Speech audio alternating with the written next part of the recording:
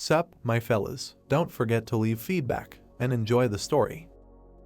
Spear crossed her arms over her chest, frowned with displeasure and asked if she was talking about that incompetent youth who was mocked by the entire noble society. Looking at the witch, she raised her hand, asking if she was mocking her by calling the guy the lord of the border city because he was just a rebel banished to a remote village. Nightingale calmly listened to her, answering that Timothy was a real usurper and soon the prince would overthrow him. She put her hand to her chest with a smile, adding that this was not the main thing, after which she asked if the Marquise would like to go to the border city because His Highness needs her magical abilities. From what she heard, the mistress became wary, frowning slightly. The girl added that they needed her to strengthen the witch's powers. The woman put her hands on the table, looking at her interlocutor, and asked what it was, a threat or an invitation. Nightingale spread her arms, closed her eyes and said that this, of course, was an invitation, because His Highness does not approve of violence and coercion towards witches, just like herself. The lady crossed her arms over her stomach, straightened her back and said that if the prince really needed her help, he would lead the witches to the Ridge of the Fallen Dragon instead of sending someone to her castle. After which she added that if the witches attracted the attention of the church, she will not be able to guarantee their safety. The messenger put on her hood and turned to the window. The lady looked at her in shock. The girl said that she understood her, after which she added that in that case it was time for her to leave. The woman asked what she meant, and if that was all, the girl replied that she just had to convey the words of His Highness, and now that the woman had given her answer, her mission was completed. The witch smiled slyly, looked back at the woman over her shoulder and asked if she expected to be tied up and dragged away by force. The Marquise folded her hands on the table, looked into her eyes and asked how the witch knew about her ability to redirect magic, and suggested that she might have heard it from the witches who were planning to go to the islands. The girl lowered her gaze with a soft smile, confirming her words. She said that the leader of these witches, Tilly, is also in the border city and fights demons with her brother, after which she added that the princess, like the Marquise, was also invited by His Highness. The lady poured tea, asking if the fourth prince had really created conditions in which witches and ordinary people could live in peace and harmony. The witch took a step towards her, saying that he succeeded. Not only that, he also expelled the church from the territory, thanks to which there are more than a dozen witches living in the border town, to whom the locals are already accustomed, so there is no point in lying to her about this. The girl took the hot drink with a smile, saying that if the lady wanted, she would be happy to tell more. Maggie, while in the air near the castle, noticed something on the ground. The girl put one hand on the table, telling the Marquise about the city. She ended her monologue by saying that this is only a small part of what His Highness did after restoring the fortress of the Long Song. The girl looked back at the glass on which the bird was diligently knocking.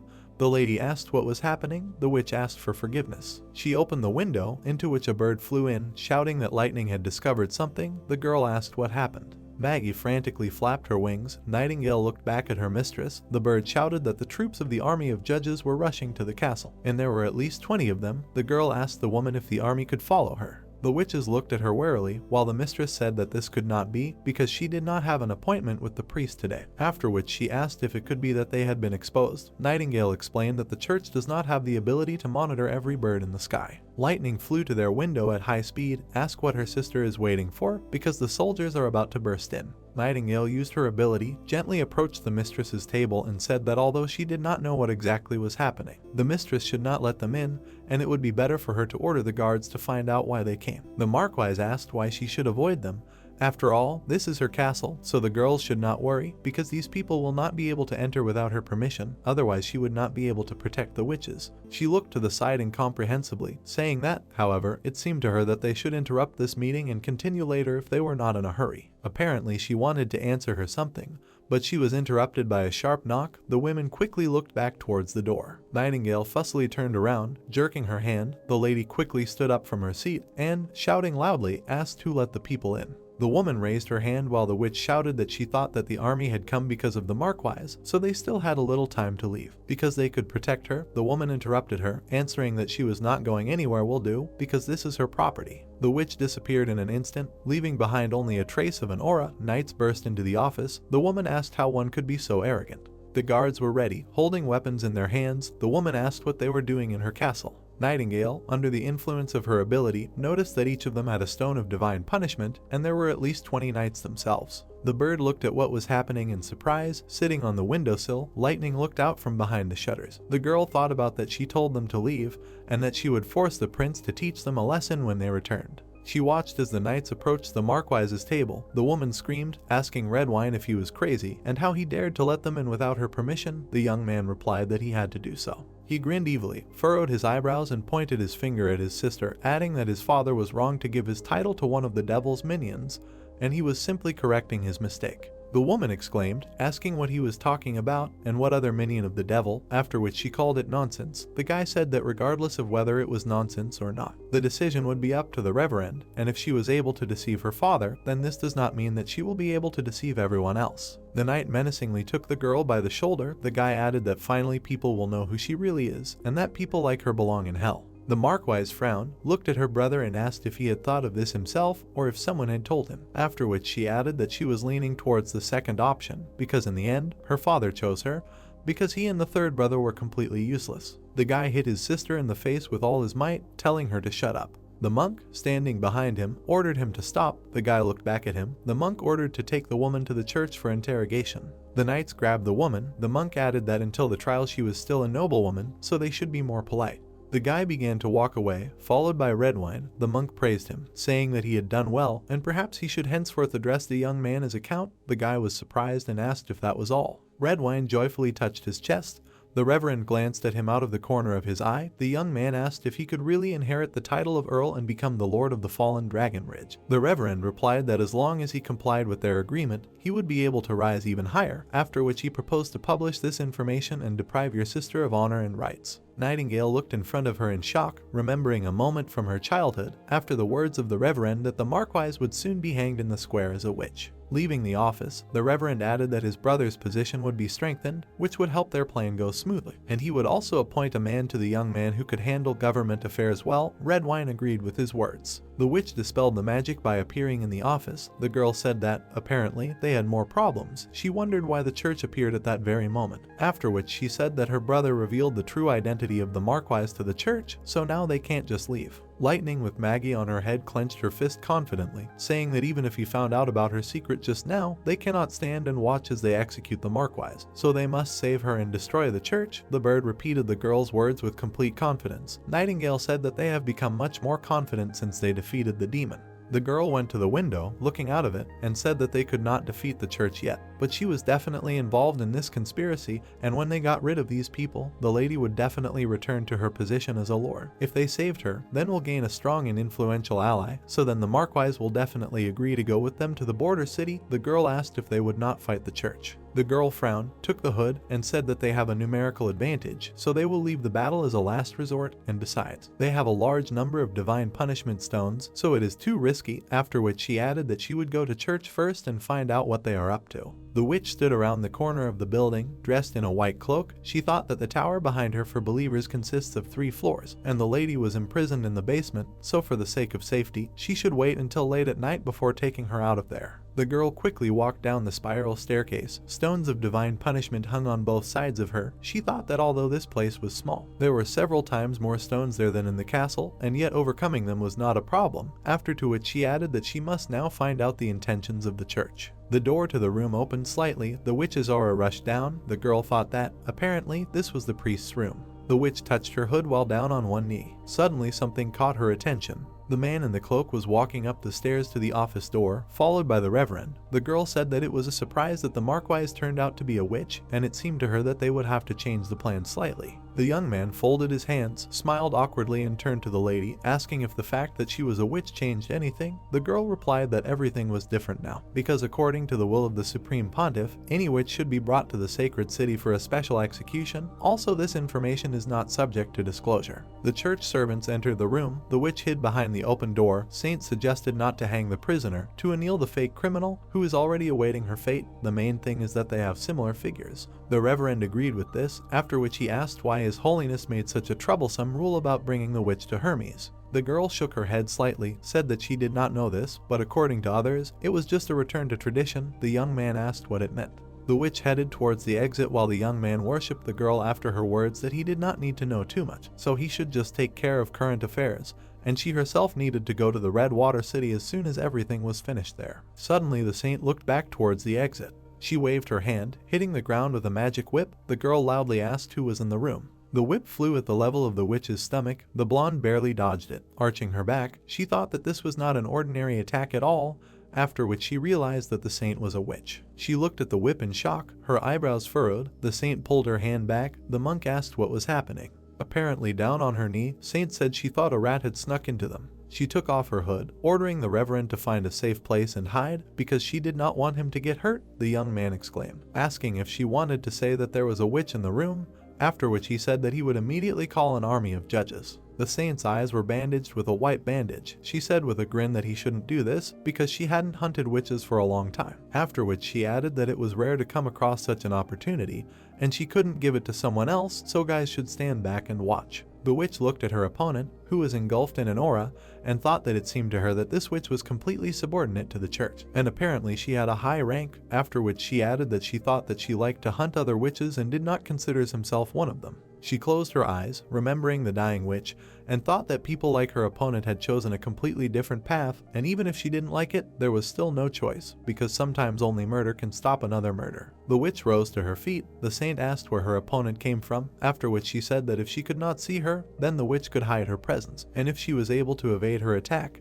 then she had basic combat training or she had fought 100 battles. She noted that such skills were quite rare among wild witches. Nightingale took the handle of the revolver, saying that it was none of her business where she came from. The saint smiled arrogantly, touched her chest and said that perhaps, apparently she does not know, but the church has chosen a new pope, and he, in turn, is so compassionate that he forgives even wild witches who do not deserve to be saved. So if she is ready to serve the Lord, the church can forgive her sins and accept her as cleansed. The saint slightly spread her arms to the sides, while apparently aiming at her. The girl added that this is a unique opportunity. If there are other fallen witches among her friends, they can all go to the holy city together to find their forgiveness.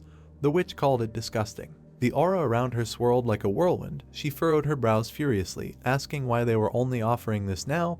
They had helped all her sisters from the beginning. If awakening was a sin, they had a way to purify it. Nightingale exclaimed, asking if the saint really thinks that she is a child, and has never heard such a shameless bet before, after which she shouted that awakening is not a sin. Saint frowned angrily and waved her whip, calling the witch stubborn. The revolver fired. The saint destroyed the bullet with her whip. Apparently she recoiled slightly, holding the weapon with both hands, and thought that the saint was able to block the attack of the revolver. The church servant took a step towards her, asking what kind of weapon it was. She began swinging the single, breaking the floor beneath her. The saint frowned. The magic in her hand began to wriggle chaotically. The girl said that she had changed her mind, and the witch would die here and now. Nightingale frowned warily. The witch dodged the lashes step by step. Suddenly the whip touched her ankle. Apparently she fell to the floor, groaning slightly in pain. She looked in front of her, seeing the lashes coming towards her. The many magical ends of the whip hit the floor, splitting it into pieces. Along with the impacts, deep potholes appeared. The witch slipped behind the enemy. The saint began to turn towards her, shouting that she should not dare to run away. The girl fired again. Each projectile was stopped by the impact of the canvas. The cartridges fell to the ground. Apparently she slipped out of the room. The saint looked back at the monk, shouting to him that there was no more magical energy in the room, which means the enemy had run away, after which she ordered him to quickly notify the church and send guards to the Marquis's cell, because the intruder had probably come for this. The guy ran out of the room while the girl shouted that he shouldn't hesitate, because he had to do what she said, after which the saint added that the witch was wounded and would not go far, so the guy should quickly tell all people to put on the stones of the divine punishments. The whip in her hand dissipated. She slammed her hand on the ground, thinking about what kind of weapon it was. She rested her hands on the floor, frowned deeply and thought that she had both offensive and defensive abilities, and her silver whip could block any attack, because it was the strongest shield among all, and to strengthen her strength, she constantly used magical light, and after many years she was able to accumulate a huge amount of magical energy. The girl remembered her idea of a witch shooting at her because of her weapon, and added that even hundreds of arrows could not deplete her supply of magical powers, and she no longer remembers the last time she experienced such strong weakness. Droplets of blood fell to the floor. Thick blood began to flow from under the bandages before her eyes. She angrily said that she must deliver this witch to the church, alive or dead. 2 church servants guarded the cell of the prisoner in the dungeon. Spear lowered her eyes, furrowing her brows, and thought that the witches she failed to save were locked there, tortured, humiliated, and, in the end, killed. She looked in surprise at Nightingale, who suddenly appeared. The mistress looked into her eyes, asking in a whisper how she got there. The flow of her magic quickly went to the back of the guard's head. The girl cut his neck in one motion. She sat on the floor, bandaging her ankle. The lady asked if she was in pain, apparently replied that it did not matter because they had to leave before they were killed, and then said that the people from the church did not know that the lady was a witch, before they captured her, and that this whole conversation was only for the sake of seizing power over the ridge of the fallen dragon. Nightingale gritted her teeth in pain. The lady started talking about her brother, but the girl interrupted her, saying that he had probably already become a puppet of the church, so they didn't have time, but she would explain everything along the way. The girl asked where she got the divine stone punishments. The woman touched the collar with the large crystal, saying that it was there. The girl took her hand while the mistress said that at first they said her legs were a chain, but then they replaced the shackles with this collar, and it can only be opened with a certain device. Apparently, she looked out from behind the bars, looking around, and then asked if the lady remembered where the unlocking mechanism was. The woman replied that it was at the entrance to the dungeon through which she was led. The girl took the key in her hands, explaining that she could only rescue the mistress with the help of her ability, so the collar would definitely have to be removed, so that's what they would do now. The lady heard stomping, looked to the side and said that it was a church alarm. Nightingale furrowed her brows as she pulled out a pistol and said that the guards will soon be near them, and only if they move faster than the enemy will they have a chance to survive. But there is another advantage to this situation. Because the guards will gather at the exit from the prison, she will be able to attack everyone at once. The lady told her about the wound on her leg. Suddenly the guards met the fugitive, standing ahead along the corridor. Suddenly the girl disappeared, her aura directed towards the enemy. She put the muzzle of a gun to the back of the guard's head, who asked where she had gone. Appearing in the air, she killed the knights shot after shot. The girl quickly looked in the other direction. She fired several more shots while holding the knife in her teeth, and the enemies fell to the ground. The girl, stretching out her hand with the pistol to the side, twirled the knife, said that they could move on. The women reached a cell in which there was a strange chair. The lady said that it was an unlocking mechanism. The mistress sat in it. The shackles closed around her neck. The girl asked the Marquise to be patient. The woman said that it was time for them to do this. The girl pulled the lever. The shackles on the mistress's neck clicked. The Marquise's collar disappeared. The girl looked back at the guards who had arrived. She grabbed her mistress's hand, using her ability. The guards took over the formation, aiming their crossbows at them. The arrows slipped near the fugitives. The girls hid around the corner while shells were pounding on the ground. The girl thought that stones of divine punishment were inserted into these crossbows. The arrow was approaching the back of the Marquis's head at high speed. The girl pushed her ally, covering her with her shoulder. The arrow tore her clothes. Many arrows hit the witch in the back, from which blood sprayed. The girl activated her ability again, pulling the Marquise along with her. Purple magic began to block the space around the mistress. The women found themselves in a subspace filled with different circle symbols. She dispelled her magic. They appeared at the top of the tower. The witch said that it should be safe there for now. She sat down on the floor, asking if everything was okay with the mistress. The Marquise timidly said that the girl had just protected her from crossbow arrows with her body. The witch used a signal torch, from which a bright flash appeared. She explained that she had gone through many battles, so she would survive even if she was hit. A bright fireworks appeared in the sky. The lady also sat down on the floor, saying something to the girl. The guards noticed a flash above the tower. The commander ordered to shoot at them. The knights loaded their bows. Suddenly a dragon appeared and smashed the stone buildings. The guards scattered, trying to avoid the falling rocks. The lady covered her face with her hands, looking at the dragon flying in the sky. She asked what it was. Looking back at the girl, she noticed how lightning helped her up, and Maggie appeared behind them, apparently calling them her friends. A thick fog covered the hero's tent, next to which a fire was burning. Maggie and Lightning anxiously tried to persuade the embarrassed girl to take off her clothes in order to help her. The witch said that she could handle it herself. Nightingale took off her outer clothing. The mistress looked at her wounds in shock, saying that they were very swollen. The girl's back and leg were scarlet. Maggie began to rummage clearly in her bag, saying that she would now cure her sister, after which she pulled out cotton cloth, alcohol, and medicinal herbs. Lightning exclaimed without speaking, saying that the girl had again brought a whole bunch of things. The girl languidly said that they have everything to provide first aid. The girl took the cotton wool with tweezers, as if touching a wound on her leg, which made the girl's leg tremble. She asked to be careful. The girl said that they needed to treat her wound. The mistress treated her wounds while she lay on her stomach with a smile and closed eyes. The woman asked if everything was okay. Nightingale replied that her life was not in danger, because thanks to the protective clothing, it was the same as missing a couple of blows, so everything will be fine if she doesn't fall asleep on her back that day. The girls frowned, warily saying that it was better to apply herbal medicine to the wound. They not only stop the bleeding, but are also very effective against bruises.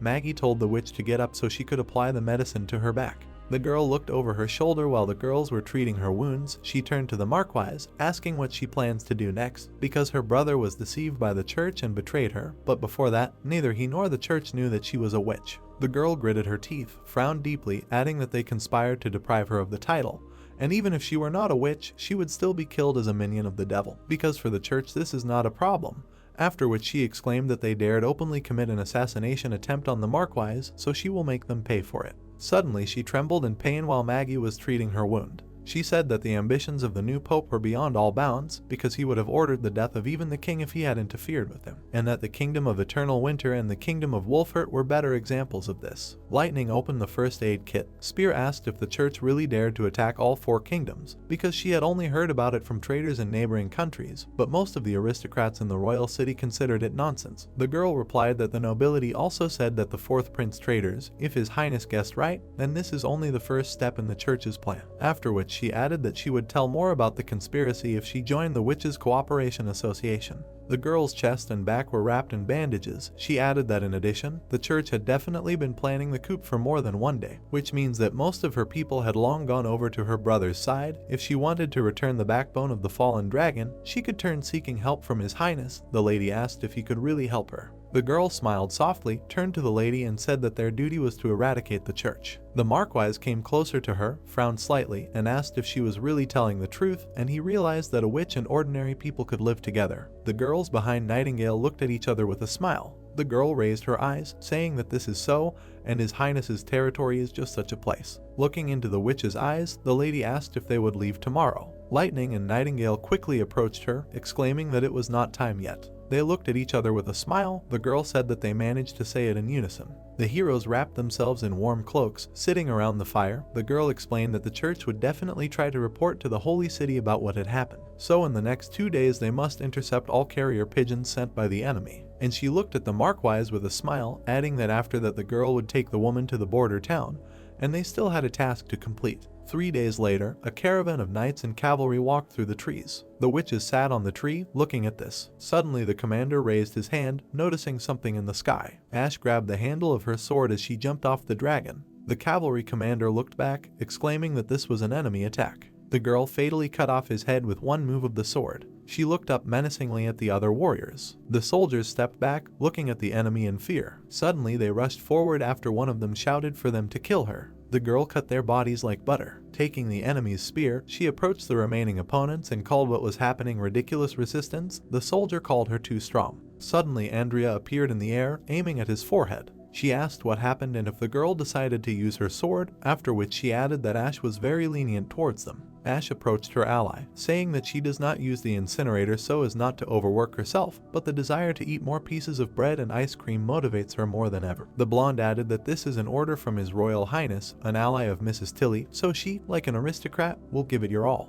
The girls missed each other, attacking the opponents behind each other's backs. The blonde wished her ally to be careful. Nightingale, being in the air, looked back at someone's laughter, thinking that she could not be sure that she would kill everyone. She looked at the girls who were fighting the remnants of the troops and added that thanks to the apparently sleeping island, they would definitely be able to get rid of the people of the church. The remaining soldiers stood still, watching what was happening. The girl thought that while the girls were eliminating the platoon, she needed to deal with the biggest problem, and although she did not like to kill, she would do it for the sake of the prince and the holy mountain of witches. Suddenly she dissipated her magic, firing several shots downward. The saint jumped out of the carriage, breaking through the wall. By creating her whip, she repelled the witch's attack. The saint looked back. Behind her was Nightingale, who presented a weapon to her forehead. The girl frowned, deciding that she had nothing to regret. Saint called her a traitor. The witch activated her ability, dodging the canvas attacks. She fired several shots again. The saint repelled them with her whip. Flying around at high speed, Nightingale looked at her opponent. She moved around the area at high speed, leaving her mark everywhere. The saint could not understand where she was. The shell casings fell to the ground while the church servant tried to understand something. The witch began firing at the enemy from several sides at once. The saint was able to repel them all, creating a huge number of her blanks. Beads of sweat appeared on her face. She began to breathe heavily, and her magic weakened much. Nightingale found an open spot, thinking that her opponent had finally opened up. The girl fired a shot, hit the saint in the hand, and blood sprayed all around. Apparently, she fired another shot while the saint was holding her hand. It hit the girl in the right side. The saint collapsed to the ground, shedding blood. The girl landed on the ground. Saint, bleeding, called her a demon. Suddenly, the church servant gathered her strength, turned her head and tried to attack again. The witch said that it was useless. She came close to the enemy, adding that, as she can see, this is a divine stone that the church uses to control and kill witches, and he could not help her in any way. The girl also noted that it was very sad that she decided to submit to the enemies. The witch brought the barrel to the face of the saint, who had difficulty saying that she was a demonic spawn and the gods would punish her. Nightingale answered her with sarcasm and then fired. Blood splashes fell on the witch's face, looking sternly at the enemy's body. She said that she would look forward to this day. Sitting down next to the enemy's body, she began to search it, finding a letter, seal and emblem inside. The girl thought that besides this, the saint had no money or jewelry with her. The girl reached for her bandage, thinking that perhaps the saint had never enjoyed anything in her life, and these scars were undoubtedly received a long time ago. There were large scars under the bandage. The girl wondered if they appeared before the girl became a witch, or after she began serving the church. Closing her eyes, she decided that it was not given to her to find out, after which she thought that it was no longer important, because now she would not harm the witches and would not be tortured herself. The girl rose to her feet. Lightning shouted to her to see who she managed to catch. The girl with a wide smile showed her finger up, throwing the dark-haired man to the ground. She stood on him with her foot, saying that he was trying to escape from the battlefield, and judging by his clothes, he was a priest. The girl praised her and asked where Maggie was. The girl approached the corpse. The saint said that the dragon and Ash were pursuing the army of judges, after which she asked if this body belonged to the girl who worked in the church. Nightingale answered in the affirmative, adding that she would no longer hunt them.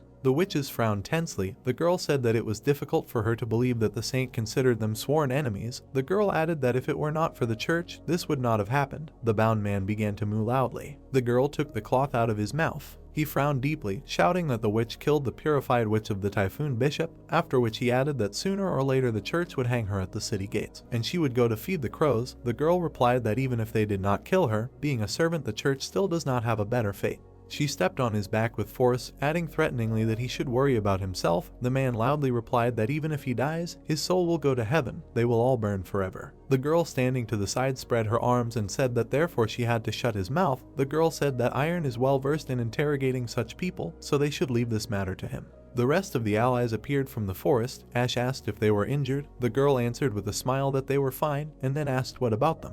Andrea put her hand on her belt, looked at the saint's corpse and said that it seemed to her that the girl would save her life. Ash answered her question, saying that they did not let anyone escape. The brunette looked at her ally, saying that the enemy was a witch, so leaving her alive was extremely dangerous, and in her place she would have done the same. Andrea said that she does not even spare her own. Ash stood up to take off her glove, saying that the saint is not one of them, but a puppet who was manipulated by the church, and besides, witches can be much more cruel than anyone else, at least she has never seen, to have demonic beasts imprison and torture people for several years. She extended her hand, saying that the girl did the right thing in this situation. Ash extended her hand to her ally with a kind smile. Nightingale thanked her with a wide smile, shaking her hand, after which she thought that, it turns out, Ash even knows how to support. The girls also touched their hands and Lightning said she thought it was a win worth celebrating. Andrea looked at them. Maggie said that they were only waiting for her. She blushed slightly and, feigning displeasure, told them to keep in mind that if only Ash's hand had been there, the girl would not have touched it, and that this was all just for the sake of Nightingale.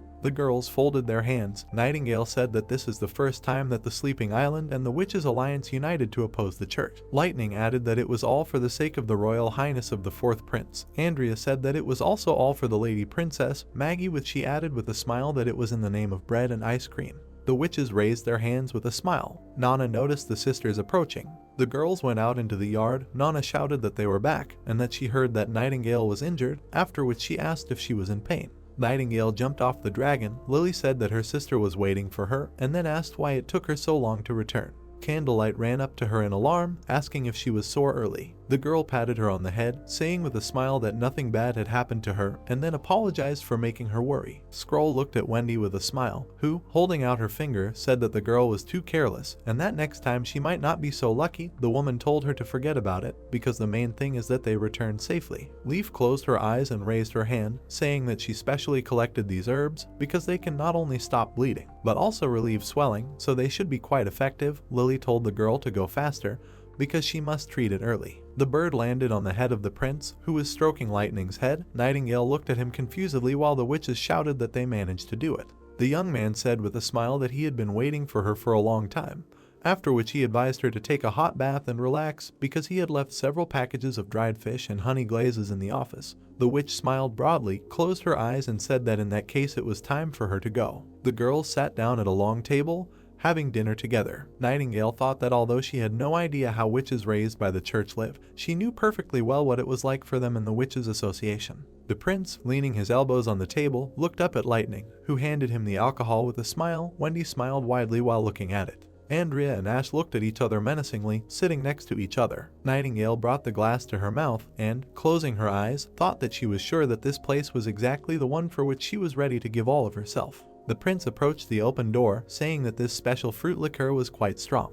He approached the girl sitting on the bed and asked if she should rest now. The witch replied that she was in excellent shape. The young man walked behind his table, where the witch appeared. The young man took the pen in his hands when suddenly the girl hugged him from behind, saying that if she took a day off, she would not be able to see him all day. She pressed herself close to him with a soft smile and said that she wanted to do this yesterday in the castle garden, but now it is also possible. Suddenly there was a knock on the door, causing them to tremble. A voice from behind the door announced that the Lord of the Fallen Dragon Ridge, the Marquis, had arrived and was asking for an audience. The girl behind the prince disappeared into the air. He raised his hand to the card, ordering him to let her in. The lady opened the door with her hand, entering his office. They sat down opposite each other. The woman turned to the prince and said that she had carefully considered his proposal. The guy asked what her opinion was on the crisis facing the kingdom, the origin of the church and the threat from demons, after which he added that now it's hard for her to accept everything at once, but these are facts. The woman looked into her cup, saying that the abolition of feudal power, the universalization of laws and administrative institutions, the prohibition of inheritance and sale of titles, she could accept all this, but she looked sternly into his eyes, raising the cup to her mouth, and ended the sentence with, "She just wonders if he really plans to spread such a practice throughout the empire, because this will greatly offend the aristocrats, and thus he will only confirm his reputation as a traitor." The young man frowned slightly and said that this is why he does not expect the aristocrats to voluntarily give up all this before the fatal war of divine will, and that not approval, is not something that needs to be emphasized. Besides, he is not trying to kill them. As long as these people agree to his new conditions, they will be able to maintain their territories, but not feudal power, because he trusts that they will do the right thing. The Marquise lowered her cup, saying that it seemed that he had already made his decision. If she did not agree, his army would force her. The young man extended his hand to her that he really needed helpers to implement his plans, especially those who had experience in city management. And as he had already said, she would not lose her territories, and moreover, she would be able to tell that she was a witch without any fear of the church. Lowering the cup to the saucer, she said that she also had a request. The prince said that he would listen to her. She lowered her hands to her feet, frowned slightly, and said that after he returned their fallen dragon's spine, she didn't want to change anything, and that she would only be able to fully support him when Timothy ceased to be king. The prince raised his hand to his chin, thinking that this was a very smart answer because she avoided a categorical refusal, but gave herself the right to change her mind, after which he decided that he must prove to her that he can be completely relied on. He folded his hands in front of him and said with a smile that he agreed to this. The woman raised her hand embarrassedly, looked away and said that today there were lessons with witches. She wondered if she could join them. The guy replied that these were all very simple courses for beginners, and she was unlikely to learn anything new. The Marquise capriciously said that these calculation methods are very interesting, and she had never seen anything like this in arithmetic books before. She looked into his eyes with a soft smile. The prince said that she could join if she was willing to join the Witches' Cooperation Association. Iron accompanied the prince. Going down the stairs, the young man asked how their prisoner was. The heroes approached the cell in which the captured priest was sitting. He said that only those who believe in God will be saved. The man said that if the prince has questions, he can simply ask them. The priest grabbed the bars of the prison, shouting loudly that he had released the power of the devil and God would punish him. The man frowned menacingly and said that if he did not want a repeat of last night, then he should stop talking about this nonsense and answer the questions posed. The priest collapsed to the ground, fearfully calling out his name and saying that he was from the holy city. The prince furrowed his brows, thinking that he thought this method of torture was very effective, and then asked who the witch who was traveling with them was and what her role was in the church. The priest remembered the saint and the Typhoon Master, after which he said that her name was Aurora and she was one of the purified witches of the Typhoon Master, who did not hold any positions. The prince asked who the purified witches were. The priest looked down at the floor, saying that they were witches who were raised by the church under the direct supervision of bishops, and only the bishop or the pope could control them, so he didn't know much about it.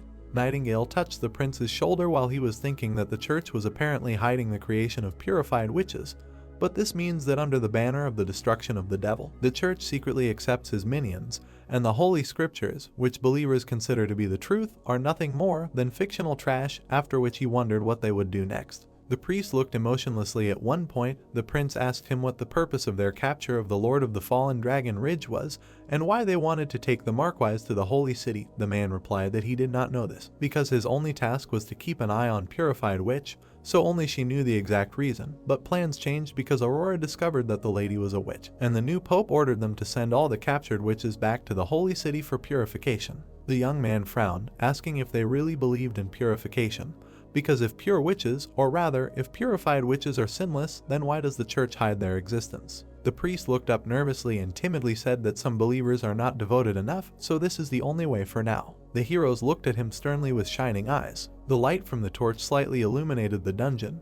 The prince asked another question, asking where they planned to go after leaving the Fallen Dragon Ridge. The man said that they were heading to the Red Water City, after which they were supposed to head to the Impenetrable Castle. The young man asked where they were supposed to go after that. The priest replied that they were only going to these 3 cities, because Master Typhoon did not tell them when to return, so they were going to stay in an impenetrable castle. The guy put his hand to his chin, thinking that all 3 cities were located on the western border, and then wondered if it could be that this mission was aimed at him. The young man asked if he wanted to ask what would happen to him next. The priest looked at him disdainfully, saying that the principal was torturing him to tell him all this, and God was his witness, but his last judge was by no means a prince, and so it did not matter what he did to him. Iron frowned and, looking at his highness, asked to give him another day, and the priest would change his mind. The guy stopped him, saying that this was not necessary. He looked sternly into the priest's eyes, saying that he would be judged not by God, but by the people. A huge crowd of residents gathered in front of the wooden stage, on which the prince spoke. He greeted the data, saying that today he had gathered them to solve a shameful crime.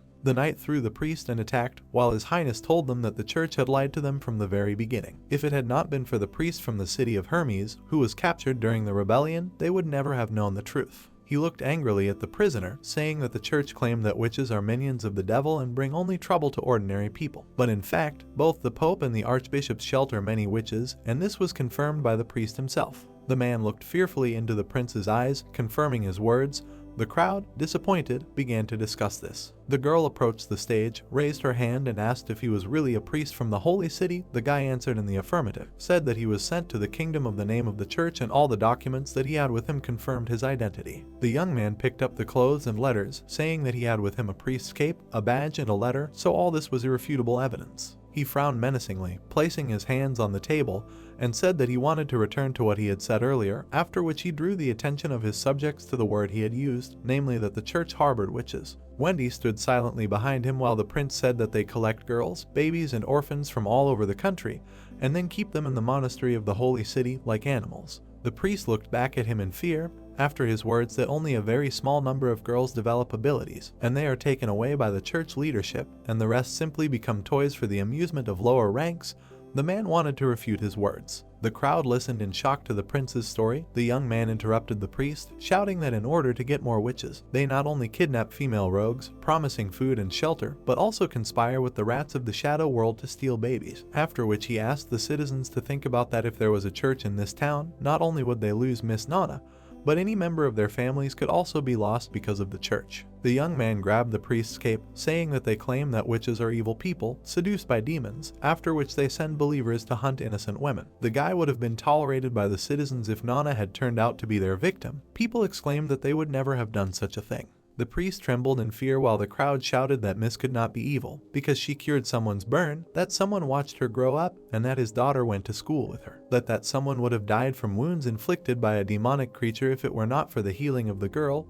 People called her the angel of the first army. The prince put his hand in front of him, calming the crowd, and said that the church needed witches to maintain government, and they all saw how different and incredible their abilities were. Because in addition to the healing of Miss Nana, and the gift of curing the demonic plague of Miss Lily, there are many other abilities that can improve life. The guy pointed to Soria and Anna, saying that, for example, the water supply equipment in their city was created by the name, and the guns of the First Army and the steam engine in the mines were also gifts of witches, and without them the border city would not be what it is now. The guy turned around, taking a step towards the priest, and said that every coin has 2 sides, and the sword can also be used to fight demonic creatures and kill innocents, after which he said that the church uses the abilities of witches to harm good people, such as they, and those who do not obey them, are considered outcasts of God, so that their higher leadership commits many crimes that contradict their own teachings, and completely ignore the fact that their own gods are watching over them. The citizens silently listened to his speech that if their children were kidnapped by the church, and each of them was made a faithful dog and blade of the church, it would be very sad.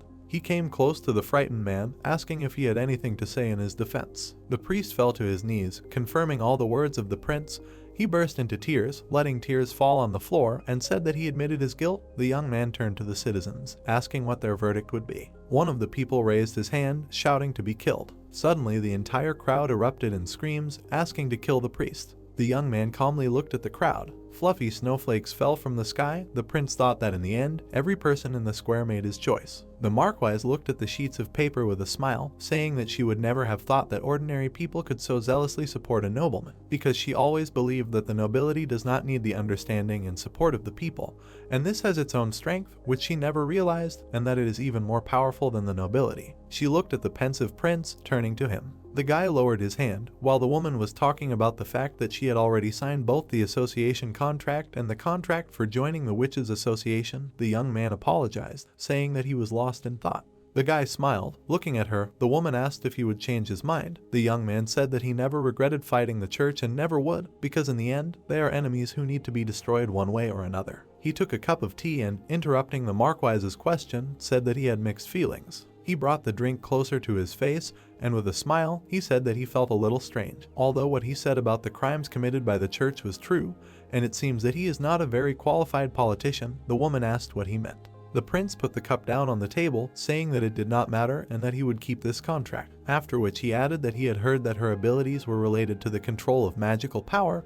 The woman confirmed this, saying that to be more precise, she could extract magical power from one witch and transfer it to another, and can also simply take away the magical energy from the witch and restore it itself. Since this process does not have much impact on the outside world, she can repeat it at any time. The prince looked into her eyes with a smile, asking how she knew about her ability. The Marquise replied that she did not know how other witches did it, but at that moment she had the feeling that another organ had appeared, and she touched her chest. The young man called it an interesting description, after which he asked if she knew that he had sent a fallen dragon to her witch on the ridge to convey an invitation. The woman answered in the affirmative, saying that he needed her abilities, and she would be very happy to serve him.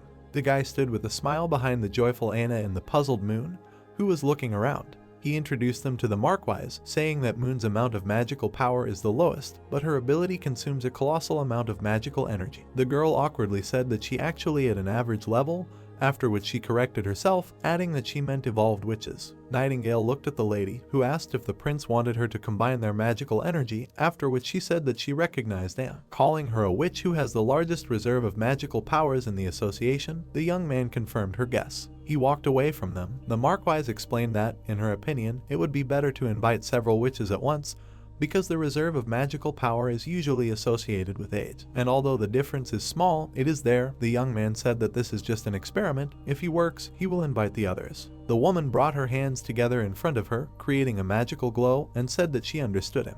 She closed her eyes and spread her arms to the sides. Streams of magic gushed out from the flash. The girls watched what was happening in surprise. 2 streams of mana headed towards the girls. The woman explained that at the beginning they would feel strange, but this would not last long. The aura beam entered Moon's chest, activating her mana. The second beam entered Anna's chest, also awakening her power. The woman frowned slightly. Her consciousness found itself in subspace. She fearfully thought about what was happening. A woman girl found herself under a giant white cube. She asked why. Instead of a rotating flow of energy, there was a huge cube there, because this force was so huge that she felt like an ant next to it. The girl, shrouded in a strong aura, was trying to reach something. The flow of energy reached the defense. It reflected back from the surface. Controlling the flow of magic, the heroine asked the witch to relax, as it was completely harmless. She doubts that her abilities will be able to work with hard metal. A drop of sweat ran down her cheek as she approached the flow of energy towards the metal. At that moment, it seemed to her that Anna's magical power simply could not flow. A powerful stream of energy clung to the metal. The heroine's purple eyes widened in surprise. Concerned, Nightingale approached the girl, who came out of the space. Did she ask her what happened to her? Marquise fell to the ground in front of the 2 witches and the master as she confessed that she had never seen magical power that was too large and dense, making it impossible to easily carry. She said that after connecting the channel, the magical power should be absorbed by the light ball in the center. Smiling, the protagonist turned his head towards Anna as she promised to try to charge the ball with magical power, as she compared it to using the sigil of divine will. Hearing this, the guy asked her to be careful and not waste too much energy. At this moment, he thought about what the sigil of divine will was. Marquess frowned deeply. She returned to space again and tried to hit the metal. A stream of energy pierced the metal cube and she loudly announced that everything was working out for her. She noticed that the metal was very heavy. She tried with all her might to control the ball of light. The girl believes that she is now moving a lot of iron ingots, comparing it to the magical cyclone she had to work with before. The heart of the heroine, dressed in a green dress, was pierced with energy. She thinks that her magical power will disappear in less than a quarter of an hour if this continues. Looking intently at the girl standing next to the master, Marquess decided that she should borrow a small part of the power in order to renew her magical reserve. She asked the brunette what to do after she transferred the magical power of Moon. A smile appeared on the guy's face as he handed the device to the blue-haired witch. He told her to take it. She confidently grabbed the handles of the device when Roland asked her to show off everything she could do. The ball of light began to sparkle brighter. A bead of sweat ran down the blue-haired girl's face as she tried to concentrate. She raised her head and said okay. A flow of magic began to emanate from her when she remembered that she was a carrier of magical energy that her partner was obliged to tame. The blonde heroine in the fur coat frowned deeply when she realized that Moon had stopped using her magical power. She waved her hand aside when she realized that Anna's powers were not decreasing after she took energy from the magic cube many times. The heroine imagined how the sky became covered with green and compared the witch to a powerful tsunami of magical energy. She believes that the transmission channel could be torn apart at any moment by her enormous magical power. Beads of sweat began to run down Marquess' worried face. She, drawing magical energy from the witches, realized that they were monsters. Nightingale grabbed her partner's hand and asked her to be careful. Hearing this, she thanked her. Holding the iron device, Moon lowered her head and announced that she was finished. The blue-haired girl happily ran up to the master to show him what she had done. The guy told her that she did a great job. Girls approached the tired Marquess and helped her walk. Moon asked Roland if he really thinks so. The brunette raised the magic hammer when the heroine suggested that nothing had changed. The gentleman does not know whether a strong magnet with a constant changing magnetic force will interact with the earth if it is held in his hands. After that, he realized that he needed to defuse it, so he advised everyone to be careful. The fair-haired heroine's face turned blue with surprise. The girl in the black glove grabbed the white fabric. The protagonist's eyes sparkled when a device appeared behind him. He decided it was time to test the Dawn One, which is an electric motor. Joyful Moon's cheeks turned red when she realized that the guys had already given the device a name. Nightingale advised Marquess not to pay attention to them, explaining that only Anna understood this. A magnet was placed in an iron device. The blue-haired girl approached the main character when he asked her to pull the switch. He said that if they succeed, the city will have a new source of energy. Moon, trembling all over, grabbed the lever tightly. The guys opened their mouths when they saw sparks coming from the electric motor. The girl standing next to the gentleman asked him if they succeeded.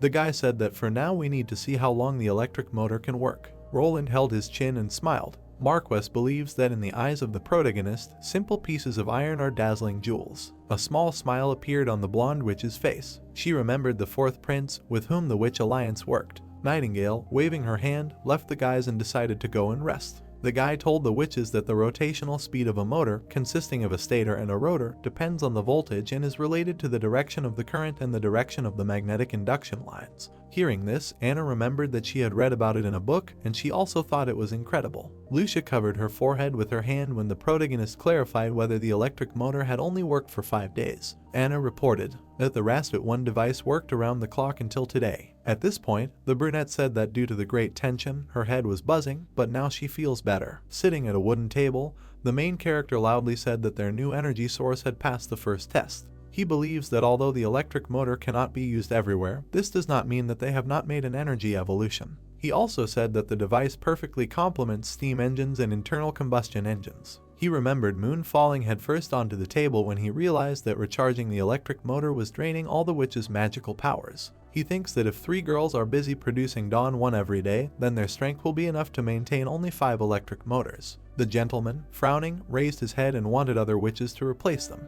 He thinks that compared to Anna, Soria, and Agatha, the others should not have exhausted their magical energy during the day. He turned his head towards Wendy when he suggested that his plan could work if the others also used their magical powers to fuel Dawn 1. Roland asked the brunette to count the daily magical power consumption and remaining energy of all the members of the Witches Association, and then transferred them to Moon. The guy imagined how the witches surrounded Marquess and talked about how they had to collect the magical powers left over from practicing abilities, missions, and preparing for emergencies, and then use them to charge Dawn 1. He thinks that this method will not only fully utilize the witch's magical powers, but will also increase the efficiency of their practice, which will be useful in stimulating their magical abilities before the annual days of awakening. Wendy began clapping, smiling, and suggested that Echo and Hummingbird would be happy when they became useful, like Anna. The gentleman, surprised, leaned back. The girl told him that Lucia had come of age, in honor of which they should gather everyone in the alliance to support her in the evening. Beads of sweat ran down the brunette's face as he admitted that he had forgotten about it. The girl felt uneasy when her partner put her hands on her shoulders. Wendy, realizing that the main character had a lot to remember, said that she wrote down each sister's growth story in a notebook so that nothing would be missed. Roland, smiling, frowned and said that tonight he would demand to prepare a magnificent dinner at which they would all support Lucia. A blush appeared on the brunette's face. The guys started jumping on the bed on which the girl was lying. Nana accused the girl of setting her up. At this point, Scroll revealed that in the old association, every witch's coming of age day was like walking through a demon gate. After which she informed the master that she only needed to continue to practice every day and release all the magic until the day of awakening, which did not cause difficulties for the sisters. Agatha, yawning, covered her mouth when the girl said that Anna was sleeping when she became an adult. She said that her first supreme awakening happened at the same time, which would definitely cause excitement if it happened 400 years ago in Tablica, where there was never a witch who could come of age in a dream. Leaning on her arm, the blue-haired heroine glared at the guy as he asked her not to exhaust herself. She believes that lack of sleep will be the least of their problems if she doesn't deal with it now while the War of Divine Will approaches. Agatha covered her mouth with her hand when the master told her that they would not lose this time. She said she couldn't do anything if he didn't even keep his promise. Wendy turned her head towards the guys and told them that there was no point in discussing this topic now. The heroine turned her head to the smiling Wendy, who reminded her that she could make a wish on the day she woke up. She asked Lucia what she wanted. A blush appeared on the fair-haired girl's face. A girl with a blue collar jumped on her and hugged her. She asked that she wished for 10 ice cream sandwiches so that each sister would get half. Lucia gave the girl a slap and called her too gluttonous. She, in turn, said that she was in pain. The fair-haired witch turned her head to Scroll, sitting at the table, when she asked her if she could save her wish for later. Hearing this, the guy replied that it would not change much. The girl put her hands on her heart and agreed to make a wish. The heroine's eyes suddenly widened. Nightingale looked at her sternly and realized that the transformation had begun. Lucia, sitting on the bed, tried to grab something tightly with her hands. Wendy put her hand on the head of the witch who felt ill. She advised her to relax because magical power is part of their body. The blonde standing next to Moon smiled widely and suggested that they talk about something in order to distract Lucia. Hearing this, the girl asked her what exactly she wanted to chat about. Drops of sweat ran down the fair-haired witch's face while the girl with tails reported that when someone talks, it distracts attention and asked Moon about her result. Hearing this, she demanded silence. A smile appeared on the blonde's face as she suggested that it was working. At this moment, Moon asked her about Lucia's result. The girls opened their mouths in surprise when Scroll told them that the heroine's average score was 86 units. The heroine began to lose consciousness when the blonde realized that her partner had a very high score. Moon decided it was time for punishment. Nightingale frowned deeply when she suggested that something was wrong with Lucia. The blue-haired girl turned her head to the sides and asked her if she could be patient for a little while before she thought of something. The main character does not understand what is happening. A stream of energy pierced the witch's body. Marquess asked her to calm down and breathe evenly. Standing behind the heroine, Anna was very surprised when her partner began to cast magic. She promised Lucia that she would soon feel much better. The fair-haired girl exhaled heavily. Anna grimaced as her magical powers began to be drained. The heroine in a red dress grabbed a sparkling object. There were magic stones at the corners of the cube. A huge stream of energy flew over the snow-covered city. Lucia, trembling all over, grabbed the blanket. A blush appeared on her tired face. Belle hugged her sister tightly and started calling out to her. Hearing this, the witch said that everything was fine. The witches standing next to the bed began to tremble all over and the blonde said that she was very cold. At that moment, Moon remembered that there was heating in the room. Anna pointed her hand at the huge hole in the wall. Lucia asked them loudly where the wall had gone. The blonde girl awkwardly scratched her head and admitted that she did not expect that there would be enough energy to activate the Divine Will sigil. She said that she shot them in the direction where no one was. Hearing this, Marquess said that the gentleman would now need to repair the wall. The main character began to become hysterical and beat his hands on the table, because he assumed that tomorrow he needed to explain to all the residents about the bright flash that occurred at 8 o'clock in the evening. Agatha menacingly reminded him that the witch had awakened. Beads of sweat ran down the blonde's shocked face when she saw Lucia. A stream of energy sparkled inside the witch's body. Seeing this, Nightingale said that her magical power had crystallized. A strong snowstorm enveloped the fortress. Someone realized that the witches created daylight last night. The main character began to pour tea for the man and asked him not to be stupid, because this was not the power of demons at all, and also no one was harmed by the destroyed wall of the old castle. An elderly man sitting at a wooden table believes that this is what the townspeople will think about. At this point, he reported that although many residents accepted Nana's harmless healing abilities, they were not ready to accept the terrifying power that could destroy the castle and cause similar changes in the sky. Hearing this, the guy said that he had a solution. The gentleman imagined controlling a bright light when he asked the man to ensure that people spread the news. He said that the golden light that appeared last night was because he captured lightning in order to bring light to his people. A drop of sweat ran down the face of the elderly man who took the saucer. Roland admitted to him that it would soon begin to provide electrical power that was very similar to lightning.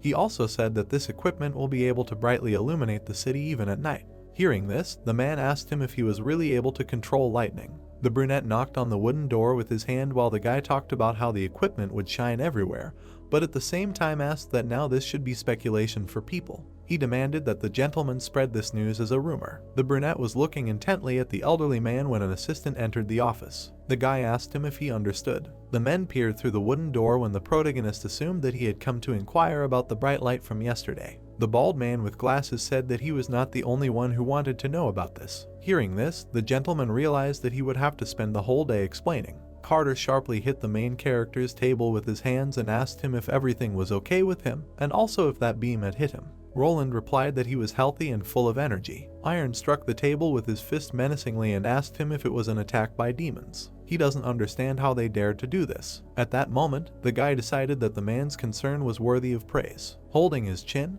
the alchemist in the dirty robe suggested that this was the sigil of the divine will. The scientist asked him if it was stronger than nitric acid. Seeing him, the guy thought that yesterday's beam had hit him. While the city was buried in snow, everyone in the castle was animatedly discussing what had happened. The main character worriedly grabbed his chin when the men turned away from him and finally fell behind. The bald man with glasses decided to go and repair the wall, while the elderly man, turning to the alchemist, asked him to pay attention to his appearance next time when meeting with the gentleman. Hearing this, Kyle admitted that he really wanted to ask the main character a question, which is why he, without hesitation, left the laboratory during a chemical experiment. At this point, Carter asked him what a chemical experiment was. The guy happily began to drink tea while his sister came into the office. He almost choked when he saw the smiling brunette. Roland lowered his head and asked her not to worry about yesterday. Hearing this, the heroine said that she already knew about everything because she asked Anna before going to him. A girl in a green dress sat elegantly on a chair. She admitted that she was a little worried about the reason.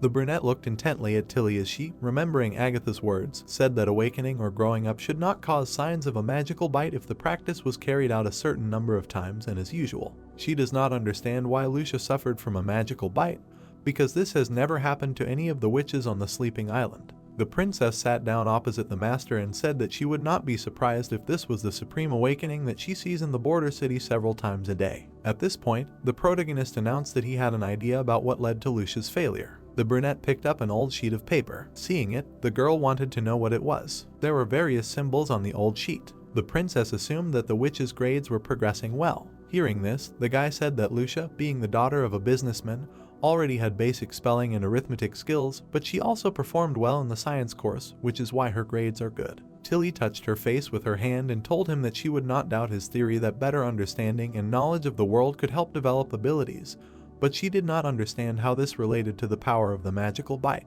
Holding his chin, Roland, based on the evolution of other witches growing up, reported that this increases the limits of the witch's magical powers. He believes that the size of the increase in forces has to do with understanding the world. He also said that witches who evolve through partial or accidental enlightenment are much inferior in power to those who evolve thanks to a complete, comprehensive understanding of the world. The main character introduced the image of a blue-haired girl when he said that Moon, being a member of the Witches Cooperation Association, evolved due to enlightenment, so her magical power is much lower than that of Anna and Soria. Smiling, the heroine extended her hand forward and asked him if Lucia's magical power was previously low because her body had adapted to a certain level of magical energy. She reported that after her powers evolved and she entered adulthood, it resulted in an instant surge in her magical power, the amount of energy being far greater than what she could withstand. Looking down, Roland raised his finger up and admitted that he thought it was so. He said that for magic, the key improvement points are the day of awakening, the day of growing up, and evolution. after which he said that although the effects seem to be the same, the first two methods are passive, and the last one depends on the witch herself. Hearing this, Tilly asked him why he thought so. Imagining a blonde woman shrouded in energy, he spoke about how the evolution of abilities does not show symptoms of a magical bite. He believes that if there was no difference between them, then such a sharp increase in magical power during evolution could have killed Anna. He then theorized that at each stage, a witch's magical power is at its maximum, and when they go beyond their limits, they suffer a backlash, which is why they must release all their magical energy before awakening. The brunette looked back at the guy, grabbing a mug of tea. She admitted that it sounded interesting. Many witches gathered around the ruined castle wall. The princess realized that, in the master's opinion, Lucia, through training and new knowledge, had acquired too much magical power during her evolution, which was much more than the maximum capacity of her body on the day of awakening, which led to yesterday's incident. Hearing this, the guy replied that Anna, like her, experienced her first evolution as an adult, but her magical power was incredible, which is why her body had a much higher limit for magical bites than ordinary witches. The girl put a mug of tea on the table when the main character said that this also explains why Lucia returned to normal after the raging magical power was removed from her. The princess said that his theory explained many problems, such as why witches have different magical abilities, despite the fact that their powers have the same origin. The heroine presented a magic cube in the water and said that the master's theory could also explain why free magical powers could only be seen after the witches awakened. Upon hearing this, Roland theorized that it was most likely due to the fact that witches cannot absorb it unless their body's capacity limit allows it. The brunette stretched while the princess stirred her tea and said that awakening is like plunging into an ocean of magical power from which you can only take a small part. He thinks that evolution expands and develops this small part, and the broader the witch's horizons, the more powerful she will become. After which he said that it is more reasonable to assume that the number of times a witch can evolve is not limited, since the exploration of the world is endless.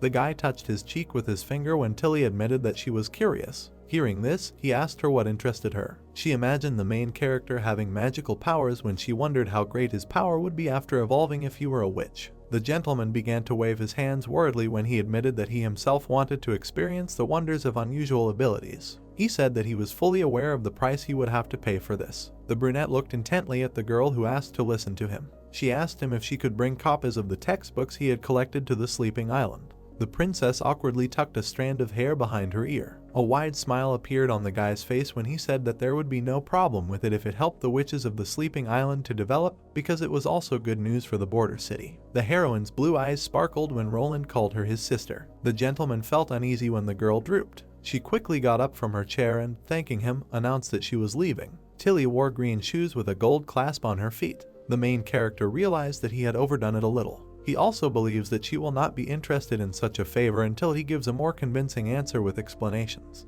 The princess looked back at the guy and admitted that she was beginning to hope that he was not her brother. Leaning on his arm, the gentleman looked into the distance. He wondered what Tilly's words meant when she doubted that he was her brother. Nightingale suddenly appeared in the office and asked him what he was thinking about. Sitting at a wooden table, he asked her what the princess's last words meant. The blonde suggested that, in her opinion, a gentleman would be a better ally than relatives. The guy frowned, lowered his head and remembered that after a long cooperation in the winter, he began to understand her temperament a little better. He assumed that the heroine wanted to make it clear to him that she did not want the real Prince Roland to return. Nightingale, holding a fish-shaped cookie in her mouth, asked him why he cared, since he was not her brother anyway. She said that even without using magic she could understand that he was lying to her. The main character, flushed, turned his gaze back. The blonde thinks he shouldn't have told her about the natural theory since Tilly isn't his real sister. The girl looked worriedly at the gentleman, who asked her if the princess could make a copy of the theoretical foundations of natural science in a few months. He thinks that she knows all the fortress's textbooks by heart. The blonde looked down at the floor when the brunette told her that his sister had formally approached him with a request, which was enough to see her attitude. He believes that the witches of the sleeping island, although they have evolved, still rely on their strength. The main character proudly raised his head and said that his knowledge allows progress not only for witches, but also for ordinary people. He frowned deeply and admitted that he relied on the strength of all people. The girl approached the door of a wooden house covered with snow. The blonde turned her head to Lucia, who was shivering from the cold. She said it was very cold outside. Hearing this, her partner offered to warm her up.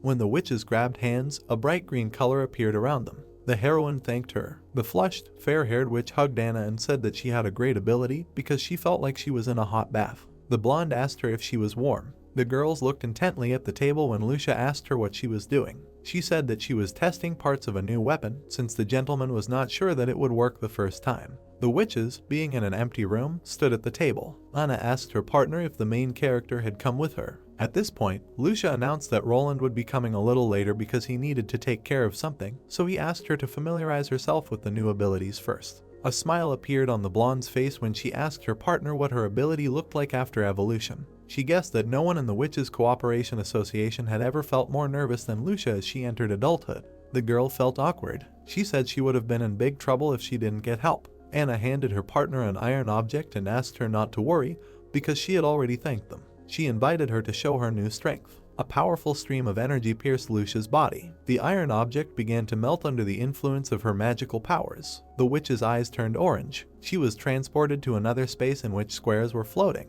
Lucia was very surprised when she reported what she was seeing. Colored figures floated in the black and white space. The witch had an iron object in her hand when she reported that it was covered with multicolored spots of spilled paint. Anna held her chin when her partner suggested that these were the same tiny particles that the gentleman had told her about. She realized that everything really consisted of squares and two large colored spots. The heroine also reported that there are large accumulations of particles that are elements. The heroine's body sparkled with an aura when she remembered, based on what was written in the book, that particles are combined into elements for various reasons, and depending on what structure is built from these particles, the elements will have different properties. She believes that, based on Roland's description and classification, there are elements in front of her. Anna clapped her hands loudly and said that she understood. The heroine looked at her partner with concern, who suggested that this was a type of derivative skill. Hearing this, Lucia asked her what it was. The blonde remembered the image of the blue-haired witch and said that this was a rare talent that only some adult witches in the association possessed.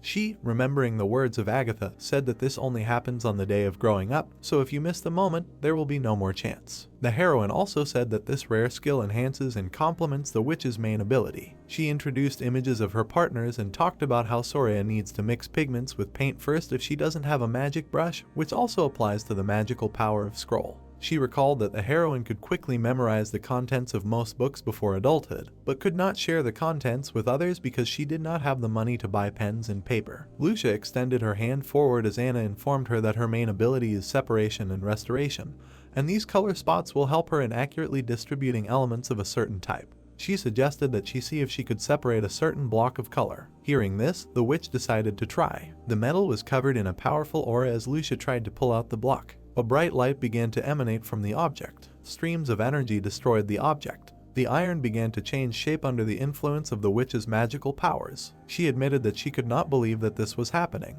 The heroine in brown boots loudly plopped down on a chair. She exhaled heavily. Lucia, looking at the table, began to wipe herself with a handkerchief. She believes the item is like a gem. Looking closely at the green crystal, Anna said that it was a compound formed by other elements. She said that she could conduct a small experiment to test this. The blonde, holding objects in her hands, suggested that Lucia was able to extract a certain part of an element from a whole object and then reorganize the remaining elements without causing any harm to them. Anna turned her head and asked her partner if she understood what she was talking about, if her assumptions were correct. The witch sitting on the chair felt awkward. The blonde told her that any useless material in her hands could get a new life. A wooden ship with sails sailed across the stormy sea. Someone asked the interlocutor what kind of business he was involved in the West. Holding the binoculars in his hand, the brunette asked that he not be blamed for not reminding him. He said that he would not be able to buy anything in the city, even though jewelry and furs were previously produced there. Hearing this, the guy didn't believe it, because this is what the residents used to make a living from. The blonde, holding a mug of hot drink, asked if everyone in the city had become bandits. The bearded man turned his head to the side and said that his information was out of date. He talked about how the western region became strange after Roland started ruling the border towns so that no one knows what he is doing in his territory. He also reported that the merchants who source goods from this region in the past are still doing well, with food, clothing, and fabric selling well. The ship sailed between snow-capped mountains. A smile appeared on the guy's face when he suggested that this time he wouldn't leave empty-handed. In fact, he doesn't care about this because the main purpose of his trip is to meet the Lord of the Border City. He imagined the brunette's back when he remembered that, due to the hostile relationship between Roland and Timothy, he had to disguise himself as a merchant. The blonde was dressed in a brown cloak because he had to change his aristocratic clothes and live with these people in the first cabin and eat from the first dish. The man offered him a drink to warm his stomach and said that once they got ashore they could go about their business. The ship arrived at the pier where the boys were standing. Before setting off, the blonde asked his subordinates about this city. He also believes that Prince Roland was not the king's favorite son because he was left on the border with magical creatures, but despite this, his rise was excellent.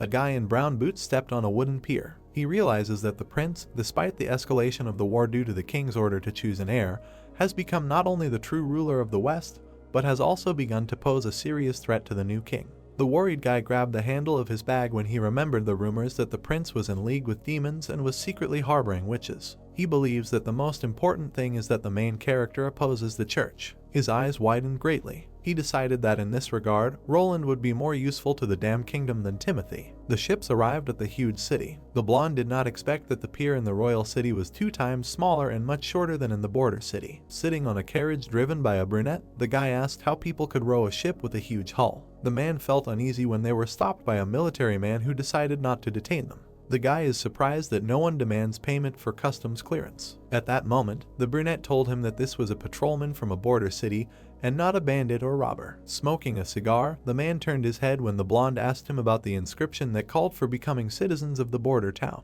The brunette told him that after joining he would have food and shelter, but there was not enough entertainment since there were not even singers on the street.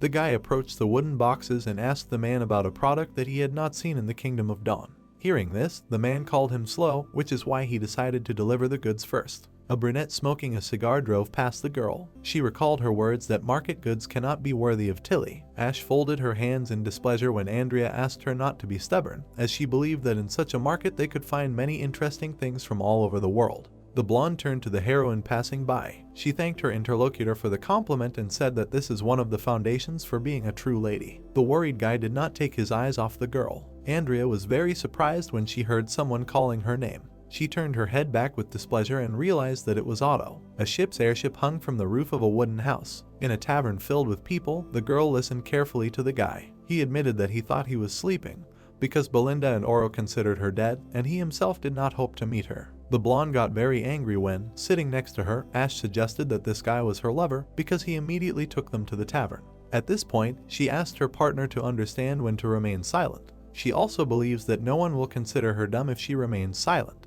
The guy felt awkward when the girls started quarreling. Ash told her that she came to protect her. She also told Andrea that she would do the wrong thing if she kicked her out now after dragging her to the market. Hearing this, the blonde said that although it would be wrong, it would be a fair decision. The brunette smiled, turned her head and said that her name was Ash. She asked him who he was and how he knew Andrea. The guy grabbed his chin and said that his name is Otto and he comes from the Kingdom of Dawn. He put his hand on his heart and said that he had known Andrea since childhood, as well as his sister Belinda, Oro and the eldest son of King Dawn, a pen, because they were all very close. Otto felt uneasy when Ash compared them to a bunch of rich people. She asked if he thought Andrea was dead. Lowering her head, the girl loudly demanded that it stop. The brunette looked at her partner in confusion. The blonde said that the lady of the Quinn family they knew was no longer there. The upset guy, without looking away, called out to Andrea. A girl in a red dress stands in front of 2 guys. Besides the royal family, the most powerful families in the capital and Kingdom of Dawn were the Takat, Quinn and Luxio families, whose heads were trusted friends of the king and held high positions.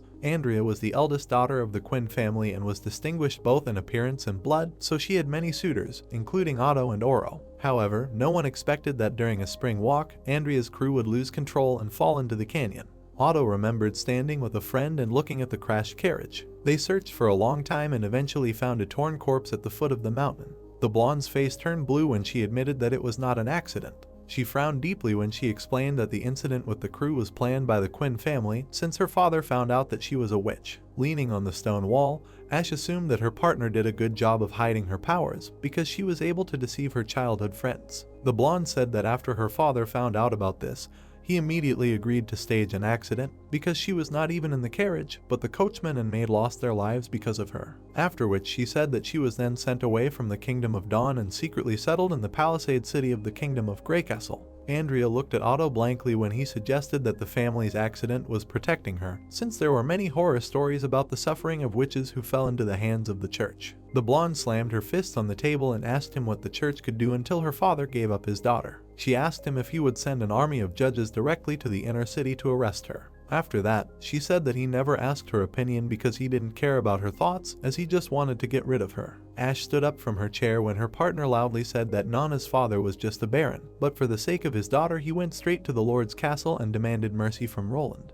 She said that her father simply kicked her out of the house. Drops of sweat ran down Otto's face as the girl approached him. She told him that she was very glad to see her friends, but hoped that he would forget today's conversation. Andrea looked back at the blonde angrily and reminded him that the lady from the Quinn family died 5 years ago. Baring his teeth, the guy became upset. He told her that Oro still leaves flowers on her grave every year because he cannot forget her. The girls approached the tavern door. The blonde believes that Oro will one day forget her because his love is unrequited. Otto was left alone near the wooden table. He frowned deeply, looked down, and realized that he also could not forget Andrea. It was snowing over the castle again. The Lord held it in his hand and asked about his birthday. Anna, sitting in a chair, looked at him and said that Tilly was turning 20 years old, and asked him what he thought he should give her. At first she suggested that it could be books, then jewelry, or just goodies. He suddenly sank and thought that he just now remembered her birthday, and after all, the fourth prince has too many gaps in his memory and he cannot always remember what he needs. Afterwards, the hero imagined how she stood on the wall and thought that, moreover, she was a sore spot for the past Prince Roland, and therefore he buried all the memories of her as deeply as possible, and probably because she was the youngest child. During his lifetime, the king organized luxurious holidays for her birthdays, and even his most beloved son Timothy could not even dream of such a thing.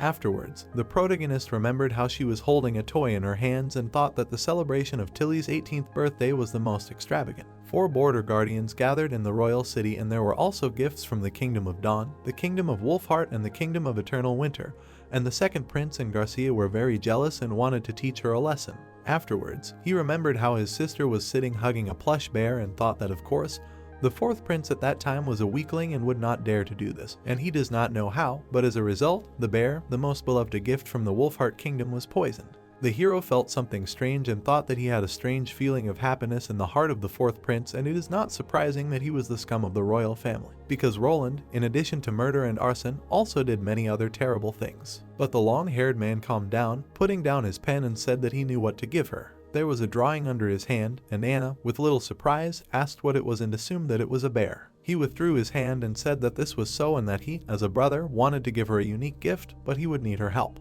There was a knock behind the princess and she looked at the door. Afterwards, the short girl saw the box and asked the hero why he was here. He entered the room carrying a huge gift in his hands and said that today was her birthday, so in the evening he would organize a luxurious celebration in the castle, and he also had a gift for her. The girl asked if what he brought was a gift. The prince put the box on the floor with a bang and said that it was not small, but he promised that she would like the gift, and this thing turned out to be much heavier than he imagined. The blue-eyed girl touched the box and said that he had never given her anything. He scratched his head with embarrassment and said that when she was born, he gave her a goose feather, although it could hardly be called a gift, and his sister said that it was so because it was a royal Greycastle tradition. She eagerly approached the gift and asked if she could open it and if it was for her, and he said that of course she can.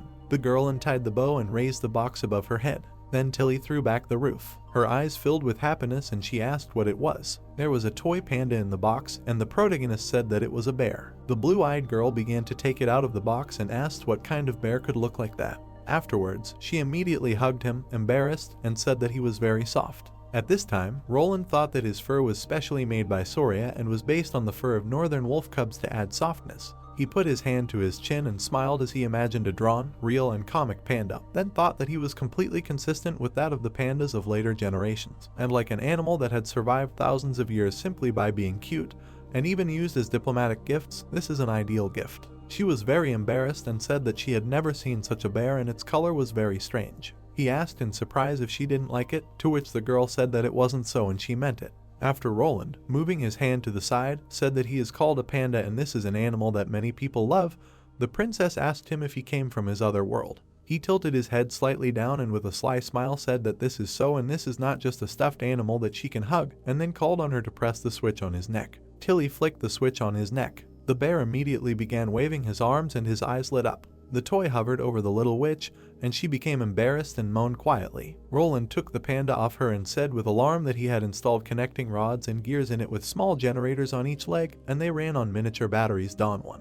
He put the bear in front of her, and when he went he said that when he reduced the magnetic flux, the duration of his work was significantly increased to 3 or 4 months with rare use, or almost 3 months with frequent use, and then added, saying that even if she returned to the sleeping island, then he will be able to accompany her for a long time. Blue Eyes took it in her hands and looked at it carefully, and then he continued and said that he hoped that she would like this gift, and told her to press the switch again to stop the bear. Tilly put it on the ground and asked him why he decided to give it to her, and the prince asked her uncertainly whether she remembered what happened on her 18th birthday. The sister looked down and asked him if he had done it. He looked at her with alarm and said that this was not so and it was Timothy and Garcia, but he also had to take a certain share of responsibility because if he had told everything to his father, this would not have happened. The girl raised her eyebrows and said that if he did that, they would beat him up, so Roland did the right thing by not saying anything. She hugged the bear to her, giggling, and said that she thought that the extra space in his head was used to store knowledge, not memories, and asked if he had anything else interesting to tell besides this panda from his world. To which the prince said that this is of course true, and he can tell a lot of it, and when he gets the chance, the hero will definitely tell her everything.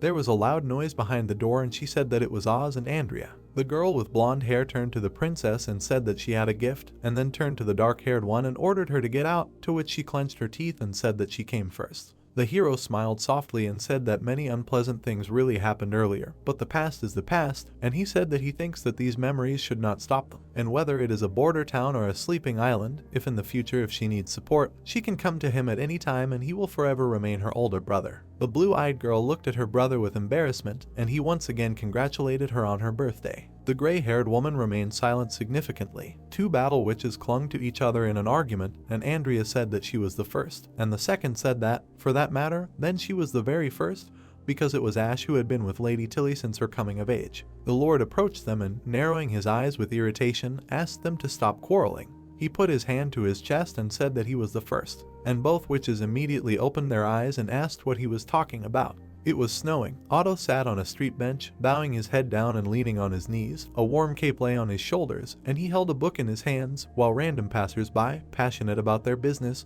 walked nearby. He said that the Quinn lady died 5 years ago. Disappointment showed on his face. He squeezed the book with his hands and said not to wishful thinking. Further, plunging into thoughts, Otto thought that 2 days had already passed. He walked around all corners of the city, except for the army camp, and the rest of the time he wandered around the market, hoping to see her again, but in the end he found nothing. In the market, people wandered back and forth, interested in goods. A man was selling books from a small box with a belt thrown around his neck. Otto opened the book and looked at it and continued to think about the trip, noting that he had not forgotten the main purpose of this trip, to write down everything about the black cars working in the mine area, the high towers near the Redwater River, the ditches dug around, and upon returning home explore it all. But then 2 men approached him. One of them addressed the blonde, asking if he was the Silver Eye merchant.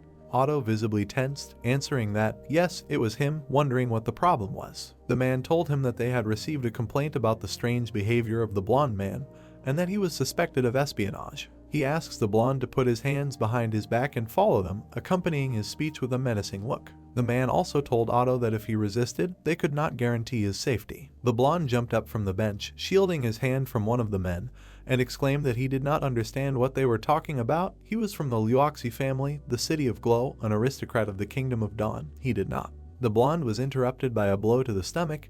He recoiled and coughed, in shock from being hit. The men look unhappy. One of them holds his fist in front of him while Otto sits on the ground. The man says that just a few days ago he claimed to be a merchant, not an aristocrat. Afterwards, he kicks the blonde, causing him to finally fall to the ground, adding that he said not to resist, he asked for it.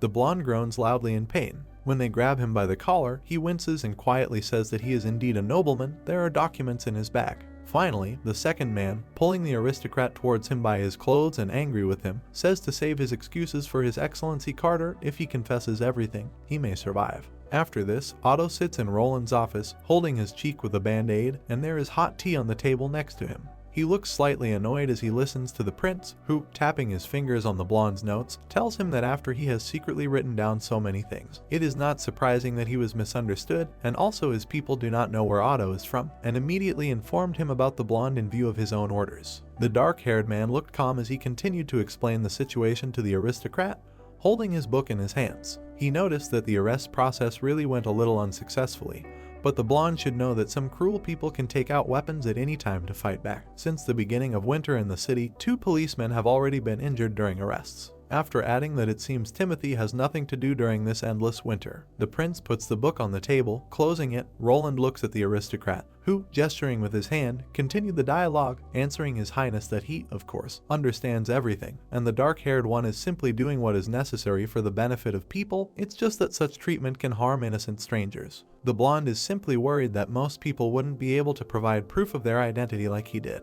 Nightingale stood behind him in the fog the whole time, and the dark-haired one very calmly tells Otto that he does not need to worry about this. The collection of evidence by the forensic department has nothing to do with identity documents, and they have all the necessary types of measures to protect the innocent people. In other words, they will never offend a good person and will not let a single bad person go. The blonde began to look more tense. He said that when he was traveling to the royal city, he heard a gossip. He asked Roland if he was really going to overthrow Timothy. Otto reasoned to himself that Roland had the same hair color and facial features as Timothy, but they gave completely different impressions. He asked the blonde about the rumors that the throne of the new king was under threat.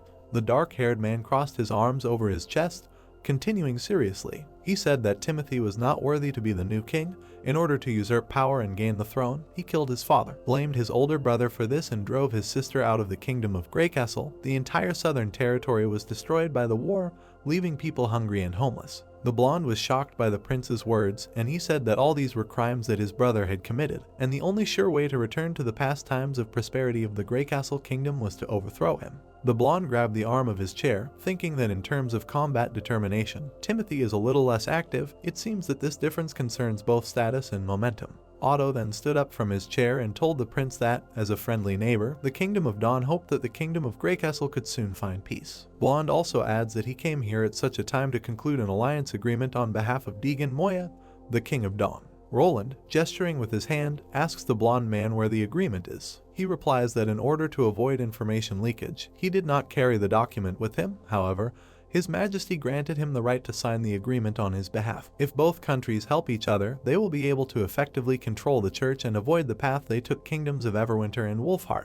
Otto talks about this calmly, holding his hand on his chest. The prince indifferently asked if that was all, which surprised the aristocrat. He asked what this meant. Roland frowned, saying that the plan might not work. The church's intention to annex the 4 kingdoms is a little stronger than they think. They seem to know nothing about the church's ambitions. So the prince agrees to share all the information he has with them in the hope that he can transfer it to the Kingdom of Dawn so that the king can renegotiate the alliance agreement. The dark-haired man took out a stack of papers under the confused gaze of the blonde. The prince still continued to talk to the blonde, concluding his speech by saying that if they wanted to defeat the church, they needed not only a deterrent, but also one big force. The blonde studies documents at the table, saying some things out loud, like words about murderers raised from wild witches, purified witches. The prince, holding a mug of tea in his hand, approached the aristocrat. Otto's hands trembled, clutched the papers. He was extremely confused and unhappy, saying that he could not make a decision. These issues were too important. The blonde must first communicate them to His Majesty. The aristocrat winces, closing his eyes, and Roland turns away from him, agreeing and saying that this is a matter of life and death for their countries. The dark-haired man turned, seriously adding that there was no need to be careless, but do not forget that time was running out. Andrea stood on the balcony and looked towards the sea over the city, and her hair was blown by the wind. Behind her was Sawe, who was addressing the blonde while hugging herself against the cold. Sawe asked the first girl if she was going to the docks, saying that she had heard that Otto was leaving on a ship, and as a childhood companion, she should wish him a good trip. Andrea looked intensely into the distance, saying that she could wish him this from here. The blue-haired girl, approaching the blonde, added that Ashes said that he would never forget the blonde. The blonde replied that the girl should not listen to anything she said. Ashes even praised this guy in front of Lady Tilly, calling her a girl with a dirty mouth who would never say anything worthy. Andrea looks into the distance with nostalgia, raising her head slightly, while the blue-haired girl is surprised by her words, and the girl is silent. She remembers Prince Roland addressing her, holding out hot tea and asking if she had seen Otto, adding that he found out she was here and, before leaving, asked the dark-haired one to take care of the blonde, although the prince believes that the man should have asked Tilly for this, not him. But seeing with what care he did it, the prince could not refuse him. The blonde is pulled out of her thoughts by Sawe sneezing loudly. Andrea turned to her, saying that if she was cold, then she could go down and come back for her later. However, the blue-haired girl replies that she is fine and will wait here. She smiles sweetly, closing her eyes, and said that if she catches a cold, Miss Lily will cure her, and she will also get 2 days off, then she will have more time to play cards. The blonde smiles softly, looking away from her, agreeing with her, speaking that this is reasonable. Both girls turned their attention back to the ships. Sawe said that the signal for departure sounded. Watching a large sailing ship, she thought that time would erase all details, and oblivion would be the best option for them. Closing his eyes, he thinks that both Otto and Oro will both be able to marry more suitable women due to their marital status. The aristocrat, holding onto the edge of the ship, looked sadly forward at the pier. Andrea believed that they were not destined to be together, so it would be better this way. She turns away from the ships, and Otto continued to look into the distance, holding onto his cape, sailing away on the ship. The main character in his beautiful coat came in, opened the door, and was about to go inside the house. Roland looked forward smilingly, holding his coat. Anna and Lucia were inside the house and warmly greeted their master. Anna stood in front of the protagonist while he was hanging up his coat. He asked the witches what they were doing. Anna held the hand of the main character with a green aura and pointed to the table with the fragments of the pistol. She noted that according to his drawings, she practically assembled a new weapon and a fuse for it. He noted with irony that Anna's hands were still warm. Roland waved his hands while Anna showed him some of the details. She explained that some of the details in the drawing seemed meaningless to her and said that they should be replaced. Anna gloated and began to dig into the details with a sparkle in her eyes while the main character stood behind her and smiled. He noted that the witch was amazing. Roland thought slightly with a timid expression on his face. He explained that she can do as she knows. Anna enthusiastically began to write something down on paper. The protagonist knew that the drawing of the firearm itself was made by him according to the general principle, and that it was normal that there were shortcomings and opportunities for improvement in it. He realized that, moreover, Anna's own abilities to learn and understand were far superior to others. Anna immediately exclaimed. Roland realized that perhaps one day her talent and abilities would reach a level that he could not even reach himself. The main character was slightly puzzled and was about to turn back when the witch called out to him. Anna walked up to the prince and bowed slightly in front of him. Anna, in the form of a cat, began to smile shyly with a smile on her face. Roland thought that with such submissive behavior she wanted to compensate for the fact that she had previously dodged his hand. The protagonist looked down on the witch in awe. He put his hand on Anna's head and stroked it. She asked the Lord if he had brought anything new. The protagonist ironically said that she was able to guess while Lucia was sitting at the chair. Lucia immediately turned around with a smile when she was called. Roland asked the witch how she was doing with separating the ore from the mine. She was a little hesitant to answer, but replied that she was almost finished and would show the results soon. Lucia stood up from behind the chair and brought the book to the prince while Anna watched them. He replied that testing with different types began to take much longer because there were too many trace elements. The Lord praised the brown-haired woman and told her not to worry, noting that she had done a good job. He was already aware that they were making great strides and carbon control and impurity removal were getting much better. Roland looked carefully at the book and realized that now any resources on the northern slope could be used to produce high-quality steel. He knew that they had to experience everything they found, without exception. The protagonist stood behind Lucia, who looked slightly puzzled. He asked her where the ore for the 12th test was. She was going to immediately carry out the Lord's order. The main character looked carefully at the book while Lucia presented him with a bag of ore. Roland looked carefully at the ore in the bag. Holding the catalog, he asked the witches if it was the same mineral with a very high melting point that they had written down. He noted that he had not yet seen any differences from most other metals. The protagonist presented a bag of ore towards Anna. He asked her to make a very thin wire from this material. She asked what he wanted to use it for. Roland looked at the witch ironically, handing her a bag of metal, which was tungsten. He imagined a metal wire that could be twisted. He realized that the metal wire had to be twisted into a spiral and secured to the base, and then placed in a glass flask. The prince, together with Lucia, standing at the table, carefully watched as Anna used her magic. He understood that the basis of the electric lamp was completed, and provided that if they wanted it to glow stably, then they would need to do 2 more things, and all the complexity of the process of creating a light bulb lies precisely in them.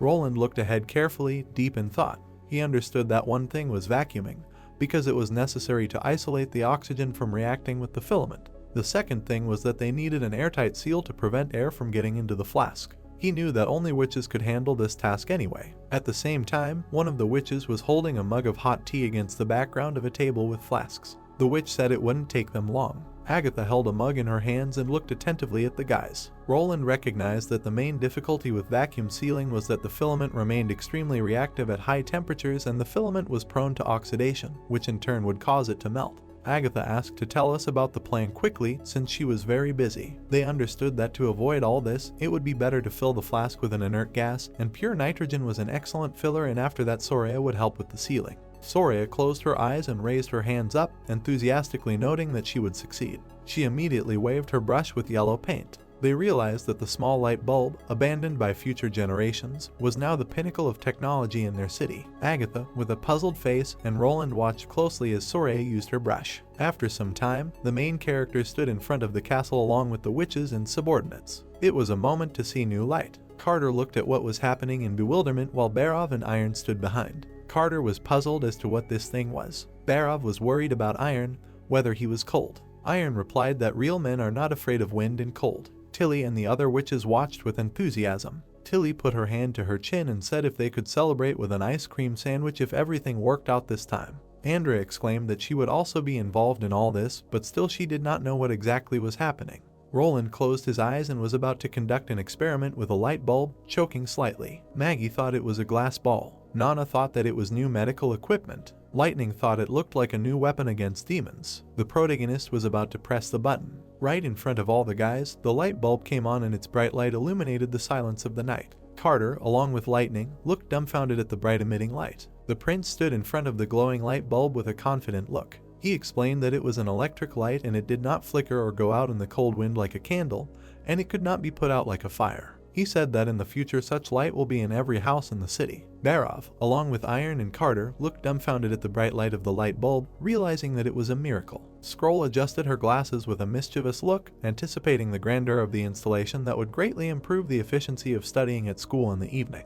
Lightning and Maggie became slightly sad, realizing that they would have to learn even more. All the guys watched the light bulb, experiencing different emotions, while Roland was watching them nearby. Wendy raised her hand and cheered, noting that the light bulb used a small part of Dawn 1 and they had Mrs. Moon to thank for that. Lily pointed her finger at Moon, celebrating her great feats. She replied that she would not even accept praise from a traitor and therefore would not be very happy. The protagonist watched the joyful children. He was very happy that he brought electricity and light into this world. City residents cleared snow on the city streets. A guy in a Panama hat was pushing a cart of snow down the street. The guy looked ahead and drove his cart forward. The guy saw a blonde man in the distance, asking him what happened to his goods. The blonde reached into his bag with a contemptuous look, noting that he had the goods. The guy showed that there were grains in the bag. The man with the hat held out the bag containing the payment, saying that this was all he had.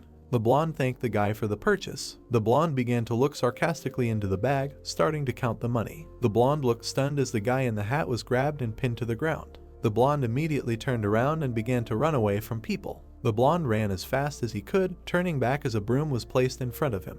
He immediately fell into the snow. Vader picked up coins from the floor and noted that the operation was successful and people would get their money back. Vader looked down on the frightened blonde, throwing his broom behind his back. He told the guy that he was under arrest. The protagonist's warriors caught the two intruders and brought them to the Lord in front of the throne. Roland asked what these guys were doing. The protagonist crossed his arms and looked contemptuously at the violators, warning them that they would be doubly punished if they tried to lie or omit something. The two intruders sat on the floor in front of the prince's throne, realizing the full burden of responsibility. A bald guy without a hat looked frantically up at the Lord. He said he bought wheat that wasn't eaten, so he processed the rest into flour, mixed it with wild vegetables, and made delicious pancakes to sell at the market. He explained that after all, the Lord had once said that in addition to the main food, other food items could be sold at the market. He recalled how a huge line of people lined up at the stall. He explained that in this business he could earn a few silver coins a month, but in order to earn more, he had to save on food. He said that he could not do this and therefore found a person who did not sell all the cereal to the officials. The blonde immediately frantically entered into a dialogue, trying to justify himself. He turned to the Lord, saying that he understood everything and did wrong, but if he had not sold the wheat, he would not have been able to survive. He said that it was the officials who did not buy wheat, as the prince himself ordered them, because he had no choice but to commit a crime. Roland looked carefully at the captive guy and realized that demands for a ban on food trade had already been voiced many times, but there were people who were willing to take risks to make money. He still wondered why officials did not purchase wheat according to the rules, thinking that they were also involved. Sirius watched from afar as the guards held their guns over the two thugs. Roland, sitting on his throne, asked the official if they had ever refused to buy grain from the peasants. Sirius answered the Lord that this was not entirely true, because after the harvest they did not stop purchasing, but gradually reduced the purchase price depending on the quality of the wheat. He added that in the first 2 months this price was not much different from the original, but during the winter most people did not have suitable storage space. Sirius put his hand to his chest and stated with full responsibility that during the transportation of wheat from the shacks to the warehouse, the quality of the wheat dropped even more. He explained that in the purchased cereals they often found wet, discolored and moldy wheat, and therefore their purchase prices decreased by 20–30%. Sirius looked contemptuously at the blonde, who, with fear in his eyes, quickly began to make excuses. Sirius said that if most of the grain was damp and moldy, then it was unlikely to be stored any longer, so he set a price lower than the original price by 20%. The guy immediately told the Lord that it was all as if he could take it for nothing, because he worked for a year, but sold the grain only at a small price, which was much less even than on the black market. He immediately notified the gentleman that he himself had said that food prices would not change. Barov immediately entered into a dialogue and addressed the peasant. He said that the common people had to sell the grain on time and therefore they all already guessed the true purpose of their accumulation of wheat. He said that if there was a food problem in the city, the blonde would sell his stock at 3 to 4 times the market price. The blonde immediately bowed his head when Roland abruptly jumped up from his throne and looked at the peasant with contempt. He realized that they had completely uncovered a clandestine case, although he initially thought it was a trade problem, but they had discovered a case of deceit.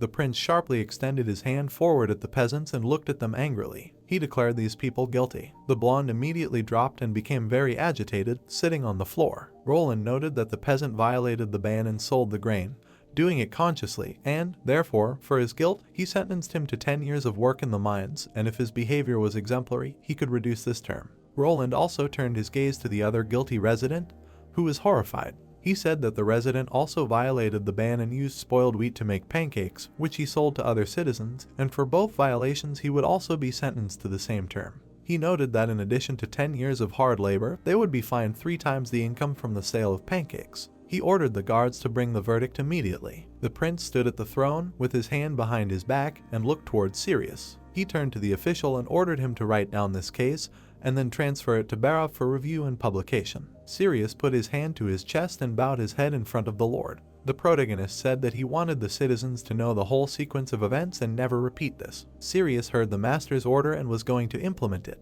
Roland stood at the throne on the red carpet as Carter stood next to him. He asked the knight if he had heard this time that Vader had caught the criminals again. Carter looked away and frowned slightly. He replied that it was too much because his men took off their uniforms while arresting a criminal, and they were also reported to have fought with commoners, so he was going to give him a warning for this. The main character replied that this was not necessary, because in fact he should have been praised for it. Roland crossed his arms and closed his eyes as he stood in front of Carter. He asked the head of the guard if it was bad that the policeman changed his clothes and adapted to the situation, and then figured out how to catch the criminal. He explained that Vader had previously been a member of the patrol team and was also well versed in criminal machinations, so he considered him a natural talent for inspection work. Roland presented the image of Vader with a pleased expression on his face. He noted that when the time comes, he will transfer him to the Security Bureau, and eventually, Nightingale will join the ranks of the workforce. Isabella and Tafon walked along a dark, high corridor. The bishop noted that this was the first time he had set foot in the secret chamber, wondering if Maine had actually asked him to come here to meet. Isabella led the angry bishop by the arm and lit their path with a torch. Isabella noted that Tafon served the church with Maine for many years, so he trusted him, and moreover, the rules of the past were not suitable for the coming war and the divine will should not be lost. She said that this needed to be conveyed to all misguided believers so that they could come together to a common solution to the ultimate problem. Tafon continued to walk forward with his frown. He noted that this was the last test, and he could only hope that the other 2 young bishops could adapt quickly. He mentioned Solidal from the army of the church and El from the tribunal. He noticed that it took a lot of effort to let them know about the existence of purified witches. Isabella opened her mouth and explained that if they were not there, then there would be no one to help the church with dark affairs. And besides, she said that they could take out their anger on the purified witches and do much more. Isabella hugged the bishop's arm and looked at him playfully when he was angry. She noted that a witch's taste would not be comparable to that of an ordinary woman. Tafon immediately waved his hand away from the witch. He told her to stop and desist from such jokes, especially from an old man who was already too old. The 2 of them entered the long illuminated path. Isabella noted that the bishop had arrived. A girl in a black tight dress and white hair met them. She said that Maine was currently testing magic stones, so she noted that if they had a stone of divine punishment, then let them leave it for a while, explaining that this could all have a detrimental effect on the magical power within. Tafon reached out and placed the blue stone on Isabella's tray. He thought that all these witches were demonic spirits. The witch with white hair looked forward carefully. The witch approached the huge gates and opened them. He turned to Taefun and explained that the majesty of Main was already expecting him. Taefun's face appeared through the crack in the door. Main held 2 different colored stones in his hands. The gate opened and Taefun saw Main wearing a crown, who loudly replied that they had not seen each other for a long time. The bishop stood in a dark room, which was illuminated by candles, with his arm outstretched. He turned to his friend and told him that there were no strangers here, so he dispensed with pleasantries and asked him to sit down. Taefun put his hand to his chest and tilted his head slightly. He replied that Main could not do that. Even if there were no other believers here, the customs of the church still had to be observed. Main replied that everything was fine. They both sat down at the table opposite each other. Main asked a friend about how things were outside. He explained that he originally wanted Isabella to tell him the latest news, but since he came himself, he could tell everything himself. Taefun frowned at his brother. He said that since he ordered them to hunt down the witches, they had captured a total of 3, but during transport, one of them escaped and killed everyone accompanying them, so they still had not been able to discover her whereabouts. He explained that because of this witch they had lost 16 believers, 4 of whom were warriors ready for the test, and he was afraid that if something like this happened again, people would be afraid to hunt them. Bishop Main was laying out 2 magic stones on the table. He noticed that the battle witches were a minority because most of the fallen were not able to resist, so such a problem happened very rarely. Main sat opposite Taefun in the dim light. Main said that on every outing for new fallen ones, from now on he ordered him to send at least 2 warriors of divine punishment, because the pressure on the defense of Hermes was growing, and they needed more new warriors to fight the demonic creatures. Taefun drooped slightly and lowered his head. He realized that after becoming a dad, he became more determined and mature every day. Main looked angrily at the bishop. Taefun also noted that fortunately he had good news that he was obliged to report. Taefun pointed at the map while sitting at the table. He explained that with the exception of a few cities in the Wolfheart Kingdom that were still resisting, the nobles in the rest of the country had already joined them, and just like the nobles in the Everwinter Kingdom. He explained that by next summer, the Holy City's resource income would be doubled, and the size of the Justice Army would continue to grow at the same pace. Main crossed his arms and carefully watched Taefun's hand movements. The bishop at the table continued that in addition, the common people of the Kingdom of Dawn were rioting due to the extravagance of the king's followers, and his forces were secretly helping them fight against the suppression of the nobles, and according to his calculations, all this should end before next summer. Main touched the red stone while Taefun clenched his fist. Main noted that he will also be making a few adjustments to their plan next year and will make occupying Grey Castles a priority. Main put his hands behind his back and watched the bishop who was sitting at the table. Taefun noticed that the resources they were preparing were aimed at the Dawn Kingdom, and it would also likely take a lot of effort to mobilize their forces. Main added that Grey Castle's kingdom was beginning to show signs of decline, and the royal decree on choosing a crown prince and the berserker pills were showing the expected results. He added that meanwhile, the Dawn Kingdom was in even greater chaos, so both of them would eventually fall, and there was no difference in who they should attack first. Main furrowed his eyebrows and noted that there was still Roland in the west. Main crossed his arms and glared at Taefun. He said he built on data from the past year and discovered that Grey Castle's church and kingdom had failed in all their attacks on him. He explained that if you look at the news separately, you may not notice anything, but if you look at the picture as a whole, Roland has never lost in the war. He presented a murky image of the main character against the backdrop of battles. He knew that his power was growing amazingly quickly and he was still preparing to expand. Taefun was sitting at the table when Main glanced at him from the side. He noted that if they delayed another year, then the entire kingdom of Grey Castles could end up in the hands of the prince, and then the price of defeating him could become unforgivably high. Taefun agreed with his friend's words. Main looked sarcastically at the bishop, holding the yellow stone in his hands. He explained that there was a lot of work to do in the secret area and he did not have time to expand the upper levels of the church, so he could only entrust this matter to Taefun. Main tapped Taefun on the shoulder and he rushed out. The witch in black watched with Isabella as Taefun began to walk away from them. They told him to take his time. The witch in black breathed a sigh of relief as she stood near the door. She went inside and saw Main, who was standing near the table with his hands behind his back. As it turned out, it was the witch Zero, having created a different image for herself. Zero noticed that the illusion of the girl in black was getting better and better, so she asked her how long she could maintain them. Zero in black put her hand to her chest and tilted her head. She thanked him for the compliment. Zero put her hand to her chest and explained that she was good at absorbing Main, which is why she knew his behavior and manner of speech very well. But she could not maintain his appearance for long, and it should be said that in her visions she was constantly haunted by the pedantic ideas of Main and she was starting to get tired of it. Isabella sat on the table, cross-legged, and playfully looked to the side. She noted that if she had not mentioned this, she would not have known that Prince Roland from the Kingdom of Grey Castles was so interesting. She had a feeling that it would be Roland, and not the church, that would defeat the demons. The witch in black, with a frown, asked her friend if this meant that she wanted to betray the church. Isabella continued to sit on the table while she was surrounded by the two witches. She answered her sister that this could not be called a betrayal, because the goal of the church should have been for people to survive the war of divine will, and if someone else could do this, then it did not matter to her who to serve. Isabella and the witch in black turned their gazes to Zero's hand, which told the sisters to stop quarreling. She said that Isabella was right, because in the war of divine will the winner could be any god. Zero leaned towards the table and crossed her arms, touching the red stone on the table. She noted that this war will give them the answer to all questions, whether it will be them or the Prince of Grey Castle's kingdom. A man with a beard and a butler stood in the doorway. The man asked where his son Miso was going. A blonde guy named Miso stood by his horse and held a helmet.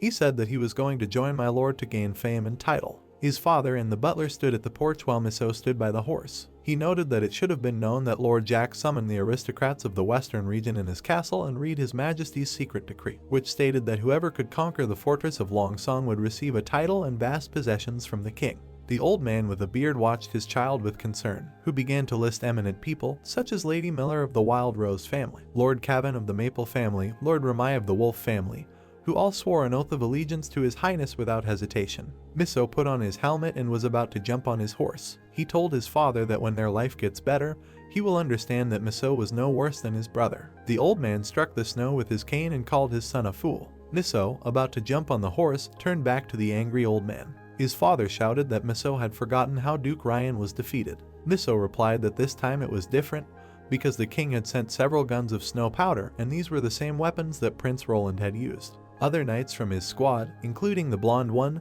were preparing for battle. Miso added that he heard that this weapon was even more powerful. An army of knights with a blue flag was preparing for battle. He wondered if the protagonist would be able to regain the Longsong fortress again without the advantage of weapons. The horse stamped and was about to gallop away, when the old man continued to get angry and wave his cane. Miso told his father that the battle would begin soon, so he politely asked him to stay where he was and wait for good news. Miso began to jump out on his horse. He said that the Morning Light became the first knight of the West and achieved honor only for himself, and he was going to achieve this all for his family. The butler looked anxiously as the noble old man twisted his face in indignation. The butler asked why the old man didn't stop Miso. The elder replied that he could, but in that case their family would face disaster. The butler hugged the old man and they looked into the gray winter sky. The butler asked if suddenly the four big families won, because in the end the demonic months are long and it would take them 2 or even 3 months for the snow to melt. He said that when the army of Prince Roland arrives, the king's army will most likely besiege the fortress of Longsong.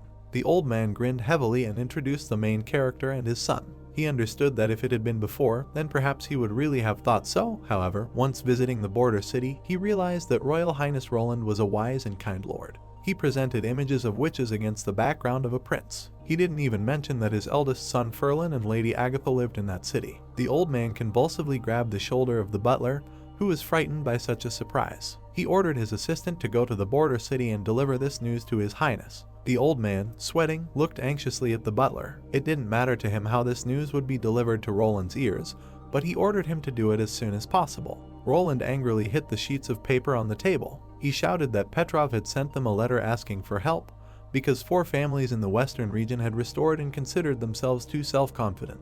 The protagonist closed his eyes and bowed his head as Carter stood in front of him, thoughtful. He noted that they must have planned this uprising for a long time and perhaps it was because of the new leader who rallied them and led them. The prince explained that it was as if they were finally able to put aside their prejudices and cooperate with each other, since apparently there were even greater forces at work in these troubled waters. He said that now only 1 or 2 people are interested in interfering in Western affairs. The main character began to walk around the table closer to Carter when Iron stood in the corner of the room. The hunter spread his hands to the sides and clarified whether they were talking about Timothy from the royal city. The prince would not be surprised that it could be the affairs of the church.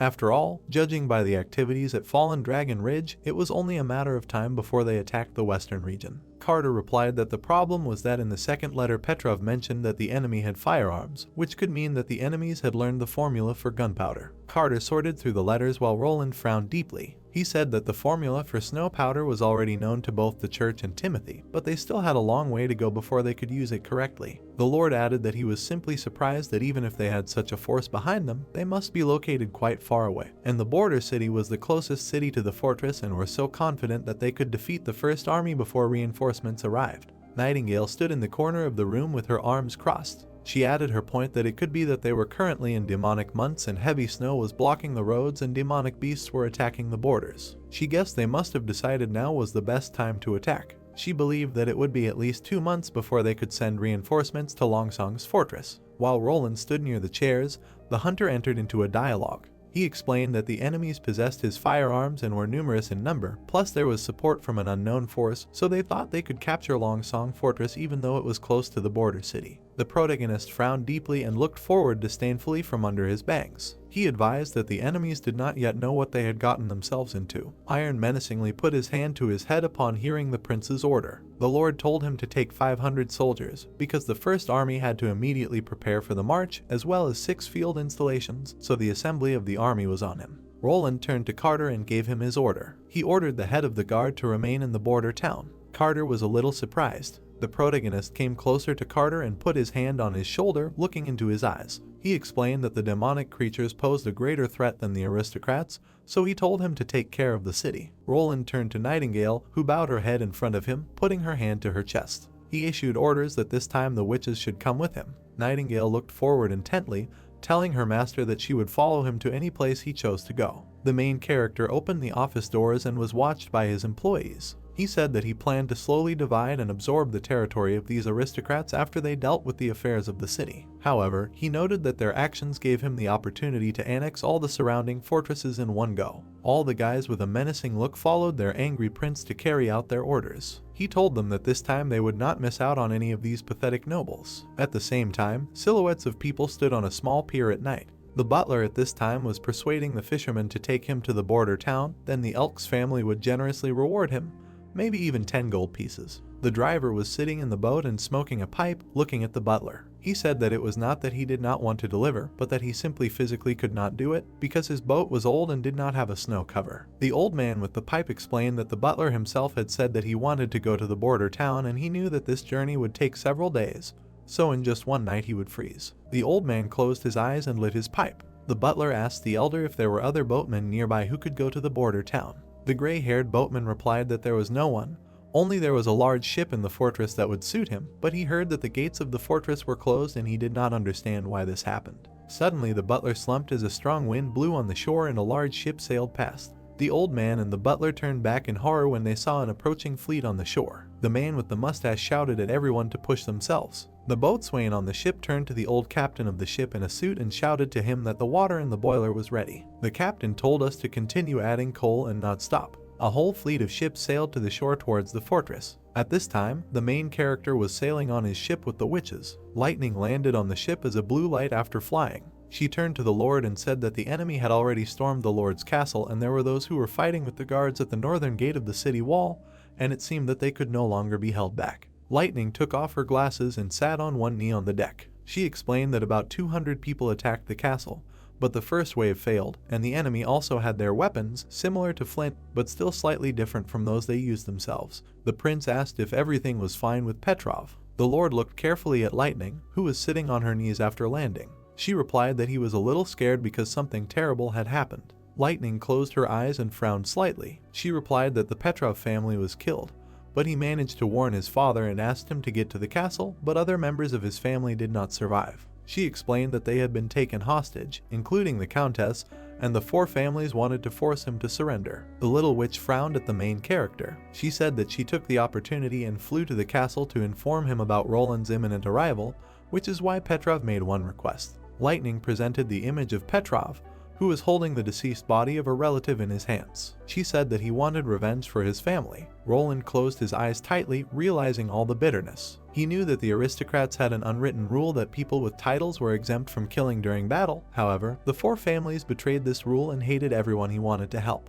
He realized that the forces behind the enemies were already tired of waiting. The protagonist menacingly extended his hand forward, giving the order to all the witches remaining on the wall to seize the pier and move into the city. At this time, the guards of the fortress stood on its top and watched the smoke in the air. They saw that they continued to be attacked. Two fighters stood on the tower and aimed their weapons at the enemy. The guy with purple hair said that they needed to shoot, because surrender was a direct path into the clutches of the aristocrats, and before this happened, he would take more enemies with him to the next world. The guards with shields continued to advance on the fortress and the shots did not penetrate them. The two fighters on the fortress hid and lowered their guns, realizing that they were out of ammunition. They were going to use melee weapons. The fighter grabbed a gun with a knife at the end and was about to attack. He collided with a knight with a shield at a wooden barrier. Another fighter with dark hair ran towards the knight who noticed him, trying to save his captain. He hit the knight's shield with his bayonet. The knight immediately repelled the fighter's attack with a deft swing of his shield, and he fell to the ground. He watched with horror in his eyes as the enemy's club was in front of his face. He was already thinking that they would all die. Suddenly, a witch's attack came from the air, sending the fighters flying in different directions. The guy with dark hair drooped slightly,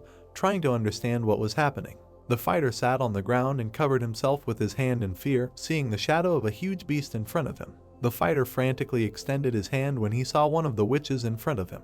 Ash turned to Maggie and told her to help the wounded and take them to Nana. Ash, together with Maggie in the form of a black beast, sarcastically watched the frightened guy from above. She said they had arrived for reinforcements. Maggie, in the form of an animal, gloatingly towered over the frightened guy. She told him not to worry because she wouldn't eat him. He was very excited because this beast could talk. Maggie watched with a shy smile as the other warrior lay unconscious. She realized that he was alive and therefore could save him. The frightened fighter saw Ash in front of him with a sword, while the Maggie dragon soared into the air. With fear in his voice, he asked if they really came to their aid. Ash smiled at the fighter and told him that it was an order from Royal Highness Roland. The brunette cast a playful glance towards the perplexed fighter. He asked if they were talking about the prince of the border city. She replied ironically that there were no other noble people named Roland. The army of knights continued to attack the fortress. The fighter noted that the border city was a 3-day drive from this place, and how could he even find out about the uprising of the aristocrats so quickly? Ash grabbed her sword as a fighter stood next to her with a bayonet. He asked about the monster, to which the witch replied that it was the image of a witch who had flown to save them. She immediately boldly replied that she did not have time to answer his stupid questions, so she invited him to sit quietly on the sidelines. Ash immediately swung her huge sword towards the advancing army of knights. A bald knight with a scar on his face threw his sword behind his head and looked maliciously at the witch with the fighter. They smirked at the fact that the woman in front of them could be guarding the wall, noting that the battlefield was definitely not for women. The fighter stood with fear behind the witch, who proudly straightened her shoulders in front of her enemies. The knights talked about how they would mock the woman one by one. The warrior with the bayonet shouted to the witch to quickly join him. She severely cut through the knights with a sharp sword attack. The rest of the fighters were shocked by what they saw. Ash swung her bloody sword and tried to run at the remaining fighters. The witch deftly cut the fighters with quick attacks of her sword and cast a malicious glance at them. A fortress fighter with a bayonet in his hands watched as the knights were defeated. Ash defeated the entire army and stood on the edge of the fortress with her sword. She told the fighter to find his surviving comrades and gather at the top of the wall, and someone would be sure to save them later. She immediately jumped away from the wall. Ash fell down from the wall along with the sword. The fighter shouted after him that the height of this wall was 13 feet. One of the knights on the ground raised his head and saw the witch approaching. The brunette landed clumsily on the crowd of fighters, causing them to scatter in different directions as other fighters watched. They looked at what was happening in shock. Ash smiled maliciously and advanced on the remaining fighters with her powerful blade with blue light. She cut down the entire squad of fighters, who scattered throughout the space. The fighter looked down from the tower of the fortress and saw the corpses of the fighters, realizing that the woman was a witch. The guy immediately closed his eyes and moved back slightly, realizing that despite all this, he remained alive. Another squad of knights was in combat readiness and awaiting command. Their leader ironically noted that Honeysuckle's resistance was still holding out. After all, a whole night had already passed, and this was a rather impressive result. Jack, the leader of the knights, sat on his horse and sarcastically recalled Petrov, noting how long his people could resist fear and hunger. The fighter recalled how he held a secret letter from Majesty Timothy, which mentioned that when the snow melted, the royal army would come here for a crusade against Roland, and if he helped eliminate the enemy forces, then the western territories could be transferred to him.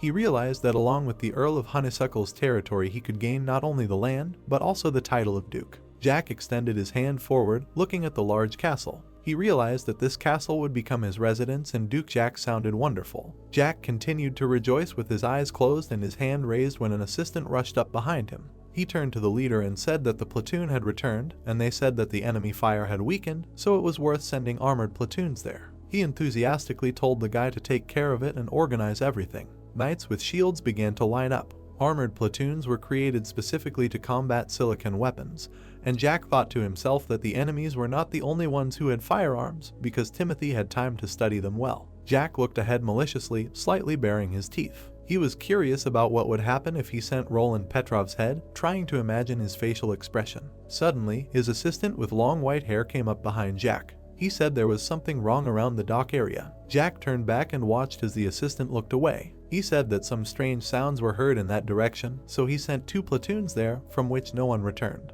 Jack thought that it might have seemed to his assistant that it was some kind of extraneous sound of a tramp snoring. The assistant asked his leader to joke, because if a person's snoring could be so loud, then it should have been made by a person the size of a wall. At this time, a ship was approaching the pier and one fighter was standing with a torch. He cast a contemptuous glance to the side, trying to make out the silhouettes of the ships. He turned around with the torch and tried to look around. He didn't understand why it was so dark all around and where all the guards had gone. Suddenly, soldiers with guns began to approach him from the side. He immediately widened his eyes and screamed in horror, realizing the whole situation. He saw in front of him a squad of fighters with guns who were shooting in his direction. The detachment of aristocratic knights immediately received wounds and began to decrease. The remaining fighters watched as a whole squad of fighters with guns stood opposite them. Roland stood behind the shooting fighters on his horse. They realized who the rebel king had come to them. Jack kicked the knight, causing him to fall to the ground. Jack asked the knight what he said about the Roland army being there. Jack looked at the knight with an irritated look, holding out his hand with a whip. Jack asked the knight that he said there were thousands of them,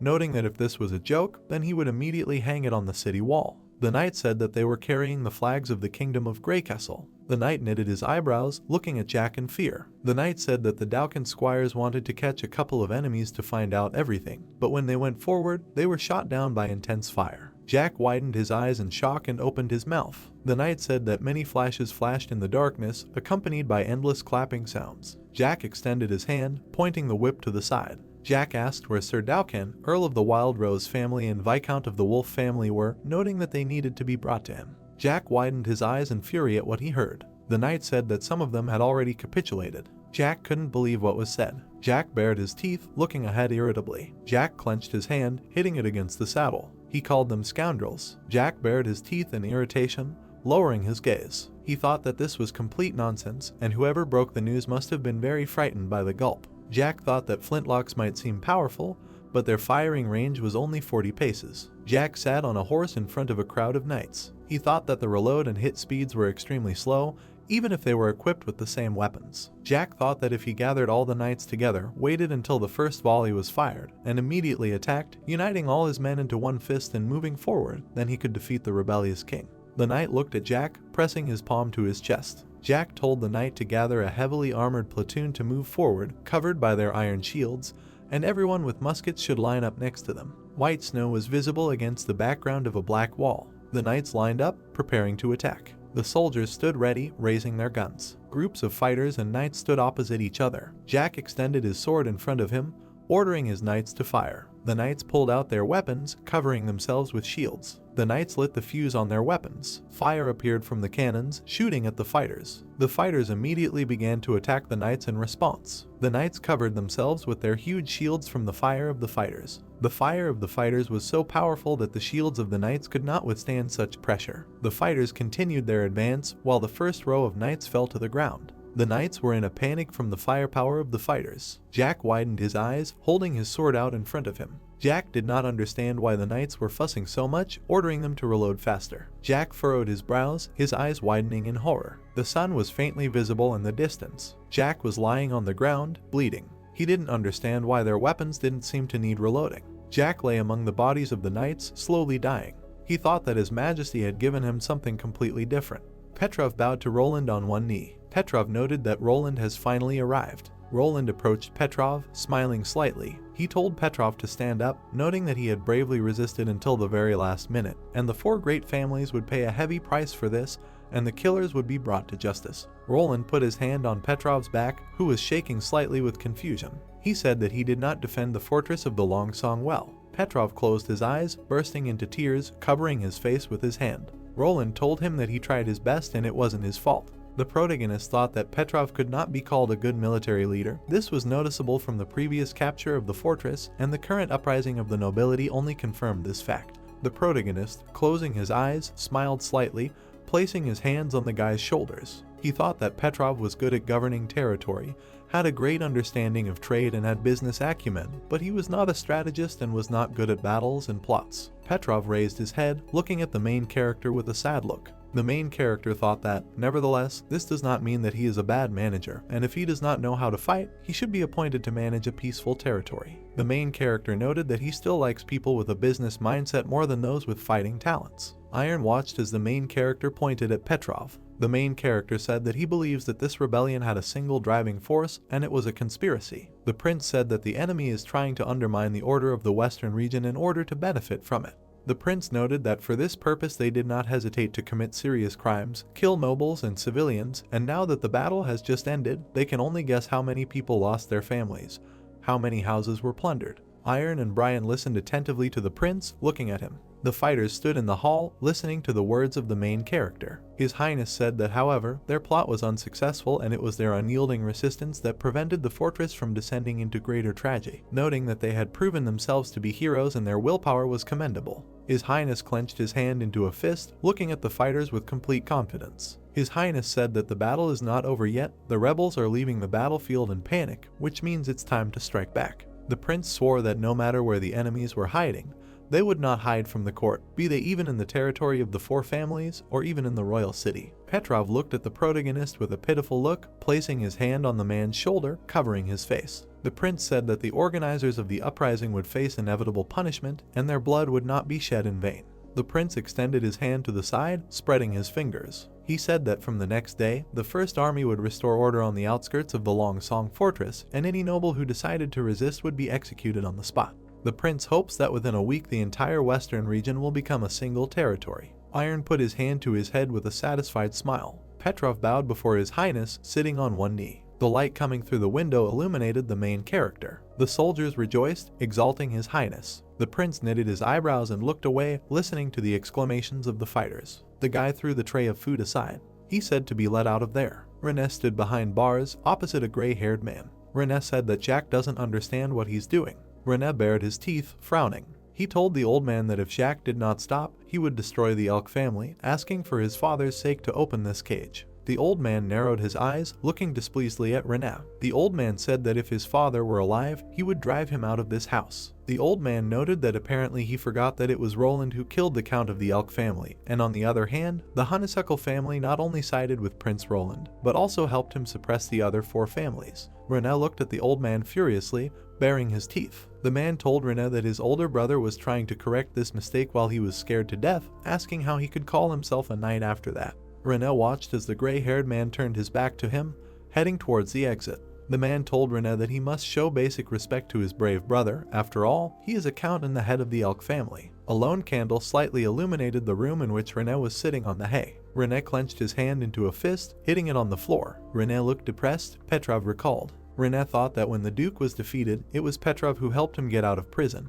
and after that battle he was not going to compete with Jack for the place of head of the house. René thought that when he heard the news of the plans to unite the border city and the fortress of Longsong, he even thought about going there and swearing allegiance to the prince. René frowned, looking at the floor despondently. The guy thought that Jack was too blinded by his own interests, so he decided to join the other families in rebellion against his Highness, ignoring his protest and locking him in this place. René looked up, remembering the cannonball flying towards the knights. The guy thought that Jack had spent too much time in the capital, and he didn't even know what he was about to face. The blonde thought that years of hard training, hardened will and honor were all useless against the prince's weapons, and no one could defeat his Highness's troops, at least not mere mortals. René noticed a burning candle appear from the wall. He asked who was there. Sister René appeared from the wall, looking at him with a worried look. Orlaya asked her brother if he was okay. Orlaya approached her brother, illuminating the room with dim candles. The guy asked his sister what she was doing there and how she got there. Orlaya said that her older brother left home a couple of days ago,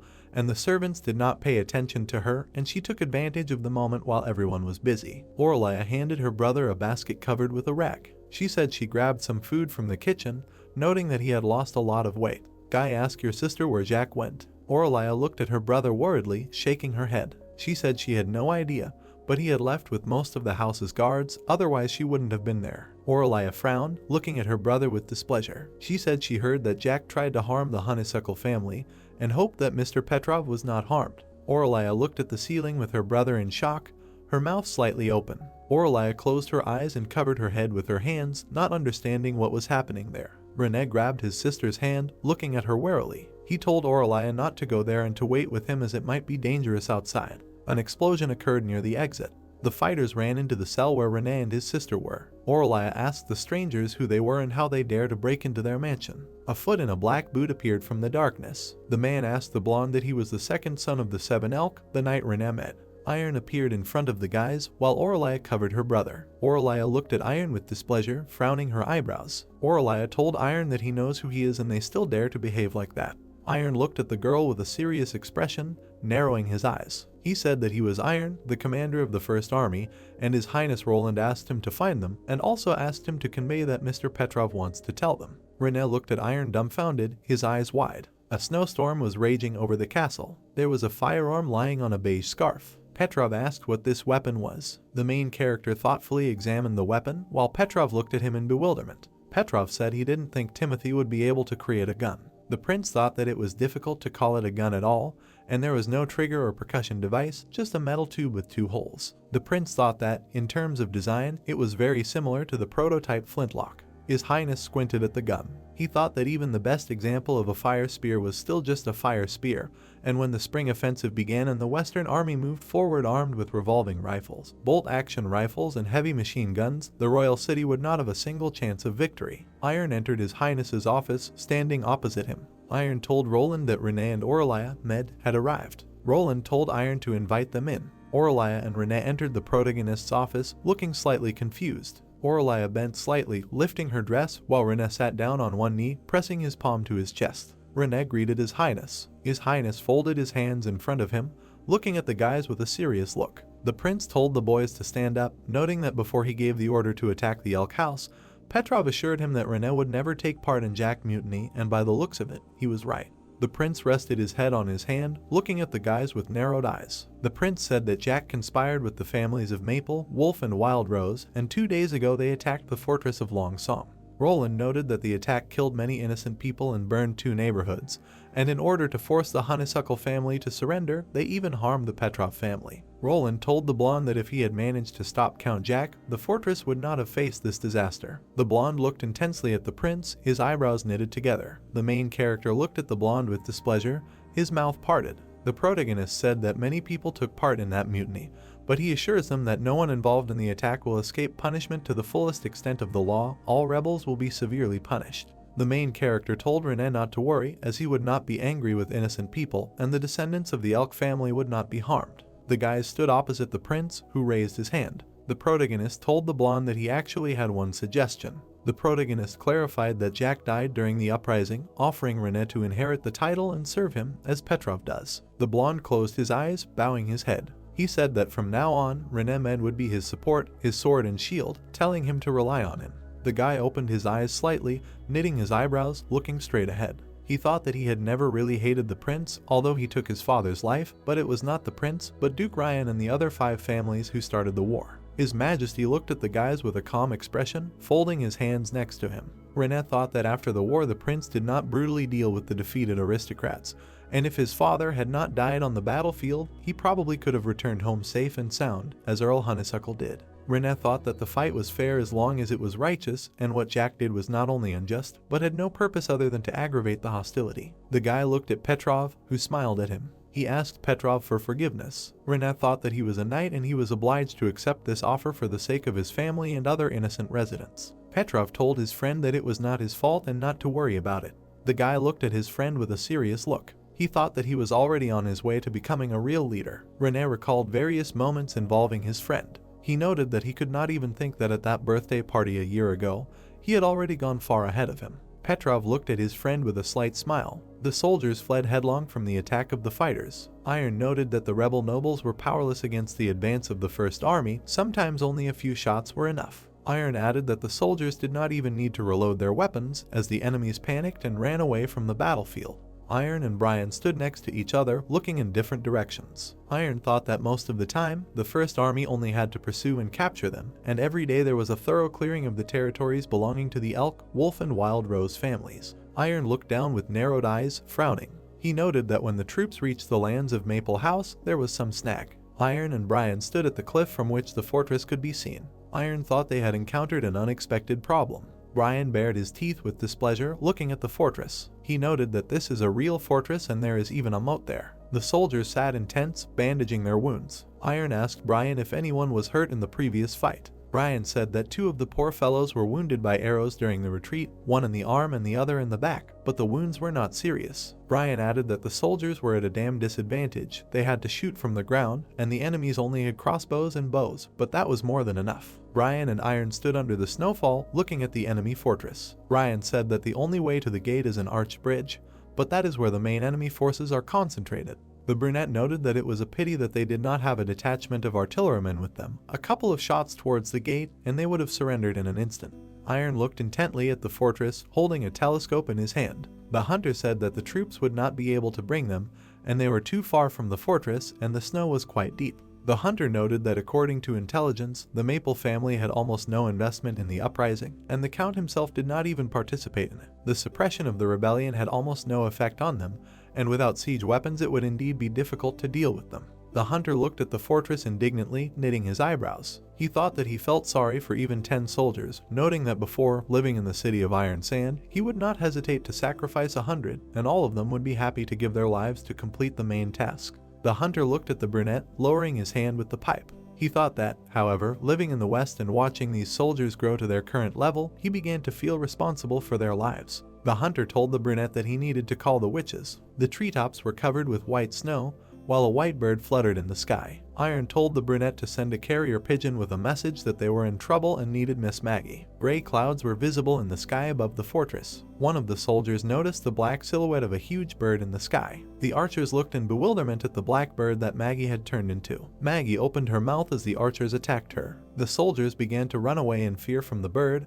which was not taken by the arrows. Maggie released the black bag from her clutches. He quickly fell towards the fortress. A bright light illuminated the space. There was a huge explosion in the fortress. White snow crunched under the hunter's feet. Iron watched what was happening from a telescope, praying to 3 merciful gods. Iron opened his mouth wide, after which the fighters enthusiastically raised their guns up. Iron told the fighters to advance for His Highness. The army moved towards the charred fortress. The main character was sitting at the table, reading a note, while a pigeon pecked grains from his table. The protagonist noted that on the 6th day, Iron returned to the fortress of the Long Song, and now the entire western region is under his control. The main character raised his head, looking at the door that was knocked on. He invited a guest. Petrov entered the protagonist's office. He said that he had finished collecting the data he requested. Petrov extended his hand, holding a folded piece of paper in it. The protagonist asked the guy that it contained the entire list of all the nobles remaining in the West. To which the guy said that everything was correct, and he divided them into categories of guilty and innocent, and then sorted them by status. The guy imagined the moment when the fighters found the frightened count in a barrel. The guy told the prince that there were only 64 guilty and 137 who refused to participate in the uprising or simply did not know about it,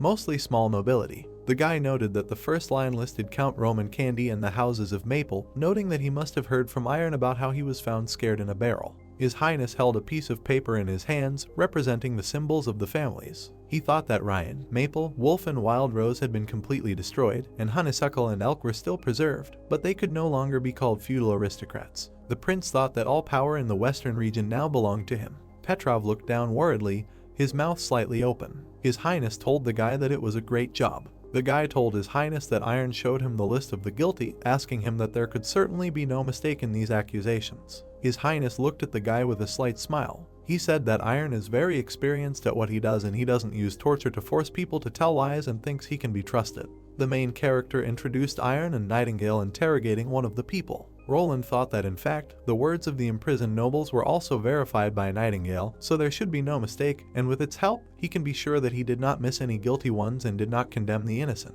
Roland thought that there was no need to worry about the blood of an innocent being shed or the acquittal of a criminal. Roland rested his head on his hand, looking at Petrov with a smile. Petrov asked Roland how he planned to deal with the guilty aristocrats. Roland asked Petrov what was the matter and if there were any of his friends among them. Petrov looked at the prince in confusion, pressing his palm to his chest. He said that he just thought that if he killed them all, it might hurt his reputation. The main character smiled slightly, putting his hand to his chin. The protagonist noted that a week ago he asked for blood, and now he wants to spare them. Petrov clenched his hand into a fist, looking at the floor with indignation. He said that he really wants these people to go to the underworld, but even if he personally kills them one by one, it will not bring back his loved ones. Petrov noted that this would most likely only make other aristocrats hate the honeysuckle family. Petrov added that if news of mass executions of nobles spreads, other cities might begin to resist his rule. In the eyes of the main character, one could see the silhouette of a serious Petrov. Roland thought that such logic, a characteristic feature of mature politicians, to leave unnecessary emotions aside and consider all the pros and cons, and it seems that this uprising did not make him hate the war, but, on the contrary, helped him mature. Roland stood up from his desk, turning to the window. He said that it would be okay if he told him this in advance because he wanted to announce it publicly anyway. Roland told the guy that he was going to hold a public trial of all the rebels in the square, including aristocrats, guards, knights, and mercenaries. Roland said that the leaders and direct organizers of the rebellion, and all criminals with blood on their hands, all of them would naturally be hanged, noting that their accomplices would be stripped of their titles and sent to the Northern Slope mine. The main character ran his hand over the window, from which heavy snow could be seen. Roland said that in this way only 5 or 6 aristocrats would be hanged, and those who survived would exchange their titles for their lives. Roland said that when the news comes out, he doesn't think anyone will think the punishment is too harsh. After all, betraying the royal family is considered a serious crime. His Highness stood at the window with a smile, looking out onto the street. He thought that this operation had cleared the way for him to unite the western region, and in the future, no matter what laws he proclaimed, no one in this vast land would be able to interfere with his policies. His Highness looked out of the window with a peaceful face. The prince thought that undoubtedly the plan to build a big city was one step closer, but first, he would order a larger window to be installed there. There was a huge queue at the entrance of the huge building. The main character noted that 3 days later, he gave a speech in the theater of the Longsong Fortress. He added that he first expressed his deepest condolences to those who suffered during the uprising and appointed monetary compensation, and then moved on to political statements. The main character stood at the podium while he was illuminated by light. He expected many more people to gather in the theater, but the continuous snowfall prevented people from going outside. Just a small group of people sat on the benches, looking at the main character. Roland noted that most of the inhabitants of the fortress were quite skeptical about this, and local officials were mired in corruption. In winter, food was often mixed with soil and leaves, not to mention golden pianos. Echo stood on the second floor, watching His Highness. His Highness noted that to consolidate the effect, he asked Maggie to fly to the border town and pick up Echo from there, and her questions from the crowd in such situations come in handy. One of the residents asked the prince what would happen to them after the demonic months. The prince noted that this was a good question and he would explain everything to them. The prince pointed her hand towards Iron, who opened a chest full of gold. Roland thought that when they went from words to action and showed the money, the atmosphere in the room began to improve before their eyes. The residents were shocked to see such a huge amount of gold. More and more people gathered near the theater. The protagonist noted that the trial of the rebellious nobles took place in the afternoon, and it had already attracted many more residents, and this time all the shops were packed. Many people had to squat or stand in the aisle. The protagonist added that regardless of the world and era, people will never refuse to watch a high-profile trial. The culprits were on stage, bound hand and foot, while the crowd cheered. The protagonist noted that in the end, 132 people were sentenced to death, and the other 900 people who took part in the mutiny, but did not commit murder, were sent to the mines of the Northern Slope. The protagonist added that now, the uprising in the West was finally broken. His Highness raised his gaze to the top, knitting his eyebrows. He thought that removing obstacles was just the beginning. His Majesty sat in the center of a huge table covered with various dishes, and at which sat other aristocrats. His Highness thought that in order to truly rule these lands, a new order must be established, and in order to appease the remaining aristocrats a little, he threw a luxurious banquet. His Highness thought that given that all the major aristocrats except Elk and Honeysuckle had been destroyed, these minor nobles were unlikely to dare to oppose him. The brunette examined the chopsticks with a smile, while the brown-haired man was shocked by the food. The brunette said the dining instrument embodies the style and wisdom of His Royal Highness. Brown said it was a signature bird mushroom dish he didn't think he'd ever try, noting that he'd remember it for the rest of his life. The main character covered his mouth with a napkin in confusion, while Renee looked at him with a smile. The main character thought that, on the contrary, with their sycophancy they were trying in every possible way to win his favor. Noting that the soil was already ready, it was time to get the seeds. The protagonist told the aristocrats that he was glad they liked it, and in that case, he wanted them to appreciate it too. The girl with the bob held out a book with a drawing. The aristocrats opened the books, seeing beautiful pictures in them. The brunette asked the prince what it was, noting that the drawings in this book were so realistic. Another aristocrat supported the brunette. The aristocrats carefully examined the drawings in the book. Brown said that they do not look like a painting, and no paint can convey such exact shades. The main character smiled maliciously, raising one eyebrow. He thought that, after all, they were aristocrats from a big city who knew how to correctly evaluate works of art. The prince told the aristocrats that this is indeed an artist's illustration. The only difference is that the artist is a witch. The colors she used are a manifestation of her magical powers. Petrov looked at the aristocrats, who were perplexed, with a slight smile. The protagonist told the guys that the local church had lost power, asking what was bothering them. Roland noted that witches are no different from ordinary women, as he has verified this many times. Petrov told the guys that His Highness was right. It was as if a stone had fallen on the main character's head, causing him to bend awkwardly. The guy said that of course the fourth prince was right. One of the aristocrats noted that it was expected of His Royal Highness. The prince thought that it looked like he had blurted out the wrong thing and needed to change the subject. Roland opened the book, which showed Nana and Tigil. He told the boys that the main character of the story was the former nobleman of the western region, Viscount Tigil, and some of them might still remember him. The prince noted that he lives in a border town, and this picture book depicts their collaboration. In the picture, Nana puts a wreath of flowers on Tigil's head while sitting on his shoulder. Roland told the guys that as they see an aristocrat living in a society regulated by a new system, he is now busy practicing shooting a gun, and he believes that right after the demonic months he will take his daughter and the guards into the hidden forest to have fun hunting there. Roland said that as far as he knew, since the Viscount sold his territory east of the fortress and settled in the border city, he had not only been promoted to a higher title, but had also increased his fortune several times over. The prince looked towards the girl with the bob, snapping his fingers at her. He told the aristocrats that they had probably already heard that he was planning to build one big city,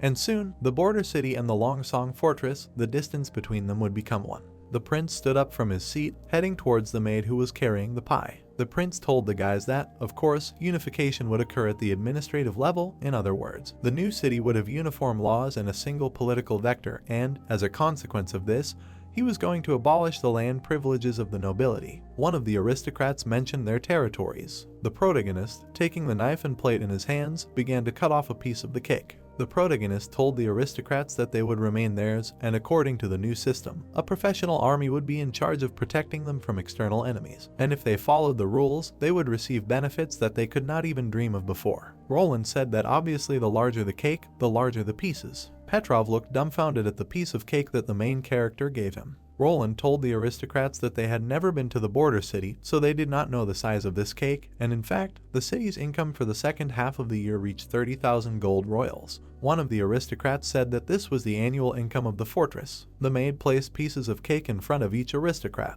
Roland said that it could have been 10,000 more if not for the early demonic months. Naturally, as future managers, they would receive good compensation for their work. The brown-haired man asked the main character that he wanted to transfer control of the fortress to them. The prince looked at the brown-haired man with a smile, raising his eyebrows. The prince said not really, and the fortress would become an area of the city under the jurisdiction of the central town hall. His Highness said that her office would be located at this location, modeled after a border town with several ministries. The brown-haired man looked at Roland in surprise, his mouth parted. Roland said they will work in these ministries, doing local things. The protagonist held out a fork to the cake, looking at the aristocrat with a smile. The main character said that the city is not so easy to manage. Although they will pay well, they will have to perform difficult tasks. Roland said that, therefore, when order was restored in this place, he wanted to take them to the border city to show how the city hall functions. The aristocrats were completely bewildered. Roland said they still have a lot to learn. His Highness extended his hand to the cup of hot tea. He asked the guys how much they knew about rats. His Highness turned his gaze to Rene. Rene asked the prince what he meant by black rats, noting that he had already dealt with them. Rene closed his eyes, smiling in confusion, while the other aristocrats were shocked. Rene said that he was the leader of a raging fire and was fighting for territory with several gangs of rats. His Highness did not understand what the Count's second son had forgotten in the gang of rats. His Highness twisted his face in bewilderment, while Petrov looked at him in confusion. Roland was surprised by the name, thinking he had 8th grader syndrome. Roland wondered if he really had blue blood in him. The nobleman told His Highness that he would explain everything, and several years ago, particularly brutal gangs appeared on the docks, merchants and civilians were killed every day, but the guards turned a blind eye to this. The nobleman recalled with a smile the image of René, behind which stood black silhouettes of people. The nobleman said that René couldn't stand it, so he brought his personal guard with him, entered the homeless area, gathered a handful of people under his command and drove the rats out of the docks. René covered his face in embarrassment. The nobleman told the prince that he was in the capital at the time, but he sent him letters every day, keeping him updated on the events, and in his letters, he stated that this was a great battle that was akin to the war against demonic beasts. The blonde asked his friend to stop, noting that he was young and bored, and the current him had nothing to do with it. Everyone was sitting at the table, having a conversation. The main character said that, in fact, the fact is that he is going to destroy all the rats in the fortress in order to protect the local residents. The blonde told the main character that with all due respect, although they are just a local rabble and cannot withstand a clash with the knights. René looked at His Highness with a serious expression. He said that if he did it like they did the suppression of the insurgency, he was afraid that the city would have very few inhabitants left. René recalled images of people grabbing bags. René told the prince that the connection is much stronger than he thinks, and when the demonic months become long, many civilians turn into rats. So most lords turn a blind eye to the existence of the Black Street, and crime is more profitable for them than a food riot.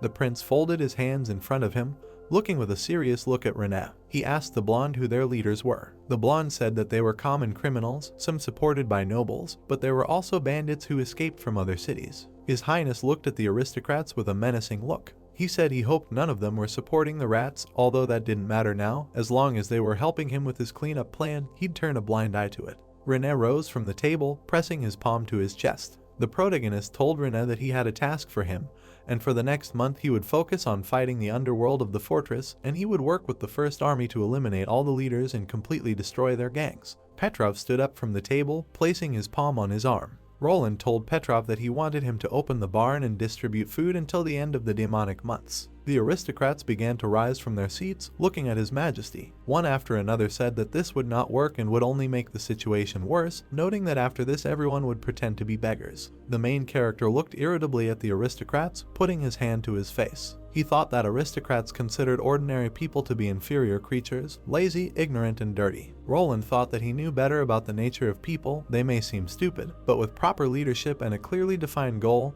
they become a major force. The aristocrats looked at His Highness in shock, their mouths open. His Highness said that he had already decided everything, and did not want to hear any more of their objections. Roland rose from the table, resting his hands on it. He said that he was there to teach them how to organize work in the town hall.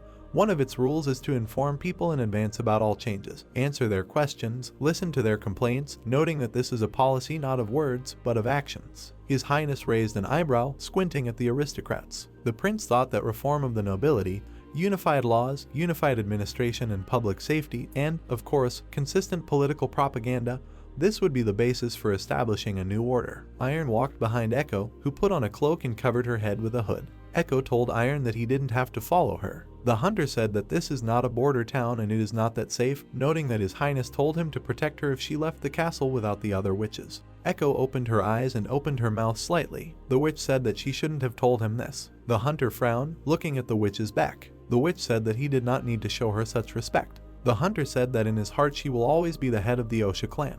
The witch and the hunter walked along the snowy streets of the city. Residents of the city watched the guys. Echo told Iron that she didn't like being looked at like that, inviting him to switch sides. Echo opened her mouth slightly, examining the area around her. She said that this place is not at all like the city of Iron Sand, and before leaving the southern lands, she thought that the whole world was covered with sand. There was white snow on the roofs of the buildings. Echo looked around the city with a joyful smile, while Iron watched her. Echo said that wells and oases are the most valuable resources, but on the Red Water, no one fights for water because it can be collected at any time. Iron said that in this place they are simply fighting for something else, for golden pianos, jewelry, honor, status, noting that people are the same everywhere. Echo walked across a bridge covered with white snow. Echo said that Nightingale believes that His Highness can stop wars, and no matter who you are, a sandman, a local peasant or a witch, everyone will enjoy equal rights and live a free life. Echo turned her head, looking at the hunter. She asked him if he wanted to go back there. The hunter closed his eyes, pressing his palm to his chest.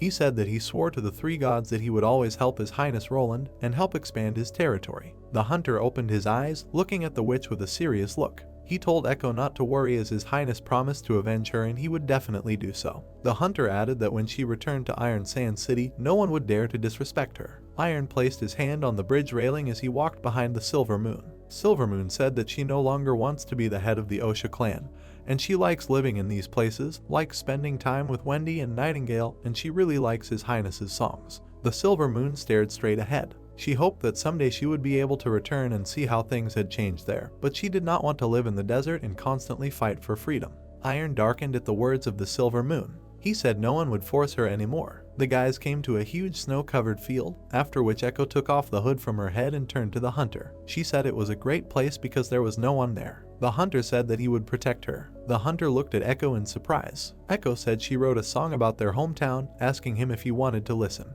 Echo presented the protagonist standing with a guitar and behind the DJ equipment. Echo told Iron that His Highness taught her arranging, which is a method of mixing different instruments together to create harmony.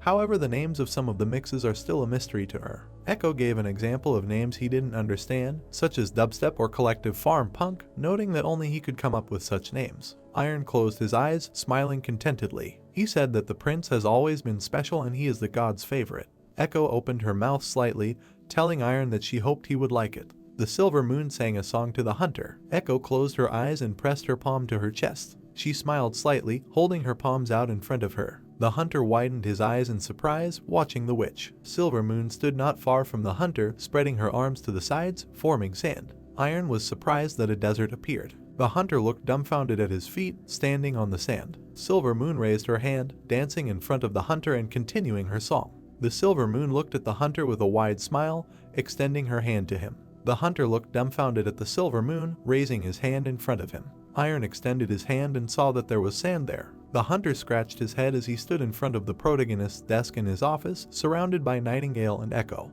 The protagonist asked about Iron seeing the desert during the song Echo and returned with a grain of sand. He replied that it was a little different. At that time he just froze in place and didn't think to check if she was real. Roland lowered his head as the hunter stood in front of him, his hand behind his back. The main character thought that these were hallucinations and could not understand why Iron was seeing them, noting that in this way he could be charmed by Echo. Iron replied that there were other songs, but he no longer experienced such an effect, and it was more like a miracle. He said if they were in the southern region and Lady Silver Moon claimed that she was the messenger of the three gods, he would believe her without hesitation. Nightingale leaned forward to inspect the thing. The protagonist asked her if he was made of magical power. She replied that she was not sure because there were no magical traces in the thing. Echo timidly crossed her arms near her stomach and a blue crystal glowed in front of her. Nightingale asked her friend if she felt something because the magical power in her body had changed. Echo put her hand to her chest, watching as Nightingale placed her hand on Roland's shoulder. Echo asked Nightingale if she meant that her ability had evolved. Nightingale replied that her magical energy was now in the form of a blue gem, clear as water, and her overall magical power was almost equal to Maggie's. Hunter addressed Echo as Roland and Nightingale crossed their arms. The protagonist replied that sand could be found everywhere, but he did not believe that it would be lost in the snow and mud just to be deceived now. The prince suggested to Echo that she do it again and sing a song about her hometown. Nightingale added that she, too, would like to listen to the songs that gave people such visions. The hunter also did not stand aside and turned to the Blue Witch so that she could sing again. The guys in the room bonded together and eagerly awaited the song. Echo sighed with a smile on her face and was about to begin. A blue magic sphere flew out of their room and into the street. Roland, along with Nightingale, watched from afar as Echo and the hunter stood nearby. Nightingale frowned slightly as the Lord glanced at her. She explained that she felt a hot wind in the forest, and the temperature in the room rose slightly. However, she assured that she did not see the endless desert, thinking that this magic did not work. The hunter watched as Echo stood in front of the protagonist's desk. Iron immediately stood up for the witch and said that he had definitely seen the desert. Roland asked the witch if she was the only one who wrote this song. The Blue Witch responded positively. The Lord touched his chin with his hand and grinned maliciously. He asked her to sing some songs that she had learned with him and the others would listen too. Sylvie closed her eyes and imagined exploding artillery shots. Echo timidly became embarrassed when Sylvie stood in front of her and began to tell her feelings. She explained that it was too shocking, and while listening to the partisan song, she seemed to feel a strong fear of artillery shots. Maggie and Lightning smiled at each other as Echo stood in front of Sylvie. The witches shared their impressions of the song, that they really liked it. In the main character's office there were a bunch of witches dancing around Echo. The witches were talking over some song titles. Roland understood that if Echo sings about what a person has personally experienced, Then for him an illusion appears that corresponds to the meaning embedded in the song. The hunter stood aside and cried, putting his hand behind his back. The main character understood that Sand people, such as Iron, could be very inspired by music filled with the customs of the region, and they had never been to the far south, so they did not see the illusion associated with this song. The hunter replied that she sang it beautifully. Roland still didn't understand how they could achieve maximum effect without testing to begin with. The main character was sitting at the table and leaning his hand on his head. He wondered if the listener was fully involved, would the illusion become reality, and so he had big plans for Echo's new ability. Maggie and Lightning looked at Echo, who looked puzzled. The main character understood that Echo would be perfect for inspiring soldiers, calming the masses, and participating in theatrical productions. He realized that as long as she could control people's emotions, the significance of these songs was immeasurable. In front of the crowd of people stood one of Lord Roland's minions, who loudly announced for the people of the western region to listen to the prince's joint statement. The guy held a parchment in front of him, saying that a food purchasing point had opened in the fortress, so townspeople who have surplus food at home can go to the market at any time and sell it. But they should pay attention to the fact that next month, any unauthorized sale of food will be considered a criminal offense because only they have the right to buy and sell food. The man stood in front of a huge crowd of onlookers, announcing that those who are arrested for private sales will be severely punished, and they also welcome any tips from citizens, and if the information is confirmed during the investigation, they can get 25 silver royals. Suddenly, one guy from the crowd raised his hand up, indignantly and asking how the sale of food could be banned, and the question was also asked about how much the food that the company would buy would cost. At this time, someone's hand stuck out from the crowd of people. A boy emerged from the crowd while the man was answering questions from citizens, and the boy himself was thinking that surely after new rules were introduced, and all the grain on the market was purchased by aristocrats and merchants, chaos would begin in the city. The guy rushed forward as fast as he could, thinking that many citizens buy most of their grain from rats. The boy menacingly stood in front of a crowd of homeless people, and they, in turn, were delighted to see the guy, saying that they heard very important news as soon as they arrived, and suddenly someone added that they had no idea what these noble lords were doing, but did the four of them really need to come here? The girl who stood near the wall sternly clenched her teeth, saying that there was no way around it. One of the men, very swollen, scratched his head, saying that this was very bad, because all the rats in the alley obeyed him and called him boss, and besides, he could leave them without food at all. The man pointed his finger into the distance, saying that it was all because he was interested in that witch named Paper, but because of the meeting with the Petrov family. He had to act on the situation, and now that she was sold, Kaunas is very unhappy with them. But suddenly the guy intervened, gesturing and saying that the man wanted to sell the girl for 25 golden royal rolls to the church. But where would he find such rich priests? Because their church is in ruins, and the aristocrats will not give a single royal to the rats, so he was killed rather than generously awarded. Suddenly a woman intervened in the conversation, put her hands on her hips and declared that none of them should talk about the girl as a commodity because she is one of them. The boy sitting behind the woman was wrapped in a blanket and, listening to the adults' conversation, added that he hoped that everything was fine with the girl in the border town. All three looked at each other in frustration. The blonde boy looked around when he heard people talking about how in 5 days, namely in the second week of the first month of spring, their company would be distributing rations in the square. Lord Roland's servant looked at the people with hope, saying that everyone could come here to get 2 bowls of hot porridge, namely one for lunch and the other for dinner, and after that the man asked all the citizens to thank the prince for his generosity. People in the square suddenly began to loudly discuss what the subject had said, asking him whether it was really free and twice a day. The girl sitting around the corner suddenly looked out after hearing these words and whispered interestedly, not believing that they would give out free food, and the boy, shivering from the cold, said that in this way they could temporarily avoid the threats of Kaunas and not be afraid that they would die of hunger in the cold snow. Suddenly the man ran up to the boy and covered his mouth with his hand, and everyone began to explain that if Kaunas had heard this, they would all already be dead. The next announcement was that they would begin to fight crime in the fortress, including the elimination of black street organizations, the fight against thefts and robberies, as well as all illegal actions that threaten the lives and property of city residents. The prince's servant stood, addressing people with the fact that at this time none of them should be on the black street, and it is also advisable not to go to taverns, casinos, and other criminal organizations if citizens want to avoid problems and harm. The man also reported that they would send security and police officers under the leadership of Roland to ensure the protection of all residents of the city. The poor people standing around the corner began to whisper when they heard this news, because then they would have nowhere to go and most likely such measures were taken to destroy them. People in the alley were shouting about whether they really wanted to destroy them. One of the men sat on a chair, smiling evilly, asking the girl who was kneading his shoulders that no matter how powerful aristocrats these people were, isn't this their territory, and it doesn't matter that Roland is called the protector of the western region. Sticking out his tongue and directing his gaze forward,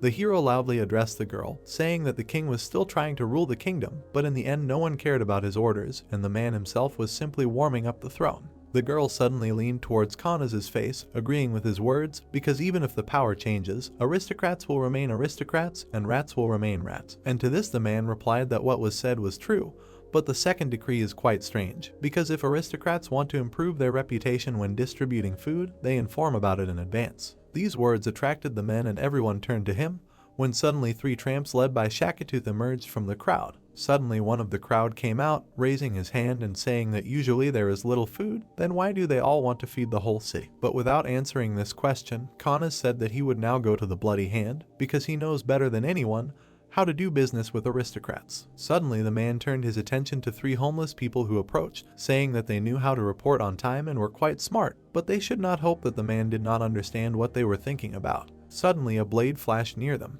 Kanaz closed his eyes, stabbing the knife into the wooden box and saying that if they wanted the porridge distributed by the organization, he would not allow them to do so and ordered them to sit still. Shackatooth looked with confusion at the man who was shouting that if anyone dared to stuff their little mouth behind his back, he promised that he would not be able to eat anything for the rest of his life. Tigerclaw was carrying a baby on his back, who was exhausted from hunger and weak from the cold, and the man himself called the boy in front crazy, saying that they couldn't listen to Kanaz's orders because they would have their mouths sewn shut. But Shackatooth, frowning sternly, walked forward, saying that the leader will not know about it. The boy also added that they will be helped, and Kanaz's henchmen are now warming themselves by the fire in their room, so no one will notice the loss. Pointing to the exhausted boy, Shackatooth said that his situation was getting worse every day if he was not fed and warmed, and if this continued, he would become a corpse. The bare feet of the brave young man walked on the cold ground, and he said that Kanaz gives them 1 black bread for everyone and that this is very little, because if they manage to get a bowl of hot oatmeal, the boy can still survive. The guys went out into the city center, surprised that people were actually giving away oatmeal, pouring it into cups for the poor. Suddenly, one of Roland's minions appeared in front of the guy, who said that it was forbidden to jump in line, and otherwise they might not get their portion of porridge, so they must maintain order. Shackatooth rushed to the guy, saying that his friend was sick because he had been sick for several days and needed food. The man looked innocently at the guys, asking what his friend was sick with, and received the answer that he had cold plague. The men looked at each other. The assistant took the chilled baby in his arms, and the servant told them to leave him and get in line. The man suddenly smiled, saying that if they remembered the way back, they could always go back to find their friend. Shackatooth looked at the servants dumbfounded, and they told him that he had to follow the rules and then they would definitely get their porridge. Tigerclaw followed the boy as he left, asking if they couldn't get in line to get their share of the oatmeal. But Shackatooth replied that they would have to wait a whole half-hour, and during that time something might happen, and in the evening they'll sneak out again to pick up the boy. Suddenly the blonde young man's face lit up with the realization that if the news about the distribution of porridge was true, then most likely the other 2 pieces of news were also true. Upon returning back, the guys were suddenly called out and they became wary. Their girlfriend was suspended from a rope, and the guys standing next to them, with their arms crossed, were talking about whether the guys had really already managed to fill their bellies. The girl was suspended by the neck and the rope pulled and rubbed, not allowing her to breathe. Her legs trembled, standing on the chair, which was not strong, and the men at this time mocked and shouted that Kanaz told them all not to touch the food and also to keep an eye on their entire company. Blood was dripping from the girl's mouth, and one of the men was pushing her with a bat, saying that Kanaz himself knew that mongrels like them were difficult to discipline. So now they were ready to teach them a lesson so that they would follow the rules of the gang. Shackatooth suddenly rushed forward, holding out his hand, wanting to save the girl and shouting for them to bite her off,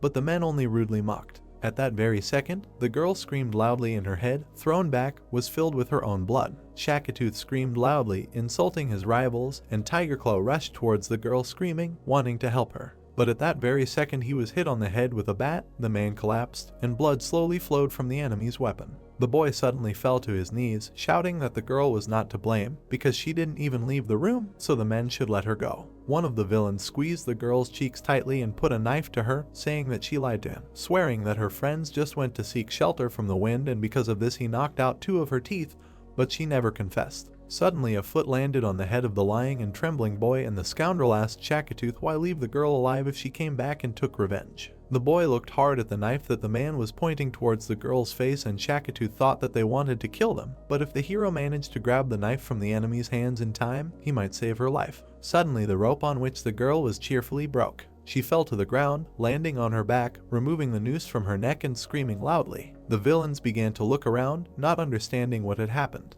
But then something stabbed into the neck of their leader and blood sprayed out in a stream. The man with the bat was horrified to see his friend's body collapse, and he screamed loudly, not understanding who did it. Looking at the man's corpse, the team members thought that someone had entered the room, and the guys began to shout, telling their enemy to stop, because this was their base. Suddenly the ceiling began to crack and screams began to be heard, saying that someone should stop the monster and deal with it. Suddenly the ceiling collapsed and the man fell to the ground, screaming loudly and floundering. The bandits were no less amazed than Shakutu, and they all looked up in shock, not understanding what was happening.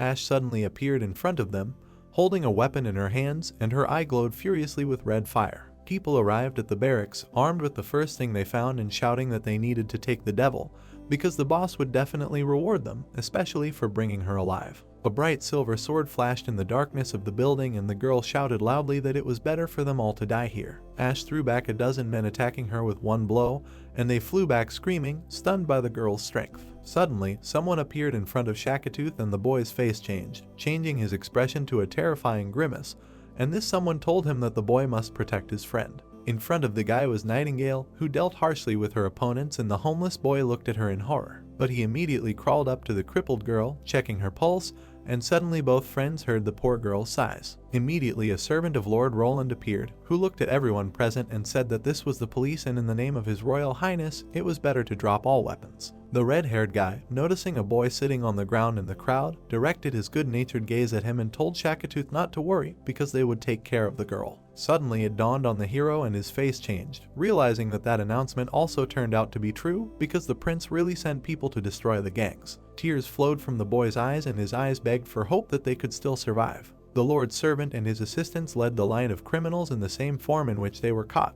Suddenly Tigerclaw and the girl noticed Kana's being led and were surprised by this, hoping that they had gotten rid of him forever. Suddenly, Nightingale approached Shakutu, who said that he and his friends could leave, but only after answering the questions honestly. The girl lowered her gaze to the blonde boy and asked him if he had ever committed murder, rape, or robbery, but Shakutu answered this question in the negative. Nightingale looked at the guys who stood in a column in front of her and suddenly said that they could get their portion of food in the square, but in the future they should also answer questions honestly. Looking at the girl's retreating silhouette, Shakutu asked her if she was a witch. The heroine looked out from under her hood and responded positively. The boy looked at the girl with delight, saying that these were just subordinates of Kana's, and 4 days ago he went to the real boss of the gang, so the police should not miss him. Looking at the scratched girl and the happy Tigerclaw, Nightingale promised that they would do everything to prevent them from running away. After the heroine left, the boy raised his fist up, admiring the witches and saying that it was they who saved them, so the guy was right. Because in the territory of His Highness, witches are recognized because they are the same as all ordinary citizens. The young man's friend smiled broadly,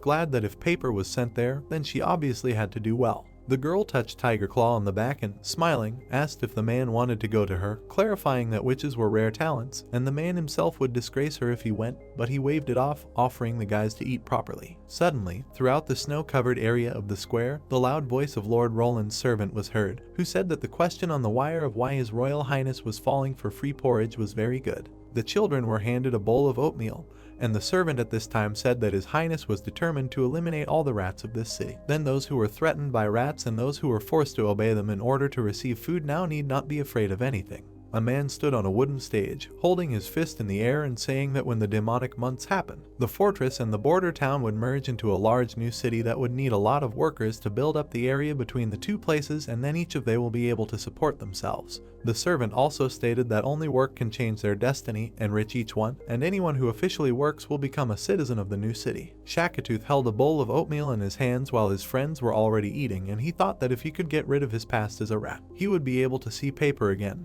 because the boy hopes that one day this will happen and the girl will not be embarrassed. Wendy slowly blew on a mug of hot tea. Smiling, the girl told Scroll that this black tea from the city has a wonderful alluring aroma, and the interlocutor slowly drank the tea, answering that even after a hard day of work, good tea can still relieve all fatigue. Fixated in her own way, Paper was sitting at the table at this time, practicing her magic, sighing heavily. Both girls looked back at the trying baby, and Scroll, smiling, noted that when he looked at her, he remembered the days in the Witches' Cooperation Association. Although at that time no one could have dreamed that everyone could live like they do now, and Wendy, sitting on the contrary, she answered that if they could look into the future, then the punishment would not insist on its way so stubbornly. But fortunately, the new awakened sisters would not have to experience the suffering that they experienced. The girl looked at Scroll and added that their generation of witches must be the last who went through torment and suffering, and the interlocutor, touching the glasses, stated that in addition to this, they are also the older generation, which means they got the least amount of time to enjoy a good life, so they got the worst deal. Suddenly, Paper approached the sisters, holding out her artifact to Wendy, asking when she could light her second magic stone. The woman spread her arms wide, smiling and saying that this will happen when she grows up, and now she should give her a big hug. The girl was enclosed in the strong and soft embrace of her sister and, barely breathing, Paper asked the girl if she really should become as big as her. Suddenly the man sitting opposite slammed the book shut and said, noting that the girls get along well together. Opposite the sisters sat Marquess, holding a book in her hands and saying that although she was no longer young, she had never had such a good relationship with anyone, because these sisters must be the luckiest among witches, but even though not every witch has a high-ranking father who will pass everything he has on to his daughter. Wendy, holding the baby in her arms, suddenly turned to her interlocutor sitting opposite, asking her about how things were going in the organization, because she had heard that Marquess often comes there when there is time, and the woman replied that she studies a lot there, and namely, for example, to understand the management of departments, because they are perfectly ordered and delimited, but at the same time allow departments to work in close cooperation. Opening the book and smiling, Marquess added that instead of the ministers of each department selecting and rewarding their employees, their organization takes care of this for them, and thus there are no problems with replacing employees, and this also allows capable citizens to easily enter the public service, and the woman herself does not understand how His Highness came up with this, because moreover, the new laws established by the prince are very good and can even be implemented in the future on the Ridge of the Fallen Dragon. Suddenly a servant entered the hall, asking for forgiveness for the intrusion. He stood near the door, holding it and announcing that a woman had arrived who claimed that her daughter had awakened as a witch, and His Highness himself informed the footman that if he was not in place, then the Association of Witches should deal with it. Scroll stood up excitedly, not believing her ears that yet another new witch had awakened. After a while, a footman brought mother and daughter to the table, introducing them to Lady Wendy and Lady Scroll of the Witches' Cooperation Association. The old woman looked at the girls smilingly, and the servant, pointing his hand at them, said that they were migrants from the southern border and moved to a residential area of the city a month and a half ago, and the man himself checked their identity cards and everything turned out to be so. Wendy smiled widely, asking the girl if she was a witch and if so, what was her name. The mother nudged her daughter, saying that the lady had asked her a question and she would have to answer. The girl looked down, introducing herself as Summer. Scroll suddenly turned her gaze to the old woman, asking if she was a mother, and the woman, crossing her arms, replied that she was, and because her father was constantly busy, the woman herself brought the girl to them. Suddenly, the old woman turned to the women, asking if it was true that the prince's announcement that the witch received monthly payment in the form of 1 golden royal, and Wendy nodded, saying that if Summer wanted to join the Witches' Association, then it would be true. The woman suddenly clutched her daughter's shoulders in dismay, interrupting her and telling her what she wanted, eager to devote herself to His Highness. The old woman continued to bombard the lady with questions about whether they should sign the contract and, if so, when they could receive the money. Wendy extended her hand, saying that His Royal Highness is now engaged in state affairs in the fortress, and the sisters themselves do not know when he will return. And also before joining, the girl will need to be checked and tested, and the woman can leave her daughter in the castle for now, and sign the agreement only when His Highness returns to the border city. The woman patted the girl on the head, telling Summer to behave well and not disappoint His Highness. The girl decided to shout something to her leaving mother, but she was already far away. At this time, the servants were escorting the girl. Wendy touched the girl's shoulders and addressed her, saying that the Witches' Cooperation Association was not what her family had presented to her and that the heroine did not have to stay in the castle. Summer turned to look at her sister and realized that it was true. The woman took the baby by the hand, telling her to go with them into the warmth. After some time, the girl was handed an emerald stone, asking her questions about if she was 18 years old, then whether she had awakened, then Agatha ordered Summer to close her eyes and feel the magic flowing in her body. Wendy turned her gaze to her sister and touching her elbow with her hand, she stated that the girl woke up only 3 days ago and most likely does not know what mania is. But Agatha replied that the magic stone of balance can measure the overall level of magical power and now they are using this method. Summer held a stone in her hands that glowed brightly, and her sister reported that the baby was not lying, and this was truly a characteristic feature that only occurs when the day of awakening and the day of growing up occur simultaneously. Agatha watched the girl, who was surrounded by a sphere, and reported that she had a summoning type of ability, and all the sisters were already familiar with it, but the level of her magical power was very low. Wendy turned to the blue-haired woman, surprised that Summer had a low level. But Agatha explained that such cases are not uncommon, and this is quite normal. That magical power cannot form a cyclone and remains in its rudimentary form, and naturally, the girl will no longer have unique ability and constant increase in strength as in the day of growing up. The girl listened carefully as Agatha said that they wanted to look at her abilities, but still, the amount of magical power is only one aspect, and the ability itself is the best way to evaluate a witch, but Wendy added that everyone is valuable in their own way. After some consideration, the sister smiled, turning to Summer to show her abilities, and the girl timidly agreed. At that very second, the heroine began to gather all the energy in her hands, wanting to show the girls her abilities. A bright light illuminated the sisters and the entire room, and the witches looked dumbfounded at what was happening. Wendy opened her mouth in surprise, not believing what was happening, and this made her exclaim nervously. A hologram suddenly appeared in front of the sisters, in which everything that happened recently was happening, namely the moment of Wendy and Scroll drinking tea, discussing their lives and associations. In a matter of seconds, a hologram appeared in front of them of paper, approaching her sister with a question, and she gently took her in her arms and squeezed her. Scroll opened her mouth in surprise, as did everyone present who saw this in the hall, and the girl asked if it was an illusion. Wendy touched the translucent hologram, marveling at it. Scroll stood watching what was happening, and she could not utter a word. At this time, one of the sisters approached Summer, holding her, and at that time the girl's magic dissolved in the air. Looking at the tired and exhausted heroine, the witch said that it scared her and Agatha. Beads of sweat appeared on her face, noted that the ability to place an entire group in an illusion is very rare. But not new, because in the Federation the girl knew at least 2 witches with similar abilities, and one of whom was the eldest witch from the city of the Fallen Star. Wendy hugged the girl, saying that she was just not used to using magic power yet, and so now she needed to take a deep breath and calm down. The sister sat Summer on a chair and, stroking her head, asked how many times a day she can use this ability and how long she can hold it.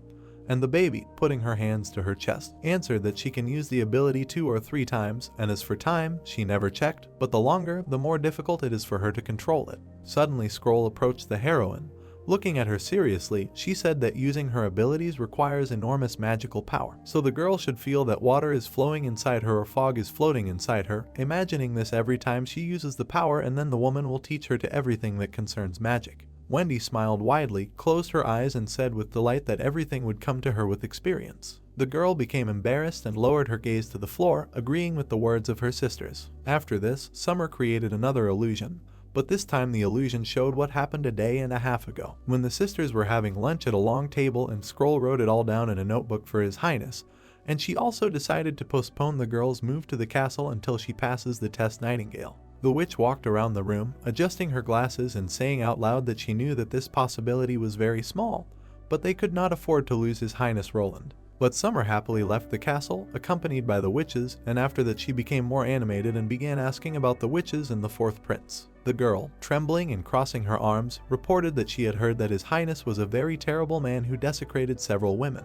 The witch girls, of course, laughed at this, but understood that there was a misunderstanding between them. Scroll brought the girl home, and her mother, noticing her daughter, changed her face, asking if the girl had really done something wrong and why they didn't take her in. Because even though Summer may be slow to think, she will do everything about them they ask, but the witch replied that the girl is really a witch and they will sign the contract when His Highness Roland returns. After that, Scroll handed the woman a gold coin, saying that this was their payment for the first month, and now the mother must take care of the girl on behalf of the prince. Wendy and Scroll were walking down the street when suddenly a woman asked how her sister could give money to such a terrible woman as Summer's mother, because it was the girl's own money. The witch turned her gaze to her interlocutor and, stopping, explained that the baby would not have been able to keep them anyway, because the money would still have fallen into the hands of her family. And if she had hidden them, then everything would have become even worse and they would have hated her, and therefore Scroll gave it directly to the mother, because this way the girl would not have to bear this burden and this could increase her status. Looking at Wendy with a smile, the girl added that they still have everything ahead, but even in this way. But if this golden royal helps improve her life, then isn't that great?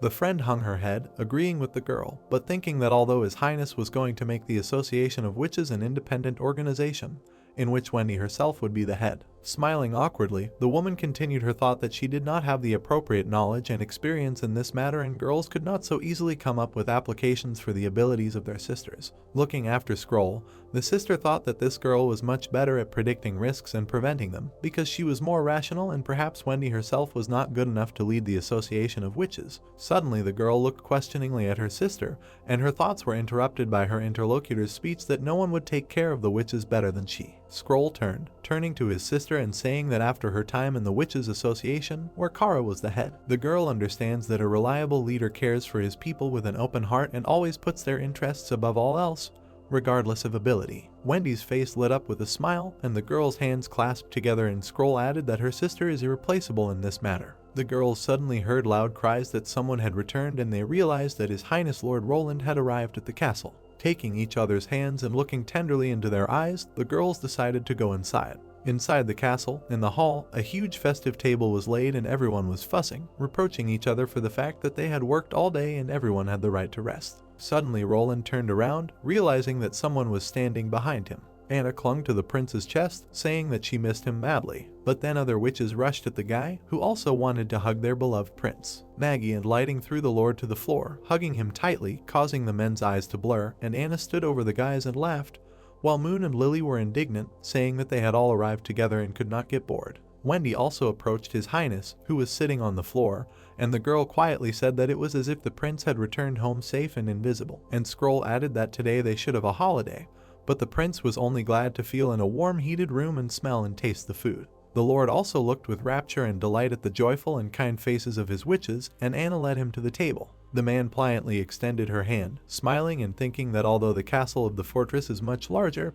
this small place is much more comfortable. Lord Roland's office. The prince stood at the shelves, reading one of the books. Suddenly he was attracted by a sound heard in the room, and the man turned around. Anna stood in front of him, and the lord, looking at her kind look, said that he had brought something for her. The girl approached, and the man enthusiastically handed her the book, saying that it contained the main historical records and legends, as well as some secret records, and Roland himself took this book from the library of Duke Rain. Suddenly the girl stood close to the guy and her heels came off the floor, rustling imperceptibly. The prince's and Anna's lips met in a kiss. The man timidly pulled his hand towards her waist. After that, he put her down, hugging the girl. Roland mentally said her name. Suddenly their lips parted. The heroine hung her head, embarrassed and saying that she really missed the man. The prince put the book he was holding on the shelf and stated that they could read it later. Everything around was illuminated with bright light from the torch, and the girl timidly agreed with the young man. They kissed again, hugging each other tightly. Roland was sitting at the table, holding a cup in one hand and a card in the other. Wendy was in front of him. He asked her about the first awakened in her territory, telling her to come this afternoon to sign the contract.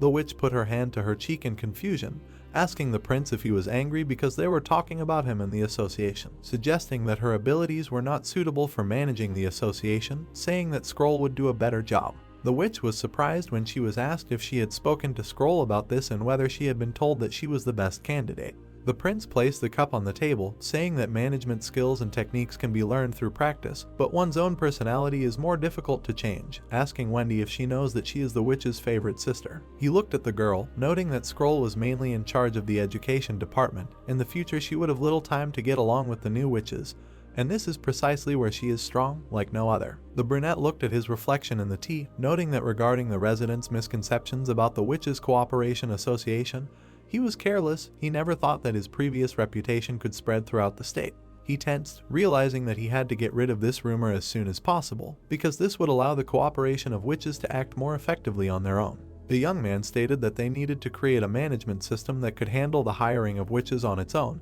and he would only give instructions on the use of abilities and evolution, adding that if ordinary people could also join the Witch Cooperation Association, then that would solve problem not only with labor shortages, but will also allow them to get to know the association better. The witch bowed before him. He said that it was better to contact Marquise Spear with questions about hiring people. She could also first hire an assistant to practice, to which the witch replied that she would do everything in her power since he decided to trust this task to her. The next moment the door slammed shut. The young man stood up and stretched, saying that since he had almost dealt with management matters, he could continue stacking yesterday's books. He silently reached for the books. The crystal was shining brightly at this time. The prince remembered how he squeezed the girl's hand in the same place. The young man looked in that direction. He remembered what they were doing there with the witch, why everyone was red. The brunette put the book in the right place. Roland kissed Anna, placing his palm on her cheek. He remembered the girl whose father he had put his palm to, realizing that even at their first meeting, when she had burned all her clothes, he had never had such an accelerated heartbeat.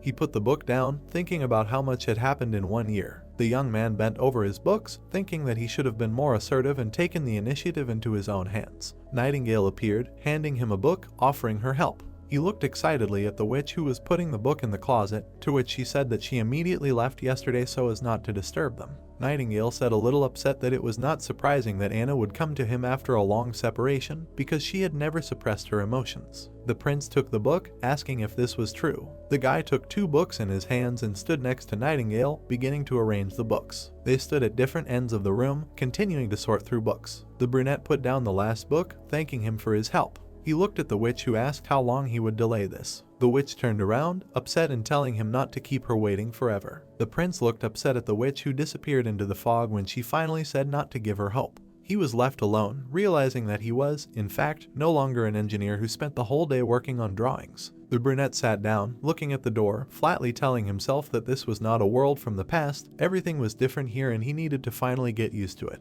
The prince would like to follow the inner call of his heart. This is much better than following some imaginary rules. The guy frowned, realizing that he did not want to hurt Nightingale and Anna. This would not make anyone happier. The brunette looked forward and Summer was introduced to him, saying that Nightingale had already checked her out. Wendy stood next to the blue-eyed, blonde girl, placing her hand on her shoulder. The prince stood up to greet her, saying that he already knew all the necessary information. The report clearly described her magical abilities, so there was no need to conduct additional tests. Oni, rather friendly, said that given the whole situation, she did not need to live in the castle, but she needed to come every day and practice her abilities, as well as attend classes. He invited her to become a member of the Witches' Cooperation Association. Summer sat down at the table, holding a pen in her hand, and the prince sat next to her. The girl blushed, feeling awkward. The young man and the witch looked at her when she declared that she could not write. She burned with shame when the young man calmly told her not to worry, because she could leave a fingerprint. And if in the future there is something she doesn't understand, she can always turn to a member of the Witches' Cooperation Association for help. Summer looked at the contract, where she left her fingerprint, saying that she understood everything, but asked if her ability was useless. She looked at the prince who was looking at the contract. The girl stated that she had already asked Wendy about this, but her answer was that only the Royal Highness knows the answer, but she was told no, because she has detective abilities, so she will be very useful in fight against crime. She waved her hand, then they asked him about the detective, but he only replied that she would soon understand everything. Unexpectedly for Summer, Nightingale appeared, on which the prince pointed out, saying that from tomorrow this witch will be her immediate supervisor. Clothes, shoes, mugs, forks, spoons, all this was in the suitcase. The girl asked if she needed to take anything else with her. May thought while the others were getting ready, the girl told her that bed linen is the most important thing, so it's better to take a set of pillows, sheets and blankets, to which she replied that Carter said that bed linen is not needed, he will buy a new set at market. She turned, talking about how these sets were rumored to belong to 4 families and were found in the basements of their mansions. May twirled a lock of hair on her finger when the girl admired and suggested that these sets were made of the finest silk, saying that he talked about how 5 golden royals were demanded for this set. The young man and the girl were surprised. She said that it was almost like her salary for 2 years. He was perplexed how she could compare herself with a star in the western region, because May is a celebrity who performed in the capital. Closing the suitcase, the girl said that she heard that Surt arrived in the city a few days ago, asking how he was. The girl looked at May, saying that the notice board said that His Highness had suppressed the uprising in the fortress. The Maple, Wolf, Wild Rose families were completely destroyed. She said with alarm, remembering what was happening, that only the Eltek and Elk families were left, who were also involved in this. She imagined how Brother Ferlin was captured. As it turned out, after the uprising was suppressed, he was captured by the soldiers of His Highness. Since there was no blood on his hands and he surrendered himself, it was decided to sentence him to 10 years of forced labor, but from the moment he joined the rebellion, his family no longer considered him a member, so Surt hopes that Ferlin will inherit and revive the family. She stood in front of May, folding a sheet, talking about how, in His Majesty's new reform, the title of knight became honorary, so if Ferlin had not dealt with books, he would definitely have become a knight, but in any case, she supports his choice. The girl smiled sweetly, calling the guy her morning dawn. May wanted to say something, but they announced Carter. He stood at the door, which the brown-haired woman opened for him. Everyone present greeted the knight. May asked why he was here, clarifying that it was not his day off today. The young man rubbed the back of his head in confusion. holding a red box in his hand, telling him not to worry because he just had special permission from His Highness. He handed her a gift box, saying that he had brought her a gift. Everyone present looked at the box in surprise, their eyes sparkling. Carter looked at them with displeasure. Then the assistants began to make excuses, realizing that they should be left alone, and soon all three left. Nay stood next to the blonde man, with his arms crossed over his chest. He asked her to try on the dress to find out if the dress suited her. Carter looked at the girl confidently, saying that this is what he specifically asked His Highness for. The beloved was surprised. He recalled and talked about how when he told the prince about the wedding, he mentioned that there was a dress that was great for weddings, but it was quite difficult to make, so he had to bribe Soraya with an ice cream sandwich to make it. They looked at the contents together. The blonde insisted that she try it on. It was snowing outside the window, and the blonde man could be seen waiting for her. May embarrassedly said that she had already changed her clothes. Carter walked in, mouth open, looking at the girl. She was wearing a beautiful white wedding dress with a veil. The young man admired her, embarrassedly saying how beautiful she was. The girl blushed and looked at him, thanking him for the gift. He took her hand in his, telling her that the prince had decided that when the demonic months ended, they could hold their wedding according to new customs. The girl was surprised, saying that after moving to the city, she was increasingly encountering something new. Together they looked out the window where the white birds were flying. The young man said that under the control of His Majesty, this place had become completely different. Roland held the red book in his hand, starting from the fact that everyone knows that in the West he is going to found a new city, and the fundamental law of the kingdom presented by him is the general law that will take effect after its construction. He invited them to read it themselves or listen to the old man, and if any questions appeared, they could safely ask them. Roland looked at Barov, who was holding a book in his hands, reading the first section, which talked about the general plan, which mentioned the structure and system of government of the new territory. The prince clasped his fingers while the old man read the first article, which stated that all rights in relation to the territory under the control of the young man belonged to him. Scroll, Ferlin, Kyle, and Sirius listened attentively to the second article, which talked about how the town hall is the highest authority that manages all affairs in this territory, and the prince is its leader. According to the third article, every person upon entering a designated territory has the right to obtain official citizenship and status using several options. Iron and Petrov heard that the town hall is obliged to guarantee at least 3 options. According to the fourth article, after a person receives the status of a citizen, he cannot be subjected to violence, coercion, slavery, or gender discrimination. Nightingale and the brunette watched from the sidelines. It was said that all citizens are protected by law, and also have the right to equal protection and assistance, but each of them has obligations to pay taxes, serve in the army, and defend the territory. The fifth article stated that every aristocrat becomes equal to an ordinary citizen. Tigil and Ferlin heard that titles are honorary, but do not give the aristocrats any executive power and can also be inherited by law. They walked around the market. People around were busy with their own affairs, while the sixth article was read out, where every citizen has the right to the protection of life and personal property, which is provided by His Highness. By Article 7 above, the designated area encourages lawful business practices and free trade. All citizens have the right to education, choice of any job, and free marriage. They all attended the meeting while a flag was hung behind the prince. The new city's banner is based on the spear emblem of the high tower of the Greycastle family kingdom. A 5-pointed star is added above the tower, and 3 small stars are added below the tower. The large star symbolizes His Highness. Andrea stood with a gun, noticing something in the sky. The first small star represented the army, the second the town hall. Leaf noticed lightning floating in the air, the last third star representing the Witch Cooperation Association. Carter hung up the blue canvas, and then they started talking about the name of the new city. Tilly was sitting at the table with Anna, looking out the open window. People looked at the sky, pointing when they saw the sun there. Barov said that the city would be called Neverwinter. A huge canvas of the blue flag fluttered in the wind. People celebrated in full, praising the prince and setting off fireworks. The young man stood on stage with Anna, declaring that they were able to defeat evil again. Brunnet addressed his people, saying that no matter where they came from the western, northern, eastern, or southern region, as long as they contributed to the development of this city, all the glory belongs to them. It belongs to everyone who shed their sweat and blood in the border city. The brunette took a glass of wine from his nose, declaring that this is their common day of victory, because evil does not sleep and will wake up sooner or later. But no matter how many times the enemy attacks, as long as they are united and work together, victory will belong to them. He raised his glass, urging them to have fun with all their hearts and drink to this hard-won victory. The star and flower troops came on stage. People were very happy to see May and Irene.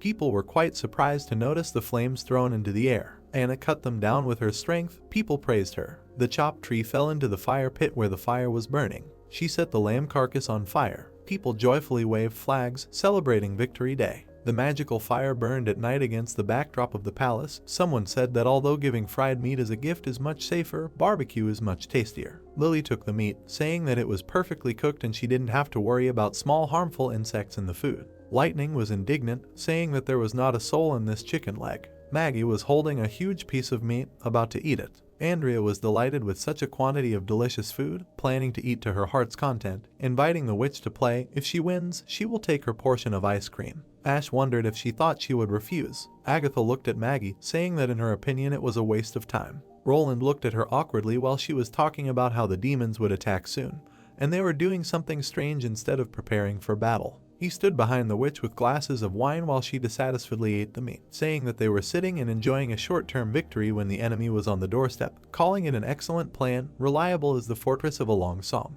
She looked displeased at the glass of wine that the prince handed her, telling her to eat calmly. Now it's not so important. It is much more effective to combine work and rest than to work too hard. In his opinion, one day will not affect the victory over the demons, and even if they are defeated, they will at least have time to enjoy life. Agatha dissatisfiedly took away the glass of wine, saying that all this was nonsense. Wendy wheeled the cake around on a cart, encouraging everyone to try the cake together. The prince understood that more than a year of hard work had passed, and some changes were finally noticeable in the West. The witches enjoyed the cake. He wondered whether it was the enthusiastic exclamations of people in the square during the day or the cheerful smiles on the faces of the witches, but now this was the greatest reward for all his efforts. He looked at Anna, who was preparing the meat, while the young man reflected that his reward was so pleasant that he could not help but enjoy it. He frowned, realizing that today he had decided to take the initiative and take this step. Soon it was completely empty. The young man walked along the corridor with a lantern.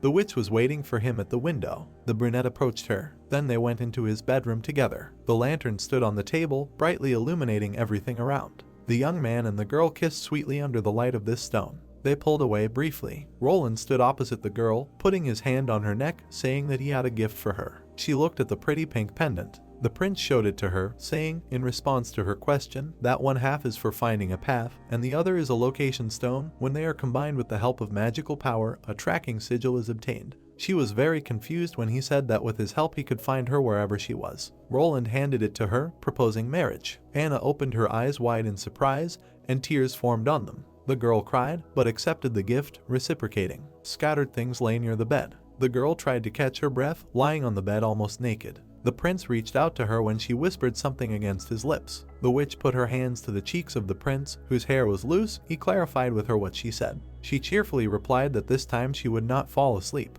The young man called out to her in embarrassment. The brunette pinched the girl's nose. Being half naked, he stroked her cheek, saying that even if she fell asleep, he would not let her go tonight. Anna pressed his palm to her cheek, closing her eyes. The young man hovered over the girl in the light of a lantern. The stone still continued to shine. They lay naked in an embrace. The girl was on his chest, saying that she was hell that they had met. The young man asked to call him by name, saying that there was no one nearby. She looked at the prince, saying the prince's name. The young man stroked the girl, saying that she did well. Anna looked at him when he said that those should have been his words. He looked forward, saying that he couldn't even imagine meeting a girl like her before. The brunette drooped, saying that no matter how much he thought about it, he often got the feeling that all this was unreal. The blonde hugged him tightly, distracting him from his thoughts. She pressed herself against his chest, saying that she was here and would not go anywhere. The prince remembered all the moments with the girl during the first meeting, their hugs, kisses, as well as her sweet face. He was embarrassed, agreeing that it was good that she was nearby. It was deep night outside. The girl reminded me that she was a witch. Anna closed her eyes as Wendy told her that witches were infertile and he would have a lot of trouble in the future because of this. He put his hand on her head, holding her close, saying that he was not afraid of this. In fact, all this was nothing compared to the impending Third War of Divine Will. The guy tensed, realizing that he had previously thought about the problem with the heirs, but Agatha's report completely turned his plans upside down. The battle that will decide the fate of humanity is at hand. If they can't win, all the kingdoms will fall, so compared to the issue of heirs, this issue is much more important. The brunette put his hand behind his head, saying that he had been worried before. The girl asked what, receiving in response her refusal due to infertility. The witch wrapped herself in a blanket and sat on the young man, saying that she wanted to be with him regardless of whether she was a witch or not. Anna pouted. The brunette thought that since I met her, she has always been so straightforward. She will never beat around the bush. Any of her thoughts are always open to him. Roland took her hand, calling her by name. The prince pulled her towards him, and she was already towering over him. He looked into her eyes, saying that the whole night was still ahead. The stone dimly illuminated the room. Soon it went out, and everything around became dark. Morning has come. The young man jumped up sharply, wondering where Anna was. The guy looked around the room, thinking that what happened last night was just a dream. He noticed the girl's hair on the bed, realizing that it was all reality. The young man fell on his stomach on the pillow. Closing his eyes, the prince inhaled her scent, burying himself in the pillow, realizing that it was still preserved, being quite soothing. The witch surprised him by asking what he was doing. He looked at Anna as she rolled out the breakfast cart, listening to him count how many hairs she left in the bed, and then wondering why she got up so early. The blonde replied that she had brought him breakfast. She opened the lid, showing him a plate of breakfast, saying that when she woke up, she saw that he was still fast asleep, so she decided not to wake him.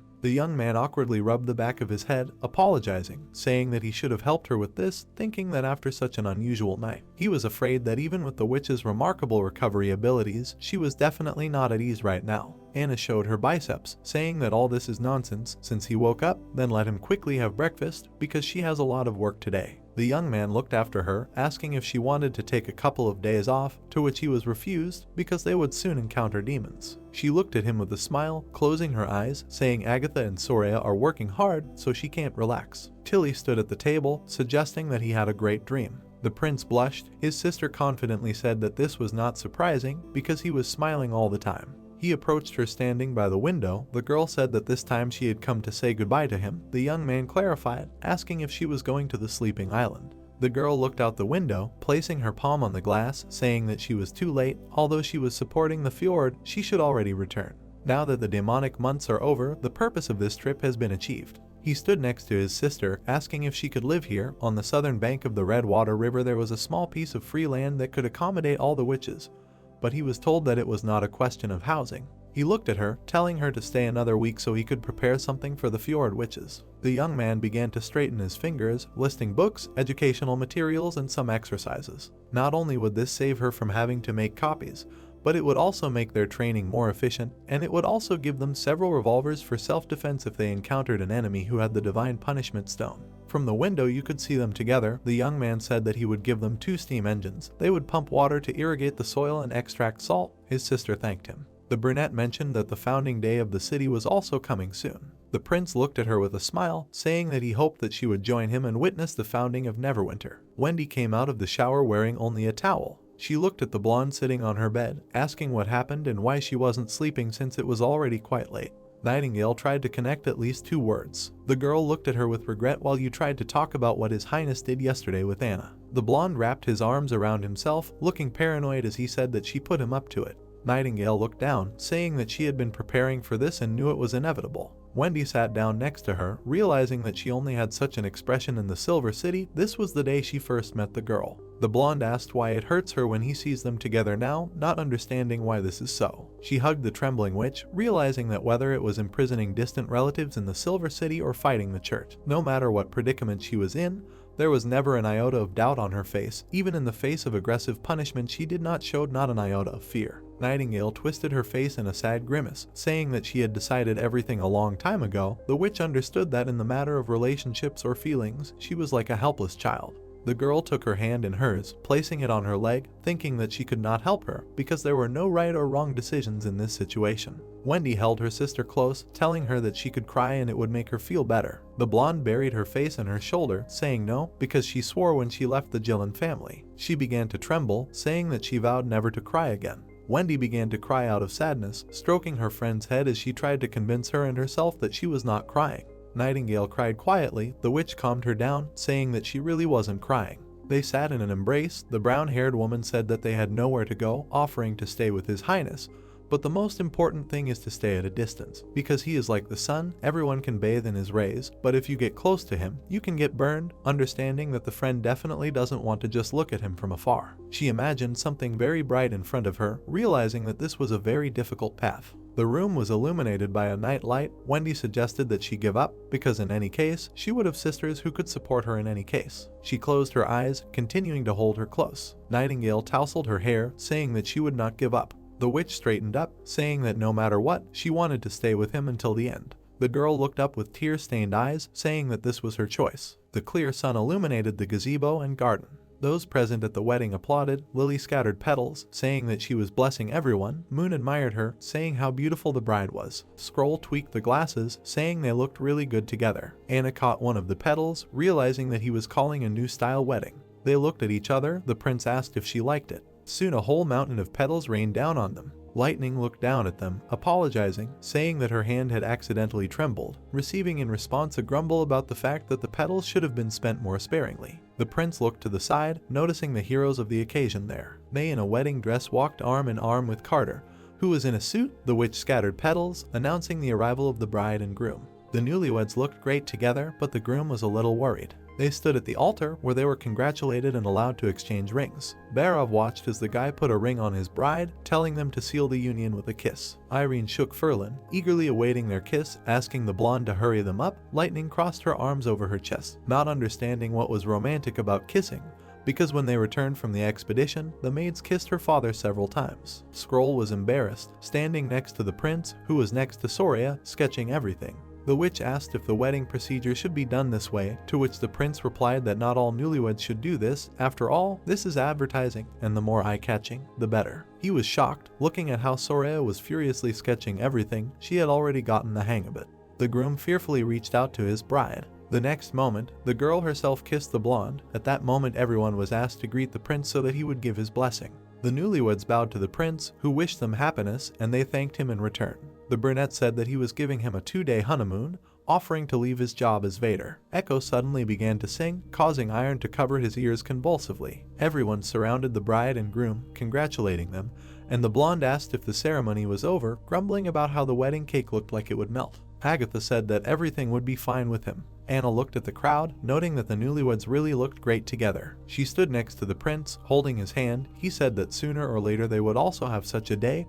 By then everyone would know about her. Nightingale watched as they held hands. She looked sadly, thinking that even if the sun burns her to ashes, she will not regret it. A white bird flew over the mountains. Barov turned to His Highness, saying that he had already sent the bird with a message to the Longsong Fortress and it would arrive at the castle in about half an hour. At this time, the Lord was shaving and asked with a smile if the place was ready. He stood at the door and said that everything was completed yesterday afternoon, and there was enough space to accommodate the population of the entire city. The prince praised him. He walked out of the door and, while adjusting his gloves, thought that in order to inspire residents to build a new city, the Longsong Fortress would announce the founding of Neverwinter at the same time as them. And the gray falcon carrying the news should now fly between the mountains and the river, and the note was tightly tied to the claws, because everything must happen without delay. Afterwards, the hero said that the time had come and they must go. He and the old man walked along the corridor and he thought that he didn't know what news he was carrying and what its significance was. Petrov noticed something above him. Afterwards, the red-haired man looked up with a smile and saw a bird there and called it a messenger. And the protagonist continued the thought and thought that once the message is delivered, the border town and Longsong Fortress will become history. The townspeople turned their gaze to the wall and mentioned that His Highness was standing there. Roland stood near the edge of the wall and, having greeted his townspeople, said that probably each of them already knew what would happen today, and this small place built near the northern slope mine would soon become a real big city. He spread his hands and said that in the past, the demon months were a nightmare for Border Town, but now they were firmly established here, and Osmond Riot, who wanted to destroy the western region,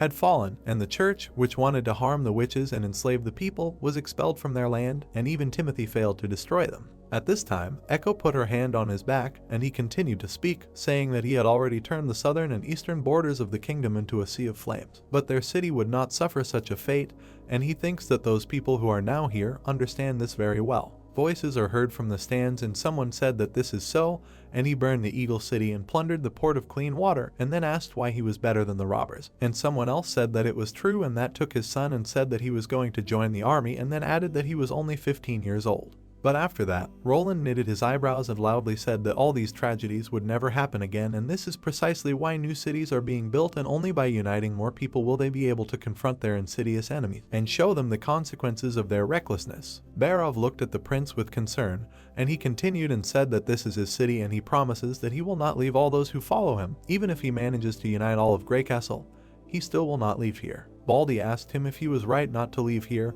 and then asked him what he wanted to say by this. The long-haired man threw his hand to the side and menacingly said that this place would become the new capital of the kingdom and its revival would begin here. And he believed that even if endless cold came, the city would still be as warm as in spring.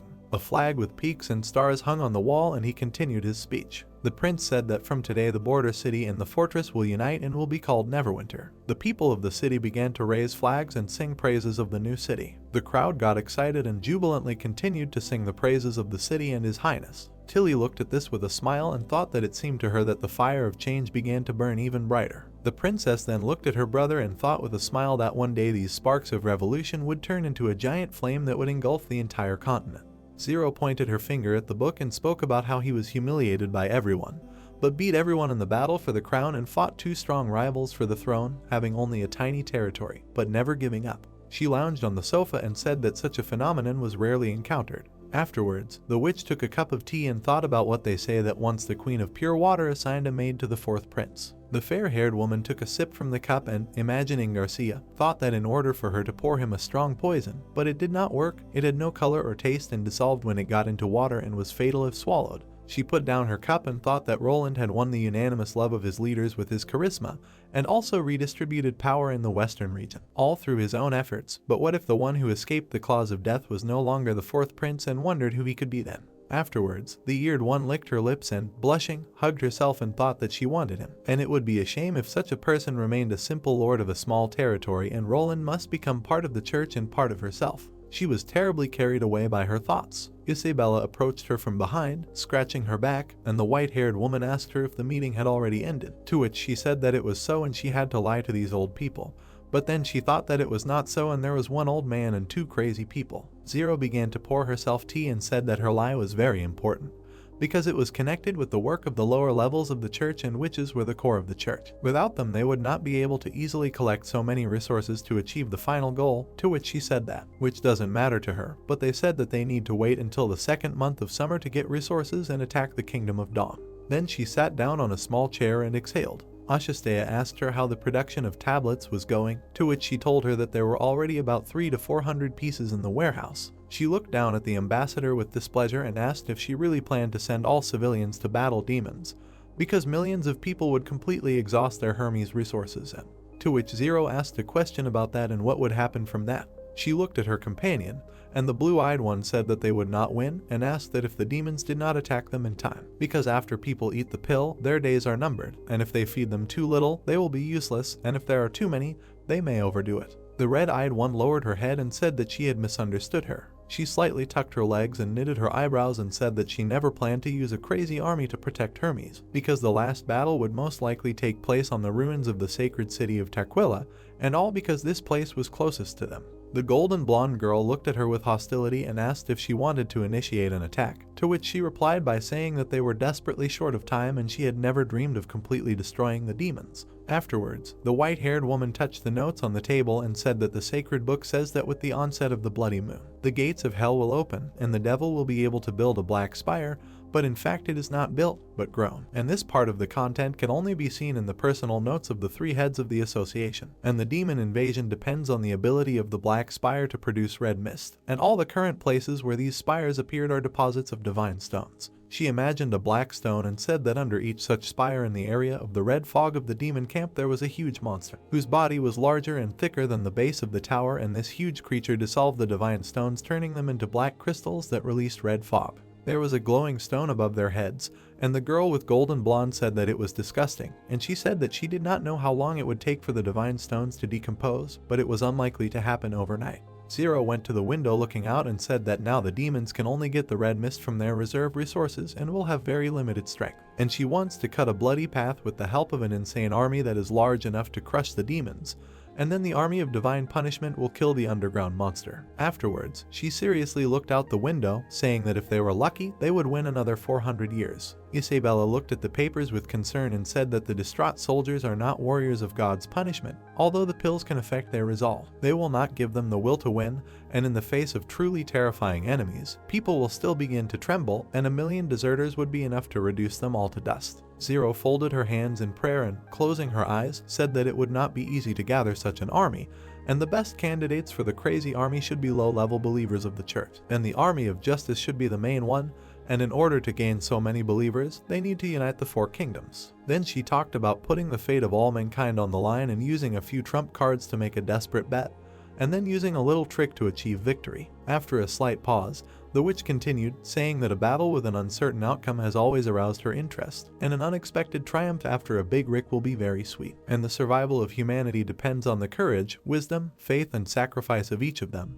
And probably this is the scene God wants to see, where cowards will never be able to see his smile. The golden blonde girl lowered her head and said that she hoped she was right, but she was now becoming more and more curious about what the fourth prince of Greycastle would do if he were in her place now. She looked at her aggressively and asked that she still thought that he could defeat her. The violet-eyed witch looked at her, introducing the different witches, and said that Bishop Tafan said that the purified witch he sent to Greycastle was still not heard from, as if she had simply disappeared, and on top of that, they had lost Harp from the royal city, a candidate for the post of Bishop of Mira and the church in the Longsong Fortress, and then asked if she had not noticed that the church had never suffered so many losses since the founding of the Four Kingdoms, and as if after they contacted Western Region, they are always defeated. Afterwards, she lowered her head and said that God was blessing him. Zero was perplexed and aggressively looked down at her interlocutor and menacingly told her to stop because she knows nothing about God, and the prince is just an ordinary mortal, and people like him can only rely on strategy and knowledge, but will eventually become part of it anyway. Gray eyes looked at her with concern, and she continued, saying that even if he had a good way to fight demons,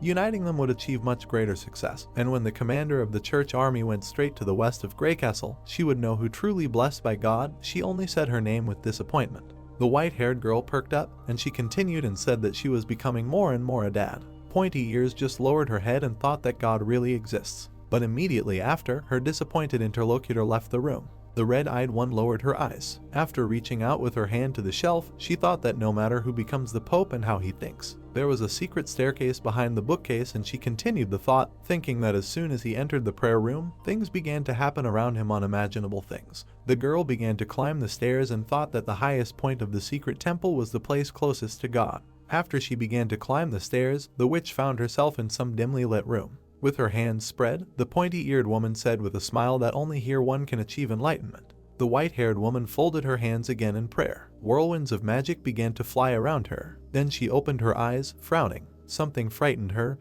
and the girl thought that this was undoubtedly God. An unknown creature opened before her, emitting red light, and she thought that the vortexes of magical power here are wider than the ocean, and the magical light shining brighter than the sun.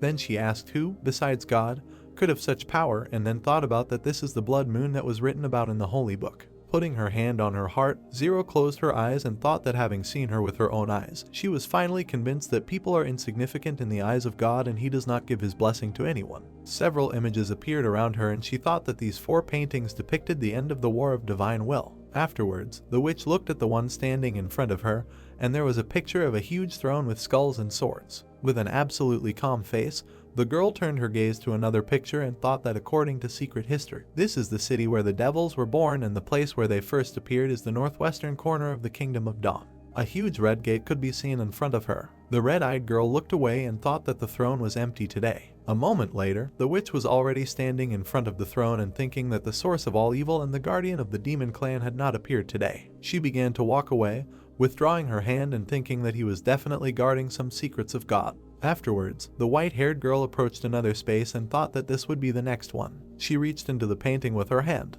Afterwards, the girl found herself in a sunny space with water and a huge skeleton, and thought that according to secret history, the content of the second picture is extremely changeable, and the witches thought that it was someone's huge eye. Zero touched the water with her feet and thought that some had seen volcanoes spewing bubbles and yellow smoke through it. Others said that they were looking into an abyss that emitted dark rays, and the stories of previous observers were always different. But suddenly she fell under the water and closed her eyes. Then a huge creature with a smile appeared under her. The witch immediately began to choke and become covered in a veil. Immediately after, she left that painting and thought with alarm that there was nothing in this painting. But in the secret history it is mentioned that at the beginning of the First War of Divine Will, something was depicted in the painting, and so many years after the end of the war, the canvas turned black. Pointy Ears began to look around and thought that she didn't know if this was the fate of the losers. But behind all these images there was definitely something hidden. The white-haired girl stretched out her hand in front of her and began to tremble in alarm, and then thought that the last 4th painting was never mentioned in the secret history. And if even Dad has no right to know, then this secret will forever remain a secret that cannot be revealed. Zero felt very tired, and knitting her eyebrows together in sweat, trying to catch her breath, she thought that reading the signs of God is an extremely energy-intensive task, and it seems that today she will no longer receive any answers here. But The witch held her hands in a position for prayer, and with anxiety I thought that I used to think that there were no things in this world worthy of her attention. When she became a dad, she realized that her vision of the world is very superficial, and now there is a great mystery in front of her, and eternal life is very suitable for that to solve it. The red-eyed girl opened one eye and thought that God had chosen her for this, and if she could get even a little closer to him, she would wait 400 or even 1,000 years. There was a hot air balloon and a huge ship on the seashore. Andrea looked to the side with a smile and turned to everyone and said that the ship was approaching. Afterwards, she looked at the long-haired man and said with a smile that it was time to say goodbye, and she really liked it with them. Although she was not sure that after returning to the sleeping island she would be able to prepare such a delicious ice cream sandwich, and he confidently said that as long as there are eggs and milk, everything will work out. When they arrive next time, he will have a lot more interesting goodies. While Ash was carrying weights, the blonde looked at him in surprise and loudly asked if there would be anything better than ice cream, and immediately told him that he had to keep his word, and she remembered what he said. The girl with the scar told her that if she didn't want to leave, then she could always stay here, because Her Royal Highness Tilly would probably not mind leaving such a glutton like her. A spark ran between them. They looked at each other, and the black-haired one with a grin said that then the food supplies on the sleeping island would not be consumed as quickly as here. She immediately asked if this was really the case and said that after they returned there would be no more ice cream, and so she would have to enjoy dried fish and wash it down with fish soup. At that moment, the little lady turned around, and her older brother, withdrawing his hand, turned to her, and she asked what happened. Roland said that if she had problems on the sleeping island, she could always tell him about it, and he would find a way to solve them. The prince spread his arms while standing with his back to his witches and said that, in addition, she would always be welcome in Neverwinter. Tilly looked at them with a smile and thanked them and said that he, too, would always be welcome. The witches from the island were coming aboard. Sawe raised her hand and said goodbye, and Andrea said that she was looking forward to the next meeting. After the blue-haired one got on board, she loudly told them that she would definitely write to them, and if they had any goodies, then they should definitely send them to her. Nightingale looked at the alarmed prince with a grin and asked if he was worried, and he said that there were more than 300 witches on the sleeping island, and it would be great if they all moved to the western region. She looked at him with raised eyebrows and said that then he would feel more guilty. The long-haired man looked at his beloved with a question and asked why he would be to blame, and she asked whether life here was better than on the island. The witch with violet eyes looked at her with displeasure and thought that and then she said that what irritated her most was their lack of understanding. Then the witch with the revolver took Wendy by the arm and pulled her with her. The prince thought that she had been missing for the past 2 days, but it seemed that she had finally returned to normal and there was no need to worry about it anymore. Afterwards he looked at Anna and said that they also needed to go, and she immediately agreed. The scorching sun was shining above the castle. Nightingale was sitting on the table, and the prince was reading some kind of paper, which she was also reading. The girl said that the rats from the fortress began to act again, to which he said that he had foreseen this and that there would be a long struggle with them in the fortress. In addition, there are many sick people in the fortress, but they will be destroyed by the measures taken, or they will take the path of correction, and when they take this path it will be difficult for them to turn back. Afterwards, the hero looked with interest at his bodyguard and, resting his head on his hand, said that this is why Petrov wrote that he hoped that his highness would provide assistance with people and equipment. She immediately asked if he wanted to send her. Nightingale looked at him sadly and asked who would protect him if she left him, to which he said that she was in charge of the security bureau, so she must constantly be in different places throughout the territory in order to be aware of what is happening. But the blonde climbed onto the table in front of him, raising her finger and confusing him, and told him not to talk about the fact that he was not in danger, because now his opponents were Timothy and the church, and if they sent witches to kill him, then only she could stop them. The protagonist propped his head on his finger and asked her to listen, and she put her hand to her chest and menacingly said that she did not agree with what he was saying. And Wendy and Scroll supported her, and he was the most important person in the Association of Witches. He moved his hand to the side with a smile and said as simply as possible that he would also go with her, but she remained significantly silent. Then she turned away and said with embarrassment that in fact, the witch folded her hands and said that since the other party asked, she thinks that the only one who can help is her. Afterwards, the young master asked to take Summer because it was time for her to show her abilities in practice, as well as Sylvie and Soria. After the train they should establish a registration service and explore the mineral resources in the mines and perhaps even build a town hall. He also wants to know how is the training of the nobility going in the Longsong Fortress. Lightning and Maggie flew up to them from above the ship and said that they also wanted to come with them, to which Roland said that they were going on business. Petrov put his hand to his chest while standing at the table, while the hero looked out the window and told him that, judging by the reports they receive, it looked like this because most of the bandits they caught were loners, such as thieves, robbers, and murderers, and they will be hanged. The prince turned his head in their direction and he continued the story, saying that someone openly boycotted his politics, and His Highness asked about what was there. The blonde man knitted his eyebrows and said that recently there had been a serious incident on the northern street of the suburb, and Sheriff Vader called it a serial murder. The red-haired one looked at him in horror and said that it was so. The gray-haired one asked him to continue, and he said that 3 days ago the dead bodies of the guests were found, and all the victims were single men. Putting his finger to his chin with a serious look, the guy with blonde hair remembered the picture of the murder, and said that the most important thing was that they worked in the town hall, and in the rooms of each victim, a crown crossed out in blood was drawn on the wall. The prince tensed and knitted his eyebrows, and he continued and said that because of the mark, he began to look for information about the victim, and found that all the victims were on the list of people who were sent to the Red River District to build houses, and to sabotage their registration plan. A rumor was spread on North Street that anyone who took a job at the town hall would be killed. Mr. the Ambassador threw up his hands and said that initially the number of applicants was less than expected, and after these incidents, no one from the Northern Street dared to register, but now there are more applicants in the town hall, like today. Only there are no people from the Northern Street, and while rumors are just beginning to spread, they will soon spread beyond the Northern Street, and this will slow down the implementation of registration, because the murders occurred without witnesses, so they do not know where to start. His Highness looked menacingly in front of him and asked if this was really true and asked how they had solved this before. He remembered the past lord and the corpse on the rope and said that as he knows, they did not have methods of capturing, and if the victim was from a rich family, then the family turned to the lord, and in order to show his subjects justice, he put pressure on black street bandits and ordered the rats to hand over the criminal. And the patrol did not care whether he was a real killer or not, and the patrol was also not interested in out-of-town or lonely victims. Mick became even more menacing and said that this was a disgrace, and Nightingale supported him. Afterwards, the prince put his hand to his chin and imagined the bandits, thinking that it could be said that justice belongs to rats, and it would be bad if people said that rats also rule the city. And besides, in this era there is no criminal justice at all investigation.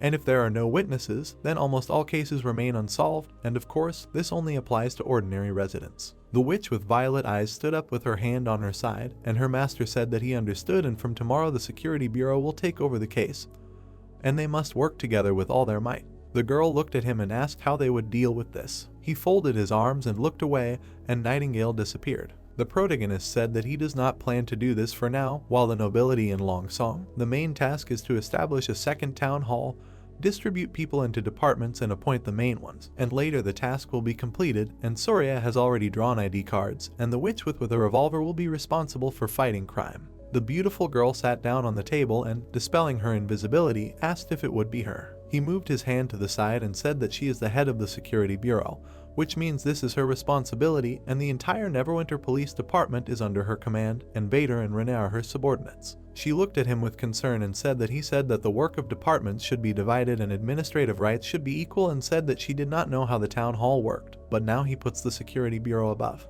He took her hand and she shuddered, and the hero said that territorial security comes first.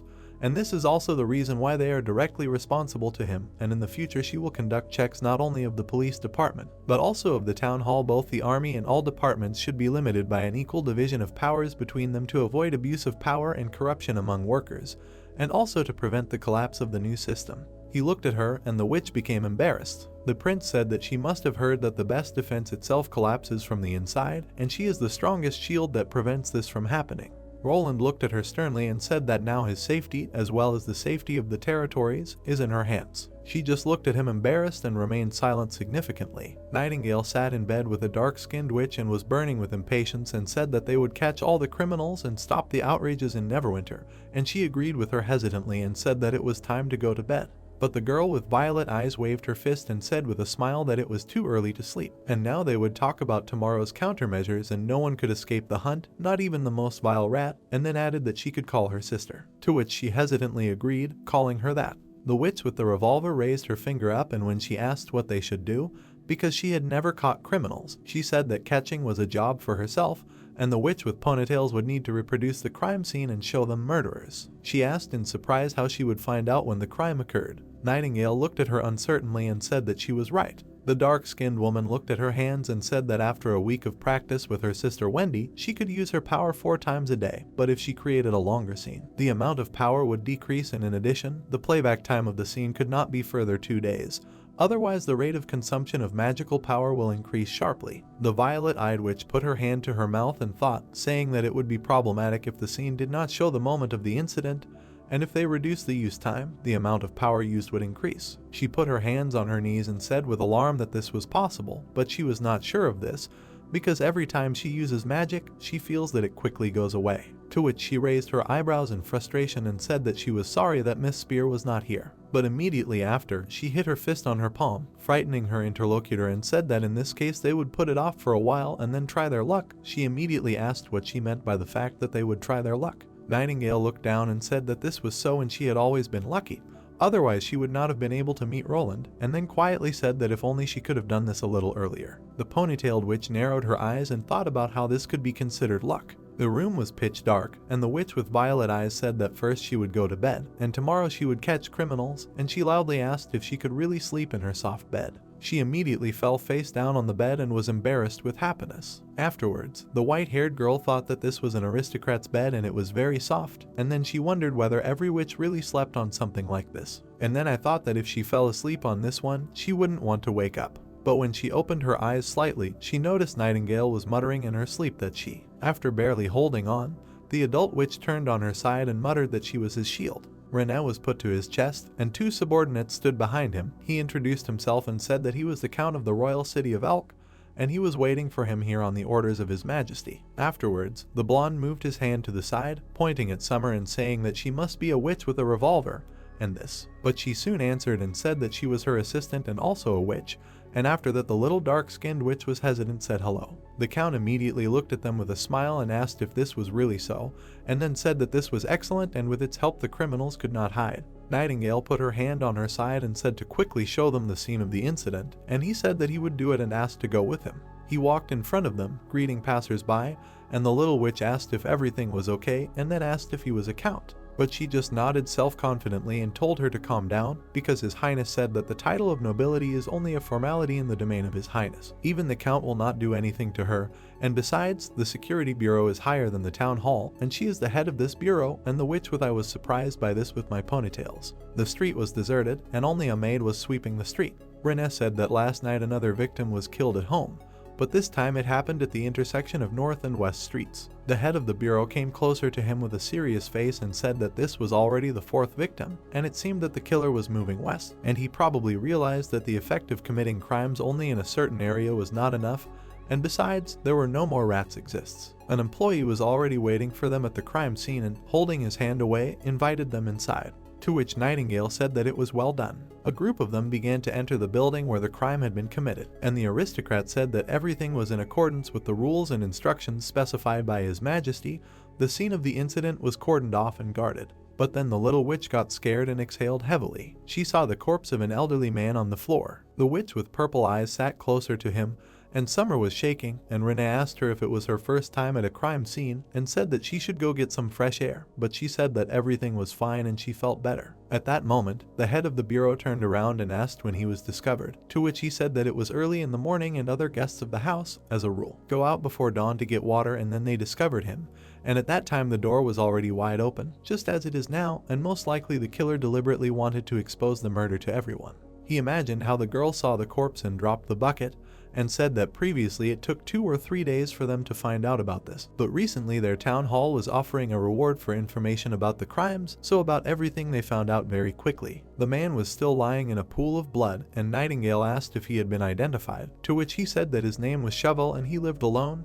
He had no crimes, but it looked like he was a rat. The witch with purple eyes held a handkerchief, and Summer looked away in horror. The head of the bureau asked if anyone had seen him last night, but the Count said that he had asked everyone, but no one had seen him. Afterwards she asked about the suspicious sounds, and he said that no one had heard them either. After that, Nightingale put her finger to her chin and thought and said that something was wrong, and in order to kill such a large man, there should have been a noise. Even if he was cut, he would not have died instantly, but falling on sex or a fight to the death must have caused a lot of noise. She looked at him and asked if he was sure that they weren't lying, and he said that he didn't think so, because there had been a murder and it had caused panic among the locals, and besides, you could get an additional reward if you cooperated with the police, and based on this they have no reason to lie. After that, she put her hand on her side and asked to bring all the neighbors, and she would conduct the survey again, and immediately after she turned to Summer and she responded. Nightingale pointed to the side and told her to go to the castle and call Soraya here, and she immediately agreed. The sky was cloudless, and the witch with a revolver asked with displeasure why His Majesty sent her on this matter. She held her head in displeasure and said that this was unfair, and then remained meaningfully silent. But then a dark-skinned witch came, and Lightning and Maggie in detective costumes sat on her head, and the artist stood behind her. The girl with ponytails said upset that they were following her. Nightingale looked at the flying witch with aggression and asked if she had heard that she had to protect the prince in her absence, and said that this was not a game. The cap flew off the short-haired one and said that she needed to calm down because there was Sylvie there and no one could approach His Highness, even if they really wanted to, and besides, he was at a meeting of aristocrats in the town hall, and immediately after she asked about what could happen to him there. Bird and Lightning flew up to the corpse and pretended to be smart while the head of the bureau was angry at them. A blonde with short hair said that it was strange and began to assume something, and the second one chimed in, saying that there is only one truth. Nightingale told them that they still had to return to the castle before the meeting ended. Soraya approached the witch with a revolver with concern and asked her if she wanted her to draw a corpse, to which she said that she needed to draw not a corpse, but a killer when Summer reenacted the events during the murder. The Count moved his hand to the side and said that when they have a portrait of the killer, they will place it on the notice board in the square and offer a reward for information about him, because this is the fastest way to find him, and Nightingale said that this will be very difficult as Summer's power has a time limit, so they will need a lot of luck. She raised her hands using magic, and the head said that we need to start, and first we need to recreate what happened between midnight and dawn, and she agreed.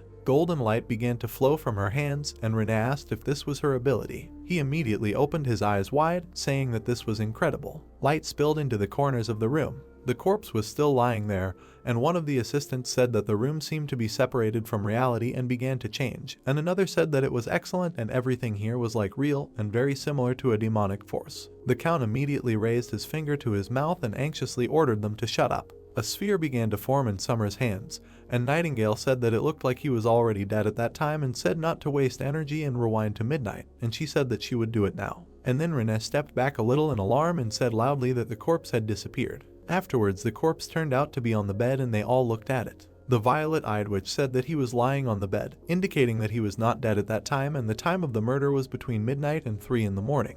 A blonde man came up to her and said that he understood that her ability could not last long and therefore they could miss the moment of committing the murder, and that's why she said that they needed luck, and she said that it was so. The man was lying in bed, and she said that it would take a long time for the killer to leave a mark on the wall, and said that it was better to be back around 3 in the morning, and she said that she understood. Lightning put her hand to her forehead and said that she saw a sign, and the head of the bureau said that it looks like they found it, and they were lucky. The man was drawing a sign on the wall with a rag, and the bird, pulling off his glasses, asked if this man was a murderer, and the short-haired one said that he looked very ordinary and she thought that he would be a big guy. Soraya approached the image and said that she could only draw part of the face from here and asked if there was a way to make it rotate somehow, to which Nightingale said that Summer should try moving back a quarter of an hour, and she twisted her hands and said what she would do. The Count was surprised and said what appeared, and Lightning said that it was. The man who drew the sign cut the old man's throat, and the witch continued by saying that this was the moment the murder was committed. There was a knife near the dead man's head.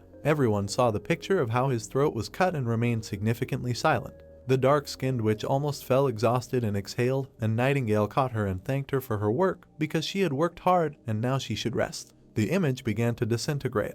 Renee put his finger to his chin and said that Shovel had not offered any resistance all this time, and it looked like he was sleeping, and then asked if they had given him dream water. And the witch with purple eyes said that it looked like that's why there was no noise, and the killer cut his throat to take blood when the victim was already dead. But then everyone turned around and heard a scream from one of the patrolmen, who said that he had seen him before. He stood at attention and said that his name was Mons and he was a former patrolman, and he also dealt with him. Nightingale looked at him with a smile, and he said that he remembered that he lived in the central part of the city on the western street, next to the Sheep Tavern, and she said that it was great and there was no need to even look for him, and luck seems to be on their side. Waving her hand to the side, she said that he would not be able to leave and ordered him to follow him. The man was sleeping on his back and snoring. Soldiers with weapons burst through the door. They tied him up and pinned him to the bed, and he turned to them. He was scared, and Renee pulled up his glove and said that he was under arrest for a series of murders, and he loudly asked who they were and demanded to let them go. But the Count took him by the hair and pulled. Then he threw it aside.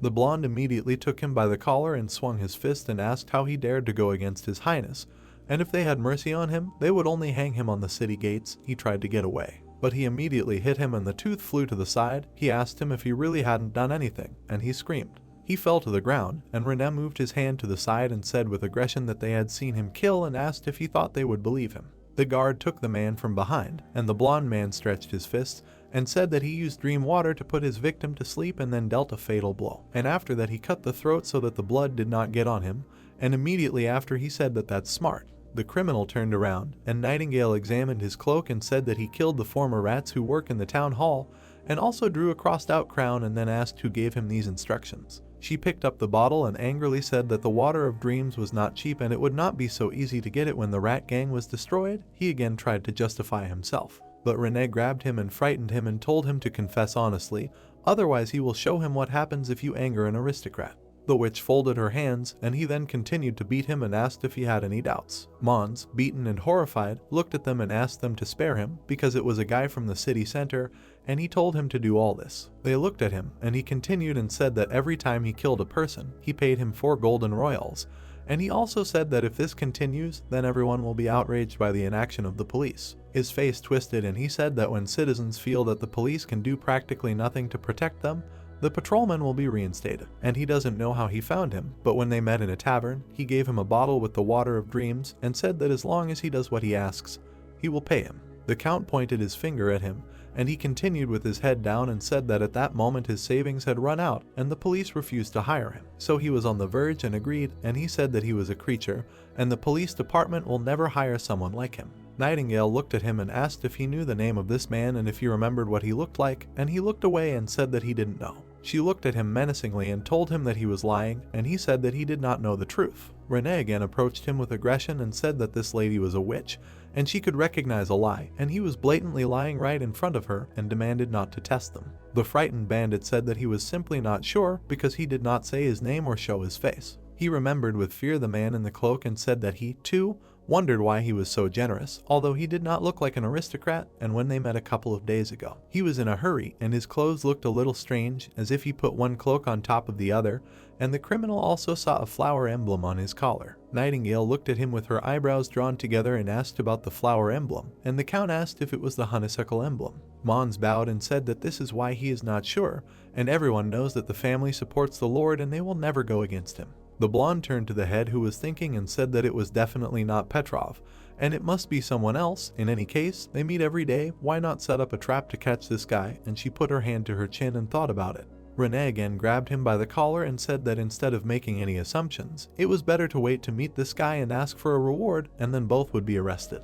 At this time, the girl was thinking that Mons was not lying, but for some reason she felt uneasy. A pair of flying witches came through the door and Lightning asked if they were okay, and Maggie said that the meeting was ending and they should go. Nightingale's eyes opened as wide as possible and she spoke loudly about the meeting. She imagined many men and thought that His Highness was now in a meeting with aristocrats in the meeting room, and they were discussing the details of the new town hall, which meant that there was no personal guard near him and the closest guards were located outside the meeting room. Behind Mick stood Sylvie, and she continued the thought and thought that if this person is really a member of the Honeysuckle family, then he can certainly easily get into the castle and the meeting room. The prince began to walk and everyone bowed, and she continued the thought and thought about it, that she is not with His Highness. Lightning was surprised because the head of the bureau asked her to quickly take her to the castle, because Roland could be in danger, and she asked what happened, but then told her to hold on. They flew over the city at breakneck speed. While they were flying, Nightingale closed her eyes and thought that if she flew, the journey would only take half a minute. She frowned and thought that the murders began 3 days ago, and on the same day that Petrov sent a letter for help, and if the real goal of the person who ordered the murders was to attract attention and leave Roland defenseless. The prince noticed something behind him, and she continued the thought and thought that this was the worst option. The violet-eyed witch narrowed her eyes and said to hurry up, and Sylvie extended her hand and asked to be careful. Someone tried to hit His Highness with a dagger, and the green-haired woman called out to His Highness. Nightingale, breathing heavily, ran towards the group of aristocrats. Under the magic of invisibility, she extended her hand forward to the people. Running into the center of the crowd, she stopped in shock in front of the body lying on the floor. A man was lying face down on the floor in a pool of blood. The witch covered her mouth with her hands in shock, her eyes filled with tears. She called out to His Highness. The aristocrats turned around and saw a group of guards, one of whom shouted to stay in their places and not let anyone go anywhere. Nightingale became visible and approached the lying man. The blonde turned the man over and shouted that his jacket had the emblem of Honeysuckle, a murderer from this family, and ordered all entrances and exits from the castle to be blocked.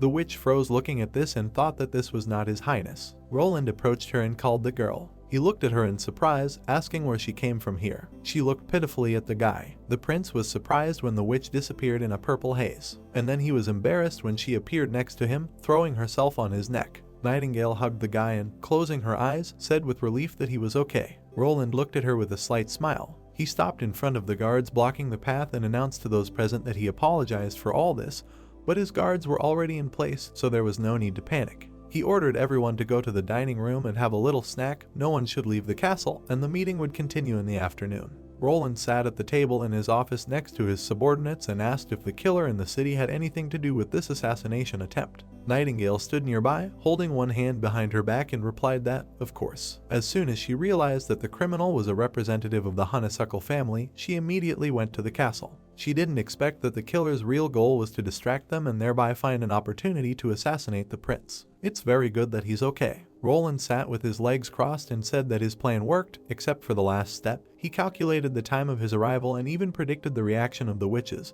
But still, this killer was very careless. The red-haired man got down on one knee and sadly told the prince that he really didn't know what he was. The prince interrupted him, closing his eyes, and told him to get up. The guy said this before, and, as he knows, Roland does not like to punish people. Looking angrily at the guy, the brunette said that because of his negligence, spies appeared among the servants and security. The excited guard heard that he must as soon as possible find out the identity of the killer and check his origin, and agreed. He headed towards the exit from the office, in which he heard the question, "What happened?" The witches approached the prince, who said that surprisingly, thanks to Sylvie's warning, the killer had put himself at a disadvantage by choosing the meeting room to carry out his plan. The green-haired girl nodded. Roland looked at the girls and said that the killer's only mistake was that he was carrying the stone of divine punishment. Sylvie remembered how the prince stood in front of the bowing people, one of whom remained a dark spot, when she heard him say that it was quite normal if the guards patrolling the surrounding area carried the stone of divine punishment. But in the hall, so as not to interfere with Sylvie's work, everyone present these stones were removed. Consequently, the witch noticed the effect of the stone and, when it began to move towards the prince, she warned him. She recalled how the man took out a dagger, and Roland said that thanks to Sylvie's warning, he took out a revolver and took it off, but the attacker rushed at him with a dagger. Fortunately, Soria made him a special protective vest, so the dagger did not harm him. He remembered how the man attacked him with a bladed weapon. In the flashback, the brunette shot and said that he then shot the killer twice at point-blank range. Everyone was confused. Nightingale told the prince that if in a panic he had not removed the pistol from the safety, it would not have fired, and she simply could not imagine the possible consequences. The guy replied with a smile that it would be terrible. The gloomy blonde turned. She turned dissatisfied to Lightning, to which the younger witch fearfully repeated that she had made a mistake. Closing her eyes, she said that she would not do it again and promised her sister Nightingale to always stand at her post, follow his highness, and not leave him a single step. An angry Nightingale screamed at the prince to punish them when she was not around. They were supposed to protect him from his enemies. Lightning frightenedly asked his highness to help her. The blonde looked displeased and said that in today's situation, the killer would not have been able to attack him if Lightning had picked him up. Roland reassured her with a smile that she should not worry, she was just very active. The witch stated that she didn't think so. Skrull and Wendy would agree with her. If Lightning and Maggie don't realize their mistake, what might happen next time? Roland rubbed his chin thoughtfully and said that he understood. With a wave of his hand, he told the amazed witches that then the punishment would be a ban on leaving the castle until they passed exams in mathematics, physics, and chemistry. How about that? Lightning turned pale from the daring, as if struck by lightning, repeating the names of the objects. Even Nightingale recoiled and said that this was too much. Clearing her throat, the blonde said, "That's great. This way they'll most likely realize their mistake." Sylvie dragged the younger woman, who had turned white with horror, out of the office by her clothes, who said that it seemed that she would no longer be happy, happiness would no longer come to her. The green-haired one said that they would eat and start studying. Standing next to the prince, Nightingale said that she could not protect him. Sitting at the table, he objected that she had done a good job, but let her think about this. Why did the killer, Shio, choose the conference room? Because he knew that the strongest witch was protecting him, and if he had not been able to lure her out of here, nothing would have happened.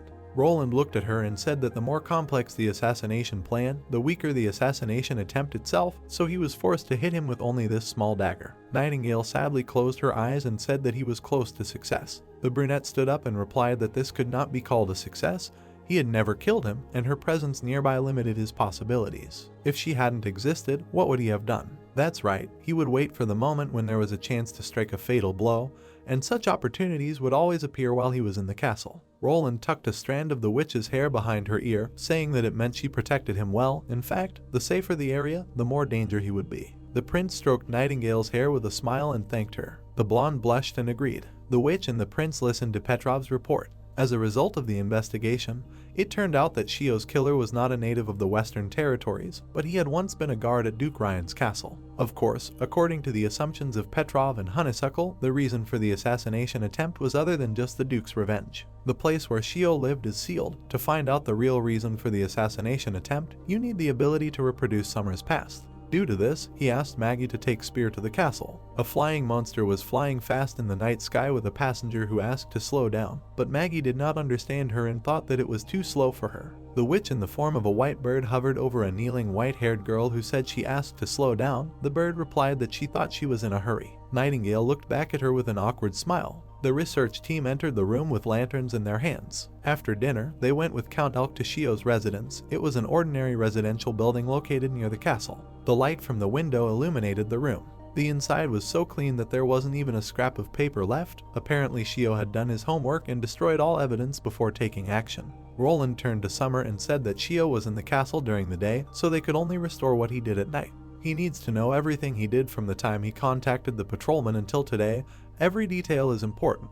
Maggie, in the form of a bird, repeated that any detail, and Summer said that she understood. Spear stood surrounded by a bright blue glow and said she was starting to connect. Blue rays from her hands rushed towards Maggie and Summer. The witch said to use it. The witch in the cap closed her eyes and hummed. From Summer's hands, a golden magical glow began to spread, scattering throughout the room where the others stood. Elk watched in surprise as the image of a man began to appear and thought that Spear had used magical power to connect Summer and Maggie so they wouldn't miss anything.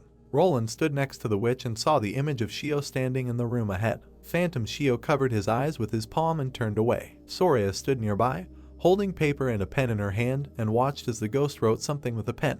The man thought that along with her capabilities, even if they missed something, they would still find some traces in her images. Roland looked in surprise at the ring lying on the letter and ordered him to stop. He approached the ghostly Shio, who was leaning over the table, and said that he thought he had seen this thing before and asked Soraya to draw it. The witch handed the prince a tablet and asked him to look at it. Nightingale looked at the design of a pink gem set in gold and said that it was engraved with a tower and spears on either side, which was the crest of the royal family. Nightingale looked at the prince, who was looking at the drawing, and asked, "Is this the man Timothy?" The brunette replied that this was the coat of arms of King Wimbledon III. Elk, standing nearby, asked in surprise, "His father, didn't the eldest Prince Gerald give it to him?" Roland remembered how he stood as a little boy next to the man who was holding this stone in his hands. He said that as a child he saw this emblem on his father's desk and asked about it. He said that each gem represents a warrior loyal to the royal family. The more gems, the stronger the Wimbledon throne. Roland held the drawing in his hand while standing by the ghostly guy, and said that if you look at it, Shio was a person to play behind the scenes for Duke Ryan, as well as to help him monitor the situation in the western region. Elk asked in surprise, then why did he want to kill him? Roland closed his eyes and replied that most likely Timothy found a list of people with precious stones and passed on the order to kill. For these people, this symbol means complete obedience, which means that any order must be followed. Nightingale watched as the ghostly Shio threw away the stone. The man threw it into the fireplace fire. The blonde said that first he decided to get rid of this stone, but probably the given order for him was to fulfill his duty. Roland watched as the ghostly killer clenched his fists until he trembled. Night has fallen. Nightingale stood by the window in her nightgown and thought that after Wendy warned her, she didn't do it anymore. The witch disappeared in a purple haze, and the sleeping Wendy was left alone in the room, the blonde thinking that the assassination attempt had awakened many emotions in her. Roland was sleeping under the covers in his bed.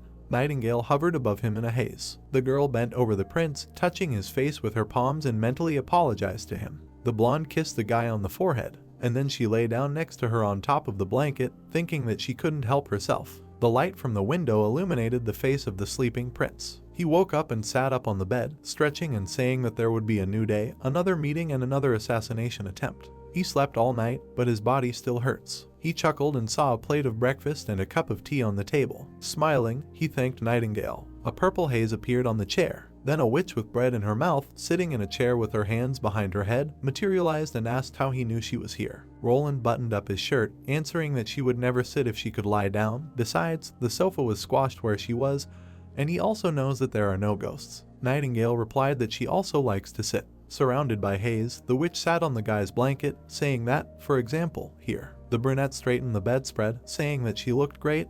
Did she have a good dream? Nightingale smiled and said that, of course, it was a very good dream. Roland sat on the bed and ate, saying that she should be next to him today. The witch asked if it was because of the assassination attempt. The prince with bread in his hands looked at her and said that yes, if Timothy gave the order to the people with precious stones, then most likely there are more killers in the western region, but they cannot check everyone. Moreover, these people are loyal to the royal family, and he believes that all of them will not be wasted on assassinations, but can be placed in more significant positions in order to fully reveal their abilities. Nightingale curtsied dramatically and said, as His Highness wishes, where is he going today? Roland opened the window, pulling back the curtain. Turning to the girl, he said that the mines and salt wells were one of the main purposes of his visit to the fortress. The prince and his entourage stood in the mine next to the man in the cloak, who said that they had lived near this mine for many generations, and his ancestor was one of the hunters who discovered this mine. A man with a lantern in his hands introduced himself as Denver and said that his ancestors served 3 dukes, and if you put all the mine cards of his family in a pile, it would be taller than a man. Nobody knows this place better than cranes. Roland stood behind the man and, looking around, asked why no one is working here now. Denver replied that because the demonic months had just ended, the snow in the mountains would soon melt and the water would flow right here. Nightingale held a lantern in her hand and examined the mine. She heard words that although drainage and water collection systems had already been installed, the rate at which the water remained was much higher than the rate at which people could drain it. As a result, the veins at the lower levels are inaccessible. According to the previous tactics, it is necessary to wait until the summer to resume normal operation. Roland said with a smile that several steam engines were needed to help pump out the water. The man turned to him in surprise and asked what it was. With a smile, the prince replied that this is a machine that will allow them to continue working in the mine at any time of the year. They still need to learn a lot about mining. Standing behind, Nightingale and Petrov nodded with a serious look, confirming that everything was clear and this was natural.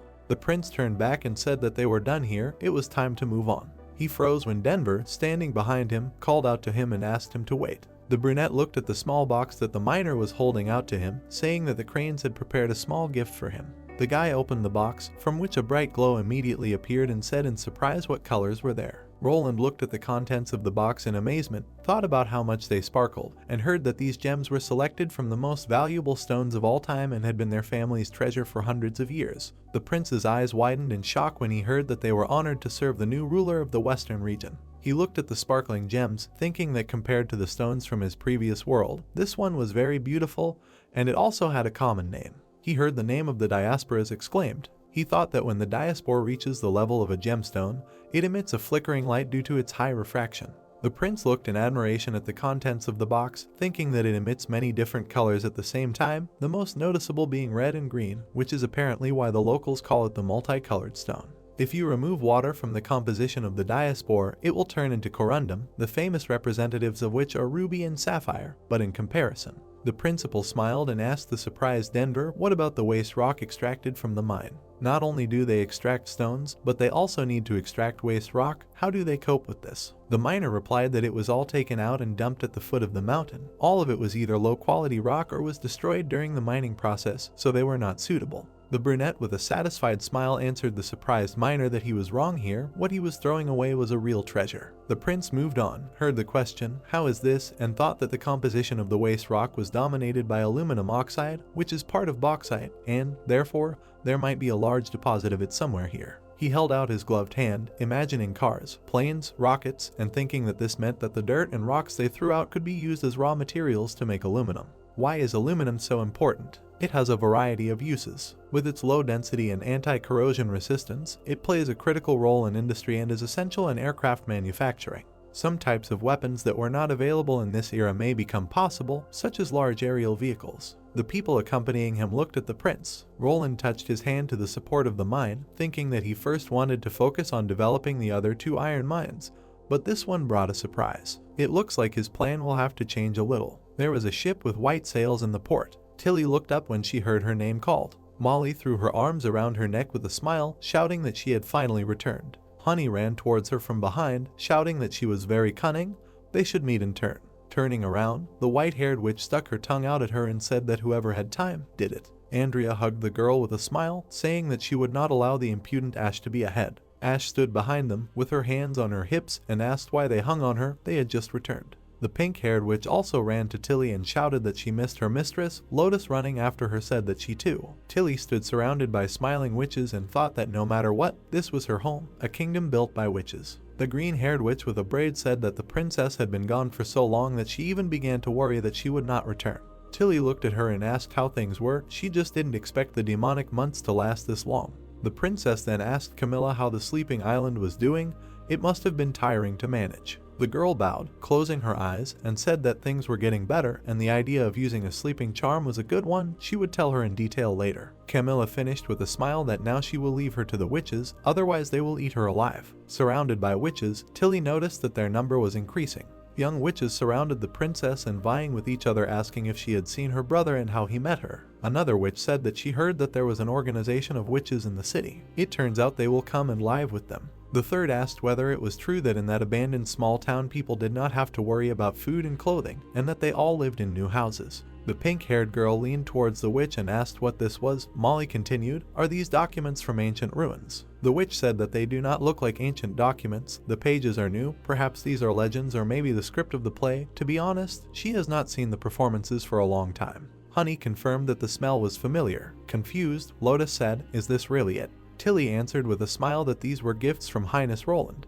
With a scary smile, she put her palms together and said that this includes textbooks on reading and writing, basic mathematics, natural sciences. In other words, this is knowledge. The girls asked displeasedly, "Is she serious?" The witches looked at the books and asked that this was not a corset or soap. Camilla asked with a smile, "Does he really want to pass on all this knowledge?" The princess replied that this was the only way to develop their abilities. The witches standing at the port heard that universal education is not such a simple matter. It requires a lot of time and money. When people, instead of working, pick up books to learn to read and write, this will lead to the fact that they will temporarily lose part of the labor force. Thunder stood leaning against the wooden boxes and said that since the effect of education would not appear instantly, as in trade, the authorities would have to pay attention to it for a long time. Tilly turned to the man and replied that this would make a huge difference for ordinary people. She told the blonde man who came up that they had not seen each other for a long time. The man said hello and asked how everything went. Did the trip to the western region calm her heart? Tilly smiled and replied that, to be honest, she never received an answer. He was very reserved towards her, but she never would have thought that the western region could develop so quickly under his leadership. Thunder chuckled, scratching his chin.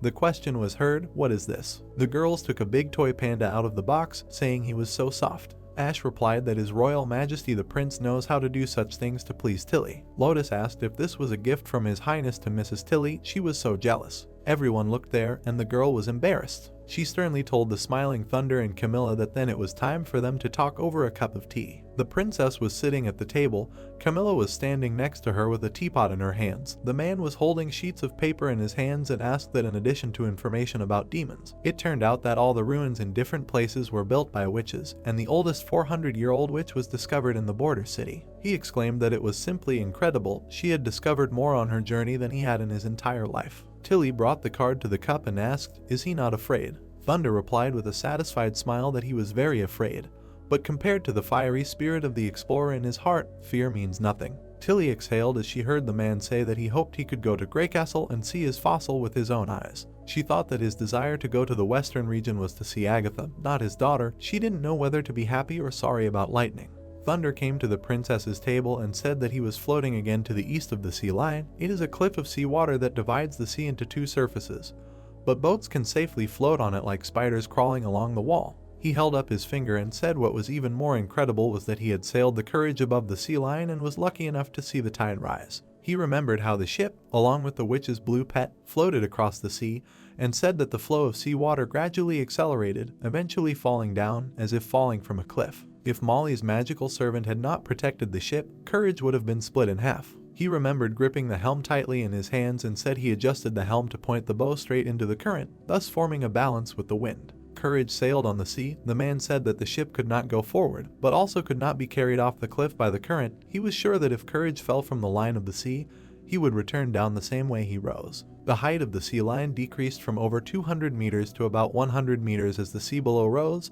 This is what happens during high tides. He remembered how he held the helm while the amazed Molly conjured, surrounded by radiance, and asked if she knew what this feeling was. The ship cut through the surface of the sea. Thunder said that from the outside it would look as if they were stuck on a cliff, and their sails were completely parallel to the ocean, and it seemed that they were about to fall. Surprised, Tilly said that it was pointless. The blonde turned away and replied that he would have thought so too, but he believed his eyes more than common sense. After 2 weeks, the tide began to recede, which happened at exactly the same time that the tide came and went on the Ghost Islands. He introduced his ship and turned to the girl and said that he remembered how she said that the water level in the ghost zone was falling very quickly, as if there was a giant hole at the bottom of the ocean that was sucking up water. Tilly got up from her chair and replied that she was just guessing, because no one had seen the bottom of the ocean. Thunder turned to her and said that he was curious. That's why the ocean where they were called the Whirlpool Sea. With a satisfied smile, he leaned towards the surprised witch and said that when she said that the Witch Empire existed on the mainland more than 400 years ago, he realized that this sea was named at that time. Tilly scratched her head with her finger in confusion and said that his guesses make sense, but they are not able to go down so deep under the water, and not a single witch on a sleeping island can do this. They simply won't be able to prove it. She opened her eyes and asked in surprise when she heard that he knew who could. Thunder introduced a mermaid swimming in the depths and said that there was a witch living in the fjords who had not communicated with people for a long time. She was a friend of his best assistant, but after her awakening she left the continent. Now they can only hear her beautiful singing when the sea is shrouded in fog. She's probably heard of it. The princess sat down in her chair and asked, "Is the mermaid who guides the ships, is he talking about the heroine of that legend?" The blonde confirmed, although he does not know if she will help him, but it is worth a try. He will probably need the help of his longtime friend Margaret. Clapping his hands, Thunder said with a smile that he had come not only to tell about his new adventures, but also wanted to ask for a favor. He heard that Crescent Bay had received a new type of ship that was independent of the wind and faster than sailboats. Money is not a problem, since this ship is so fast. Can she convey his order to His Highness? He covered his mouth with his hand so that no one would hear and asked that, of course, she not tell Lightning about his adventures. Tilly clarified with a smile, he is afraid that she will definitely want to come here to take risks with him. She understands. There was a ship at the pier. A large line of people had gathered. A voice was heard saying that the boat from the border zone was here again. Now it was their turn to board. The girl turned to the two guys and asked if they really want to leave. If they are simple laborers, then why do they need to sail to foreign lands? The boy in the bandana raised his finger and replied that because there they could earn one more silver royal. He put his hand on the shoulder of his friend named Snake Teeth and said that he couldn't wait to get a raise. Maybe then they can buy a bike. The blonde confirmed, and the girl asked if it was true. She chuckled and looked carefully at the embarrassed blonde, and with a smile she stated that she thought he was going there because of the paper. The blushing guy replied that no, not because of that. The prince stood not far from them and told his subordinates that by noon an instructor from the Ministry of Agriculture would arrive and show them how to grow the golden variety. Roland looked at Petrov and said that the construction of mines, population growth, universal education, and the construction of factories, they had already discussed all this at the meeting. He just has to follow the plan and try to solve the current problems on his own before asking him for help. He puts him in charge of that place. Petrov looked at the prince and heard that if he proved himself in the service, he would not have to be an official in Longsong forever, to which the guy promised that he would not let the prince down. A beep was heard. Roland stood on the ship and told the blonde that there was only 1 week left until the planned date of the spring offensive, but he could rest easy knowing that the army was under the command of Iron EXE. The most important thing now is to establish agricultural production, in particular to carry out the spring sowing. After all, he will have less worry if there is a supply of grain. Nightingale replied that she saw that the seeds had been delivered to Longsong Pier, so with enough golden variety, they would have a good harvest this year. The guy turned to the witch and said that, in addition, preparations for the spring offensive were in the final stages. At the high wall of the ship, among the construction tools, Anna stood in a helmet and called the prince to come up. Roland looked at the witch standing on the top floor and asked how the construction was going. Anna went down the stairs to them and answered that it wasn't very good. There were some problems. The hull was deformed. There was a leak in the propeller area. The hull began to tilt after the bridge was welded and the cannon platform could not support the cannon itself. Roland responded that this was still a unique and complex project, and problems could crop up everywhere. Anna turned to him with an embarrassed smile and replied that she had decided everything. The prince asked again in surprise. The enthusiastic girl began to tell her confused friends how she solved this problem, to which Nightingale replied that this was expected of her. The large concrete ship heard a question to the prince, does it have a name? He answered that not yet, but why this question? Anna replied that soldiers from the First Army have been coming for several days and are literally fighting to have their names written on board. They say that he promised to name the artillery ship in honor of the best gunner. Roland sheepishly remembered that yes, he promised. Then with a smile he stated that not this ship, because the name of the first ship should not only represent himself, but also show its type and model number. He cannot give this opportunity to anyone else. A large warship with a cannon on board appeared from the tunnel. The prince said he would name it Roland, Roland's #1 warship. Il stood with his hands on the round table and said that according to the information gathered, Timothy was preparing 4 warships with over 500 soldiers on board, including 200 heavily armed guards, to blockade the Redwater River. Perhaps Timothy is not thinking of setting up a permanent blockade there, but is planning to cut off their support from the western region. Theo, sitting at the table, said that this was bad news. The blonde man standing nearby said that he had been informed that 4 ships with hawk heads had been spotted in the bay this morning.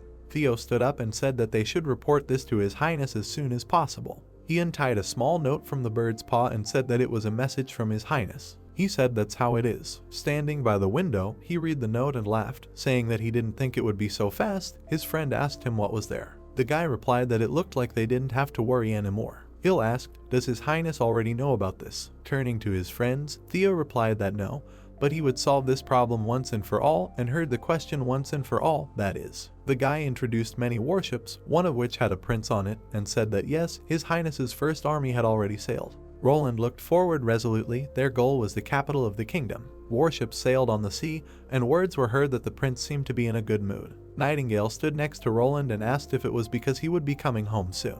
Roland closed his eyes and asked the witch, straightening her hair, "Is she talking about the palace?" "No, he will never return there. The western region is his real home. He is glad that this conflict will soon be over." Nightingale blushed and said that half of it was lies. The brunette gasped in shock. He replied that okay, he was actually pleased that he was able to build so many ships during the demonic months. Nightingale replied with a smile that this time he was telling the truth, even though it sounded like bragging. The shining guy replied that it was because he lied. The blonde folded her hands on her chest and told the prince that this was understandable. She didn't blame him if it didn't concern her. Then she didn't care whether he was lying or not. The guy thought displeasedly that if she didn't care, then there was no need to point this out to him.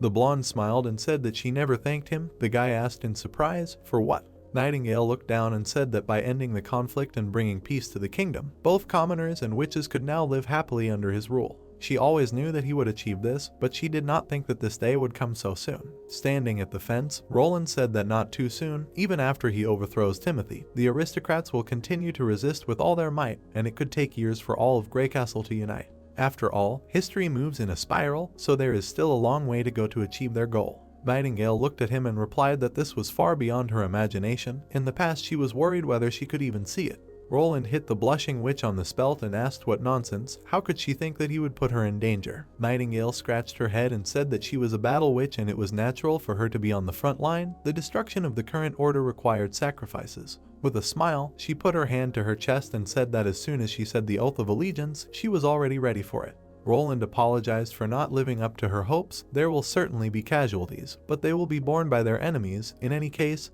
he should thank the witch. He put his hand on Nightingale's shoulder, who asked in surprise, "For what?" The guy introduced the other witches and said that if he had not met the witches, he would not have had the confidence to take all these quick steps. Looking at the girl, Roland thought that if it were not for Anna, he would not have decided to save these witches. If there had been no magical power in this world, he would have vegetated in fear in a provincial border town. Nightingale looked at him and said that he was telling the truth. The brunette closed his eyes with a smile and replied that of course. They turned their heads and looked at the approaching Maggie and Lightning, who said that at a distance of 20 kilometers 4 ships with oars on both sides were approaching them. They looked like those ships with the heads of hawks from the intelligence reports. Maggie added that she did not see any hawk figures on the bows of the ships. Roland stroked Lightning's hair and said that the hawk's head was probably on the roster underwater. "Good job, keep watching." The embarrassed girl looked at the prince with a shining gaze and asked if she could then reduce the number of penalty exercises. Roland closed his eyes and agreed, saying that if she promised to be calmer, then he could cut it down to 1. The ecstatic witch took off, shouting that it was cool. Nightingale looked at the witch and said that he shouldn't have forgiven her so easily. Roland replied that rewards and punishments are always deeply imprinted in the memory, and now it's time to return to the command post. Work awaits them. The prince stood next to Iron EXE and said that according to Theo's report, Timothy's 4 warships are an inland water rowing vessel. Their speed is approximately equal to that of their concrete ships, but they are more maneuverable. Typically, these ships attack by approaching enemy ships so that the boarding crew can board and engage. They are also loaded with gunpowder, sulfur, and other flammable substances so that both ships are destroyed when ramming. However, their enemy's main goal is to blockade the river and rob their ships. They probably won't use the second method. The prince, along with other men, stood at the table on which a large map was unfolded and said that this would be their first fight on the water, so he asked for any ideas. Vanner looked at the prince and said that it is difficult for artillery to hit a moving target when they themselves are in motion, so he suggests that they only open fire when they get closer to them. Once they were about 5 or 10 meters away, he would ensure that their boys would sink every enemy ship in one shot. Brian frowned a little and said that he had heard that not only did the shells take a lot of gunpowder to fire, but also that Anna made them herself. He thinks that it is better to wait for the enemy to take the initiative and board their ships, and then they will crush them with machine guns. Roland looked at the man and asked the captain what he thought. Hugh scratched his beard and told His Highness that, in his opinion, they should simply go for a ram. The guys asked again in amazement. With a determined look, the man said that his ship is large, fast, and made of steel, so their wooden ships will probably be destroyed in a collision. Even if they do not destroy them, the holes will not allow them to move on. This is, of course, his personal opinion. Roland slyly announced that they would do just that. The grim prince's eyes glowed red as he slammed his palm down on the map and shouted that the ship was ordered to go full speed ahead. 4 ships with white sails cut through the water surface. A sailor with a telescope turned to a man with a mustache and said that there was movement ahead. The man asked what was visible there. The young man pointed his finger forward and said that there was a column of black smoke straight ahead, as if something was burning in the middle of the river. The man asked, "Is this a boat?" He does not see the sails. "Is this a merchant ship?" The dark-haired man asked if it was moving too fast. The man in green replied that, of course, it goes with the flow, but the speed is still impressive. One of the sailors smiled insidiously. The guy turned to the Lord and said that their guys seemed eager to fight. Would they help them? The man said that yes, their guys know a lot about robberies. It seems that the merchant ship they robbed recently was not enough for them. The man with the mustache told us not to fuss, to wait and see what happens. The ships were approaching quickly. Smoke was coming from the tall chimneys on the ship, and the Roland ship's cannon was pointed forward. The sailors saw another ship approaching the side of the ship and exclaimed, asking what it was. An unknown ship was ramming, and the sailors shouted that it was coming straight at them. A large concrete ship was rapidly approaching, attacking the enemy ship. The dark-haired sailor shouted to my lord that the enemy was attacking. The man looked at this in amazement, thinking what the hell. The guy asked maybe it was time for them to retreat. The man with the mustache frowned, thinking that he had never seen this flag before. But such a terrible thing could only be created by the Prince of the Western Lands, who, according to rumors, made a pact with the devil himself. This thing is not of this world. A huge warship, knocking down ships, was approaching them. The guy exclaimed, "Retreat," but he is faster and how to escape from him. While the large concrete ship was sinking one of the ships, the other was trying to quickly turn around. The mustachioed man gritted his teeth, saying that they should press closer to the river bank. This would not allow the enemy to ram them, and they would still have the opportunity to board them. Cursing angrily, he ordered them to go and convey his orders. The warship, releasing black smoke from its chimney, rushed towards the next ship. The ship capsized. The wind and waves tore off the sails and broke the mast, throwing and twisting everything around. The sailors screamed loudly, and some were already lying in a pool of their own blood or falling over the side of the ship. Debris from the mast flew down into the water, littering the entire surface. The ship turned upside down, not allowing the sailors to control themselves. One of the sailors held onto the sail of the ship with his last strength, but suddenly he heard people say that it was better to jump into the water and swim away.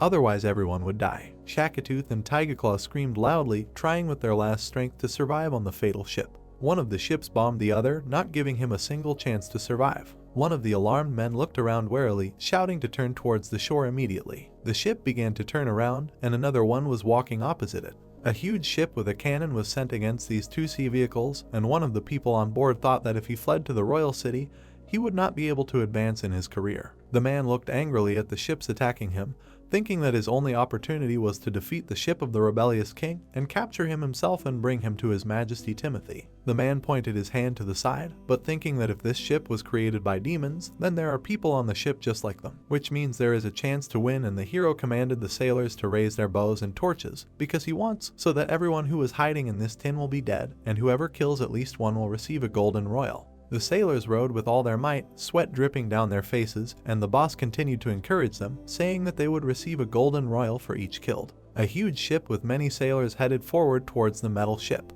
The ship was already very close, having noticed the wreckage of the previous ship and the guy who was trying with all his might to hold onto the mast. At this time, the sailors on the ship began firing at the huge ship, and the chief's voice echoed that the golden royal was not a joke at all and his subjects should shoot with everything they had. Many arrows flew towards the metal ship. Many of the arrows broke off the ship's hull and fell into the sea. People on the opposite ship noticed many arrows flying towards them. Iron immediately stood behind the cannon and immediately began firing at the enemy ship. A huge cannonball, which was exploding, flew through the sailors into their ship, and everyone present looked at it dumbfounded. Crouching and hiding, the man watched as part of their ship was torn apart by the cannonball. Blow after blow, the ship shattered into pieces of wood, while the boss ordered everyone to quickly run away. On the wooden ship there were already many dead people who lay in a pool of blood, but Iron did not stop the attack, sitting behind a huge cannon. Holding a wooden crossbow in his hands, the chief did not understand why this was happening.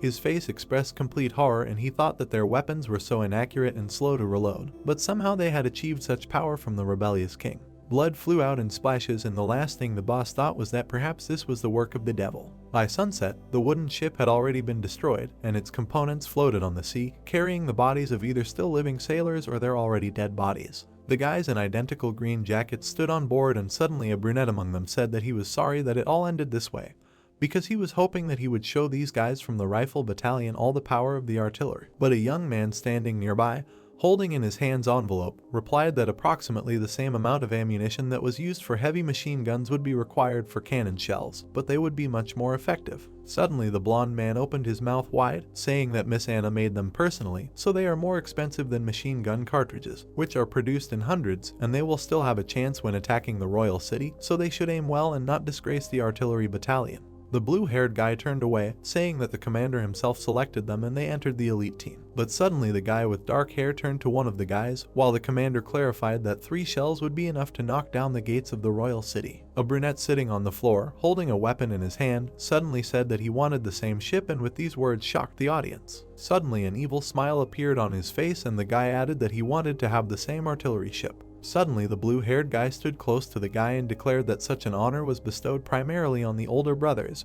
and they began to viciously mock him. The commander, crossing his arms, looked at the couple and suddenly said that he himself would come up with a name for the ship, because it was he who brought these men to the elite artillery team. Suddenly one of the guys scratched the back of his head and timidly said that the ship could be called a cat's claw, but suddenly the whole crew loudly protested. Their ship was heading further, and behind it one could still hear arguments about the name of the ship. 2 days later, on the ship going ahead, a voice was heard that said that he was observing the unit that was guarding the pier. Lightning looked at His Highness, reporting that there were more than 100 of them and they looked like militia. Roland looked into the distance, thinking that the first battle would soon happen, although he expected that crossbowmen, musketeers, and even ballistas would be stationed on both banks of the river to prevent his troops from landing on the shore, and it seemed that Timothy had already given up a huge advantage. Although this was the right decision, it was not justified, because he could not know the range and power of his 152mm cannon. Suddenly the Lord drew attention to Sylvie and asked the girl if the militia had berserker pills with them,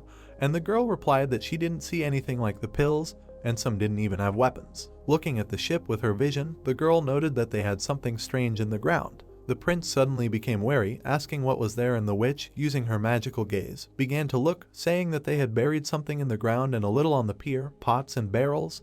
They were filled with dark gray powder. Nightingale appeared behind the guy and the sweat drained from her face as she assumed it was gunpowder, and the Lord suggested it was possible. Roland angrily imagined everything blowing up, explaining that the militia were just bait to get their attention, giving them a minimal opportunity to rush ashore and take over the pier, and then Timothy would set the pour on fire and blow them all up. The prince's gaze suddenly became determined and angry, and he said that as long as there was no wireless detonation, he had to send people to light the barrels. The Lord turned to Sylvie, saying that he hoped that she would find the arson point, and the girl, putting her hand on her chest and closing her eyes, replied that it would be done. Suddenly the man looked at Nightingale, saying that she needed to get to the arson point, remove the guards, then protect the approaches so that replacements for these people would not arrive, and the girl, putting her fingers to the top of her head, replied that he could count on her. Roland smiled sternly, saying that he would then use artillery to destroy the other arson points, and there would be no problem even if the gunpowder exploded, because the main thing was that the pier should remain intact, and then the prince ordered that they begin the military operation.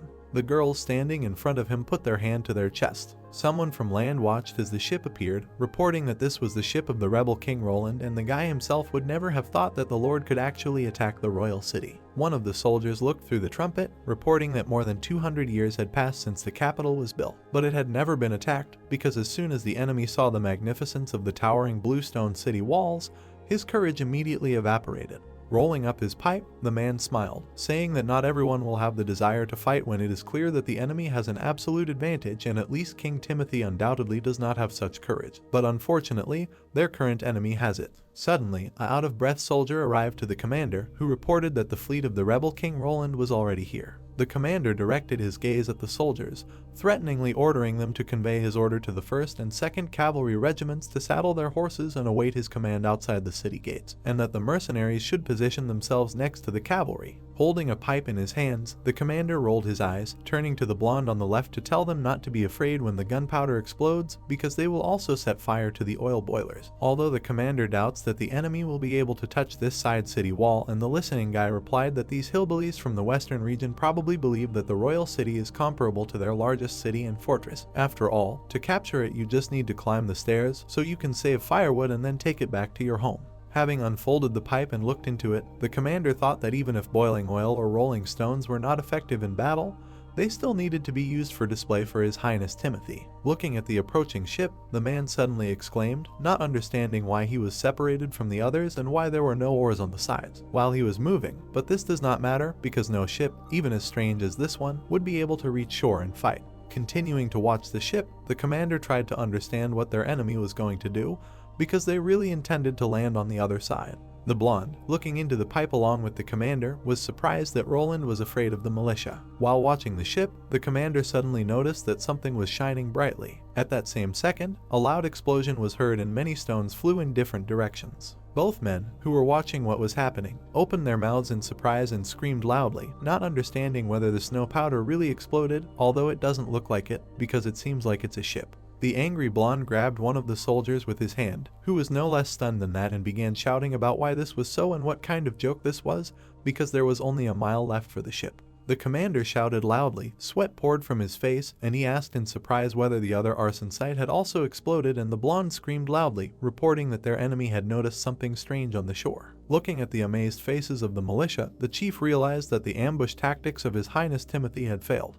Looking at the frequent shots and constant explosions, the man realized that perhaps the enemy would be able to reach the city walls. Many militiamen flew up, illuminated and deafened by the loud and echoing explosion. They tried in horror to run away from the point of the explosion, but everything was unsuccessful because the attack covered a huge area in a second. The blonde looked at what was happening in horror, not understanding whether this was really the power of the snow powder, and the boss ordered that no one should panic. The explosion encircled the entire area, and the commander, looking at them, realized that they had not waited for the flag signal and set fire to the snow powder. The blonde grabbed his head with his hands, shouting that whoever was responsible for the arson would be severely punished, but the boss said that now was not the time to think about it.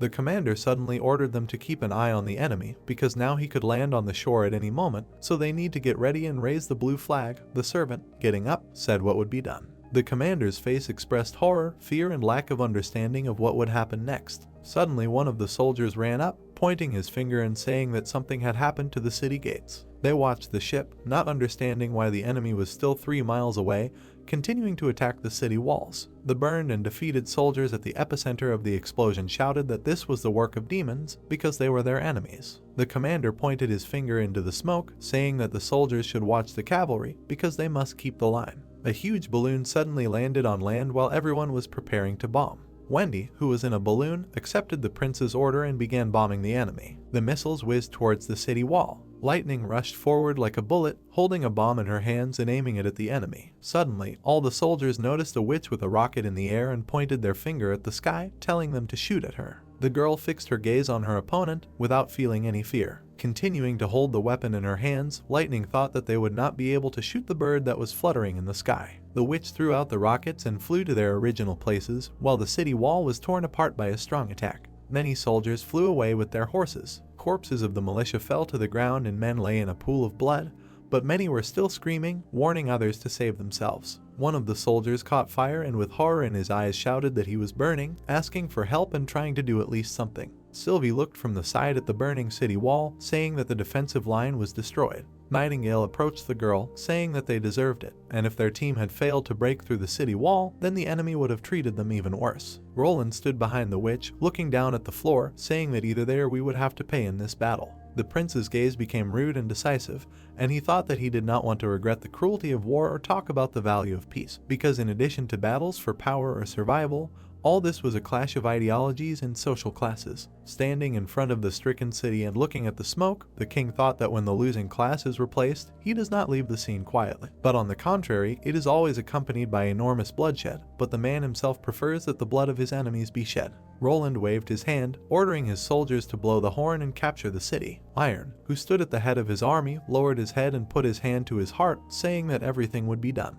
A huge balloon, painted to resemble the sky, was flying in the skies, and on the ground at that time lay the ruins of a broken wall, the corpses of killed people and soldiers, and smoke and ash filled the air. The soldiers began shelling, shouting to hold on with all their might and carry away the wounded. The army under the command of Iron fired without respite, shouting that there was now debris in their path, which meant they would have to go around. Having prepared again, the men reported that the enemy was about to attack. Maddened opponents with a bestial look rushed at the enemy with weapons, wanting to kill him. One of Timothy's soldiers rushed to attack the enemy with loud cries, but he was immediately shot by one of Roland's soldiers. The company captain ordered the 4th squad to retreat, with the remaining 3 ranks to prepare to fire. Suddenly one of the distraught men rushed at the enemy with a sword and shouting loudly, while he, suspecting nothing, looked ahead. The squad under the command of Iron looked with alarm at what happened before their eyes. But at that very second the opponent fell, blood spraying from his mouth and falling to the ground, throwing away his weapon. The soldiers standing opposite the enemy held their weapons, and the commander said that the enemy was attacking them not only from the front, so they needed to continue shooting and not stop. Suddenly one of the rivals rushed with a sword at one of the soldiers, cutting his leg, and blood immediately splashed in different directions. Looking at the attacking enemies, the commander continued to shoot at the enemy while the heart-rending screams of the men were heard. One of the soldiers held a weapon, shooting and saying that in front of a strong enemy, it is better for all of them to stick together because their strength is unity and this is the only way they can survive until the artillerymen arrive. Suddenly more help ran up for the Iron detachment, who were shooting, and the men reported that the artillery battalion was fighting on the western street and the Lord had sent them as reinforcements. The soldiers continued to shoot while a huge cannon was extended behind them. The man stood at the cannon, preparing to attack the enemy. A strong explosion was heard from the cannon. The opponents were struck by a strong blow and blood sprayed from the nose and mouth of those killed. The men fell to the ground and immediately there was another strong blow. The battalion of the following opponents was also registered by a bright light, and then a blow was heard. The soldiers prepared for the next blow from the cannon, but continued to shoot. Finally, the final blow sounded and smoke came out of the barrel of the weapon. Lord Roland's soldiers stood opposite the defeated enemies who were lying on the ground. Suddenly, one of the rivals opened his eyes, screaming loudly and reaching for his enemy's weapon. The soldier immediately shot at the enemy and not a single muscle moved on his face. One of the commanders turned to his soldiers, shouting for them to form a squad. The men stood up, holding weapons and saying that now the decisive last battle had come and they would fight for the honor of His Highness. At this very time, bombs continued to be thrown from the balloon onto the city. Timothy was sitting by the window, with his hands and head down, when suddenly someone disturbed him. A soldier crawled to the king on his knees, informing him that the enemy was already at the gates of the palace, so His Majesty should flee as quickly as possible, and if he does not leave immediately, it will be too late. Timothy hung his head, silently listening as the servant called him, and the guy himself thought that his father's life had ended right here. He imagined the death of his father and how the blood flowed from his chest, thinking that after his death, he took advantage of the situation to blame Gerald for the death of the king and thereby eliminate the threat to his accession to the throne. Continuing to sit with his head bowed, the king thought that within 1 year he had united the East and North, removing his third sister from power and thus gained power, considering the unification of the entire city to be just a matter of time. Clasping his hands to his forehead and grimacing angrily, Timothy could not believe that in 3 days he had lost everything. Suddenly the man began to throw his things, and the servant stood on one knee, listening to the king say that if Roland had not conspired with the witches and had not contacted the devil, then he clearly would not have been able to defeat him, and the church is nonsense, because she proclaimed a witch hunt, but did not touch Roland. Clenching his hand into a fist and gritting his teeth, the king said that if it were not for the witches, his firearms could not have been so much more powerful than him, and the question of how the Lord managed to attack from the air tormented the man. Timothy was red with anger, but continued to shout loudly that he has many more workers and alchemists, because he is hundreds richer than him, and there is only one explanation for the guy's superiority, namely, that the devil himself is helping him. The king suddenly stood up abruptly, calming down, and his novice was finally able to raise his gaze. Timothy turned to the guy who was sitting on the floor, saying that they would now go into the secret tunnel. The man pointed his finger at the red button, thinking that he couldn't just die, and his brother was clearly going to be the one who went straight to hell. The king and his servant headed down the corridor, while the man thought that in this secret tunnel, in addition to traps, there are gates, and as soon as the gate to the tunnel is closed, it will be impossible to enter it. Sylvie watched the earth from a hot air balloon, while the king thought that the underground labyrinth was full of stones of divine punishment and hidden traps, so Roland would not be able to track him down. At that time, the girl saw with her magical vision which route the enemy was moving, and Timothy thought that as soon as he managed to get out, he could go north or east, where there were nobles and dukes loyal to him, whom he had recently appointed. But the king was worried about whether these people would remain loyal to him if they learned that the royal city had fallen. Sweat ran down the boy's face, his eyes expressing determination as they thought about what would happen to the church. Walking behind his servant and turning around, the man thought that these church scoundrels were vain and stupid, but at least not enough to calmly watch how the power of the devil was spreading in the kingdom. But if the church helped him to take retribution, then he will be ready to hand over her father's kingdom to her. Looking at the exit that appeared in front of them, the king continued to imagine what would happen if he had the opportunity to take Roland to them. As he climbed up towards the setting sun, the king thought that if this were the case, he was ready to torture every damn witch. Suddenly lighting screamed loudly, reporting that the target had been detected. The Iron Army and the witch fluttering in the air screamed that they were surrounded. Behind the destroyed city wall, a loud exclamation was suddenly heard, which ordered the soldiers to stand in 2 ranks. Roland rode ahead on horseback, followed by Nightingale, and riding through the ranks of soldiers, suddenly an order was heard for the army to protect His Highness. The men responded in unison. A guy suddenly appeared in front of the king, putting his hand to his chest and saying that the road was clear. Lighting, riding with the witch, greeted the news with a smile that the city was now in their possession. Roland remained silent, looking ahead sternly and thinking that although the capture of the palace took place in the shortest possible time, it was the most fierce battle in which they had participated. Looking at the rows of soldiers, the king thought that although the losses were not counted, more than 20 bodies of soldiers of the First Army were sent to the rear, and this despite the fact that Nana promptly provided assistance to all those in need. Roland turned back, realizing that the fight for the city was finally over, and, inviting his entourage with him, offered to enter the city. The king slowly advanced on his horse with his witches, while the praise of His Highness was heard from every corner. The man, accompanied by Iron, entered the castle doors as his soldiers greeted the new king. Roland stopped at the door, seeing familiar faces in front of him. Standing in front of him with his hand to his chest was the Minister of Finance and the Minister of Foreign Affairs next to him. Next to these gentlemen stood other important persons, such as the Minister of Justice, the Chief of Intelligence, and the former Prime Minister. Walking along the red carpet and looking at everyone present, the king thought that these people who are now in front of him previously served another king, and some of their families date back to the same times as his family. And when Timothy took over the throne, because they all swore allegiance to him. Waving his cape, Roland was not surprised that these people were now going to swear allegiance to him, but unfortunately for them, he did not need them, because there would be no court debate, but only a verdict. Roland stands on the throne, raising his hand up, commanding everyone to stand.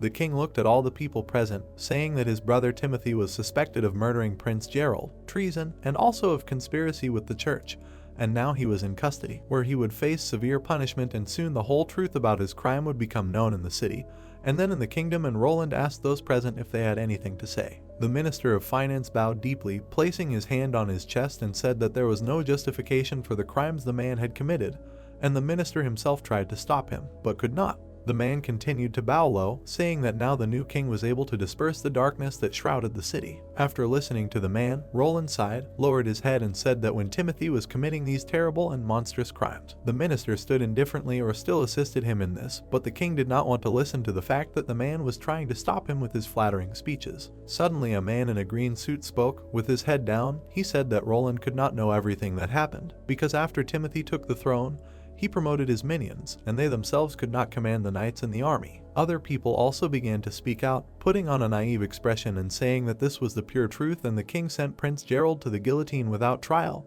and the executioner was also a knight, and they could not stop him. Roland suddenly stood up from the throne, raising his hands and asking if everyone here really claims that everything that happened this year has nothing to do with them. Then the king offers to play them a game. The man saw the stunned faces of all the ministers and happily explained that they would play interrogation to be eliminated. He had to ask, and they would tell him the truth, but everyone present had only one attempt, and those who dropped out would face either the gallows or hard labor, mines, or confiscation of property, or expulsion from the country. Roland spread his arms, while everyone looked around in surprise, but the king added that the rules of the game correspond to royal laws, which means everything is fair. He was the first to call the Minister of Finance to him, taking him by the shoulder and telling the man to answer honestly. And then the prince asked if he was involved in the fact that Timothy forced refugees who were heading to the western region to commit sabotage against them. The minister hesitated, looking down at the floor and saying that they carried out the king's order to gather refugees in the east and south, but did not take part in those matters that the man himself mentioned. Roland hovered over the defenseless minister, saying that he was lying and called the next one. The man was immediately captured by the soldiers, and the king ordered him to be taken to prison, which is located directly under the hall, and all this time the minister kicked, assuring that he was telling the truth. For some time the guy's screams could be heard, and at that time the king was silent, looking at the remaining people present. Passing by everyone, Roland reminded the ministers to be smarter and not lie, because it would not bring them any benefit. The man, behind whom stood the shadow of Nightingale, said that he could detect lies, and the king's gaze immediately became even more serious. All the men were shocked, their teeth were shaking, and sweat was dripping from their foreheads in confusion. Looking at the new king, everyone immediately began to confess, ask for forgiveness, and ask for the opportunity for the prince to listen to them. At this time, soldiers stood outside the door, yawning tiredly. A man approached the throne on which Roland was sitting, reporting that his butler came into contact with his wife while he was hunting, and, having learned about this, the man punished him without trial. Nightingale grabbed her head, saying that everything that this man said was true, but what does it have to do with their case? And the man laughed, asking those present if there was anything else that related to the case. The remaining men waved their hands, saying that they had nothing more to say. The door to the hall began to close, because the king announced that the game had come to an end. Roland began to get up from his seat, sighing and announcing that now they could leave the palace, because the king would send for them as soon as he put things in order in family affairs, and soon the ministers would be convinced that his style of government was different from the way he did it father or Timothy. The king's gaze suddenly became very menacing and stern, and the prince added that the ministers should always remember how they managed to complete this game, and they should continue in the same spirit, because for them this is not the last game. As Roland watched the ministers leave his hall, he thought that since they could not stay in this place for long, they would eventually have to rely on the abilities of the city organization officials to manage local affairs, and to maintain basic city functions, it is necessary to leave at least minor nobles with a clean past. Going downstairs, accompanied by Iron and Nightingale, the king thought that it took almost the whole day to sort all this out, and now it was time to go down to the basement and see his dear older brother, and compared to the prison in the outer city, this is not bad at all. The army chief illuminated the prison and everyone followed him, while Roland thought that at least water here does not drip from all the cracks, rats and cockroaches do not run everywhere, and the air is dry and does not stink. Approaching the desired cell, the man realized that there were only a few prisoners who were placed in the royal prison. Looking at Timothy, who was sitting on the cold floor, the king thought that those criminals were real villains and deserved it. Roland stood in front of the bars, and the former king looked sideways at his brother, not wanting to get up. His gaze suddenly became wild, and a heavy sweat dropped from the man's face in confusion when he recognized Roland. The king stood in front of him, looking at him indifferently and sternly, and suddenly Timothy asked in confusion who his brother was. The king's hands were behind his back, and he said loudly, introducing himself as Roland, because does his brother really not remember him? And the man pulled back, shouting that he was definitely not him. Looking angrily at his adopted brother, his teeth gritted, and he declared that his brother would never be able to look at him because he did not dare to look him in the eyes. Holding onto the bars and turning away, Roland suddenly spoke, narrating that his brother had once told him not to dare look back, and it was when he was 12 years old when he, Gerald Garcia, invited him to explore the basement under Palace Hall. Remembering that day, the man said that they stole the keys from the guard and locked him in a prison cell, so that later in the morning they could laugh at him, and although Timothy always mocked him, Roland never dared to look him in the eye, realizing that he had no courage. There's not enough for that. Holding onto the bars, the king looked at his angry brother, saying that now they are in the exact opposite situation, and suddenly Timothy growled loudly, sitting on the floor, that he was a real demon, evil in the flesh, wanting to steal his kingdom. Roland looked at his worthless brother with an incomprehensible and indignant look, answering that he himself was no better than a demon or the devil, because Timothy killed their father, blamed their innocent older brother for it, and then executed him, thus usurping the throne. The king's face changed, and he shouted menacingly, listing how the man collaborated with the church that their father hated more than anything in the world, forcing innocent people to seize the lands of their brothers and sisters. Nightingale and Iron looked indifferently as their lord shouted at his brother, saying that in 1 month he created chaos in the kingdom, and several cities were destroyed by the outbreak of war, and a huge number of refugees appeared, and even demons had never done such a thing. Suddenly Timothy looked out from behind the bars, shouting that he did not kill their father, because he killed himself, just like him, because he was under the control of demons. These words attracted the king's attention and he stopped, looking at his brother, asking about this, and Timothy, who was holding the bars, shouted in anger, saying that he was not lying, because that day he was lying, as usual, in bed and stabbed a dagger into his heart with a smile on the face. Looking at those present, the former king, gritting his teeth, said that his father wore the stone of God's punishment and everything happened spontaneously, so Timothy could not influence it in any way. Nightingale suddenly approached His Highness, asking if he remembered the purified one who tricked her into the camp to kill Wendy. This happened during the evacuation of refugees 6 months ago, and the king, putting his finger to his chin, said that it must be somehow connected with the strange power of the witch, because as soon as she acquires such an ability, the stone of God's punishment does not affect her. Roland's gaze became firmer and the guy said that if the church was behind all this, then this would explain the reason for the royal decree on the selection of the crown prince, which was clearly aimed at inciting war and chaos, although, however, all this should be confirmed after interrogation of the high priest of the royal city, where they will get all the answers. The king turned to his hated brother, shouting that this could not justify the execution of his brother Gerald and the spread of hostilities throughout the kingdom, especially collusion with the church and the use of pills to create berserkers, and suddenly Roland asked if the man had ever thought about how many people died because of this. The brother looked at the king angrily, saying that if these people had recognized him as the rightful king from the very beginning, why would he need to mercilessly destroy them? And even if he had not used the pills, then who could guarantee that Garcia would not use them? Timothy's look became more concerned and his brother anxiously asked what this had to do with demons like Roland, and the man asked if he really wanted to deal with him. Timothy suddenly changed his face, moving further towards the wall, when His Highness declared that he wanted to expose his crime, try him, and then send him to the guillotine, and so he would end up like his brother Gerald, except that he would be guilty of monstrous acts for which even execution is not enough. Suddenly the man grabbed the bars with his hands, looking at his brother and saying that he could not kill him, and demons like him could never stand in the light, because the divine power would destroy him.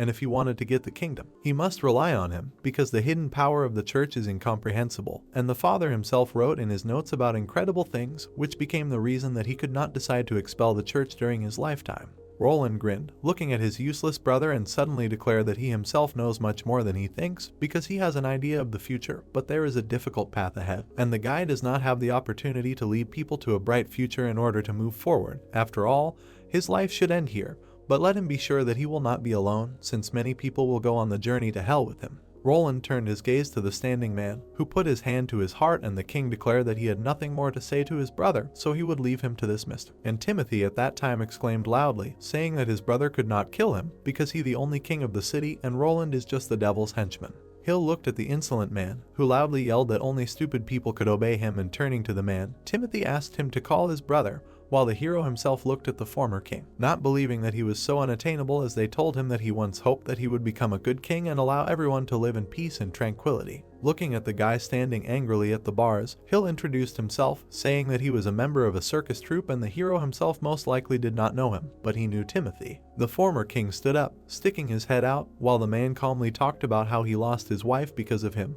and later, he and his friends infiltrated the company of rats working in a tavern, learning about the actions of the king, after which they processed the information and sent to Lord Roland, telling him about the plan to create snow powder and recruit militants to invade the western region. Hearing this, Timothy became furious, loudly shouting that Hill was simply a traitor to his king, and Roland was a real demon, and could a man really do this work for a demon because of some woman? Hill suddenly leaned over, smiling and looking at the guy's frightened face, saying that if he can take revenge on him, then if Roland is a demon, then he will follow in his footsteps to hell, and it is a great honor for him to help destroy the guy. Evening of the same day, Nightingale sat on the windowsill, looking out the window and saying that she was very tired. Wendy stood in front of her, stretching her shoulder, and the blonde asked her if everyone had fallen asleep, and the witch replied that everyone had settled down after all the excitement of the day. But the girl herself did not understand where they got so much energy from, because they had been flying by all day on hydrogen balloons, but still demanded a bedtime story. Lightning slept with Maggie, quietly snoring and saying something in his sleep and looking at how the children were sleeping. Wendy added that she should thank His Majesty for this, because if not for his punishment to do 3 exercises each, the girl would go for night reconnaissance. The witch smiled sweetly, looking at how sweetly the girls were sleeping, and added that she heard from Lady Tilly that Maggie used to turn into a dove and sleep on the roof, and the slightest noise would wake her up, and therefore she constantly transformed to avoid possible danger. Wendy stood near Nightingale, saying that now the girl can sleep peacefully like a normal girl, and they are very lucky with this. Standing with her back to the window, the witch asked the blonde if she wanted to return there, and the girl asked for clarification. turning to the window and drawing on it with her finger. The girl asked if Nightingale wanted to return to her hometown, because if she allowed Maggie to take her with her, it would take half an hour. The blonde witch lowered her head to the glass as Wendy asked if she had a younger brother. Moving away from the window and walking around the room, the girl stretched, saying that it was necessary to restore order in the city, which was full of potential enemies, so she could not move one step away from His Majesty, and besides, when everything was calm in the kingdom, she would have there are many opportunities to visit the city. Wendy, who was standing by the windowsill, smiled, answering that she thought that the girl would again emphasize that they had not been associated with the family for a long time, like in the past, but it seemed that she no longer hated her little brother. Turning away and straightening her hair, Nightingale replied that if it weren't for his betrayal, she wouldn't have met Wendy, let alone King Roland, and isn't that what the girl often says, that getting rid of past nightmares doesn't mean getting rid of past. Sticking out her tongue and turning to the witch, the sister added that she finally understood the second half of her sentence, that if she could work hard to live a more fulfilling life than before, then that would be more than enough. Wendy took her sister's hand, saying that it was a good proverb and that she herself did not know that she had such literary abilities, and Nightingale added that therefore she would not go anywhere secretly and therefore her sister could sleep peacefully, their hands clasped tightly together. After putting Wendy to bed, the girl still looked at her. Her gaze expressed tenderness and kindness, and the witch thought that the kingdom was now in the hands of His Majesty and starting tomorrow, they could walk in the sun like ordinary people. The girl scattered at her sister's bed, turning only into a magical smoke and finally thinking that the night was still on her side. Lilac smoke slid into another room. After some time, Nightingale was already sitting by Lord Roland's bed, realizing that she could live the way she wanted. The young man shook hands with the guest, saying that the only familiar faces in the palace were former nobles and ministers of the royal capital. Margaret shook hands with the prince while he talked about how much pleasure her visit had brought him. He stood up from his chair, urging the blonde sitting opposite him not to worry, inquiring about the reason for their meeting. The girl apologized, saying that she was told to personally tell the brunettes that Thunder wanted to meet with him. The guy was surprised when he poured the tea, because he thought that he had died in a shipwreck, to which the girl replied that it would not be so easy to get rid of this researcher. Margaret covered her eyes, saying that he did not want to reveal his whereabouts, especially to his daughter, so she should tell everything in secret. The brunette raised his hand to his mouth, hearing that the man wanted to contact him through his younger sister. However, he changed his plan after learning that the prince had taken possession of the capital. She also talked about his discovery east of the Ghost Islands, possibly related to the ruins, so this should be of interest to His Highness. Roland extended his hand and absent-mindedly asked if Thunder was in the capital, receiving a positive answer. The young man looked sternly at his opponent. The girl panicked when asked how long she had known about everything, to which she repented, saying that she wished she had told everything from the very beginning. They sat opposite each other, remembering the magic stone around Lightning's neck. As it turned out, with his help, the father tracked his daughter's location and decided to send the girl to make sure of her safety, because he decided to hide in order to protect his daughter from the opportunity to become a researcher. Margaret took the cup, while the young man was perplexed, because he did not think that he could be fooled, because he thought that the sleeping town had a good reputation for attracting investments and other things. The blonde was grateful to the city for helping in the direction of business. The cup of tea was cooling on the table. The young man could not leave the palace while such chaos was happening. The interlocutors got up from the table. The prince offered to arrange a meeting in the palace, promising not to tell everything to Lightning. The girl thanked him, saying that she would convey his words as soon as possible. The door closed. The witch appeared behind the brunette, teasing him that he was fooled and did not notice the guest's necklace with the stone of divine punishment.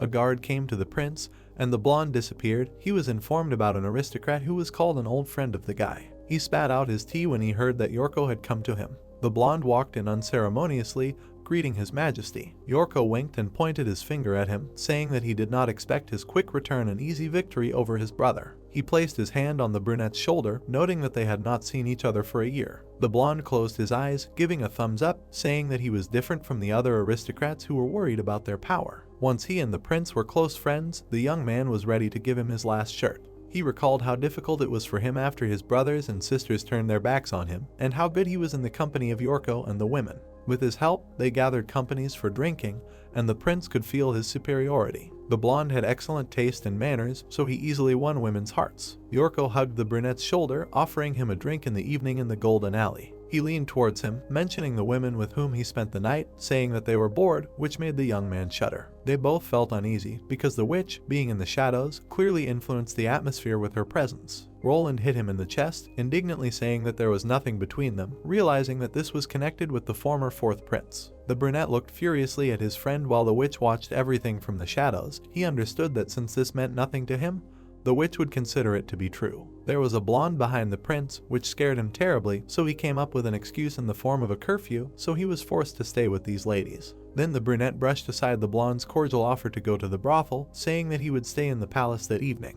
He folded his hands and portrayed himself as a saint in front of the witch, saying that he no longer had such needs. Yorko touched his chin with his hand, taking his words as a hint about the excellent women in the palace. The brunette looked at his friend skeptically and offered to share his famous seduction technique, which they tried to refuse. The prince explained to him that as a king he could no longer be so carefree, flatly refusing him. The young man put his arm around the blonde's shoulder, asking the reason for the meeting, suspecting that he had some business. Yorko smiled maliciously, about to confess the reason for her visit. The prince and the witch were very surprised by his request to appoint him to one of the key positions. The blonde persistently suggested making him Minister of Finance or Justice, but the prince understood that if he did so, the reputation of the royal year would be destroyed. Yorko pointed to himself with a wink, hinting at a rat control guarantee. The prince put his hand on his shoulder again, intending to give an answer after discussing the details at the town hall because he understood that he needed to find a suitable position and he would give him the opportunity. The blonde finally looked out from behind the door, thanking him for the welcome, saying that he could rely on him. The young man was left alone in the office in complete silence. A blonde appeared nearby, asking about the ladies and the famous technique. Roland walked away from the table as Nightingale sat on it, listening to the hypocrisy of noble society, but she elaborated on the fact that the ladies missed him. The young man looked out the window, saying that everything was for the sake of his gold, because not a single message was sent to him in the border city. The girl behind him laughed, hearing about the famous technique for attracting women, which the prince wanted to master, because he knew nothing about it before and was curious. He turned around, saying that he no longer needed this knowledge, asking the witch if this was so. Nightingale sheepishly and reluctantly agreed. There were guards in the corridor in front of the office, at which time the two ended the conversation, because the witch believed him. The maid led the unknown to the prince, who intended to meet with the legendary adventurer. The witch and the young man met him, wrapped in all kinds of clothes. The man took off his scarf, saying that he had heard about the prince from his younger sister and Margaret. Thunder showed his face, thanking him for taking care of his daughter. The prince stood opposite the blonde, who bowed to him, thanking him for taking care of his younger sister, to which the man replied that she had greatly helped in his research, because the fleet would have been limited in its capabilities without the abilities of the witches. The brunette looked at the blonde in surprise when he asked about the letter mentioning the sea lion. Soldiers were guarding the palace at this time. There was a teapot on the table, a letter and some books. Thunder stood in front of the sitting guy, asking him for help in building a ship that could sail against the current and the sea wind without being limited in the purchase price. The brunette urged not to worry, because he would invest the best technology in the construction, presenting it at the cost of production, noting the importance of his expeditions, supporting them on the condition that he immediately report the news. The blonde bowed to him, intending to carry out the will of his majesty. Thunder left the office in his robes while the prince reflected on the properties of sea water, noting how difficult it was for him to believe such a description if not for the researcher, realizing that he meant the gravitational field that the force of attraction distorted there creates. The young man was seriously carried away by this thought, frowning, realizing that the reason for this phenomenon was magic.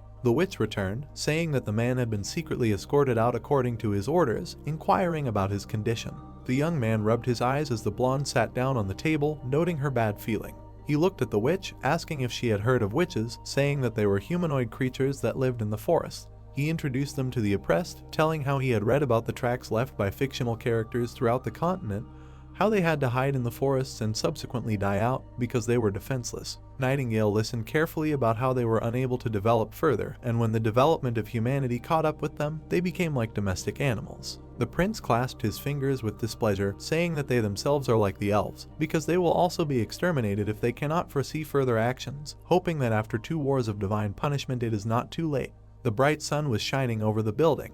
The girl watched Soraya at work, making blanks for bicycle tires. The production was closely observed. She talked about the process of making a batch that was to be distributed among the workers as an incentive. Gilly folded her arms, excited to soon have her own bike. The witch went down the stairs, leaving the next stage to the workers. She had to go to the mines to make copper wire. She pushed off with her foot, realizing that she had only used 1/3 of her magical power, noting her efficiency. Soraya rode her bike around the city, realizing the importance of training to improve her magical abilities. The witches met her while she thought that she was not at all tired at work. Lily and Moon met her because it was time for afternoon tea. She fell asleep at the table with a spoon in her hand, still thinking that she was not tired at all. Soria woke up abruptly. She was awakened by someone's loud voice. It was Scroll, who put her hands on the table, canceling evening classes because there was a test of Echo's abilities. Moon covered Lily's mouth with her hand to prevent her from ruining anything, declaring that she had never attended a test of someone else's abilities. She whispered to her sister to agree so as not to study. Echo became nervous when she was told to listen carefully. Agatha stood up, intending to leave,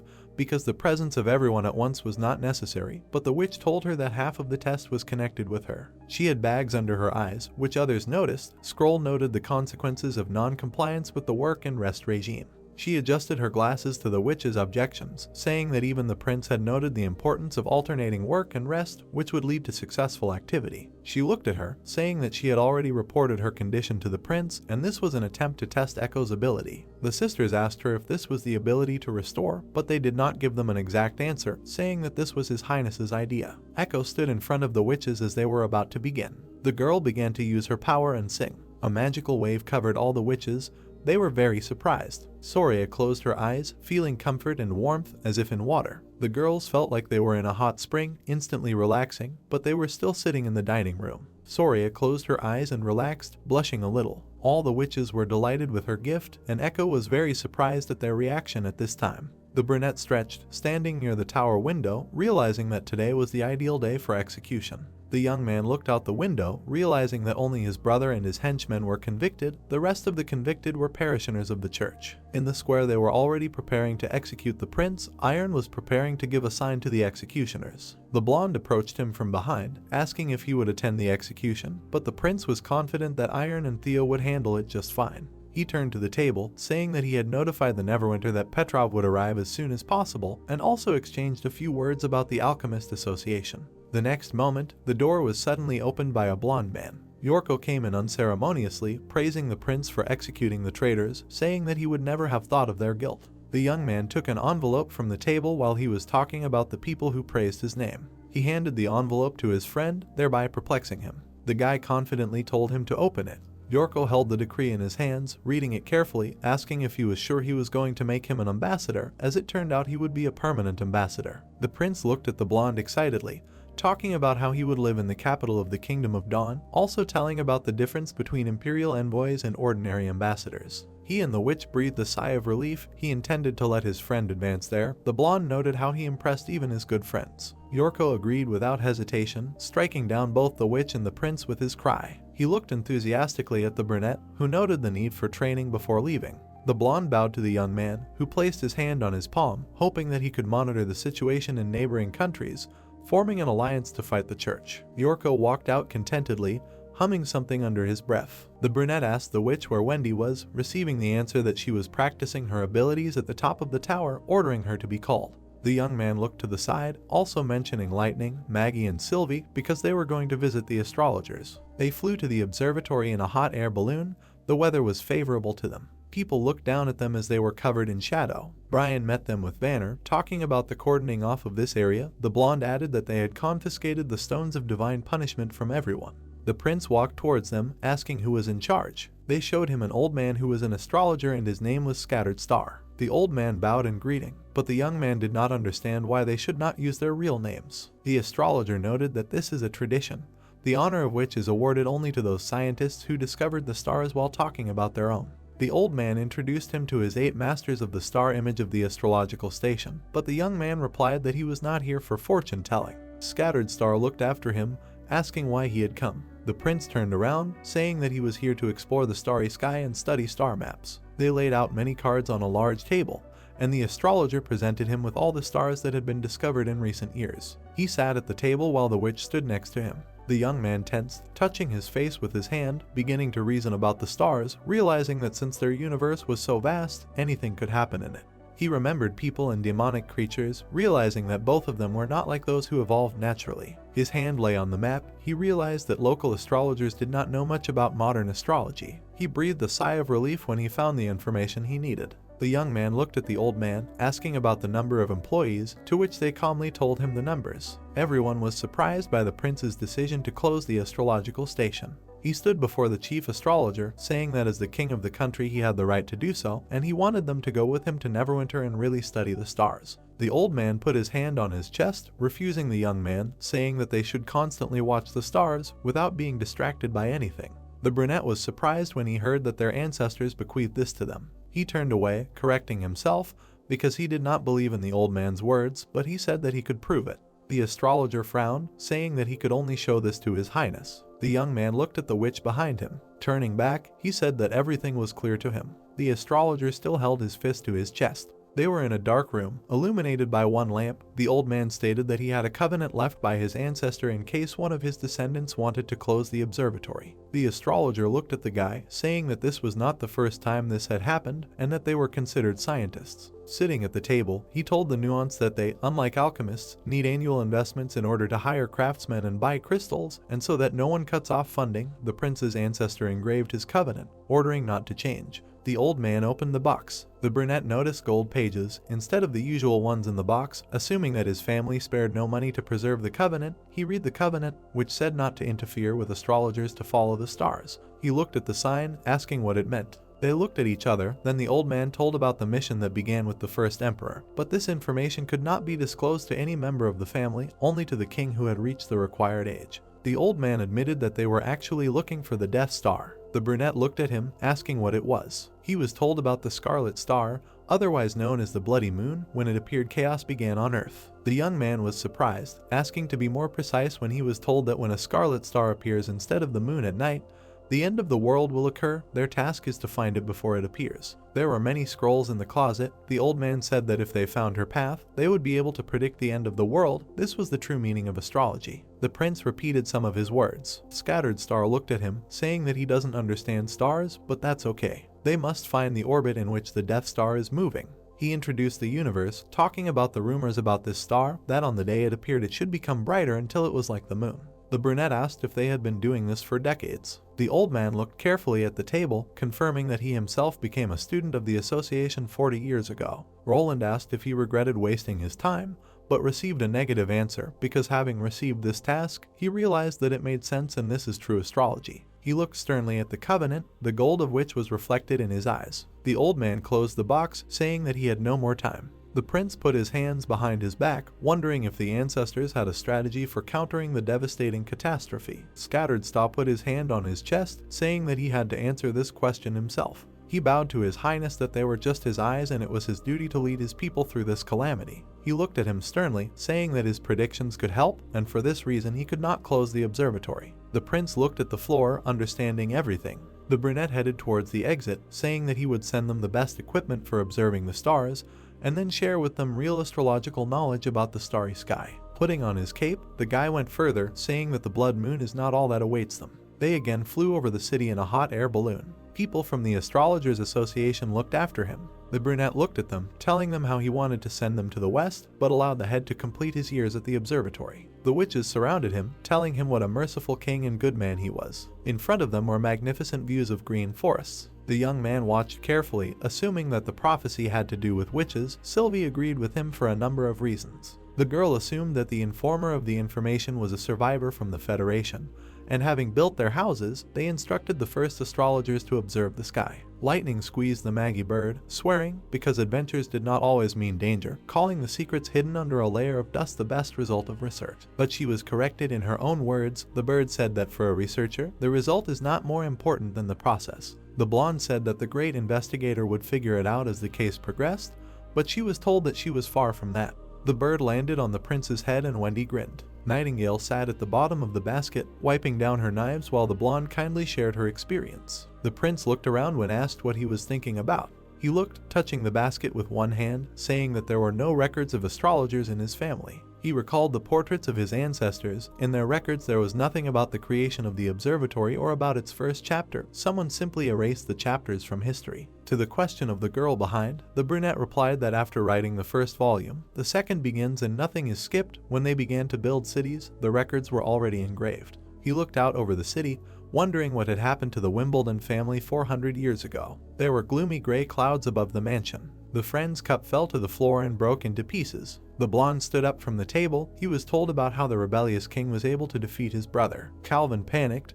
because this was the capital of the kingdom. He was told about their powerful firearms that could shoot continuously without anyone being able to stop them. The blonde fell desperately onto the chair, realizing that it was all over. He pressed his hand to his face, realizing that he had sent additional troops on the orders of the former king. Someone came to him while the count was talking about how as soon as he sent the army, it began to look like treason in the eyes of the king and his days were numbered. Edith came to her father with her hand on her hip, asking what was going on. The father rushed to his daughter, talking about the troubles because the fourth prince had defeated the third. The girl stopped him with her hand, skeptically asking the panicking father how all the trials did not prevent the prince from achieving his goal. The girl looked at her father with a smile, hoping that he understood why she did not want to marry Timothy. The blonde was surprised, asking if she knew it would end like this. Edith closed her eyes and straightened her eyes, reassuring him, saying that she just felt that he was the wrong person. The father looked indignantly at his daughter, who was leaning over the fragments of the cup, asking who she was ready to marry if even such a person was not suitable for her. The girl picked up the fragment, saying that first the army should be ordered to retreat, although the father expressed his fears that he would not have time. Edith placed the shard on the table, saying that if he sent someone to the Hidden Valley City right now, then they could reach the royal city one day before the army. She pointed her finger at the floor, saying that his envoy would be able to stop the army in the suburbs of the royal city, to which the blonde immediately did as his daughter told him. Edith watched as the brunette ran out, Calvin nervously wiping his sweat as his daughter asked if their walls could withstand the onslaught of the fourth prince, answering in the negative. She looked at him, saying that withdrawing the army was not enough because he became a duke thanks to the previous ruler, so the prince would definitely come later if not today. The girl stood at the window, saying that they should be more active if they want to continue their kind. Edith took the hilt of her knife as the man asked if he should swear allegiance and why the prince should believe him. The girl waved her sword, thereby surprising her father. She cut the piece into even smaller ones, urging him to rely on sincere thoughts. The Duke gathered everyone at dinner, discussing the future of the North. Everyone put forward their demands. The blonde crossed his arms over his chest, remembering the Duke, who was executed for treason, although he did not provoke the prince in any way. He resolutely noted that an action would destroy them, and the current king considers them traitors because they were on Timothy's side. Several people rebelled, vowing revenge on Roland. The blonde also began to discuss the retreat plan, turning to the Duke, asking if he was going to swear allegiance to him, noting that last time it was his family who swore allegiance to Timothy. He angered the man by saying that it was important for him to remain a duke and it didn't matter who the king was. The blonde stood up and headed towards the exit, saying that they had nothing to talk about. Finally, he sarcastically suggested that he give up his daughter in exchange for his life. The young man jumped up from the table while the father tried to calm his son down. While the man stood at the doorway, talking nonsense, the girl walked nearby, holding the hilt of her sword. Edith sharply thrust her sword into him, not allowing the blonde to finish. The victim looked at her in alarm as she mockingly asked her to repeat his words about her. Taking out the sword, the man's body fell to the floor. Everyone jumped up. The men looked at her angrily, looking at the guards, which she also interrupted. The girl approached them, happily asking how she would have gotten to them otherwise, saying that they apparently forgot that it was her father who ruled the northern lands. Someone at the table shouted that she was crazy. The blonde extended his hand, declaring the two counts rebels, ordering them to be punished. Security immediately jumped up, filling the room. The girl looked at them confidently, ordering them to lay down their weapons. Edith held her sword at slightly outstretched arm as she stood in front of her enemies and the destroyed table. The girl took it from the floor into a glass bottle. With a quick movement, she threw it forward, furrowing her brows. Its contents splashed out, heading towards the tense man's face. Covering his face with his sword, he smashed the flying object into pieces. Splashes of alcohol fell on his face. The man closed his eyes. The girl approached him with one jerk, looking menacingly into his face. She swung her blade, taking it in a reverse grip, and aimed the tip at her opponent's head. The man parried her blow. The girl frowned, looking into his eyes. She again delivered several blows that hit the enemy's blade. The man clenched his teeth, frowned tensely, and thought that this woman was not inferior to the knights at all. He clenched his sword, thinking that in terms of strength. The man delivered a sweeping slash that caused the girl to shield herself, holding her sword out in front of her, the man finishing the thought out loud, saying that she was still at a disadvantage. Edith closed one eye, squinted slightly, and thought that everything was bad. She was thrown back. Her father looked at what was happening in fear, ordering the guards to help her. The girl's opponent took a few steps, saying that she was finished. He swung his weapon, furrowed his brows deeply, and called her Miss Pearl. The girl looked up at him. The man stood with his foot on the table. Holding his hands above him, the girl quickly rose to her knee, delivering a sweeping blow to the legs of the table. The enemy staggered. While the knights were fighting among themselves, the man fell off the table along with the tablecloth. The girl took the blade with a reverse grip. The man looked at her face in horror, lying on the floor. She raised the blade above her head. With a confident movement of her hand, she pierced his chest. The man let out a piercing scream.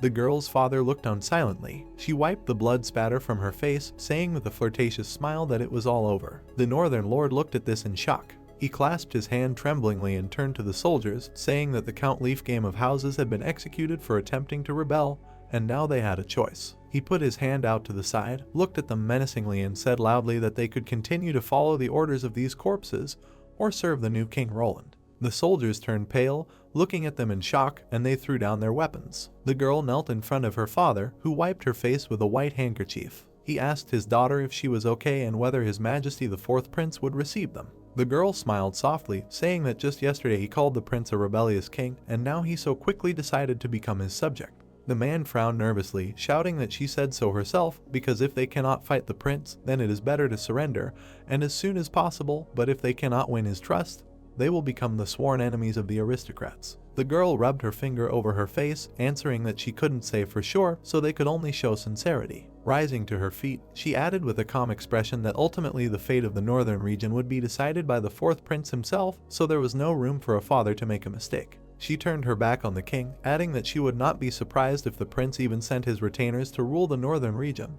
and then his title would be demoted. She looked down heavily and said that one thing she can say for sure is that if they don't try, then the family will have no chance at all, so now instead of the prospect of dying, they have a chance of survival. Her father looked at her silently. She put her hand on the table, looked into his eyes, and with a smile told him not to lose heart, because tomorrow morning he would have to take advantage of the situation and seize the residences and lands of two comma counts, and moreover, what this would lead to would largely depend on how well they will demonstrate their skills. The Lord looked into his daughter's face, asking what she meant. Edith bowed slightly, asking him to be his envoy by the way, after which she said that she would deliver 2 heads to the capital. The rays of the sun illuminated the towers of the palace. Barov loudly gave a tour of the blue stone wall and the palace with 2 towers. The alchemist straightened his monocle. The old man spread his arms to the sides, adding that the royal city had returned again after a year and a half. The scientist replied that he wanted to admit that the road was difficult. Tears flowed down the old man's cheeks. He raised his hands, bitterly saying that the fourth prince defeated Timothy, as they expected, easily and simply with a comma, and now he is the only heir of the king, the rightful blood heir of the royal family. The men came to the prince's office. The young man was sitting with a paper in his hand. The old man exclaimed, asking why the young man was not ready for the coronation.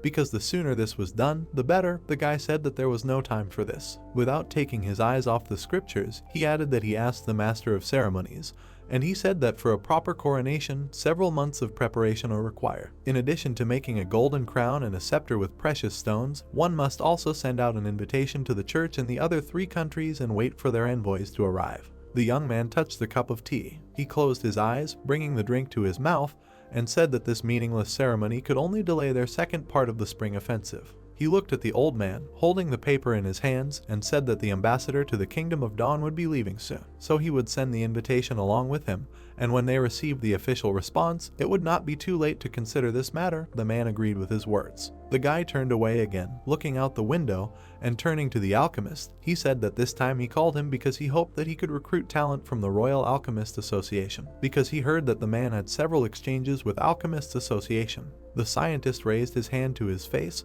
The young man looked at him and said that it seemed to him that their chief alchemist already had a way to defeat the Royal Alchemical Association. The man answered in the affirmative. Clouds floated across the blue sky. A balloon hovered in the air above the city. The young man ran up to the alchemist in alarm, turning to him and saying that His Majesty had arrived. Alchemists in red cloaks stood in front of the entrance. The young man pointed his finger into the sky, answering their question about where he was by saying that the prince was descending from the sky. The men looked up. The shadow of the balloon covered them.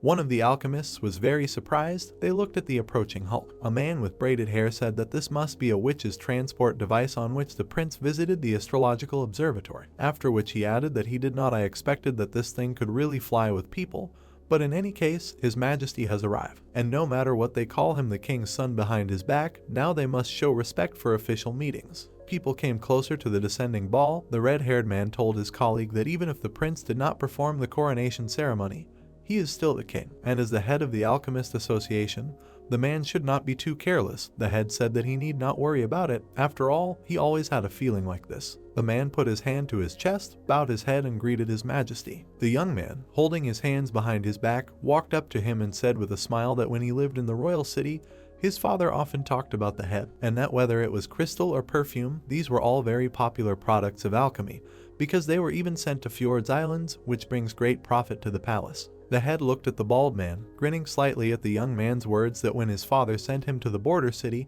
he also founded an alchemy workshop in the city. The old man raised his hands with a smile, squinted his eyes, and said that it is not so simple, because as the old saying goes, any alchemical workshop requires a large number of golden royals. His Majesty smiled slyly, looking into the man's eyes, and said that he had not invested much gold, and that the leader knew that the border city had few resources, and at first, only a few wooden sheds could be used as a workshop. Standing opposite the old man, he added that his workshop now produces many products, including glass and perfumes, so he was very curious. Squinting his eyes suspiciously, he looked into the man's eyes, ending the question with where the association spends the golden royals annually. The head wary asked what he meant. The guy stood half sideways to him, raised his hand, pointing at Kyle, and explained that this is his main alchemist, and he will review the achievements of the association. If there has been nothing new in the last few years, then it seems to him that the alchemical association will be closed. The head raised his hands in irritation, loudly saying that this was wrong, and that he knew little about alchemy, so he could be deceived, because alchemy was constantly being improved, and each formula was a new product. He gritted his teeth, frowned, and looked into Kyle's eyes, adding that this method requires long-term research and observation, and even the most experienced alchemist would not dare to say that the result of a certain reaction has no meaning, and then turned to the prince, saying that the value of a new product or formula cannot be measured simply by a golden piano, because if anyone dares to assure him of this, then he is definitely a liar. His Majesty looked with a smile at the scientist, who raised his hand and said that the head said so because their understanding of alchemy was superficial, and that he could prove to everyone present that their formulas had been known for a long time, and the results of the reactions were useful or not. He came close to the head of the association. Tension hung in the air. The scientist frowned and asked if they could present the ingredients and he would tell them the result. The man agreed with this, adding that all the materials were in the association and could be confirmed at any time. But if the court alchemist makes a mistake, the head will not allow him to continue to deceive his majesty as he did in the border city. Men in red cloaks stood in front of a table on which there were 2 jars of reagents. Kyle looked at the items provided. Holding his hands on the table, he looked into the eyes of the alchemist and called the reaction the calcination of saltpeter with alum, and added that they had also discovered a method for producing a mixture of acids. He picked up a pen and began to write something down and said that the end product was an acid and a residue, and the resulting acid could corrode metal. The red-haired man confirmed his words. The guy looked at one of the alchemists, saying that it was incredible, after which he asked how the scientist did it so quickly. The bald man replied that he was just lucky, and with the second formula it wouldn't work out that way. Kyle looked down at the table. The head of the association frowned, looking irritably into the scientist's eyes while he said that this is oil of vitriol, and that if the acid is weakly concentrated, then there will be no reaction. But if the acid is highly concentrated, and if you start heating the system, the liquid will turn blue color and bubbles will begin to form. Suddenly something caught his attention. He picked up the test tube in his hand, looked at it and said that this thing is quite rare, because when it is in the open air, it spontaneously ignites, producing white smoke, and the final product of the reaction will be a white powder. He lowered his hand with the test tube a little, looked into the face of the head of the association and said that the man could ask any questions, and he would prove that he was right. The young men around them began to say that they had questions. One of the alchemists slammed his hand on the table, ordering everyone to shut up. The bald man frowned with irritation and said loudly that these are all old formulas that the Alchemist Association knew for a long time. If a man really knows all the formulas, then let him write those that no one has seen yet. He frowned slyly, squinted his eyes, and invited the scientist to write a formula for the ultimate goal of alchemy. Kyle pulled on his glove, asking if he was talking about turning stone into gold. The man lowered his hand with a confident look, asking permission to demonstrate this. Kyle looked at the open suitcase lying on the table. Men in cloaks stood opposite him, and the red-haired man asked if the scientist was really able to get the Philosopher's Stone. The scientist held a suitcase in his hand, explaining that the stone that transforms everything is an object that the ancient alchemists dreamed of creating because of their laziness. Opening the suitcase on the table, he looked at the men and added that he wanted to show them a world secret. Handing the flask to one of the young men nearby, he asked to bring clean water. One of the alchemists exclaimed that this vessel was made of first-class crystal. Kyle picked up a reagent sealed in glass and a green dot stone. He broke the glass test tube with a stone. Pouring the contents into a flask of water, with a calm expression on his face he asked to bring lead rods. One of the alchemists exclaimed about how he could break the precious vessel. The bald man squinted, frowned, and stopped the scientist, saying that if this is an alchemical reaction, then it doesn't matter who carries it out, because he has seen many street magicians who are so good at deception that they can replace a copper coin with a golden royal in front of everyone.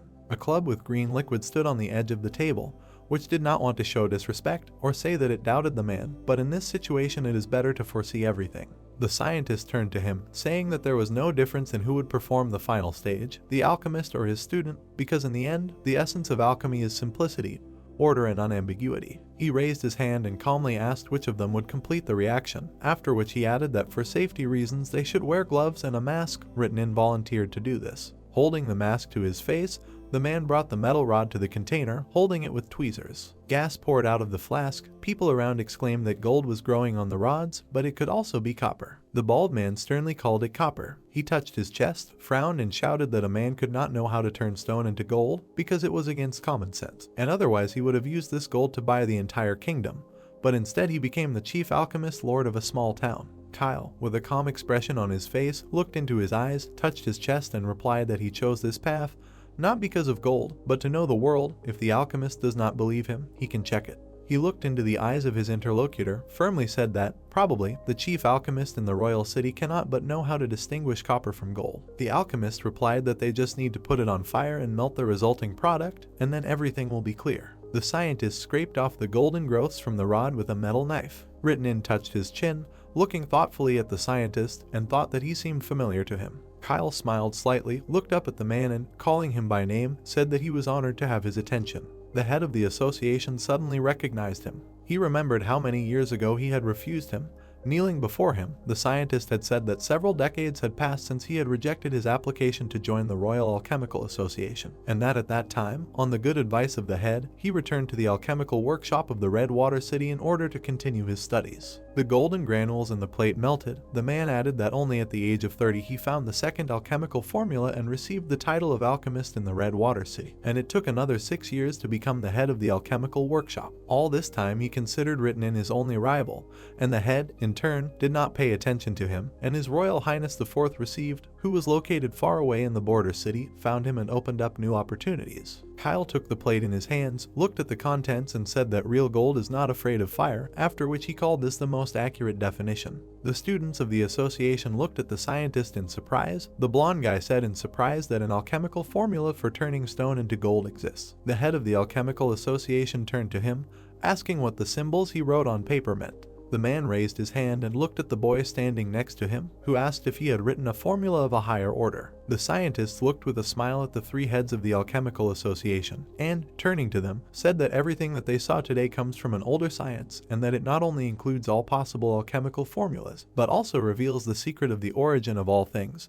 because with its help they can even predict alchemy formulas that they have never seen before. And turning stone into gold is no exception, after which he added that if they follow him, he can teach them all this. Roland held the cup to his mouth, looking at the scientist, and asked him why he did not want to stay in the royal city for a few more days, because this is the heart of the kingdom and has the best places for entertainment in the entire state. After which he added that if in this once a man refuses, he cannot predict when the next time the man will be able to come. Kyle held onto the strap of his backpack, looking at His Majesty, and said that, unlike the prince, he did not want love from those, because there was still a lot of work to be done in the laboratory and chemical plant if he wanted the gunpowder production line to work properly. Then the prince had better allow him to return to Neverwinter. The young man was horrified by the rumors circulating in the city. The man bowed slightly, touching his chest after the guy said that he would find a ship to take him back to the western region, because the man had a hard time these days. The scientists began to leave, and the silhouette of Nightingale appeared behind His Majesty. The girl looked sternly into the eyes of the tense prince, asking what had happened, and whether the man was saying this because of Miss Kingfisher or Miss Rother. The young man took the document in his hand, looked at the inscriptions, and said with a smile that he was very happy because the chemical performance under the direction of their alchemist was a great success, and in the end, more than 320 alchemists, students, and apprentices of the association expressed their desire to go to the western region. Most of them have experience and can start working after a little training, after which he added that in one fell swoop they are taking away the most important wealth of the capital. But what makes him happy most of all is this point. The girl pouted, blushed slightly, and asked what it pleases him most of all. The guy with a wide smile put his hand to his chin and introduced the 3 heads of the association, after which he said that the leaders of the capital's alchemist association would also go with them, and that he thought that they would quarrel even more, but the scientists did not refuse them and said that he had already received that which belonged to him by right. He lowered his hand slightly, closed his eyes, and said with a smile that although this era is not so simple, there are still people who follow the right path, and as long as they exist, the kingdom will prosper. He put his hands on the table, adding that it seemed to him that they needed to hit the road as soon as possible. The girl leaned on the table, looked blankly into his face, and asked if something had happened in Neverwinter. The young man replied that just soon Lotus and Honey will return. The girl turned away embarrassedly and said displeasedly that because of these 2 there was no need to rush in such a hurry. His Majesty put his hand to his face and said with a smile that if there were only 2 of them, then there was no reason to rush home so much. The ship with open sails sailed on the water. The young man added that the letter said that his sister had also sent new witches. The captain, with a pipe in his mouth, said that they were again sailing to the border town, after which he added that recently steamships that were built in the border town had spread to fjords, and that he also wanted such a ship, but it would cost more than 1,000 golden royals, and even if he sells all the witches, he still won't collect that much. Zephyr played with the bird on her shoulder with a smile. Lotus shrugged her shoulders in alarm, looking at her, after her words that in the sleeping spell the reward for the girl was almost 300 rolls, after which the girl added that the last time was a merchant named Durat intended to hire her for a long term for 1,000 gold royals. Honey looked at the girls with a smile. Zephyr tried to hug her friend with a smile, while she screamed so much that she knew what the merchant was up to and that she didn't want to hear his name anymore. The girl replied that she was joking, because she couldn't sell her. Honey said that, having heard about this, the princess agreed with the entire Chamber of Commerce of Crescent Bay, so now no one will dare to do anything like that. Jack looked back at them, saying that it seemed to him that they were getting along well. The girls looked at his face. The man added that it seemed to him that the other 2 didn't really want to communicate with them. Zephyr said with a serious expression that he was talking about Iffy and Soft Feathers, after which she explained that they were from the Bloodfang Association of the Wolfshirt Kingdom. The girls were sitting in the dark and the room was on the floor. They were looking in the same direction. The girl introduced the image of Heidi and said that they support the leader of the Bloodfang Association more than the princess. Tall stacks of books stood on the table. Ash asked the princess if they had really done well. The girl asked what she meant. The witch hugged the princess from behind, looked into her face, and asked if Heidi asked the princess to send Iffy, Soft Feathers, and Lotus to a border town. The girl took her hands, closed her eyes, and explained with a smile that Heidi did not want her to have no contact with commoners, and the princess had no reason to refuse her. The witch asked if her older brother was simply people to us in this case, which makes Heidi think she can choose to be a princess. The girl looked up at her, with a smile reminding her that the girl from the Bloody Fang was once also a member of the royal family, and the higher the status, the less important family ties are, and this happens in any kingdom. The witch presented the image of the girl, saying that she knew this very well, and she intended to fight the princess for the support of his highness. She frowned, threateningly asking why the girl agreed to this then, after which she said that according to Camilla, during the princess's absence, Heidi also conflicted with her about the status of a battle witch, and this clearly contradicts what the girl calls the equality of witches. The princess looked at a girl passing by who said that she needed to go and have a good talk with Heidi. The girl took her hand with a smile, asking what was wrong with that, after which she added that she had no reason to refuse her. The rays of the sun penetrated the room through the windows. The girl explained that the sleeping island is their home, and all the witches on it are free people, so she will not stop them from doing what they want as long as they do not harm anyone. The princess smiled softly and said that sending them to the western region was not a bad idea. The witch looked at her incomprehensibly, asking what this meant. The girl introduced 4 witches, shrouded in an aura, and explained that most of them were battle witches, and the church was unshakable for each of them, so in order to survive, they all had to stick together. But now that the church on the islands was destroyed, the sleeping island found a calmer life, and naturally people began to worry, which is a normal phenomenon. The girl put her hands on the table, get up from her seat, and added that unlike the Federation, they consist of several organizations of witches, so pressure on them does not work, and in order to cooperate, like in the old days, they need a powerful enemy. She took a step forward, explaining that the enemies far away in the fertile lands, the defeat of the Federation, the upcoming third battle of the Divine Will, the witches could find out all this themselves, and it would be more effective than if she told it. Tilly opened the door slightly, saying that there was also something to see in the border town. Ash stood silently behind her. A streak of light descended on the face of the princess, who said with a smile that the witches would see that non-combat witches could play irreplaceable roles. Ash smiled softly, looking at her as the girl said that commoners could be just as capable as witches, and they would witness the effectiveness of their work together. Tilly opened the door, standing in front of a beautiful landscape, and said that it would be exactly the same as with this door, because when it is open, you can see the whole wide world. The girl straightened her hair, raised her hand, looked the witch in the face and said that she had some special reasons why she chose Iffy and Soft Feathers, but her brother would have to figure it out on his own. The setting rays of the sun illuminated the clouds with an amber light. The guy's crumpled pillow lay on the bed. Anna said that it was time for them to get up. The young man hugged his beloved, lying with her on the bed. The girl added that it was already time for dinner. The prince asked her for a little more time. She looked him in the face, saying that after he returned last evening, she missed magic classes. The young man said with a smile that once does not count as a point. He stroked her head, closed his eyes slightly and added that he still had a lot of things to do in the royal city, and he wanted to tell her something. The girl chuckled slightly. Suddenly she moved away a little, saying that the rest of the girls should return soon. But this time new witches will also come, so he needs to rinse off. The young man agreed with her words. The girl got up tired. Using her magic, the guy began to put on his shirt, thinking that after returning from the royal city to Neverwinter, he spent the whole night with his beloved, after which he decided that a short separation makes the meeting hotter. He closed his eyes with a smile, adding that it was almost evening, so he could meet them at the table for dinner. The young man approached Anna, who was holding a container of water with both hands. Apparently sitting at a long table full of food, Zephyr admired the fact that the young man became king in just a month. We closed her eyes with a smile, raised her hand and added that if his sister found out about this, she would be very surprised. The young man explained that he had not yet held the coronation, so they could address him by his old title. He raised his hand, saying with a smile that besides, they had a difficult journey, so they should enjoy the feast this evening, since now this is their home too.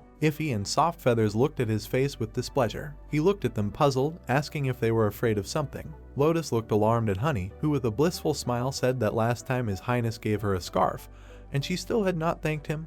Lotus sheepishly added that she would like to personally thank him. The young man with a smile replied that there is no need to be shy, so she can drop her formalities, after which he said that maybe a lot has changed, but, in fact, not so much since they left. Candlelight touched her chest in frustration.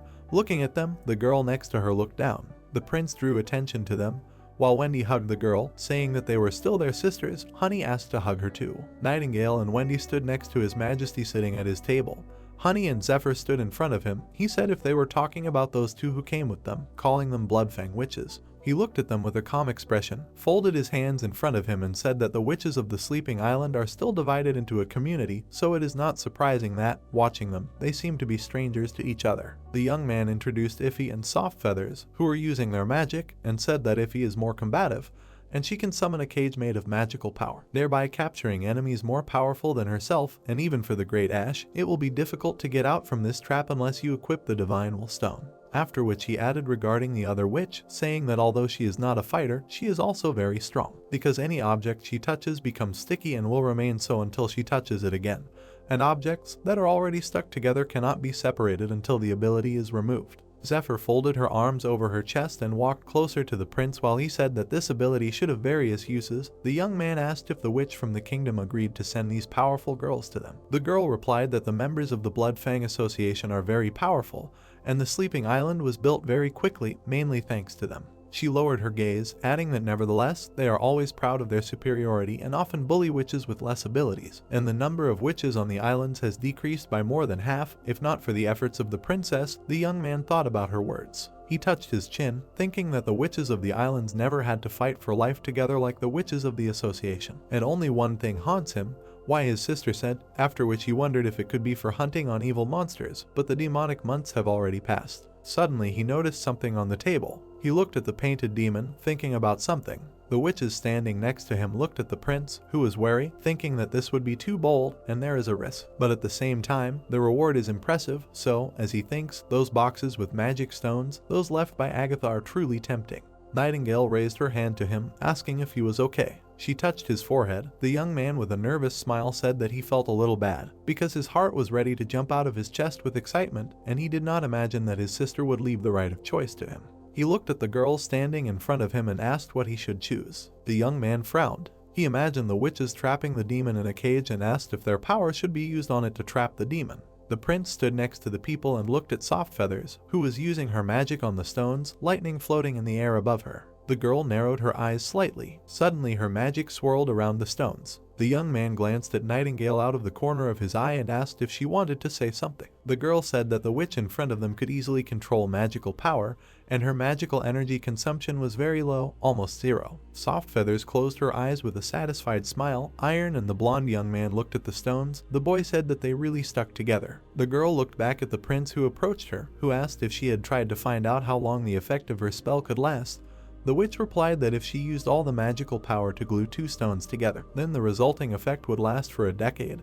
But she did not check, and this is just her guess based on the use of magical energy. The young man asked what were the largest objects she had glued together. The girl smiled slightly, looking into his eyes, and said that it was the retaining wall of a sleeping island, after which she explained that when the tide was high, a large crack appeared in the wall. And since Lotus was not in town at that moment, she turned everything space instead for gluing, and then stuffed it with flax scraps and stone fragments. Otherwise this section of the wall would not be able to withstand the next tide. The guy closed his eyes and praised her idea with a smile. The girl looked at him in confusion, raising one eyebrow. Zephyr put her hand to her chest, smilingly telling his being that she regretted that last time she could not stay in the western region. But this time she finally has the opportunity to stay with him for a while. If he suddenly needs will be her abilities, he can turn to her at any time. The young man came closer to her. Soft Feathers looked at his back with dissatisfaction. Pouting her lips, the prince said that in this case she should rest and enjoy life in the city, making up for the stuff she missed last time, after which he asked to inform Wendy if she has any or wishes. The girl looked towards the men standing near the stones. Suddenly she interrupted their reasoning by coming closer and extending her hand, after which she said that her ability was to control the mind over anyone who was within a radius of 5 meters. Banner and Iron were immediately enveloped in a golden aura. The girl looked at the prince, pointed her hand at the men and said that this can be used no more than 10 times a day. The young man mentally admired her ability, thinking that although she cannot save from long-range attacks, but for enemies who can fighting only up close is a big problem. The girl began to clap for the men, who arbitrarily stood in various positions. The prince thought that this area, moreover, cannot be seen with the naked eye, and in case of a sudden attack, one might say it is impossible to defend against it, because it can control life and death enemy if he comes within 5 meters of her, so obviously this is a great ability to study the demon. Ify stood on the field next to them. She raised her hand to her lips with a sly smile, saying that it was her turn, after which she asked for the opportunity to say that she could instantly catch an approaching enemy, and also deal fatal damage to him by squeezing the cage. She came closer to the prince. The young man asked how many enemies she could block at the same time. The girl said that she could block 2 because she only had 1 pair of hands. She smiled maliciously, looking at Nightingale, and, frowning, said that until she lets go, even the vaunted Ash will not be able to get out on her own. The blonde irritably insulted her. The witch put her hand to her mouth and quietly suggested that the prince find someone so that she could demonstrate her ability in action, after which she added that Maggie could be perfect, because she had heard that the girl's ability had progressed and now she could turn into a monster. The prince smiled slightly, agreeing that this was a good option, because the girl could turn into a monster ridden by demons. If they really wanted to catch a demon, then most likely they would face just such an enemy. A pair of white wings pushed off the air. The young man ordered to call the girl. The bird flapped its wings with all its might, quickly heading towards the prince. She fussily landed on the young man's head, asking what happened. The guy noted with a smile that he thought she began to weigh more. He raised his hand, clenched into a fist. The bird hit it with its wing. The guy asked her to turn into a demonic bird, because they want to see if she can break out of the shackles of the magical cage. The girl agreed. She rose into the air and took on the appearance of a demonic bird, and bright rays of light began to emanate from her. Roland and Nightingale looked at her. The girl covered one eye with her hand. The young man said that they could start, and the girl noticed that it seemed to her that Maggie was getting bigger and bigger every time. Ify put her hand in front of her and created magical energy, after which she asked those present with a smile for their attention. People watched as the girl's magical threads enveloped Maggie. The girl's magic took on a clearer structure, bound the dragon's body. Maggie exclaimed that she had really been caught.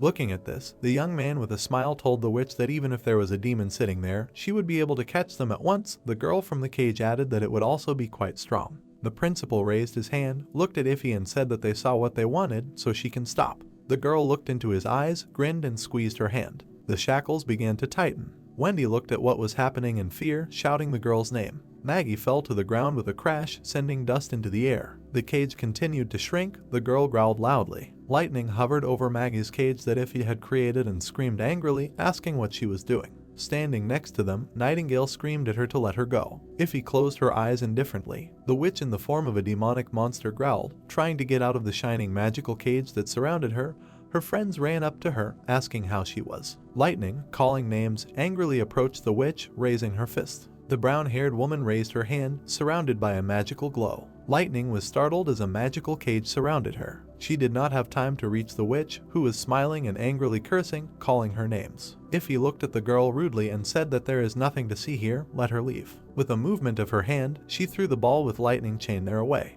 The girl in the cage looked at her angrily. Roland frowned. With a gloomy look, he walked up to Ify and slapped her. Looking at her with displeasure, he asked what this meant. The girl's cheek turned red and she remained silent. Then she turned away and, standing in front of him, said that she was not polite. With a slight smile, Ify said that she thought that the force that a person could use at a critical moment was much greater than usual. She just wanted to make the test results more accurate. Now he sees that an advanced non-combat witch is nothing special.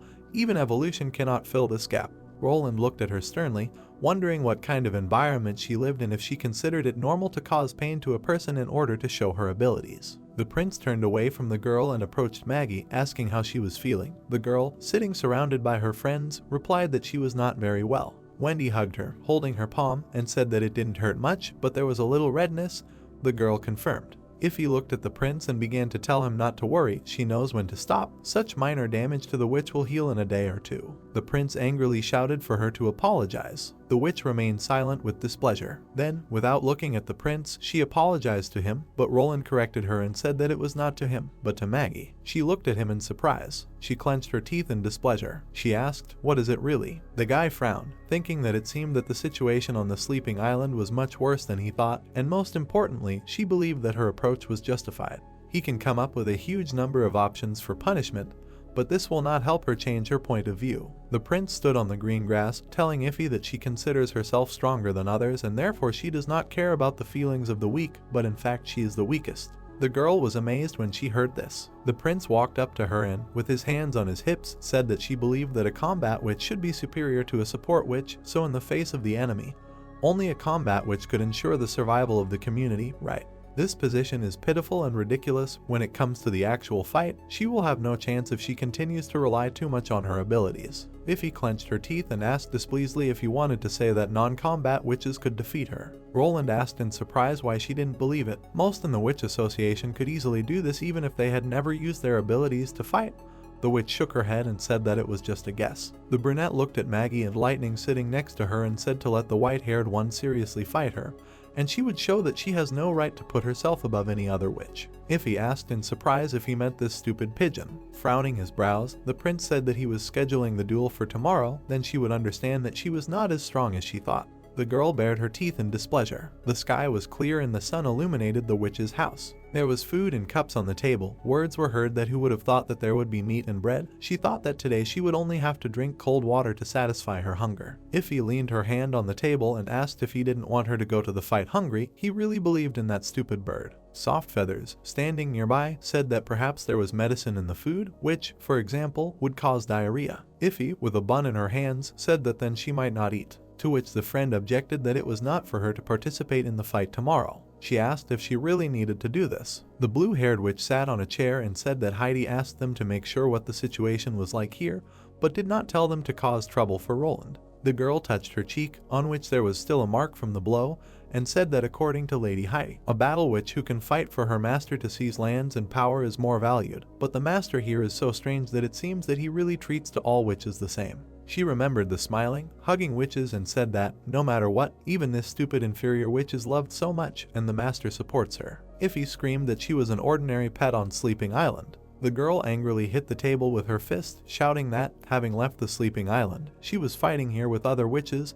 This was a betrayal, she just wanted to teach her a lesson. Ify looked at her friend gloomily and said that they must show their worth in order for the master to be interested in the Bloodfang Association. He must understand that no matter how much a non-combat witch has evolved, there will always be an insurmountable difference between her and a combat witch. Lightning angrily clenched her fists and shouted that her friend should not be merciful, let her cry bitterly, begging on her knees for mercy. The girl stood on the bed and showed many blows with her fists, shouting that besides Nana would back up the girl, so just go ahead. Maggie sat on the bed, squeezing her head with her hands, and said that she understood. Lightning cupped her cheeks and protested that she didn't understand. In her heart she didn't want to beat another person. The girl tried to object, but the witch sitting next to her said that if she let her get away with this, she would no longer take her on the expedition. The researcher cannot be a coward. Nightingale materialized nearby and said that she was not a coward. The eldest looked at her displeasedly, shouting that a cowardly person could not fight a demon, and besides, she saved her life. The blonde hit Lightning on the head and asked how dare she say that. The girl rubbed her head with displeasure and said that she was afraid that she would chicken out at the decisive moment. Nightingale took her friend's hand and said that this fight was not just between them. She sat down on the bed next to Maggie and said that His Majesty was planning to make the witches of the Bloodfang Association realize their mistakes and thereby change their attitude towards other witches. Nightingale raised her finger, remembering the other witches, and said to remember Evelyn and Candlelight, because there were still many witches with a similar fate on the sleeping island. If she could teach her a lesson, then in a sense, she would help them too. Maggie looked at the girl with determination and listened to her words that she was not just fighting for herself, she was fighting to protect everyone, just like the last time she fought against the devil. Nightingale smiled as she exhaled. She said that His Majesty Roland also said that if she wins, ice cream and hot fried ribs will be served in unlimited quantities for a week just for her. Maggie put her hand to her forehead with a smile, saluting, and said that she would definitely defeat her. There were witches standing in a green clearing. Her friends stood on Maggie's side, supporting her and shouting that they were with her. Go ahead. Iffy looked at her opponent resolutely. Soft Feathers, standing next to the witch, said that she would not root for her, she simply would not hear her, turning a little towards her. The witch replied that if the support of the majority could solve something, the church would have united the continent long ago. She confidently stood opposite the girl and said that there was still time to give up. Looking at her, Iffy stated that she was looking forward to how she would disappoint His Majesty. Maggie looked at her with the same determination and declared that she would not lose. The older witch leaned on her leg and mockingly said to prepare to fall into the cage and then fall face first into the dirt. The white-haired girl screamed that she couldn't catch her. The only one who could catch her in the sky was Lightning. Roland raised his black-gloved hand and said that in this case the fight begins. The wind rose and carried away the green leaves. Surrounded by a purple glow, Iffy jumped up and shouted that even if she wore the Stone of Divine Punishment, she had gone through battles and could not be defeated. She quickly ran to Maggie standing in front. Suddenly the witch turned into a small bird and flew away from her. Iffy frowned, asking why turning into a bird is her tactic. The brown-haired woman angrily waved her hand, shouting that they were having a duel, and she was going to run away. Maggie stopped in the air opposite the sun, surrounded by its radiance. Iffy reasoned that she was using the sun to hide and launch a surprise attack. She covered her eye with her hand, blocking out the light, and thought that, right, if she wanted to win, she would have to turn into that ferocious monster. Looking at the bird with one eye, Iffy thought that the idea was not bad, but unfortunately for her, she did not need to see the target. As soon as it entered the area of effect of the superpower, it would be immediately detected. The sun disappeared behind the clouds. Maggie closed her eyes, purple power glowing around her. The prince and Soft Feathers watched this closely. The girl opened her eyes. Maggie quickly flew past her, saying that she was here. Suddenly she opened her wings on the other side, saying that she is here now. Iffy extended her hand forward, screaming for her to give up. The witch directed her cage power at Maggie, but she constantly dodged like a nimble bird, slipping out of the purple bars. Iffy looked at this in shock. Suddenly the bird appeared right in front of her and began to shine with a blue light. And then she turned back into a human. Maggie looked at her opponent seriously, clutching a pistol in her hands. The yellow bullet quickly flew straight into the stomach of the taken-aback witch. The other two hit her legs. The brown-haired woman closed her eyes, frowning. And then she fell to her knees while Maggie hovering above fired yellow bullets at her. Among the trees in the forest, a request was heard to wait, addressed to Annie. The red-haired witch looked back at the young Iffy who was saying that they couldn't escape. Annie angrily declared that she should stop talking. The church's army of judges would soon catch up with them, and once they captured them, they would be finished. The girl stopped and said that she could no longer run, she had to go forward herself. The eldest turned to her. She took the girl by the thin hand. Throwing her onto her back, Annie declared that she would carry her. With the younger witch on her shoulders, she walked forward through the forest. Iffy said that she wouldn't be able to run fast like that.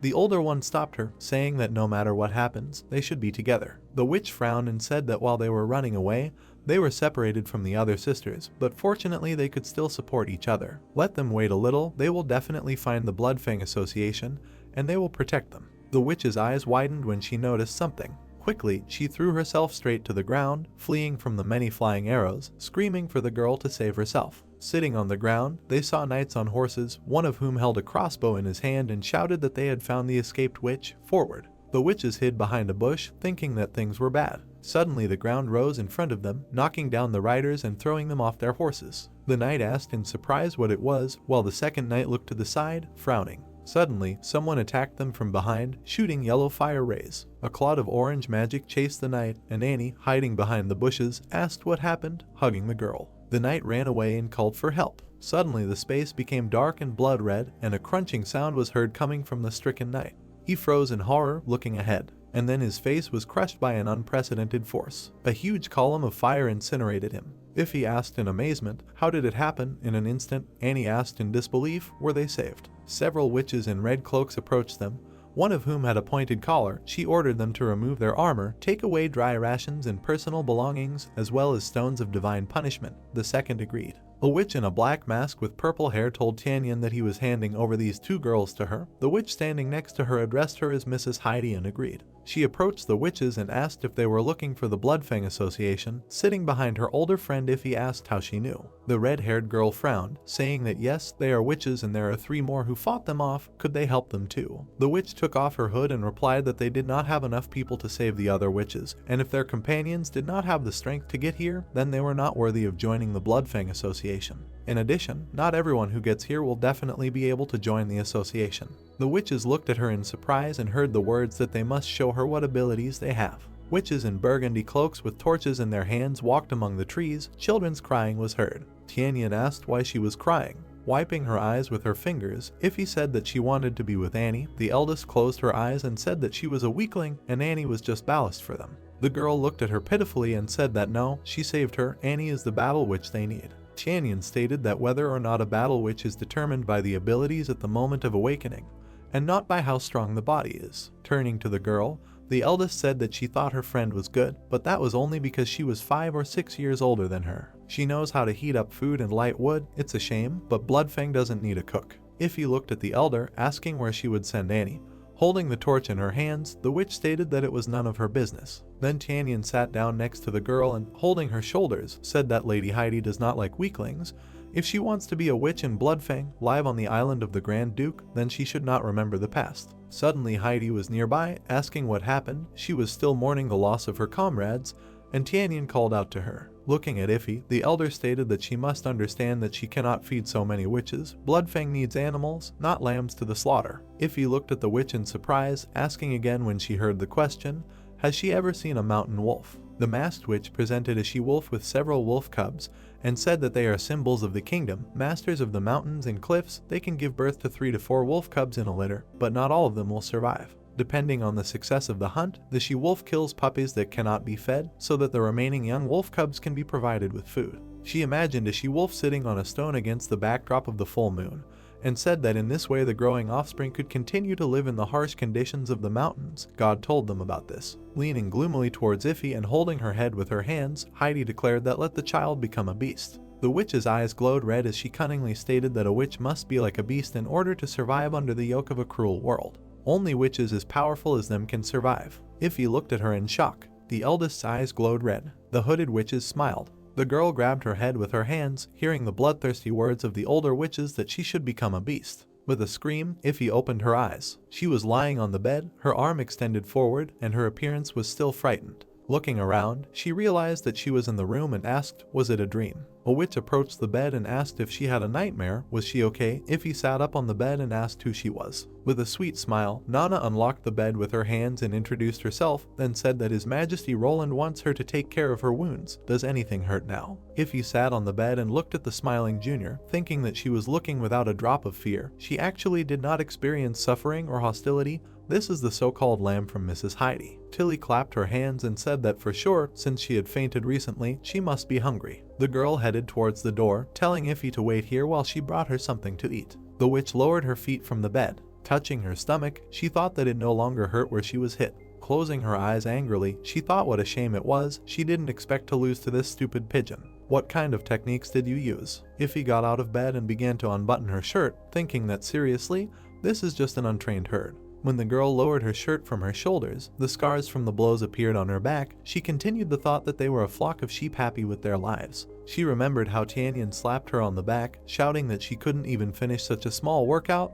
They were just wasting food on her. Iffy thought that the group of Tilly witches, or the group of witches from Neverwinter, were ordinary lambs, defenseless in the face of a strong enemy. Life is so arranged that the strong eat the weak. She remembered how Tianyan towered over the girls sitting on their laps and said that this was the food she additionally asked from Mrs. Heidi, and they should distribute it among themselves. Ify then rushed at the other witch, thinking that she would definitely become a beast. The wounded hand reached for the bread. Ify, already an adult, closed her eyes and thought that the beast. Heidi was right. If there were no amazing witches next to the so-called leader Tilly, she would not have been able to stand in charge at all. But the cup thrown on the floor broke into pieces. Heidi screamed, asking the witches why they were all willing to obey Tilly's orders. Let her tell Roland that she can be much more useful than that little girl. The flames of a fire were burning on the ground. Annie was warming his hands next to the girl. Ify remembered how she extended her hand to Annie, who was sitting among the witches, as she walked along with the red-haired girl. Fingers held a hot piece of meat. Annie looked at her and said that it was well fried. Let her eat a little more,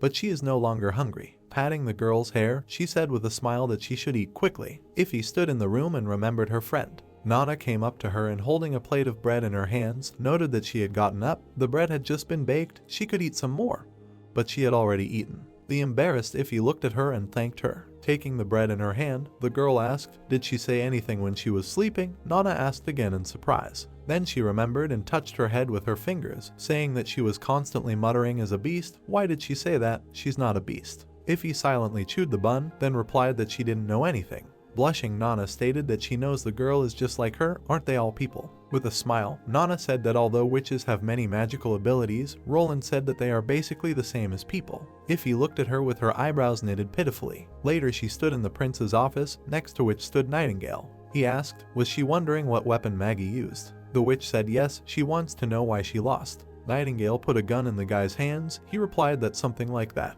The prince showed the weapon to the surprised girl and said that she used a pistol, which uses gunpowder to fire a bullet to kill enemies. The bullets that were used in the duel with her were specially made in such a way that they could not penetrate the human body, otherwise she would have died. Roland held a golden bullet in his hand and said to pay attention to this. It is not much larger than the little finger, but it requires a very complex technological process to make it. Hundreds of ordinary townspeople and 3 witches must participate in this process, and they are all very important.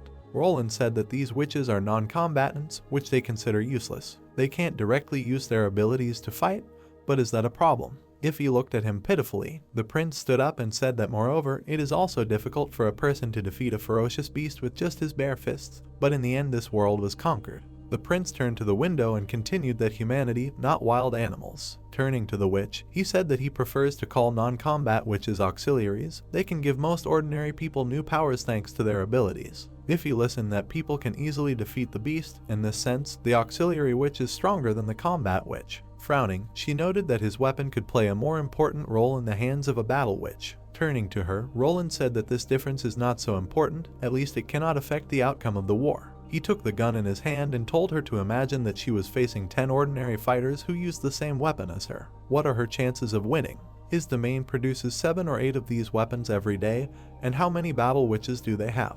He remembered Kyle sitting at the table and said that, besides, just having a weapon is not enough. If she wants to keep this weapon operational, she must have a huge production and technical team in which the role of auxiliary witches is irreplaceable. He remembered Anna holding the paper in her hands and said that he understood that it would be difficult for her to accept this fact for some time. Ify frowned as she heard that the reason why humans are superior to wild beasts is because they can use their knowledge to create a power that has never existed in this world. The guy tapped his temple with his finger and said that magic is undoubtedly the best weapon, but they are simply wasting their abilities. Ify remembered her friend Annie and asked if he meant that the auxiliary witch could also be useful. The prince with Nightingale approached her and said that it was true. Although everyone's magic is different, if you use it for its intended purpose, you can work wonders. He said that the 1st Army reservists would be doing rifle practice this afternoon, and he could give her a little tour so she could see with her own eyes what true strength was. Heading out of the office, Roland turned around and told the girl that times had changed. Suddenly, the voice of a girl was heard asking what the witch had been doing all this time.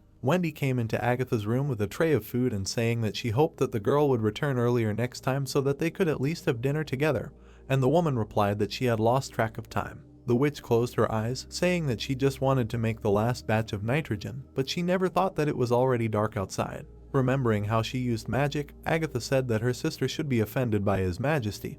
Besides, the lighting at the chemical plant is no different from daylight. Wendy stood opposite her sister, holding a small container of food in her hands, telling the girl to eat her dinner quickly while it was hot, and in response she received words of gratitude. The sister put her hand on the blue-haired girl's shoulder. The brunette smiled broadly at her interlocutor, saying that if she felt tired, then she should not hesitate to ask Echo to sing her the hot spring song. Wendy smiled, closing her eyes and telling her sister not to forget that she was also a member of the Witches' Cooperation Association. A bright crimson blush appeared on Agatha's face from embarrassment, and the girl lowered her gaze, thanking her interlocutor for her kind words and care. The sister said that she needed to leave and left. The girl looked again as Wendy left, and both girls smiled. Agatha said the name of the association to herself. A few seconds later, the heroine touched the container and steam poured out of it, and then a sweet, alluring aroma swept through the room. The shy girl was surprised when she noticed the honey and thanked Wendy. As she made toast and spread honey on top, the witch thought about how in her city the daily diet consisted mainly of all kinds of grains and fruits grown by the auxiliary witches. There was also meat, but its supply was unstable,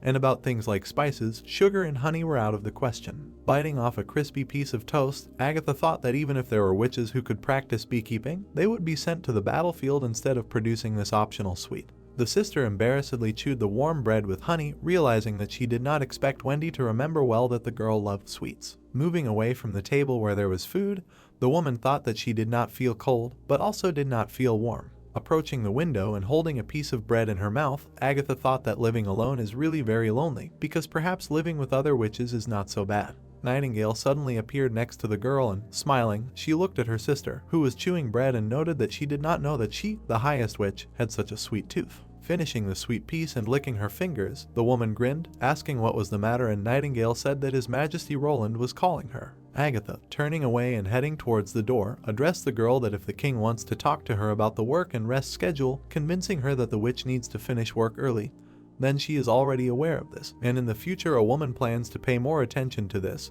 so the prince does not need to waste his precious time on her. And after hearing this, Nightingale confirmed, but added that besides this, His Majesty wants to discuss something else. Agatha's eyes bulged when she heard that Roland also wanted to fight the dragons. In a matter of seconds, the girl flushed, not believing what she heard with her own ears. Immediately the witch demanded that her sister take her to the king. From the prince's office came the voice of a girl who said that at the moment they had not produced even a dozen siege weapons, and did the man really want to attack the demon camp after that? Standing in front of His Majesty and gesticulating, the heroine did not understand whether the man really thinks that demons are as weak as people, but only by killing a couple of thousand of them. They will immediately rush to flee without looking back from the battlefield, but by doing so Roland can destroy their city and the existing order that was established among them. The king chuckled, pointing with his hand and saying that the witch misunderstood his intentions, because he wants to catch several demons alive, and not destroy their camp and kill them. And hearing this, the girl exclaimed, asking the man how he would do this. Turning to the girl, who sat on a chair,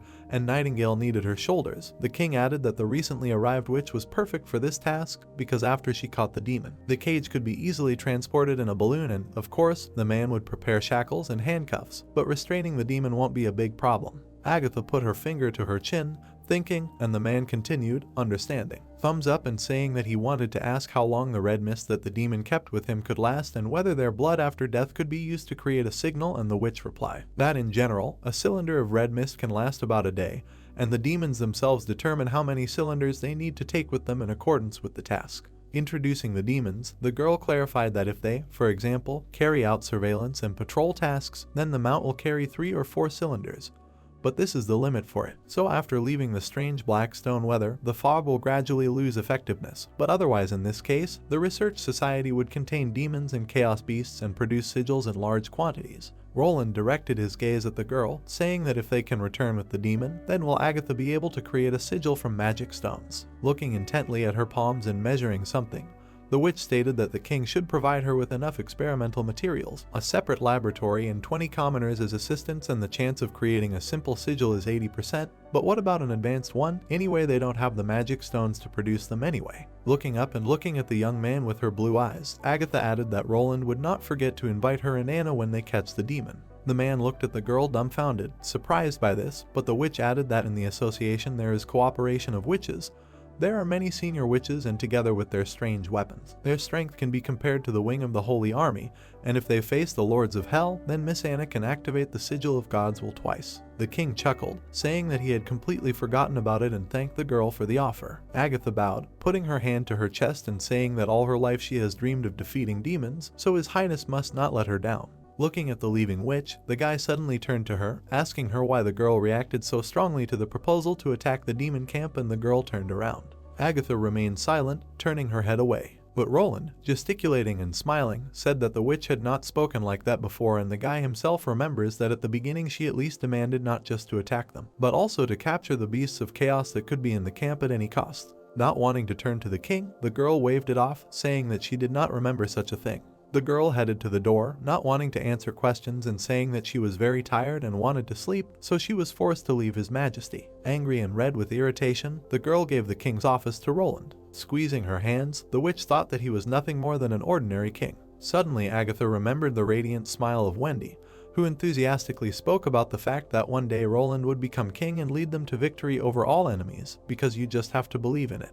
The woman walked silently, thinking about all these words and not understanding what was happening. She went out into the night garden, looked at the sky, and realized that she just had to believe in the guy's capabilities. Agatha looked up at the sky with rapture and happiness shone in her eyes. A disappointed voice came from the windows of the castle, saying that they had been deceived by a certain Heidi. A girl was sitting on a huge bed in the room, who echoed that His Majesty Roland did not lie, because the power of metal bullets far exceeded those special bullets that Maggie used in the duel with her. Remembering that day when Roland stood on the tower with the witches, the girl thought that another weapon called artillery was even more terrible, and its attack range was several times greater than that of small arms. But the guard commanders said that it was an outdated field cannon, and a weapon called 152mm Siege is the real trump card of the artillery battalion. Ify sat on the bed, holding her head, saying that that roar still sounds in her ears, and an alarmed Softfathers approached the girl. The girl, moving her hands and lowering her gaze, turned to the witch, saying that perhaps she did not think that there was such a power in the world, but what would they have to do next?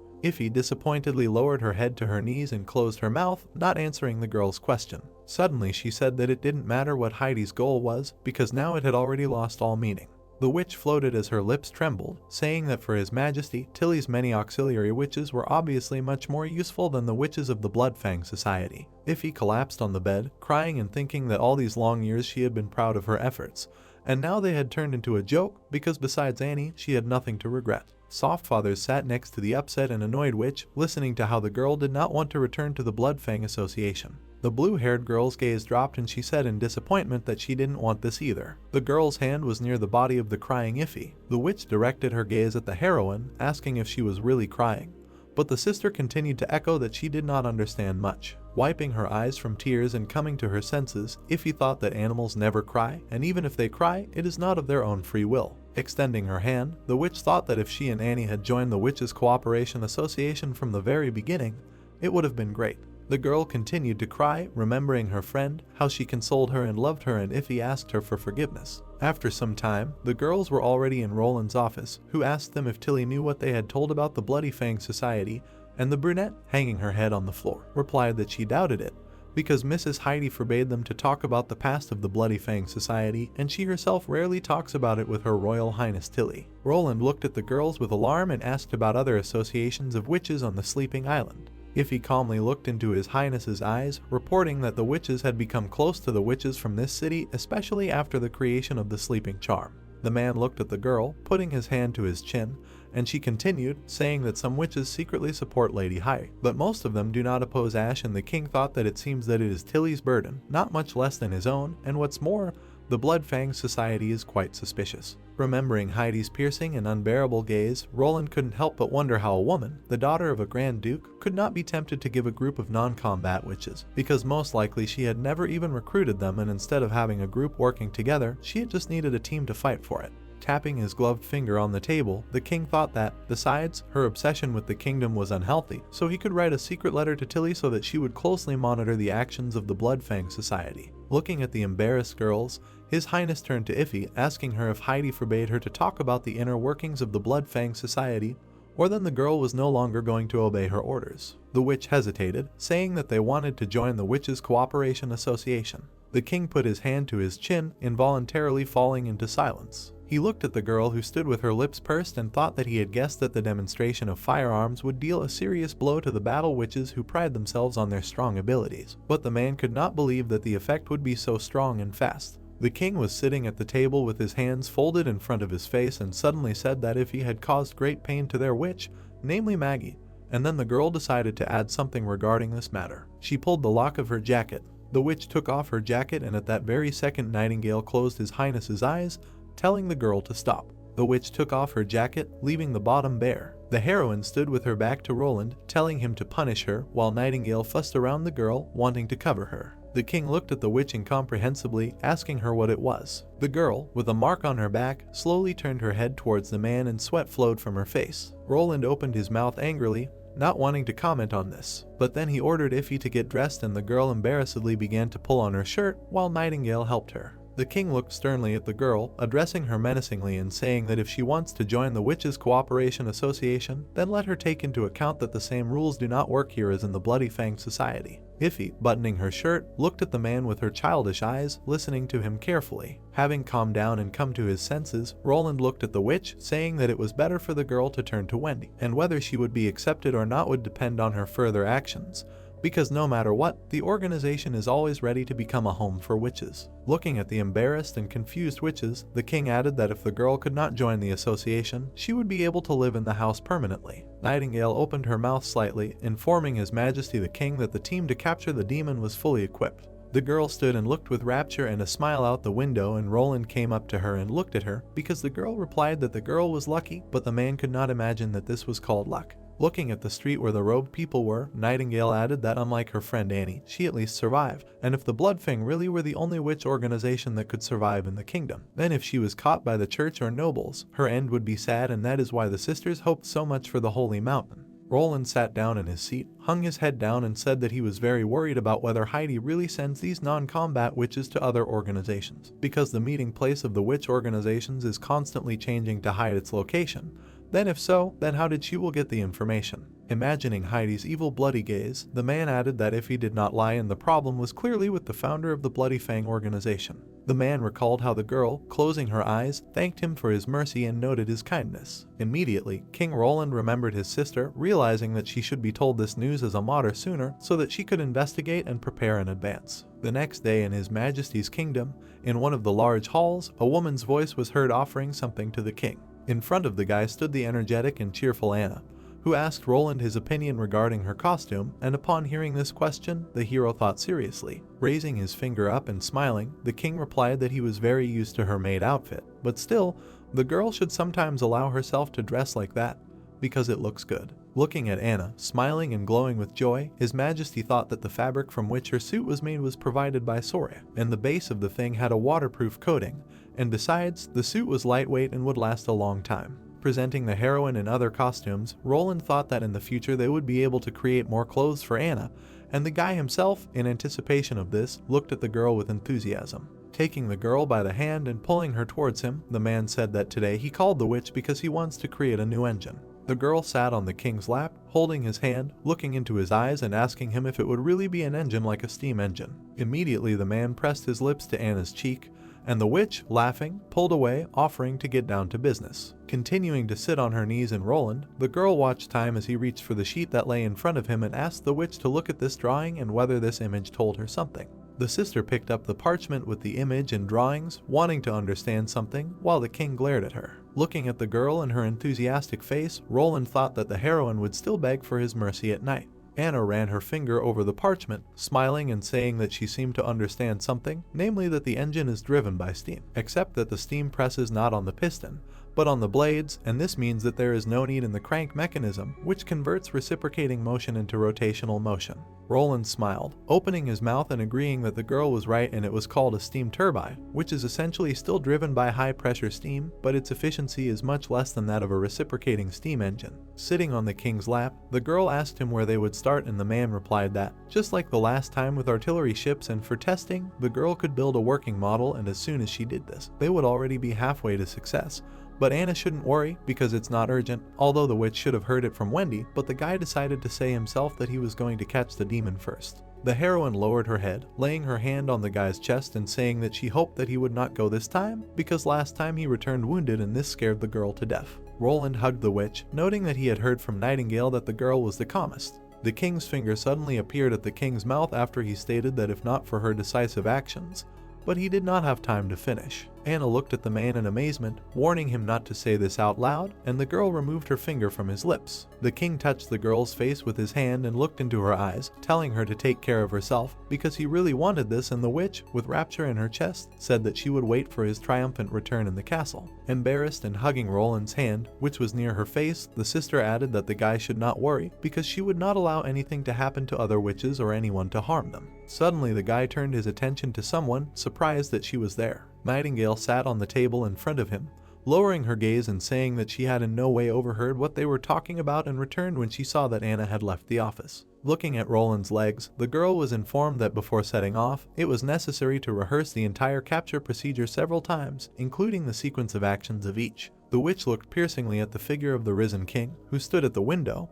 holding his hands back, and Nightingale added that, however, this is just a plan in case there are a few demons, and how it will be implemented in life must be adjusted in accordance with reality the situation. The king resolutely looked out the window in front of him, saying that if everything goes according to the worst scenario, it means that everything will go to waste. Suddenly Roland turned to the witch, saying that she was obliged to return Anna at any cost, and Nightingale herself looked into the man's eyes with disappointment. The girl's look became sad, and she asked the king if this was the only reason why he was not coming. But the look of Roland himself was decisive and stern, and the man asked the witch if she really would not have saved him otherwise. The heroine lowered her gaze and head down, crossing her arms. A second later, she raised her gaze to His Highness and replied that she would try, and to this Roland himself added that, besides Anna, he only trusted her. Suddenly the couple looked out the window and noticed Barav approaching the gates of the castle, and the king exclaimed in surprise, as if he had been waiting for the old man all this time. He walked towards the door, standing with his back to Nightingale and saying that the old man had returned from the royal city and the king needed to talk to him about some issues regarding the production of steel. At this time, the witch, standing behind her leader, silently looked at him, looking down. At the same time, at another Roland castle, there was a couple who were talking with one of the guards and indignantly wondered whether the king had really left the capital for a week and whether the coronation ceremony had not yet taken place. The servant looked at the determined girl and the guy next to her, saying that initially His Majesty left the chief minister Barav and another gentleman to deal with matters, but they also left the capital a few days ago, and except for the servants, there is no one in the palace now. The girl resolutely showed a stop sign, while the servant told her that the administrator had warned that if the ambassador wanted to talk to the city organization, the servant would have to convey the message, but the lady refused. The heroine stood in front of the door, thinking that all this time they had been running without a break, but as it turned out, it was in vain, and how could the king leave this magnificent city and go to the western region to build a new city, and what the hell was happening in the guy's head? The girl didn't understand. The sister turned around, wanting to leave, and ordered her brother to follow her, because now they would return to the pier to also go to the western city, but then the brother quickly said that they had left anyway, so they better not rush. These words made the girl turn around, and the boy saw her angry expression on her face, which could not be hidden in any way. Edith stood next to Cole, smiling hypocritically and saying that she had said more than once that on this trip he should not call her sister, and the boy, with a frightened look, said that the girl was his secretary. Suddenly the guy's face took on a puzzled, worried look, and he, standing next to his sister, said that he hadn't showered for weeks and felt like he was about to get lice, and Cole added that the girl hadn't showered either, and in the end the road was carried by these two heads and everything almost reeked of them. The heroine put her fingers to her forehead and closed her eyes, saying that then her brother needs to find a hotel for one night, and in the morning they will leave this city, and they will leave these two heads and other things on the ship, because the girl herself does not want to inhale their stench anymore. After some time, the couple arrived at the pier and, clutching their heads, they looked at how everything was smoking, and the ship was sinking to the bottom, and the boy immediately screamed, not understanding who burned the ship.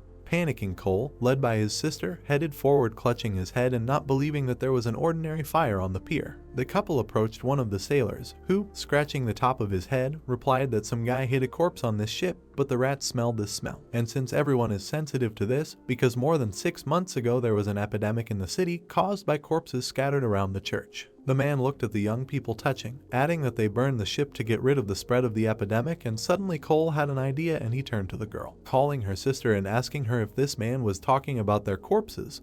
But Edith was there. She shut the young man up, asking him not to call her sister and to remain silent. The sailor suddenly turned to the couple, informing them that the captain of the ship had been arrested by guards for interrogation and asking if they knew him, but the girl made a threatening face, saying that she did not know him. Walking along the pier and trying to take it all in, the boy echoed that he didn't expect everything to happen like this, and the heroine walked ahead, offering to find another ship. Grabbing her head and closing her eyes, Edith added that apparently the path to taking the oath of allegiance would not be as easy as the heroine herself had expected. At the same time, King Roland was conducting tests with the witches from the Witch Cooperation Association, and they faced several targets. The first who tried to get into it was Sylvie, who directed a huge stream of her magical energy towards the shield. The girl hit it right in the center and the target was cracked at the edges, wanting to collapse or break. Next up were Wendy and Agatha, who strained hard to use their magic attack to brilliantly achieve their goal. Both girls hit the target, breaking through the shield with a strong blow of magical powers. Looking at the broken target, which had a hole in it, the witches rejoiced. Ify watched the girls being tested and thought that these witches will participate in the operation to capture the demon, and although His Majesty Roland said that they are all auxiliary witches who have made great contributions to the development of the region, but they are no different from battle witches. Looking at how Nightingale holds a weapon in her hands, trying to hit the target, Ify understood that this is the most dangerous witch of all, because while she is in her fog, no one in the whole world will be able to do anything to her, and for this girl there are no barriers, and a mysterious death awaits her enemy, which will make them fall into deep despair. Introducing the demons, the battle witch understood that all this was nothing, because demons are much more dangerous than witches, and hundreds of years ago they destroyed the witch empire. And now they are near the western region, and they will follow the orders of the witch who lived more than 400 years ago in order to capture this monster for research. Ify looked at Anna with a serious expression, whose face was pleased, and the girl thought that this witch was their key and secret trump card in the entire combat operation. But the combat witch wondered how strong the girl's ability was to easily destroy the hordes of demons attacking them. Anna raised her hands in preparation for an attack, saying that she had not shown her abilities for a long time, so she asked many of those present to move away. Lightning and Maggie fluttered in the air, watching as the girl prepared to attack, entering the field. Immediately Agatha commanded, pointing with her hand and shouting loudly for all the balloons to be lowered. The blue-haired witch pointed at the balls and told Anna to shoot them down, and these words attracted Ify, who understood that it was very far away but did not understand how the girl would do it, not knowing how to fly. It's impossible to hit the balls this way. Finally, Roland approached the girl, hugging her shoulders and telling her not to hold back her power, releasing it. The heroine took a sharp step forward, preparing herself for battle. She began to gain magical powers, preparing for a strong attack, and closing her eyes, Anna joined her hands at her chest. She used her artifact, the buttons of which were all lit in with a bright light. The entire field was illuminated by bright sunlight and the light from the girl's magic. Lightning looked up at the sky, delighted at how it had changed, and the girl asked Anna to show her strongest magic and signature move. The witch's gaze was decisive and stern. Suddenly, a huge magic pillar appeared in the sky, followed by loud bangs. The balloons immediately began to burst, and a lot of pops and other loud sounds deafened the clearing, while the girls closed their eyes from the bright light. Wendy, crossing her arms and smiling, looked into the sky, noting that the girl's attack was amazing and enchanting, and Agatha was shielding herself from the blinding light and saying that the girl's blow was like heavenly punishment, and if so, then they definitely had an ace up their sleeve. Ify, putting her hand to her ear, suddenly became thoughtful, looking at this witch's ability. Looking at how Roland wiped the sweat from Anna's forehead, the witch thought that having seen for herself this incredible ability, that beast inside, which the pathetic and worthless organization of Bloody Fangs preaches about, is just a sheep compared to these, and these are the power's high witches. The king suddenly looked back where Nightingale stood, asking the witch if these electrical flashes were really created by magic, and the girl suggested that perhaps they were. Putting her finger to her chin and deep in thought, the heroine added that being in the fog, she could see all this raging magic, but only it was different in color from everything she had seen before, and the witch was thinking about what color it was. Recalling what she saw, Nightingale said that it was black or a dark color that was similar to the void formed by the divine punishment stone, and the heroine assumed that the color of the divine will sigil in the misty world was actually black. Suddenly Roland turned to Agatha, gesticulating and asking the girl how many experiments she had conducted with the sigil of the divine well, and the witch replied that not much and had already told about everything that she had discovered, and ultimately, only the high witches could awaken him, but their power could not be spent only on these experiments. The king grimaced in surprise, and Agatha continued, saying that she had an idea that the Stone of Divine Punishment is not only a simple force that prohibits magic, but rather it contains extremely powerful magic itself, and it is so strong that it affects those nearby magical power and makes it impossible to use it.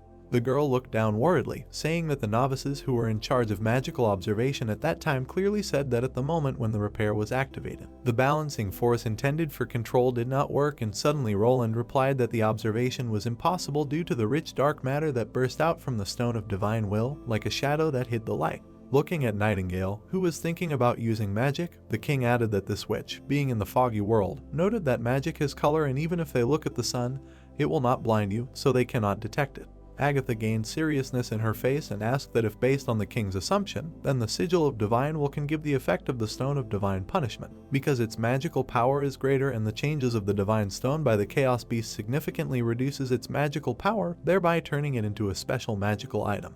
The man looked at the girl with a serious look, answering that these were his fabrications and assumptions. Agatha lowered her gaze to the floor, rejecting these words and asking that if the emptiness was truly caused by high-ranking magic, then why nothing was happening to the witch herself. Anna, who heard this question, was surprised and asked again, and the king, standing in front of the witch, was amazed. Agatha looked at the uncomprehending girl, saying that the magical power in the body can activate the divine will sigil twice, and it can be said that its power is greater than that of the divine punishment stone. However, this emptiness cannot penetrate through the divine will sigil and there is no circle around the witch herself. A non-magical area is formed, which cannot be explained, and upon hearing this, the girl was very surprised and thought about it. Agatha suddenly turned her gaze to the clueless couple, asking why magic stones had to be filled with magic to start working. Because her teacher assumed that only a living creature could have magical power, and inanimate matter would constantly lose magic, which confirmed the properties of the blood of witches and demons. Roland, putting his hand to his chin,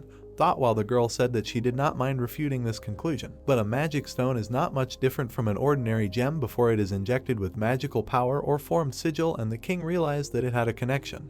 But something was missing. Agatha suddenly showed a sign to the table, saying that she wanted to postpone this question and they could find the answer during the subsequent production of the sigil. And at the moment the most important thing for them was the operation of the ruling point, which would take place in 3 days. A few days later, the king saw Anna off, putting his arm around her shoulders and telling her to take care of herself and remember to be safe. Roland gently stroked the girl's cheek and hair, while she said that even if the mission was failed, they could always return to the castle, and the guy added that the witch should not worry about anything and would return alive. Suddenly the girls ran up, swarming around his highness like flies and saying that they too would return soon. Agatha stood on the balcony, watching how the king saw off the witches, and the girl said that this was just one simple hunt, but it was as if they were saying goodbye to life, and if it were like this every time they went on a hike, then the demons would have long ago would build an outpost at the gates of the city, and Iffy, standing next to the girl, agreed, saying that it was not so important to complete the task, but the main thing was to return safe and sound. All the girls climbed onto the huge ship and Maggie, along with Lighting, were excited to set off. Suddenly, Nightingale came up behind Roland, who was holding his hand to his temple. She pressed her lips to the guy's cheek, which made him embarrassed, and the girl told him to take care of himself and not just leave the castle. The witch immediately disappeared into the fog, as unexpectedly as she had appeared, leaving the king in brief confusion. He turned around, touching the fog, and a voice suddenly said that she would be back soon. Roland stood on the pier, watching the ship sail away and move away, and the man barely audibly said that he hoped that everything would be okay with the girls. A hot air balloon flies over snow-capped mountains. The speed of the steamship is much lower than the speed of a hot air balloon, so it took the guys almost 2 days to get to the mouth of the Kishui River. The brunette in the brown uniform turned to look at the military. The guys were accompanied by 2 ships, each of which contained the most elite veterans of the First Army under the command of Brian. 2 wooden ships sailed to the shore. The military stood on the coast near the river, 2-3 kilometers from the place of hostilities, because they will not participate in the capture, but if something unexpected happens, the soldiers are obliged to provide cover. A serious blonde looked out from the foliage of the trees. Standing on a long branch, Nightingale looked into the distance. She knows that this time the hydrogen balloon does not need to fly too high, because while they were flying around the snow-capped mountains, Sylvie was able to notice a demonic eye through the rocky cliffs on the shore, which was located at the top of the Black Rock Tower and acted as an observer. At that moment, she remembered the words of Agatha, who was sure that if someone saw the demonic eye, the device would sense the presence of that person and determine his location. A white bird flew next to the balloon. The girls looked up at lightning soaring in the sky, who asked his partner if she had discovered the device. Sylvie said that they need to fly closer because nothing is clear. A stream of strong energy began to emanate from Wendy's palm. She asked the guys to hold tight. Soaring over the snow-capped mountains, the balloon accelerated. The green-haired heroine saw a dark red mist. The snow-capped mountains were completely engulfed in fog. A drop of sweat ran down Sylvie's face. Her face turned blue when she felt the demonic eye. The reflection of a girl appeared in the bloody pupil. She frowned deeply and said loudly that she had found it. The green-haired witch turned her head to Wendy, who admitted that she had caught the demonic eye's attention. Hearing this, the partner reported the approaching creatures. The monster with fangs flapped its wings. Sylvie confidently jumped from the balloon.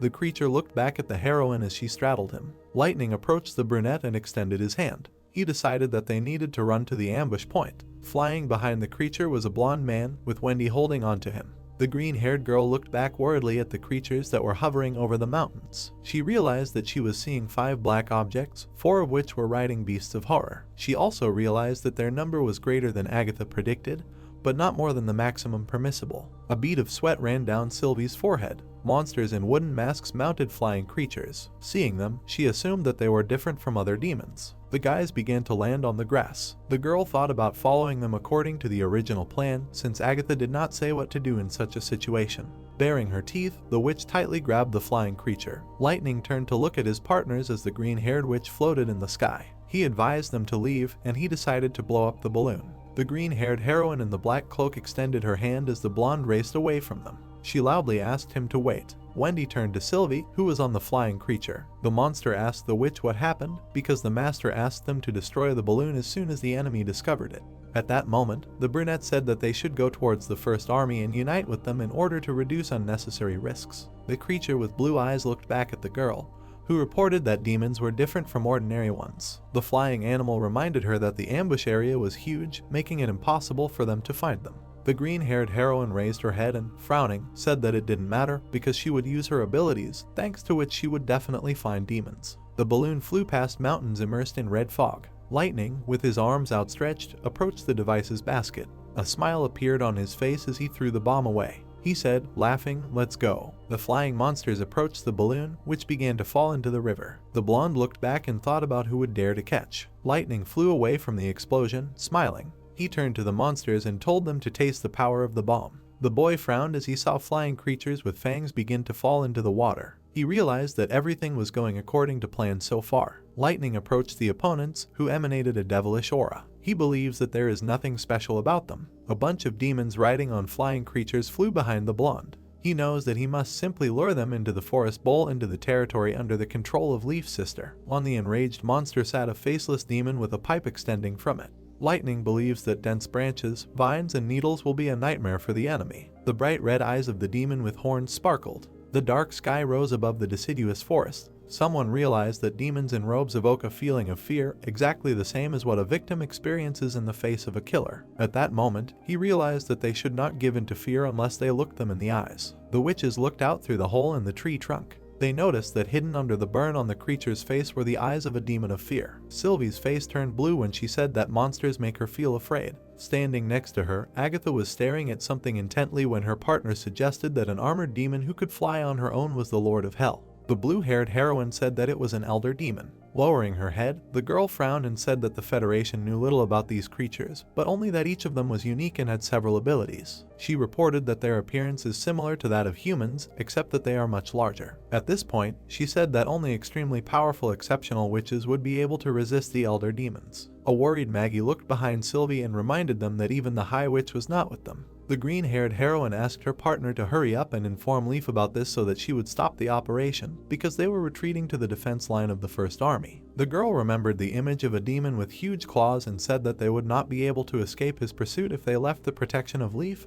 because only Lightning and Maggie were able to do this. She admitted that she had not seen the real elder demon, but only heard from Lady Alice that when fighting these cunning and powerful demons, they must completely focus on the enemy. The witches standing inside the tree bark raised their heads. Agatha called out to Leaf, who asked her if she had any ideas. The blue-haired heroine, bowing her head, frowned and said that they were changing the plan and asked to tell all the witches about moving to a backup plan, which consisted of refusing to capture and destroying the enemy with the help of the sigil of God's will. She demanded that Nightingale watch the armored demon, and Anna found an opening and attacked them. The witch turned to her companions when Sylvie asked her if they would really fight the elder demon. Agatha talked about how they rarely appear alone. At this moment, she decided that they were unlikely to lose, because at the moment the monster only had 2 fear demons as cover. Everything around them sparkled with a blue light as Leaf told them that they could only fight and give it their all, because if they retreated, they would die. The witches looked at the flower that appeared when their partner suggested that Lightning was returning with the demons. Flying creatures flew over the deciduous forest. The blue-haired girl turned to Sylvie and asked her about the situation. She informed her that the armored demon had not landed, but continued to pursue Lightning. The older demon with a huge sword on his shoulder stared at the blonde while the green-haired heroine said that other demons had gotten off the flying creatures behind the forest and continued the chase. At that moment, she noticed that the first pursuer was missing, because there were only 3 terrible beasts next to him. Sylvie hit her stomach with her hand and glared at Agatha as she asked them to hide because their abilities were not suitable for combat. Hearing this, Leaf reminded her that these witches can fly, so they will be able to defeat the enemy if they escape. A smile appeared on the blue-haired witch's face and asked her not to worry, because they still had Maggie. The flesh girl hit her partner with her elbow. A magical dome appeared around Agatha, glowing with blue light. She decided that they first needed to get rid of the stupid lizard so that the enemies would have nowhere to go even if they wanted to escape.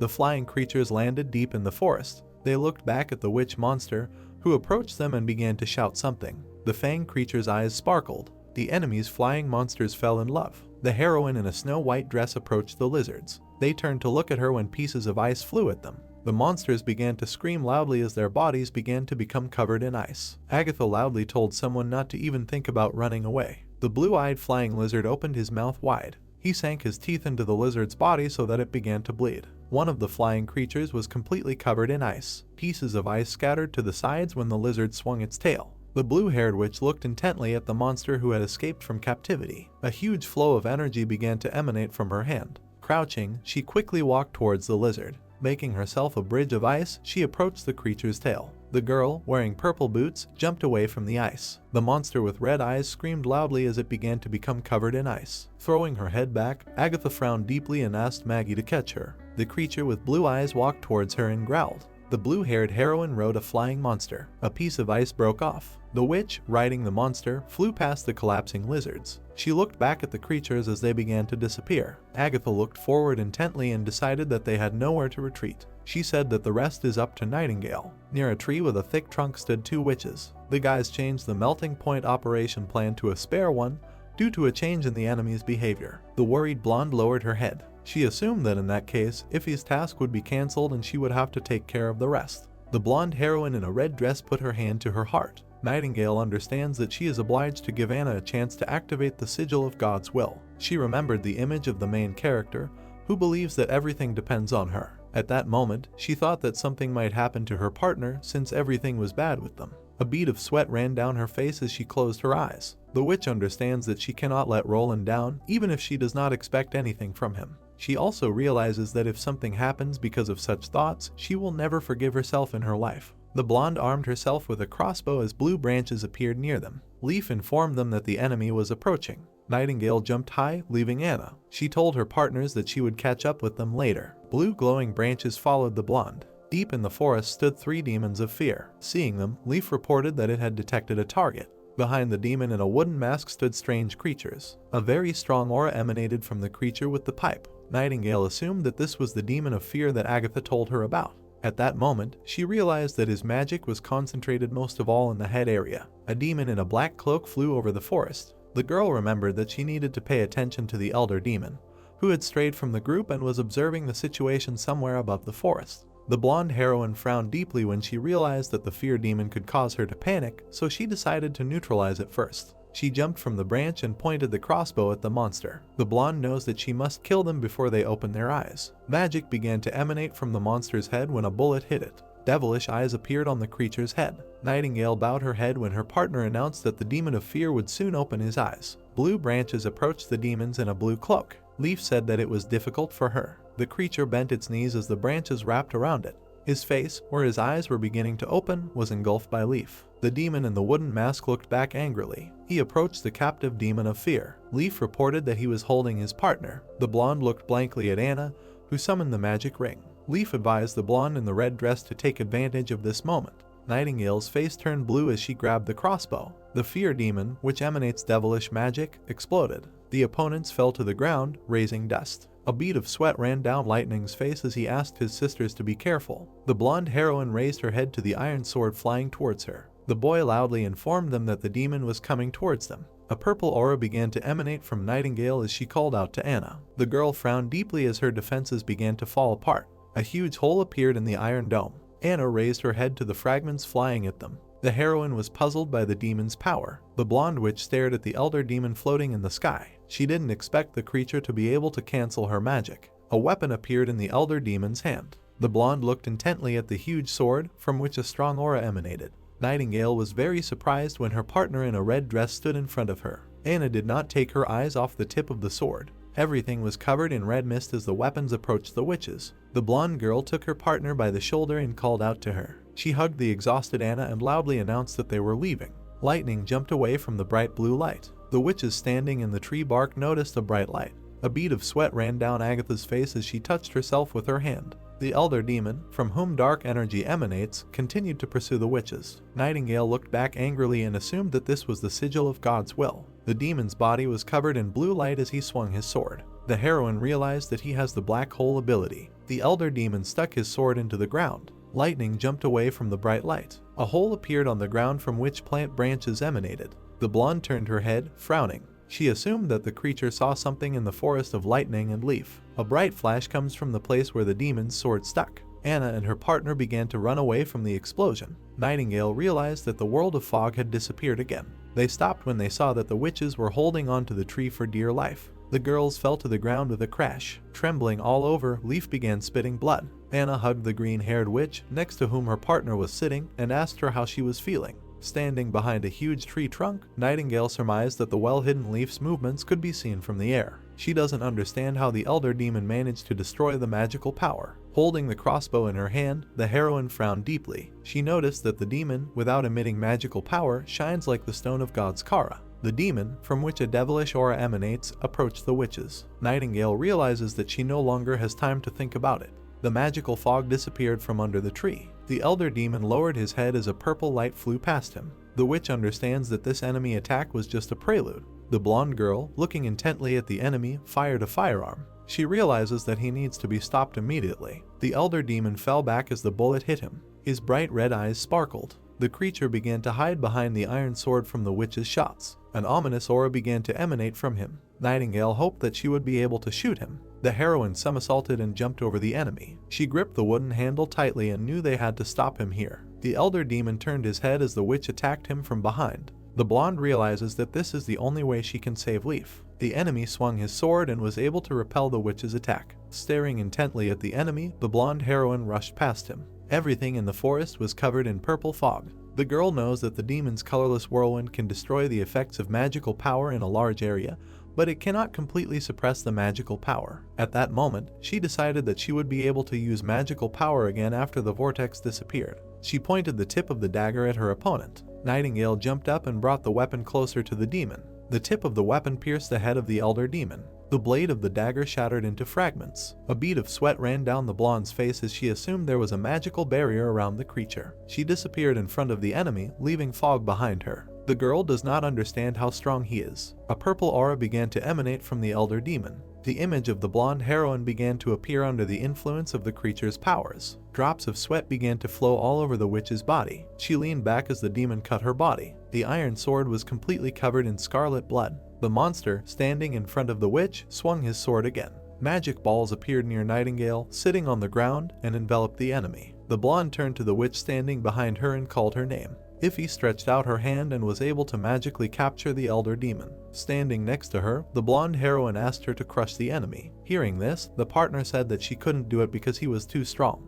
The monster's body was covered in purple light. He spread his legs and was able to free himself from captivity. A bead of sweat ran down Iffy's face as she continued to cast her spell. Someone, looking down, demanded that Nightingale take her partner and retreat. Iffy, continuing to use her magic, turned to look at the witch. The angry Anna's body was covered in a bright light as she grabbed the object. A magic ring appeared around the elder demon. A smile appeared on Nightingale's serious face as she suggested that the monster was no longer capable of using the magic suppression ability. Taking Iffy, the blonde shrouded her in magical fog and announced that they were leaving. There was a bright flash of light in the forest. Anna stood in front of the creature, which began to shield itself from the light. The blonde covered her one eye. Bright flashes of lightning came from the depths of the forest. She thinks it's an amazing sight. The blonde rested her hand on Iffy's shoulders, who realized that she had a serious wound. Anna grabbed her head when Leaf began to approach her, calling her name. The blonde in the red dress fell to the ground so that her partner managed to catch her. Nightingale reported that everything was fine with her because she simply ran out of magical power. The blonde heroine closed her eyes tightly in pain when Iffy asked her not to move until she bandaged her. Hearing this, she told her not to worry. The girl raised her head worriedly. The elder demon, left without his first arm, appeared before the witches. Looking at the terrifying creature that began to approach them, Nightingale did not understand how he managed to survive. The eyes of the monster with chopped-off horns sparkled with red light. The witch realized that he was able to withstand the attack of the sigil of God's will. While Anna was unconscious, Nightingale bared her teeth. She realizes that Leaf can't move and that lightning is nowhere to be found. Someone approached the girl sitting on the ground. She doesn't understand who else can help them. Ify stood next to her partner, who asked her what she was going to do. She replied that she would fight to the end. The red-haired heroine grabbed the hilt of the dagger and reminded that she was a battle witch, albeit one with running out of magical power. The blonde turned her head as the older demon approached them. Ify asked her to use her ability and hide the girls. Unconscious, Anna clung to her green-haired partner. Leaf asked her to take at least one of them if she couldn't take them all. Agatha, who mounted a flying creature, began to help the guys. She frowned deeply and lowered her head. The girl asked Maggie to crush the elder demon. The creature with bright red eyes looked up. The blue-eyed flying animal pinned the enemy to the ground with its claws. The girls looked at Agatha, who was petting the lizard. Maggie reported that they made it. The lizard looked intently at the red-haired heroine, who praised him. She demanded that he beat the demon with his tail. The enemy's eyes sparkled brightly. A stream of energy hit the lizard's head so that he began to scream. Maggie fell to the ground with a crash. The elder demon, standing on the crushed ground, gazed at the witches. The blue-haired witch frowned deeply as she loudly called her opponent a magic killer. The enemy jumped high when the ice floes began to approach him. The girl's attack pinned him to the tree trunk. His feet began to become covered in ice. Maggie grabbed the crossbow, standing next to Agatha, who demanded that she fire now. Ify grabbed Nightingale's hand holding the firearm. The witches simultaneously shot at the elder demon. He turned his head and touched the flash of light with his claw. A devilish aura began to emanate from the creature. The blue-haired heroine threw her whole body back, screaming. She extended her hand when she saw the demon come out of captivity. Agatha said they couldn't let him go. The girl in the green jacket grabbed the device and asked her to do it. Holding the magic cube, Leaf began to be enveloped in a green aura. The elder demon turned his head sharply. Magic stones began to sparkle on the edges of the iron device. The enemy's body was completely enveloped in bright light. A tall column of dust rose in front of the witches. Nightingale covered her hand and raised her eyebrows and asked if the demon was dead.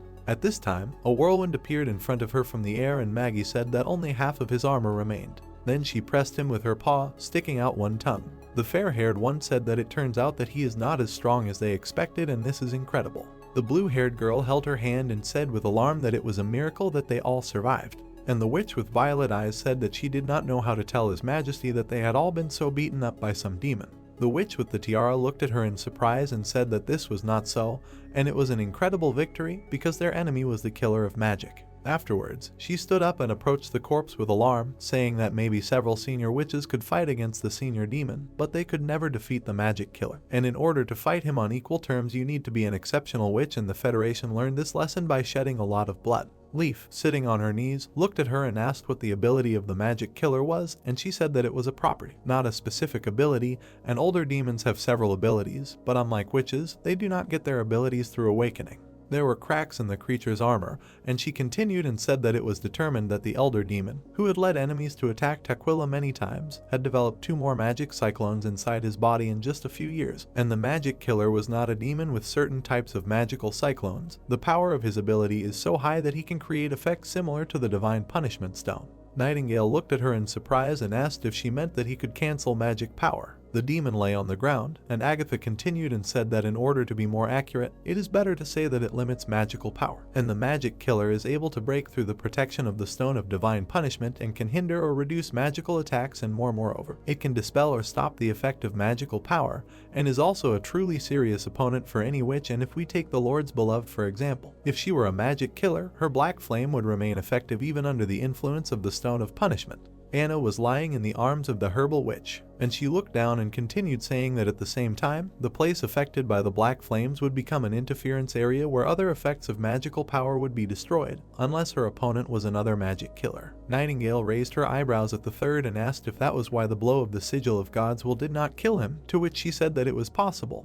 And in general, this is the first time that she has participated in such a battle, and the Federation has not left any records of using the sigil of God's will against the magic killer. But after that, the blue-haired girl closed her eyes, imagining a red-haired witch with a sword, and calmly and peacefully said that when exceptional witches carry the Stone of Divine Punishment with them, they shine like the sun on the battlefields, and wherever they go, the demons melt like spring snow, and they themselves are the center of the sun, and if only they could see Mrs. Alice. While they were talking, Maggie extended her hand. Nightingale asked if there was a single witch from the Federation who became a magic slayer, to which her interlocutor said that as far as she knows this is not the case, and probably no one will. Witches and demons have fundamental differences. And then the white-haired girl noticed something, opening her eyes wide. The girls turned to look at her, and she exclaimed. The changeling witch held a small box in her hands while sitting on her knees and asked what it was. Then she began to slowly open the cracked box. From it, many precious stones of various colors fell onto the ground. After they fell to the ground, Maggie asked in surprise if these were precious stones. Agatha opened her eyes wide and said that these were magic stones. And although she could not understand what types they were, but judging by their color and brilliance, these are high-quality stones that can be turned into stones of divine punishment. Leaf said with a smile that the trophy they received from the Elder Demon should be something good, but she did not expect that he would hide the box inside his body. The white-haired witch raised her finger and asked if there were boxes in the bodies of other dead demons. After transforming, she flew away and said that she would go look, and Agatha told her to be careful and not touch the red mist canisters. Lightning ran towards them from behind and shouted to Wendy that she had found them. The red-haired girl immediately began to run towards them, and there were soldiers behind her, and she called the witches and asked if everything was okay with him. Afterwards, the caring witch ran up to the green-haired one and Anna and asked what was wrong with her, to which Leaf told her not to worry and said that she was simply unconscious due to depletion of magical power. The flying witch held her head and, closing her eyes, apologized, saying that she flew at her, but as soon as the demon's sword flashed, she fell, to which Nightingale told her that then, she still did not know what happened and could not help anyone. Afterwards, she came up to her and, stroking her head and looking at her tenderly, said that the main thing was that everything was fine with her. The demon's body was bleeding. One of the soldiers covered his mouth with his hand and asked in horror whether this was really their enemy, and the blue-haired one said that this is so and that he is dead. He immediately bowed, and the witch with purple eyes said that they should order their soldiers to comb the forest and pick up other corpses, and he said that he understood this, while Lightning carefully looked at them, and Agatha said that she was sorry that they could not catch the demon alive, and the plan to create sigils was postponed again. The adult witches looked at the little one, and she said that there might be one living demon, and the ancient witch asked where he was. She put her finger to her chin and said that she was not sure, but if the demon could swim, then maybe he was still alive. A ship was sailing along the river. The sailors examined the corpse of the demon.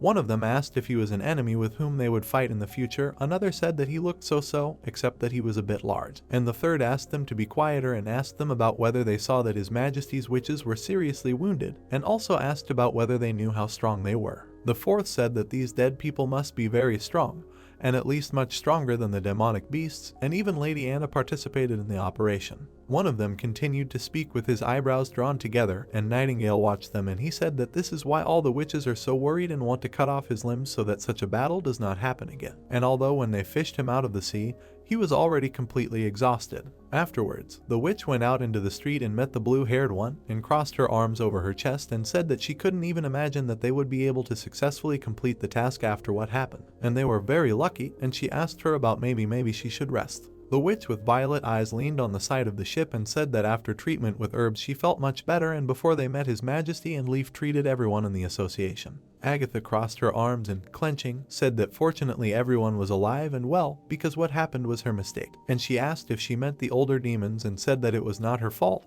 and asked about who could have known that they would appear in this remote place. The blue-haired girl folded her hands on board the ship and said that she did not understand this. Maggie of Lightning looked at the gems, and she continued and said that the elder demons usually hid behind a huge army and they never acted alone, because their numbers are small, and she thought that she would not meet them again before the bloody moon.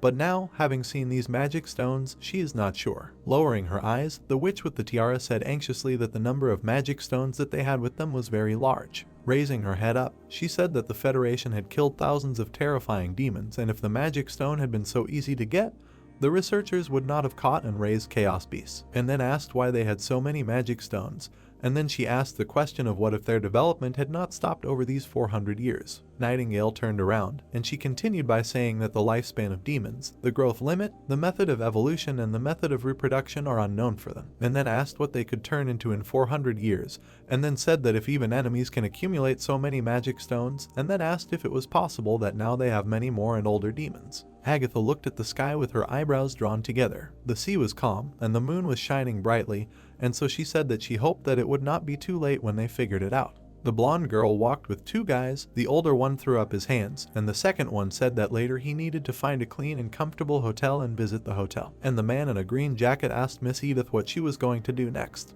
While she smiled calmly, he folded his hands in embarrassment and said that if she was not familiar with this place, then he was ready to help her. She curtsied, stunning him with this, and said that she thanked him because he had already helped her a lot throughout this journey and that was enough. And she was going to go to the town hall and ask for help because there she should be able to collect information about her relatives. The bearded man took her hand, and the young man, looking with concern, remained meaningfully silent. The adult man, embarrassed, said that it was not difficult for him at all and that it was a great honor for him to meet such a noble lady like her and asked her not to be shy. And she said that she would thank him when she finds her family. Victor was already turning the corner, and waving his hand, he said that he was looking forward to a new meeting. The dark-haired guy stood behind her while she waved sweetly and said that she was waiting for her too, and told his sister that she was very popular. She looked at him menacingly, frightening him, and asked what he should call her, and he said that Lady Edith. She closed her eyes and nodded, imagining the palace and thinking that in a short time, a new city had been created in the western region, whose permanent population and trade turnover had surpassed the old royal city, and yet this distinguished heir to the throne had a bad reputation as an ignorant and stubborn person. Afterwards, the girl brought her finger closer to her face with a smile and thought that she was becoming more and more interested in him. Afterwards, she ordered Cole to first go to the castle and deliver the papers, and then contact His Majesty as soon as possible. The prince walked along the corridor and nodded when he saw the employee. He walked forward next to him. Roland, frowning with displeasure, asked that the northern region had expressed an ardent desire to work. To which the man in the red jacket said that this is so, and also that their leader claims to be the second son of Calvin, who is the current Duke of the Northern region. Edith sat calmly in the waiting room, and Cole looked anxiously to the side. At this time the soldier called his name. The guy bowed to the visiting Mick and said that he greeted him on behalf of his father. They sat down at the table opposite each other, setting out their tea. The dark-haired boy said that the Duke of the North had a gift for him. Roland asked with interest what kind of gift it was. He, throwing up his hands, said that the Haws and Lista clans from the northern region, namely both of their counts, refused to recognize the power of Mick and tried to conspire with other aristocrats to raise a rebellion. The hero looked at him carefully, and he continued and said that his father had figured out their plan and both families suffered a well-deserved punishment.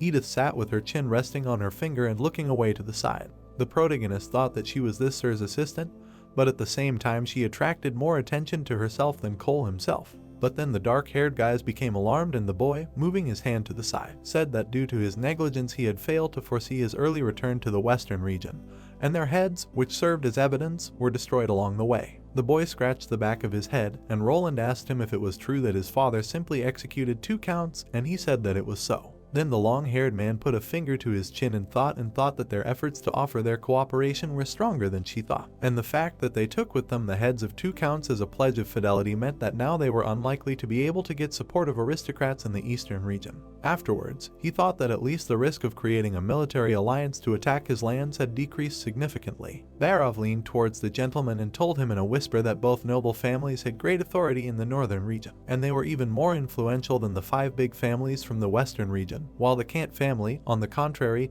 is not very famous, and as far as he remembers, it appeared only about 50 years ago. Afterwards, the old man's brows furrowed, and he said that he did not expect Timothy to appoint Calvin as ruler of the North, and even if he did this in order to keep the other 2 families in line, it was difficult for the current duke to fulfill his duties due to the significant difference in force, which caused discontent among older families. The boy began to worry, and the hero asked in a whisper whether he was telling the truth, to which Barov said that he was unlikely to lie, because this was a matter of honor for a nobleman. But if they accept their loyalty, and it turns out to be a lie, then the northern region will suffer. The prince put his hand in front of him on the table and exhaled. Afterwards, he moved his hand to the side with a grin and said that, first of all, he would like to express gratitude to the Duke, because protecting the honor of the royal family is the responsibility of every nobleman, and their father did a good job, and secondly, both counts suffered a well-deserved punishment and the kingdom will not be challenged the Duke's decision. Edith furrowed her eyebrows, while Cole rejoiced with alarm and asked if this was true and said that his father would be glad to hear this, because he always wanted to serve the real king and now he had this opportunity. At this time, Roland raised his hand to his face with a sly smile and said that he was also very glad to accept the loyalty of the Duke of the Northern region, but only if he agreed to obey the new law of the Kingdom of Greycastle.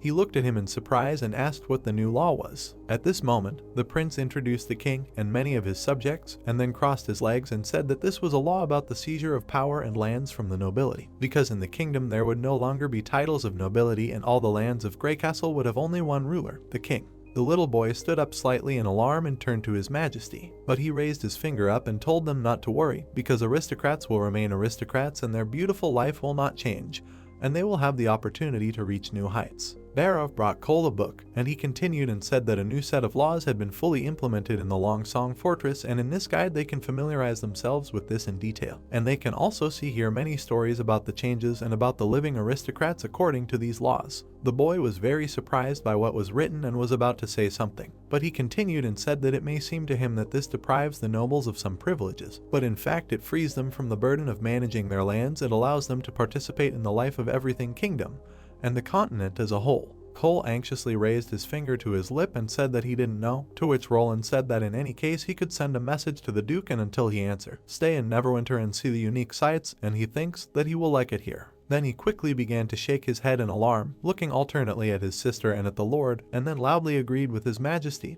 who smiled sweetly. But Edith hit her brother on the back with her hand, and he raised his finger and asked if he could see how steamships and steam engines were being built in his lands.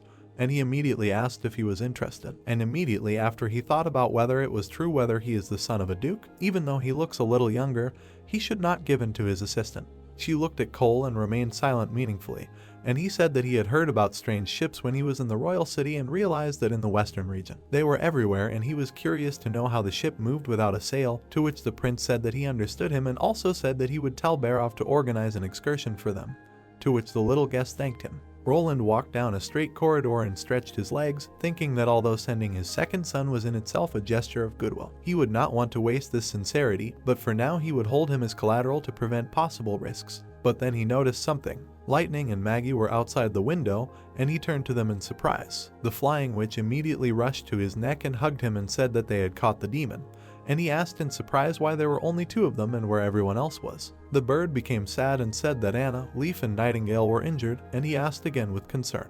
But the blue-eyed one immediately calmed him down, bringing her eyebrows together and confidently saying that fortunately nothing serious had happened, and Maggie said that they were in a lot of pain and asked him to call Nana with them. Roland took her in his arms and asked if nothing serious had happened, and she said that it was so. After that, the long-haired one immediately rushed in the other direction, raising his finger up, and said that he would ask someone to bring a witch doctor, and told them not to forget to say everything at once next time, and the short-haired one agreed. The ship docked at the pier and a crowd gathered there. Anna and Nightingale saw His Highness, and he told them that the task was not easy. The hero looked at her with love and called his beloved by name. She took a sharp step. She hugged him tightly and pressed him close. Nightingale exhaled deeply, lowering her eyes. He looked at her, and the witch with purple eyes told him that he promised to wait for them in the castle because it was not safe on the pier. He looked at her with a soft face, but the girl was upset. The protagonist told her that she had done a good job, but she hesitantly said that everything was fine. Anna approached her and, taking her hand with a smile, thanked her. And then Roland hugged the witch with the revolver and thanked her. After this she became very embarrassed and remained silent significantly. The rest of the witches ran up to the Lord and asked how they were doing.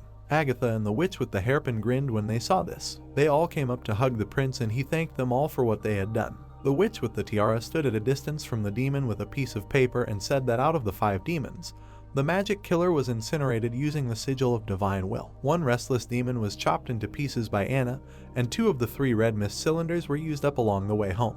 Putting her finger to her chin, she said that the fog would only last until tomorrow evening, so if they wanted to make a sigil, then the experiment needed to be done before tomorrow noon, and she needed half a day to create the base of the sigil, during which time she would probably make a couple of unsuccessful attempts. The Lord spread his hands and said that the red mist was fatal to witches, and asked how they managed to change the cylinder, to which she said that ordinary people helped them connect the hoses, and she left empty cylinders because they might be useful in the future. The protagonist looked over his shoulder at Zephyr and asked her if she could control him to use magic, and she said that in theory, if he can do it himself, she does not need to specifically control every action, because it's more like commands that force you to obey orders. After hearing this, Roland pointed his finger at Nana and said that this was wonderful and that it would be necessary to attach his limbs, because he wanted to see with what force and at what distance the demon would throw the spear, and she anxiously asked whether it would be true in the castle. Pax pulled a cart with limbs towards the demon, and Soft Feathers uncertainly asked if she could handle it. Ify looked at her with a malicious smile and told them not to worry because they would look after her. The healer used magic on the demon, and at that moment the hero thought that freezing the limbs in the absence of antifreeze would at best stop the rotting of the flesh. But it would not prevent the flesh from freezing, but it would not prevent the water in the tissues from freezing, which would destroy their cellular structures. The demon's mask is filled with red mist, and he continued his thought and thought that if this were ordinary medicine, then there would be absolutely no way to complete the operation. But with the help of restorative magic, this can all be resolved. Zephyr extended her hand in front of her and commanded the demon to stand up. He quickly jumped to his feet, exhaling. The witch with the tiara is surprised, as is the prince. The creature is covered in a blue aura and stands on its feet. The black-haired woman standing behind him knitted her eyebrows and said that he really stood up and was under her control. Leaf approached Mick and said that the testing site was ready. The demon stood in front of the target and Roland said that the target was about 200 meters from the wooden barn, which is the usual combat distance for revolver rifles. Zephyr gathers magic in her hand and the protagonist tells her to begin, to which she agrees. The monster straightens up. Then it takes a piece of wood in its hand. The dark man swings his spear behind his head. The demon throws a spear at great speed. The shell hit the iron plate and crushed it. Roland was surprised. The creature stood on one knee exhaling, and he said that the throwing power was excellent, and if he changed it to an iron short spear, he was afraid that it would be even more powerful. And judging by the appearance, the enemy still does not reach their level of using metal objects. Even the elder demon's armor is not made of pure metal. The evil spirits breathed through the tube. It was night outside and there was a partial moon, and the prince thought that it was probably because melting metal required a high temperature flame, and the red fog simply could not stand it. And then he said that the next test was speed throws and then we need to get started. The demon took the spear in his hand and roared. He threw his spear at the wall. Afterwards, the creature exhaled heavily, and Zephyr said that it seemed that due to the strain caused by the constant use of the magic stone, it had become impossible to continue. The protagonist looked at this thoughtfully, and thought that it seemed that the demon's most dangerous attack corresponded to a shot from a revolver rifle using black powder cartridges, and if it were replaced with a bolt-action rifle using smokeless powder ammunition, then at this distance, it could easily pierce a steel plate, and thus the combat effectiveness of demons was even worse than ordinary firearms, which meant that if two armies met on the battlefield, then humans would definitely have an advantage. Agatha looked at the body of the demon and said that there were 100 times more ordinary people in the fertile lands than in the kingdom of Greycastle, as well as witches. And if everyone had a rifle in their hands, then the demons would be thrown back to where they came from. And that's all for today. Tomorrow morning they will do damage testing. One of the witches came up and asked what it was, and she said that they would test the resistance of various parts of the demon to gunshot wounds, as well as to the effects of chemicals, berserker pills, and dream water. Mick crossed his arms with his eyes downcast and said that he asked Elisha to isolate the components of the red mist and see what happens. And then he said that it was a pity that the demons would not live long, otherwise, with the help of the healing ability, they would only need a small number of demons to obtain more complete data. To which Nana asked how this happened, and the blue-haired one told him that it was up to him to decide, but she would need 2 assistant witches to make the sigil. She went with Mick to the hut, and Lily and Moon sat down near the demon. Agatha said that, in addition, the materials must be prepared in advance, and as soon as the demon dies, the blood will quickly lose its properties, so it is best to start dissolving the stone of divine punishment while it is still alive. The blonde asked about whether it was necessary to drain the blood completely, and the short-haired one said that she would never have thought that they would all be able to watch the demon like this. The prince immediately turned his attention by raising his head, and she continued and asked if he had thought about what sigil he wanted to receive, because in case of failure the stone itself would not be destroyed, because most often it happens. But he interrupted her and asked what she was talking about. She covered her eyes and said that it didn't matter and she just didn't put it that way, and in the worst case they would only lose raw materials. He remained significantly silent. The night sky stretched over the city and he asked to be allowed to first study the encyclopedia of the magic stone and he would tell the answer tomorrow morning. Edith stood near the window. Her brother came into her room in a robe and said that the water was still hot after him and asked if she wanted to swim. She turned around and said to ask him to heat the water again, and asked if he had figured out the principle of plumbing. He touched his chin and said that he had asked around and found out that the water came from those high iron towers, but as for how the water rose there from the wells, they could not say. Afterwards, the boy spread his hands and said that there was one more thing in the bathroom that she should try. This thing looks like thick oil, but when it gets into the water it emits an aroma, and it washes away dirt perfectly. And then the guy said that I bet even a milk bath with rose isn't that good.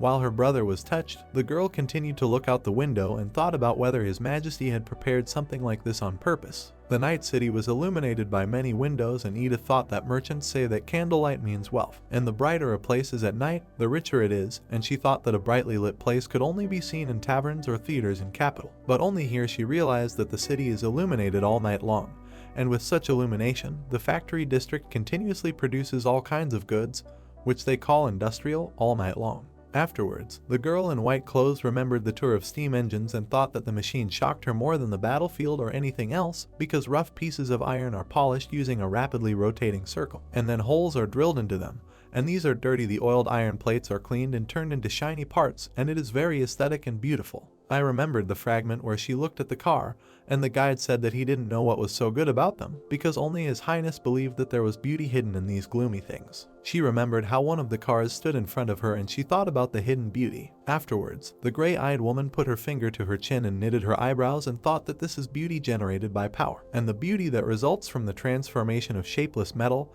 and this is also beauty based on the development of science. Afterwards, she said that such beauty cannot be surpassed by colored precious stones or exquisite and luxurious clothes. Afterwards, the girl imagined Roland looking to the side and thought about how he acquired this knowledge. Then she put her hands on the windowsill and thought about what else he knew. Afterwards, the sister sat in a chair and propped up her head and asked what he would say, and the brother asked if she meant the bath. She picked up the book and said that she was talking about the new law. The guy put his hands on his hips and said that he would write to his father tomorrow and inform him about the conditions. However, he believed that he would not agree to these conditions. The eldest asked him if he really thought so. He put his hand closer to his chin and brought his eyebrows together and said that he also read the manual issued by Roland, and therefore what he said earlier is true. And among all the examples, the most noble nobleman is only the son of a count, but if you compare him with the duke without a fief. After a slight pause, Cole said that, to be honest, if he had such a choice, he would definitely make the same decision. The sister took her eyes off the book and looked at him, and he continued and said that their father is the rightful ruler of the northern region, and he is the duke of the city of eternal night, and his position and power are not matched by the eldest son of Honeysuckle, and as soon as he agrees with His Majesty, this will mean that he humbly transfers to him power over his lands. After these words, he put his hand on his side and said that this is not an elevation, but a fall. Edith closed the book and said that everything was correct, but he had missed something. The younger one looked in surprise at the girl who was getting up from her chair and asked her what exactly, and she said that this was the only way they could maintain their position and power. After the blonde stood up, she put her hands behind her back and asked him if he had ever wondered why they grant land to knights and vassals, and he said that this is why they remain loyal to the Kant family, and also allows them to attract more brave people to the service. The eldest looked at him and asked what if their father became the sole ruler of the northern region. Then he moved his hand to the side and asked if she was talking about what would happen if everything belonged to their family, and then said that, of course, that wouldn't do, and if they owned all the lands, the knights would leave with North, and if they do not have property, then they will undoubtedly leave to look for a better place, and the same is the case with small families, and then asked if this does not mean that in all cities only nobles close to family, and she asked if it was bad. Cole immediately tensed up and brought his eyebrows together and said that this is of course bad and the North is too big for them to manage it alone. Besides, collecting taxes and levying taxes on grain is also quite a troublesome matter, and one should not expect that commoners will simply give everything up voluntarily. She approached him with a serious look and said that in order to maintain power on their land, they must constantly increase the number of vassals, and ultimately all this is determined by military needs and the organization of local government. Afterwards, the gray-eyed woman relaxed her eyebrows and said that His Majesty also recognized this as the main reason for the feudal system. The fair-haired woman held a set of laws behind her back and said that the situation had changed, and no matter how they increased their troops, they would not be able to stop the striking forces of His Majesty, because for his army there was no worthy opponent in the entire kingdom. He at first remained significantly silent, but after said that at the same time His Majesty is convinced that the town hall can manage affairs throughout the entire territory, and naturally there is no need to entrust the land to the nobles. Edith looked at him calmly and said that Roland believes that this is a historically inevitable process. A fully functional centralized government will definitely replace the feudal nobility, and all because a single management plan is able to better use the resources of its territory and unleash the potential of the people, and as a result, the entire kingdom will become more productive, and productivity in turn will determine who will be more powerful. The brother threw up his hands and said that this is just nonsense, and asked about what productivity is, and then asked about what determines how to better manage a farm, and then asked why he needs so many people responsible for collecting taxes, and also about why he cannot trust the nobles. Cole had a look of concern on his face and asked what the difference was if they could also collect food and money, and said that the commoner did not care who their king was. After that, she looked at him with condescension and said that she was as interested as he was, but the one who wrote all this could not introduce a new law without preparation and asked what he thought. The brother grabbed his head in alarm, and she continued and said that tomorrow they would go to an audience with him again, but this time she would speak, and he asked if she wanted to agree with his majesty, and said about that her father will kill her. The girl immediately put her hands on her hips and asked him aggressively, and he cowardly said that he meant that he would hate her. Night turned into day. The windows in the castle reflected light. The voice of the Lord was heard, who said that the composition included chlorine, nitrous oxide, carbon monoxide. He flipped through the pages and thought that although guns or swords could inflict mortal wounds on a demon, it was likely due to the difference in physiological structure that the harmful effects of toxins were minimal. The hero held 2 fingers to his temple and thought that it was the same with dream water and berserk pills. The first cannot cause drowsiness, and the second insanity. And what about the red mist? After analysis, it turned out that it consists of several gases and water. And after tests by Kyle, it was confirmed that under certain conditions it can be flammable. It has an unpleasant odor and contains nitrogen, but other components are unknown. But these are necessary components for the life of demons. Then he imagined fire and thought that an important component of the fog can be considered a weak magical power, and that is why it cannot exist for a long time, and, in addition, it decomposes faster at a temperature of 300 degrees and even begins to burn at 800 degrees, and thus, in addition with regular firearms, fire is also a good method of fighting demons. Roland's servant entered the room and said that envoys had come from the north and were asking for a meeting, and he asked if he was mistaken in the fact that only a day had passed. Afterwards, the prince rose from his chair and with a smile said that he should lead them to the reception hall, and also tell Carter to cordon off the diplomatic building and temporarily prohibit the envoys from leaving it. Afterwards, he thought that if they did not agree with the policy that he would pursue, then they would have to stay here. The eldest curtsied, and her brother bowed behind her. She greeted his majesty and said that she was the first daughter of the Duke of Eternal Night, Cole's sister, and this was not the first time they had met, and she apologized for the fact that last time her brother forgot to introduce her. The Lord moved his hand to the side and asked if she was Calvin's daughter and asked if she was leading the delegation.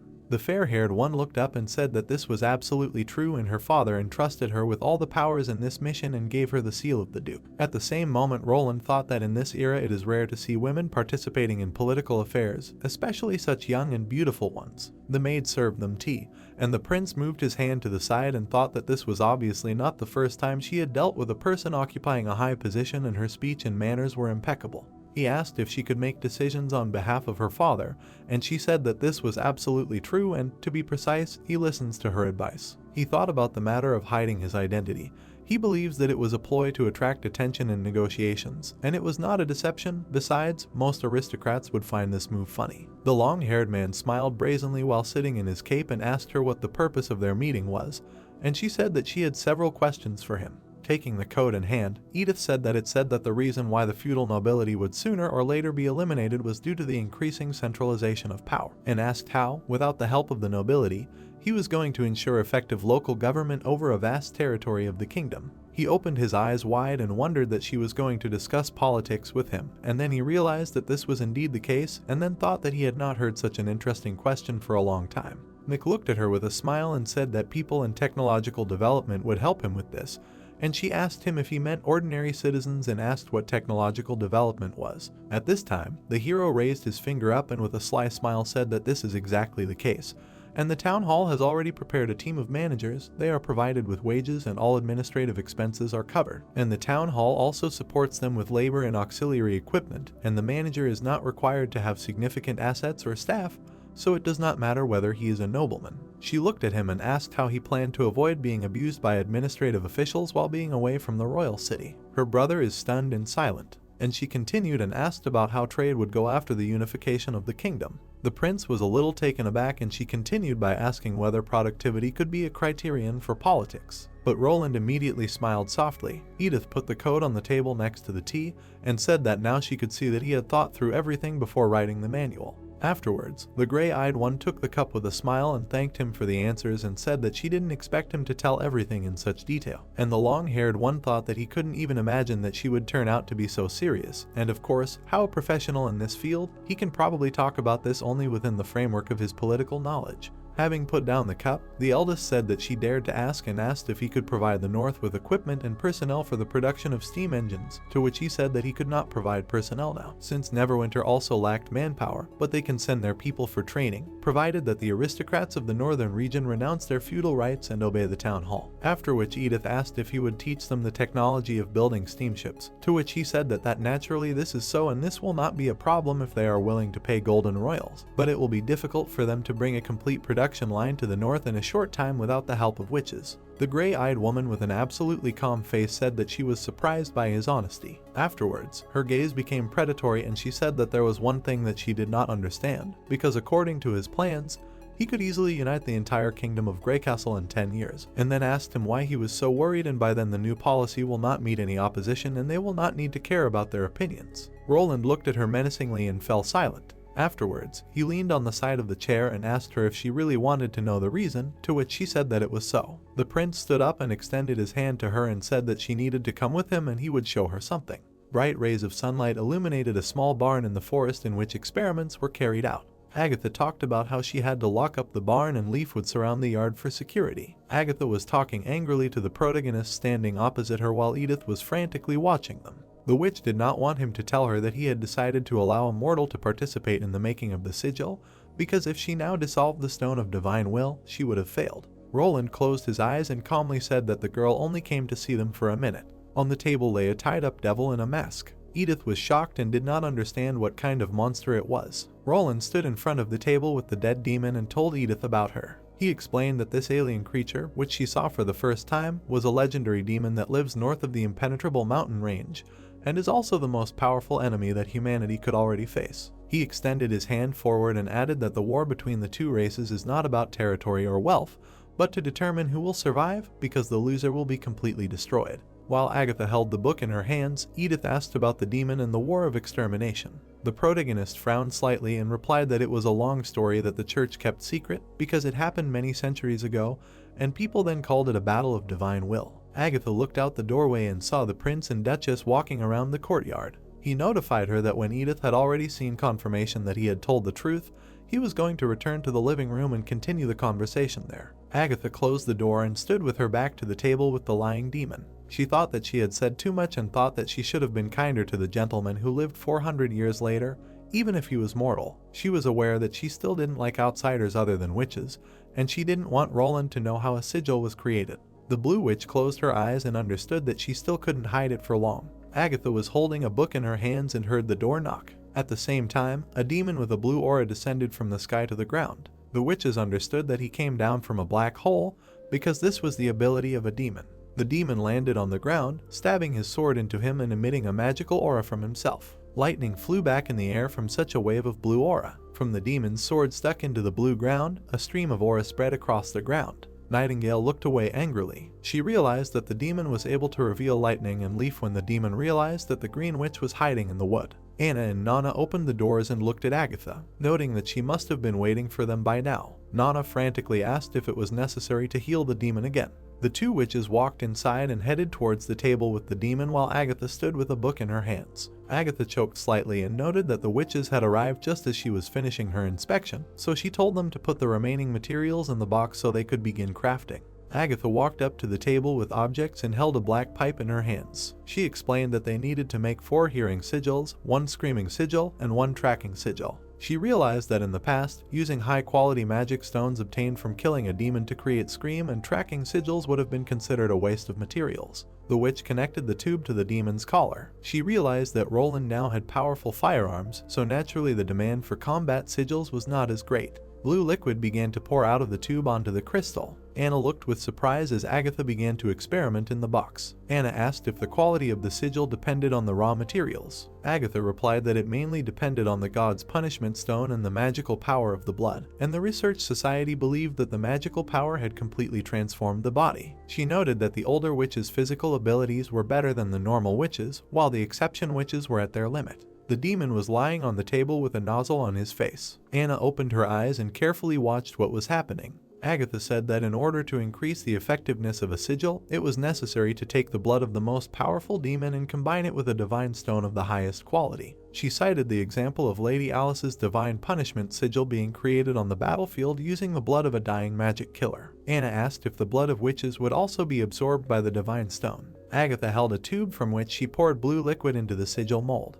She explained that it was not the same, because the magic stone would not melt like a candle, and the reaction would not be as intense, and the resulting liquid was clear like water and could flow freely. Nana and Anna carefully watched behind Agatha as she made the sigil. She replied that the demon's blood would eventually solidify and become hard as stone. Agatha closed the form from which steam was coming out. She explained that the process of making a sigil was similar to the process of smelting metal, and the magic stone had to be placed before it completely hardened and the most important step completed and the magic vein connected. Anna looked dumbfounded as Agatha straightened her sleeve with her eyes closed. Anna asked about the vein like in plants. Agatha noted that the research society believed that only in the living could magic exist, and without the magic vein, magic stones would remain separate entities and could not be combined to create incredible abilities. Anna and Nana stood behind Agatha, who was standing at the table with the ingredients. Anna wondered if demon blood could give life to ordinary things. The Blue Witch said that the demon blood was not enough because more witch blood had to be added.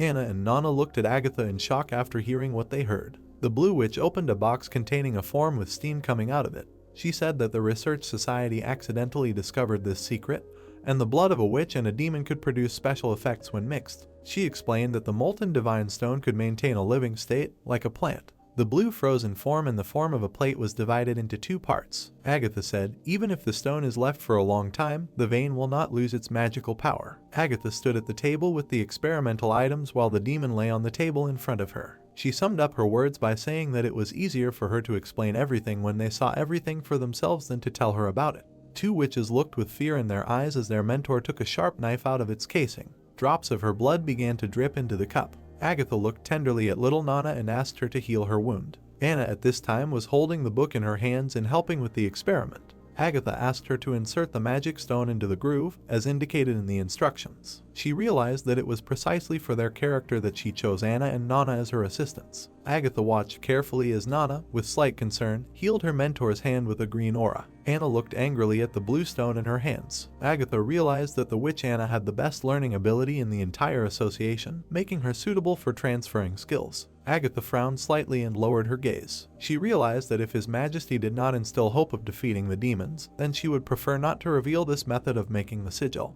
Blue peals of light spread in space. The fact that the blood of a witch was perfectly combined with the blood of a demon was unacceptable to most people even in the Federation, and this could have a very detrimental effect before the War of Divine Will. So the creation of the sigil was one of the secrets that the members of the society strictly kept, and therefore the reason she didn't want Roland to be present when the sigil was made. Agatha slightly moved her lips and asked Nana not to bandage her hand. Anna and Nana watched as Agatha scowled as she performed the next step of infusing the blood. Drops of blood began to fill the cracks of the blue mold in which the crystals lay. Nana was surprised that it all mixed together perfectly. Agatha raised her hand and a blue aura began to radiate from it. She put her hand with the aura to the form with the blood and the magic began. Nana was shocked that it was all so difficult to come to life. All the cracks filled with blood and a mixture of blood and blue crystal began inside the form. Anna opened her eyes and asked if they managed to do everything. Agatha clenched her fist and glared at the witches. She said they now had to cut it and seal it in silver foil. She noted that the final step differed depending on the type of sigil. As the Scream sigil did not need to be cut, it had to be used in its entirety. Various wooden molds and flasks stood on the table. The witches wondered what would happen if they failed. Agatha replied that sometimes the blood was unable to gather magical power for some unknown reason, and there was a possibility that this would happen no matter how good the raw material was. She explained that the solution was quite simple and they just needed to pull out the magic stone and redo everything. Anna bowed her head and with a downcast look said that more witches' blood was needed. Agatha put her hand on the table and turned her gaze to the side. She said that was why in Tequila, demon blood was considered more valuable than witch blood, and no one cared if a witch's blood was wasted during an experiment, and they were not scolded or punished if they lost demon blood. Anna stood away from Agatha, who was adjusting her sleeve. The blue witch was going to do it all again. Agatha turned puzzledly towards Anna, who offered her blood for the experiment. Agatha looked in awe at Anna, who came up to her and grabbed her hands. Anna noted that Nana could only heal wounds, not replace blood loss, and Roland mentioned that high blood loss could cause dizziness and sometimes fainting, which could be detrimental to her experiments. The witch in the maid uniform explained that it would be better to rest for a couple of days before resuming work, and recovery would be faster if she ate more meat and liver. Anna closed her eyes as Agatha looked at her dumbfounded, wondering if Roland was really talking about this. Anna noted that each witch took first aid courses for wounds. Anna barely touched Agatha's hands. She explained that the main reason Agatha chose her to be her assistant was to teach her how to create a sigil, so she offered to leave the remaining 2 sigils for her. Agatha was slightly surprised and opened her mouth slightly. The blue witch smiled contentedly after hearing this. A frozen blue sigil was already shining in the wooden form. Agatha apologized for the disturbance. At this time, Roland was sitting in the room at the table with Cole and Edith. The girl noted that Roland would not have made up such an incredible story just to deceive her, while wondering if the demons were really that strong. Roland waved his hand and indisputably confirmed this. The protagonist recalled images of fierce and formidable devils. The prince explained that not only were they ferocious, but they were also in huge numbers. He added that his army could easily defeat Timothy's knights, but was unlikely to be able to defeat the demons. He summarized that the demons had been hiding in the northwest of the Kingdom of Dawn for the last 400 years, and they, unlike the witches, did not need to start all over from zero. The Lord closed his eyes and straightened the cross in his hair with his finger. He noted that the peculiarity of this war was that a truce was impossible in it. Until one of the parties was exterminated, the war would not stop. Edith frowned slightly and asked the protagonist if he planned to tell everyone about this. The main character reached out with his hand for a cup of tea. He replied that sooner or later he would talk about it, but definitely not now. Edith closed her eyes and crossed her arms while Roland held his tea. He noted that he did not know how the people would react to the appearance of such a terrible and ruthless alien enemy,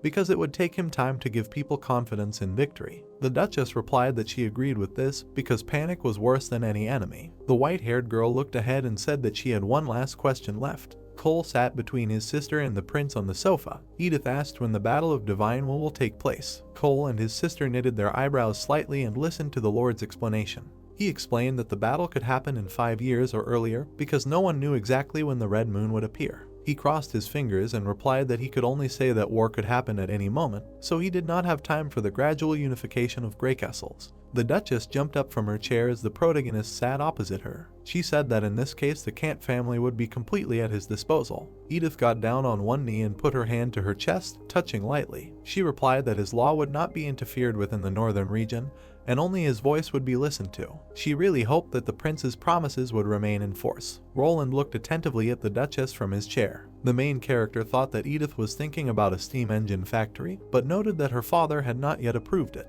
He wondered what guarantees he could have from the Kant family. The girl opened her mouth and was about to say something. The Duchess approached the main character and made such a statement, causing Cole to jump up and become agitated.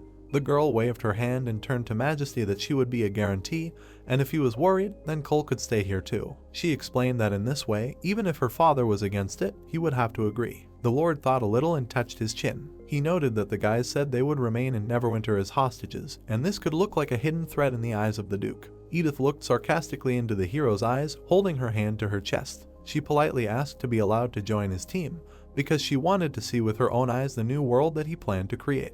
The prince held the sheets of the letter in his hands and looked ahead with a thoughtful look. He understood that the Northern Pearl, that kingdom that was truly magnificent, was not only smart, but also loved innovation. He thought that if the northern lands did everything as Edith said, then the territory he actually controlled would double in size. When Roland was sitting in his office, Agatha came in with a box. The prince reflected that in the end nothing would be more important than population and resources, because thus the aristocrats remaining in the east would also be under great pressure. He realized that if all went well, perhaps the unification would be completed before the demonic months arrived this year. The blue witch came closer with the box to the main character's table. He thanked the witch for her hard work, asking her if the process of making the sigil went well. She replied that she failed twice with the first batch, and Anna was also involved in the production stages. Agatha left the box and was about to leave the office, closing her eyes and waving her hand. The witch said that if Roland still wanted to produce sigils, she asked to provide her with a separate laboratory and not some kind of barn.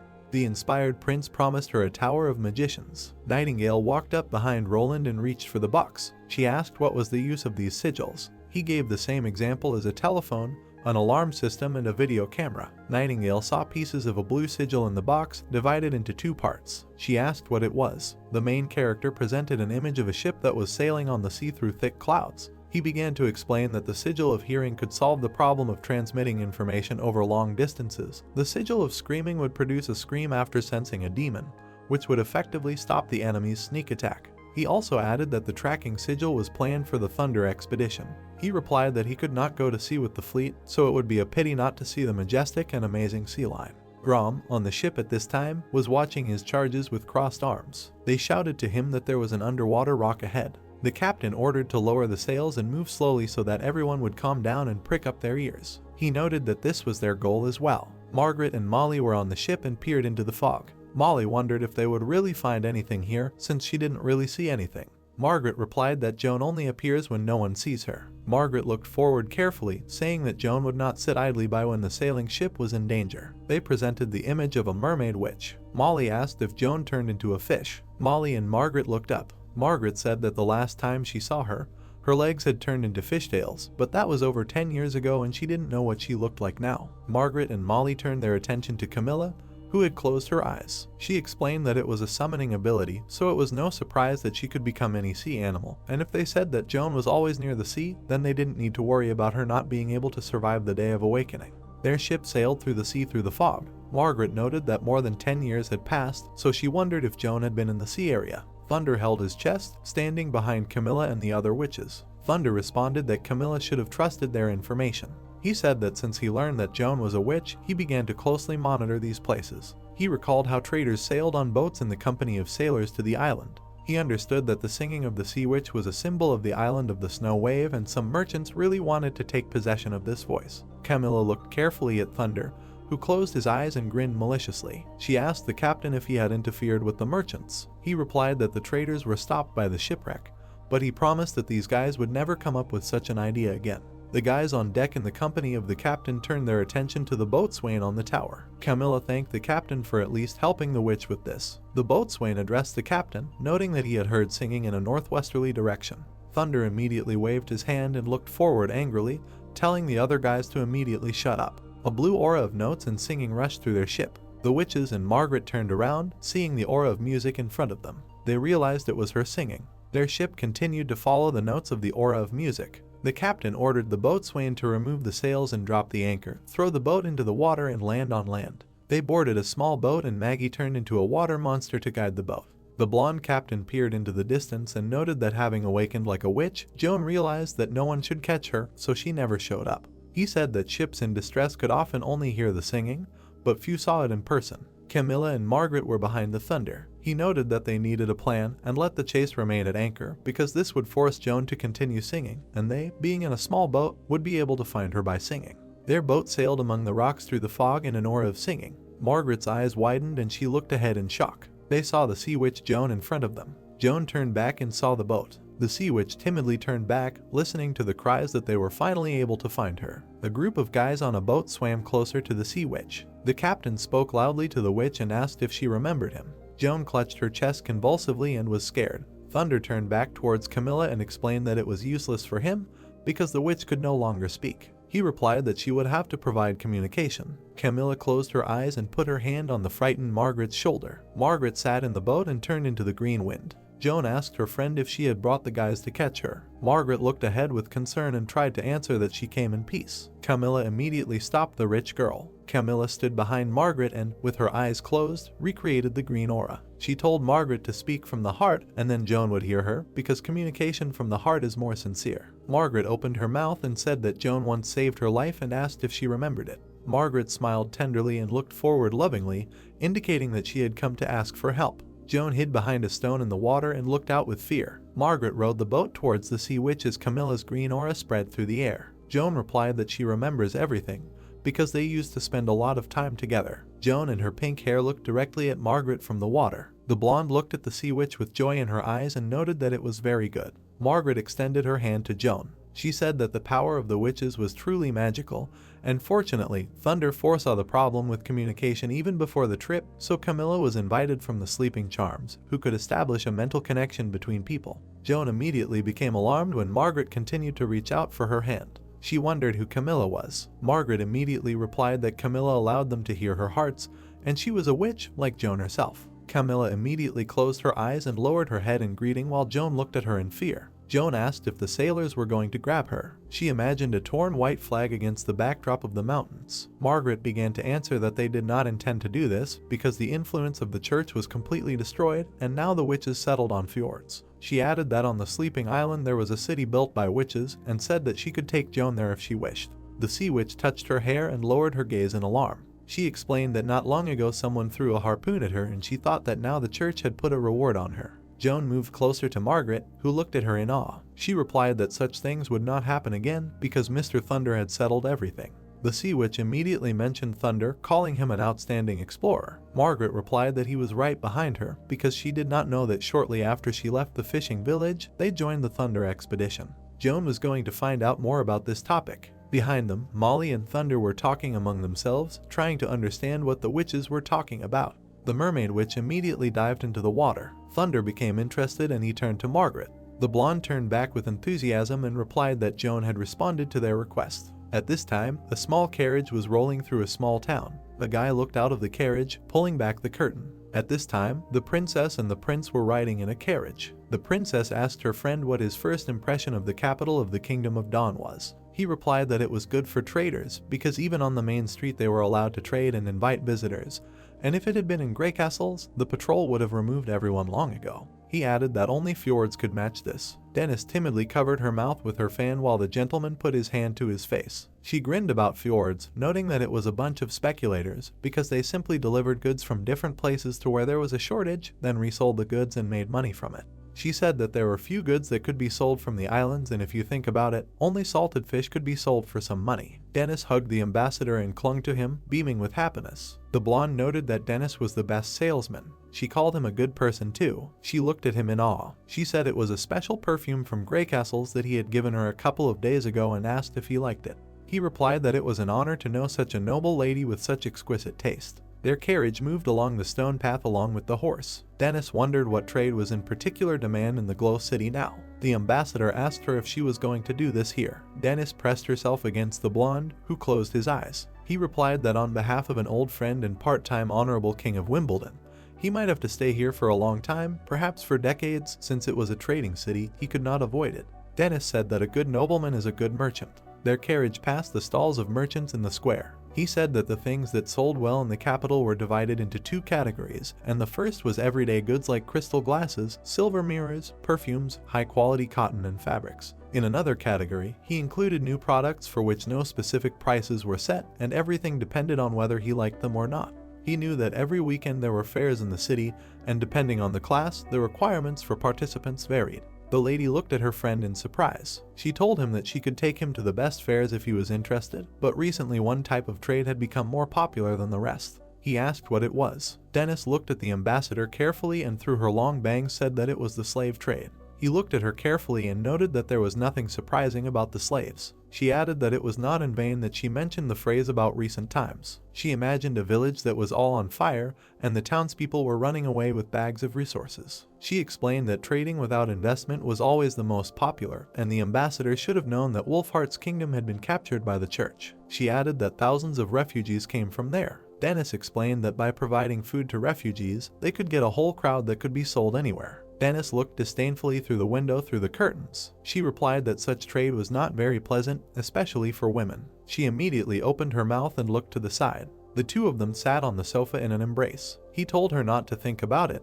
because trading without investment did not mean that there was no risk, because when these refugees became more numerous, the slave traders had problems. Dennis, closing her eyes, noted that the ambassador definitely knew something about trade. The driver looked forward in a sweat as Dennis almost kissed the ambassador in the carriage. The driver addressed the nobles, saying that they had arrived in the palace area. The blonde man stood on the ground and waved his hand to the lady who had climbed out of the window. The ambassador proposed to part ways at this point because time flew by quickly and he was pleased to travel in such company. The girl asked the man if he was going to come over for a cup of tea. He replied that he still had official duties and therefore did not intend to detain Madame any longer. The carriage moved to leave and the ambassador looked after it.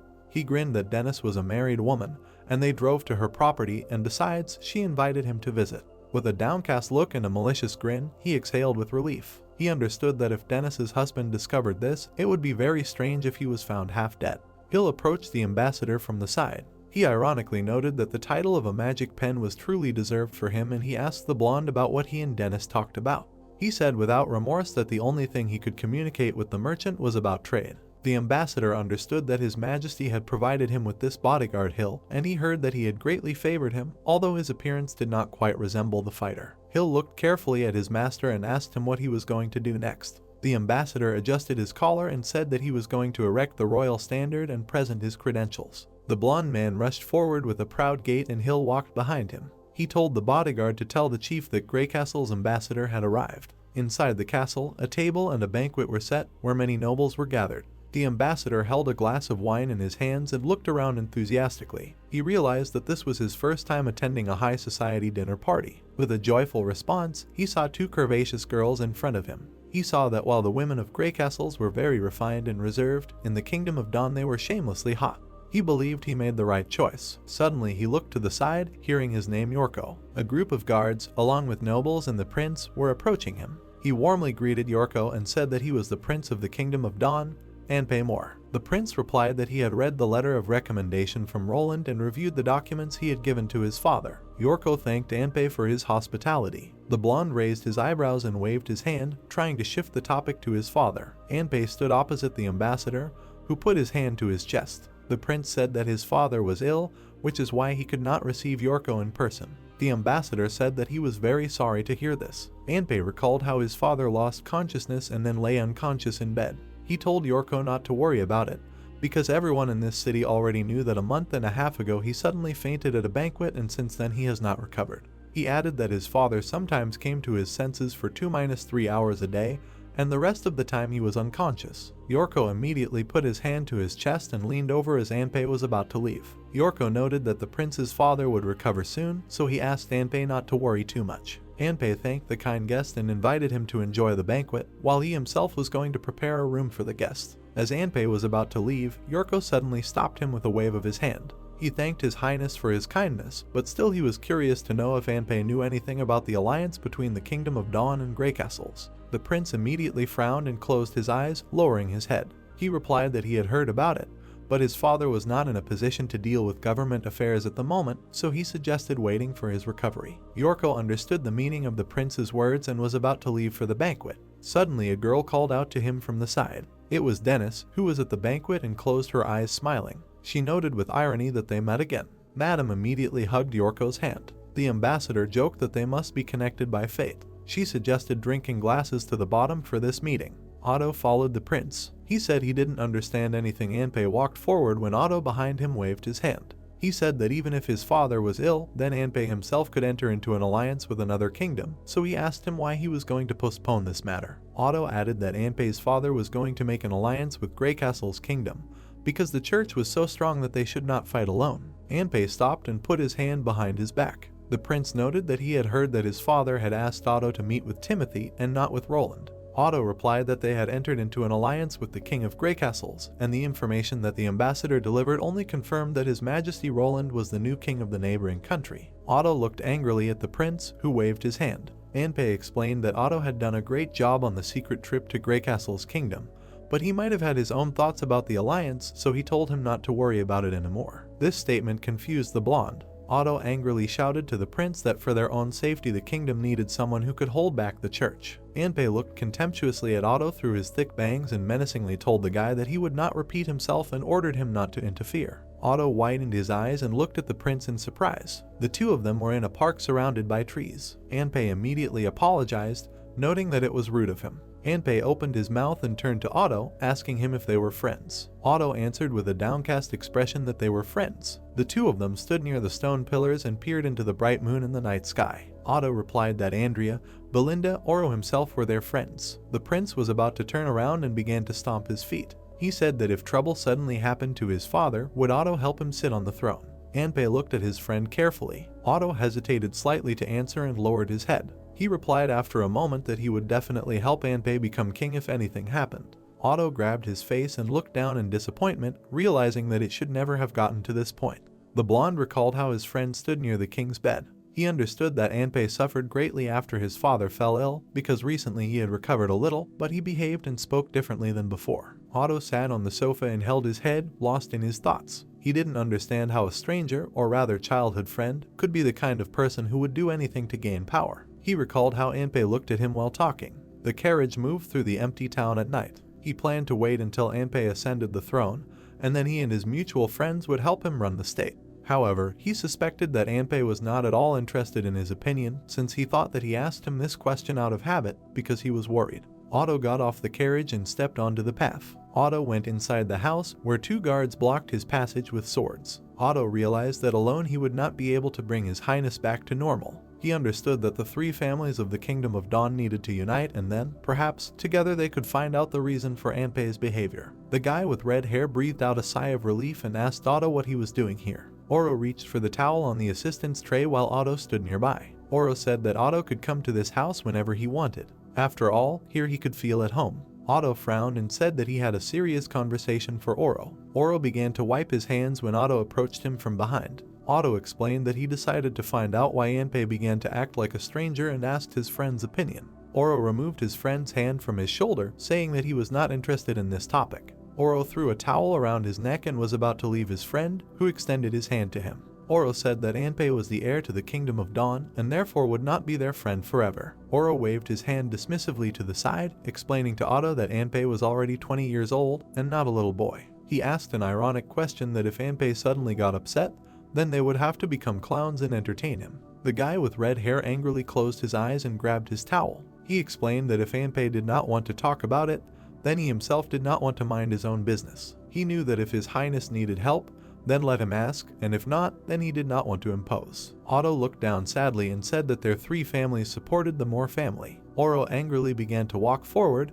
presenting the image of Andrea. Oro noted that after Andrea's death they were the only ones left. Otto grabbed his friend's hand. Otto looked angrily at Oro and said that Andrea is not dead. Oro's eyes widened in shock. He immediately rushed to Otto with an excited look and asked Otto to repeat his words. Otto recalled how he saw Andrea at Roland when he visited him. He explained that he had seen her in the border town of Grey Castles, and he had seen them together with his own eyes. Oro raised his eyebrows and asked worriedly if Roland and Andrea were together as a couple. Otto bared his teeth and angrily was about to throw away Oro's hand. He replied that he did not know, because she had become a witch, and His Majesty Roland was the only one in all of Grey Castles who could provide shelter to a witch. Otto looked arrogantly at Oro, who was sitting on the floor and remembering the moment when Andrea stood on the rock of the mountain. Otto said that the fall from the cliff was staged by her father to save her, and they believed it then, but now it seemed to them that life was simply mocking them. Oro was very angry because it didn't occur to him to dig up the grave and check it out. Otto angrily looked down at Otto and said that this was why they had to straighten Anpei's brains. Oro wondered what the connection was. The blonde angrily grabbed Oro by the collar, shouting at him that there was a connection, because if you think about it, he would postpone the alliance between the 2 countries without explanation, thereby ruining His Majesty's plan to fight together. Otto bared his teeth and looked angrily at his friend, saying that if the church attacks, he will have to resist it alone, and if he dies in the process, then he will not be able to see Andrea. Oro looked at his friend in bewilderment, saying that there could be meaning in these words, asking how he could lose. He imagined how the main character could kiss their friend Andrea. He explained that if the church, on the contrary, attacks Grey Castle's kingdom first, then Roland will have to fight the invaders. He understood that if the king suddenly died, then most likely Andrea would die with him, but if the church caught her alive, then everything would end much worse for her. Otto mused that if the 2 countries could work together to contain the church, then neither would have to die on the battlefield, then they would have a chance to meet again.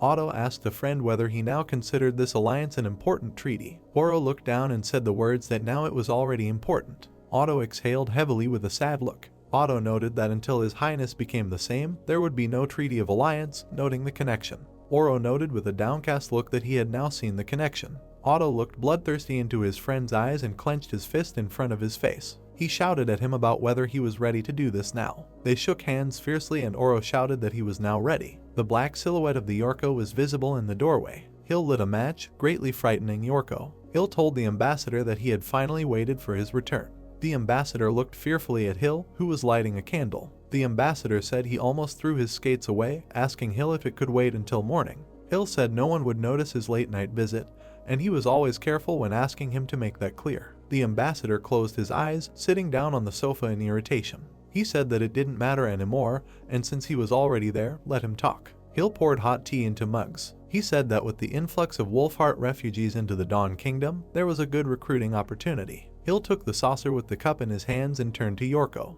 The brunette told Yorko to treat it like a business, primarily buying up artisans, literates and people with special skills, noting that His Majesty was paying for everything.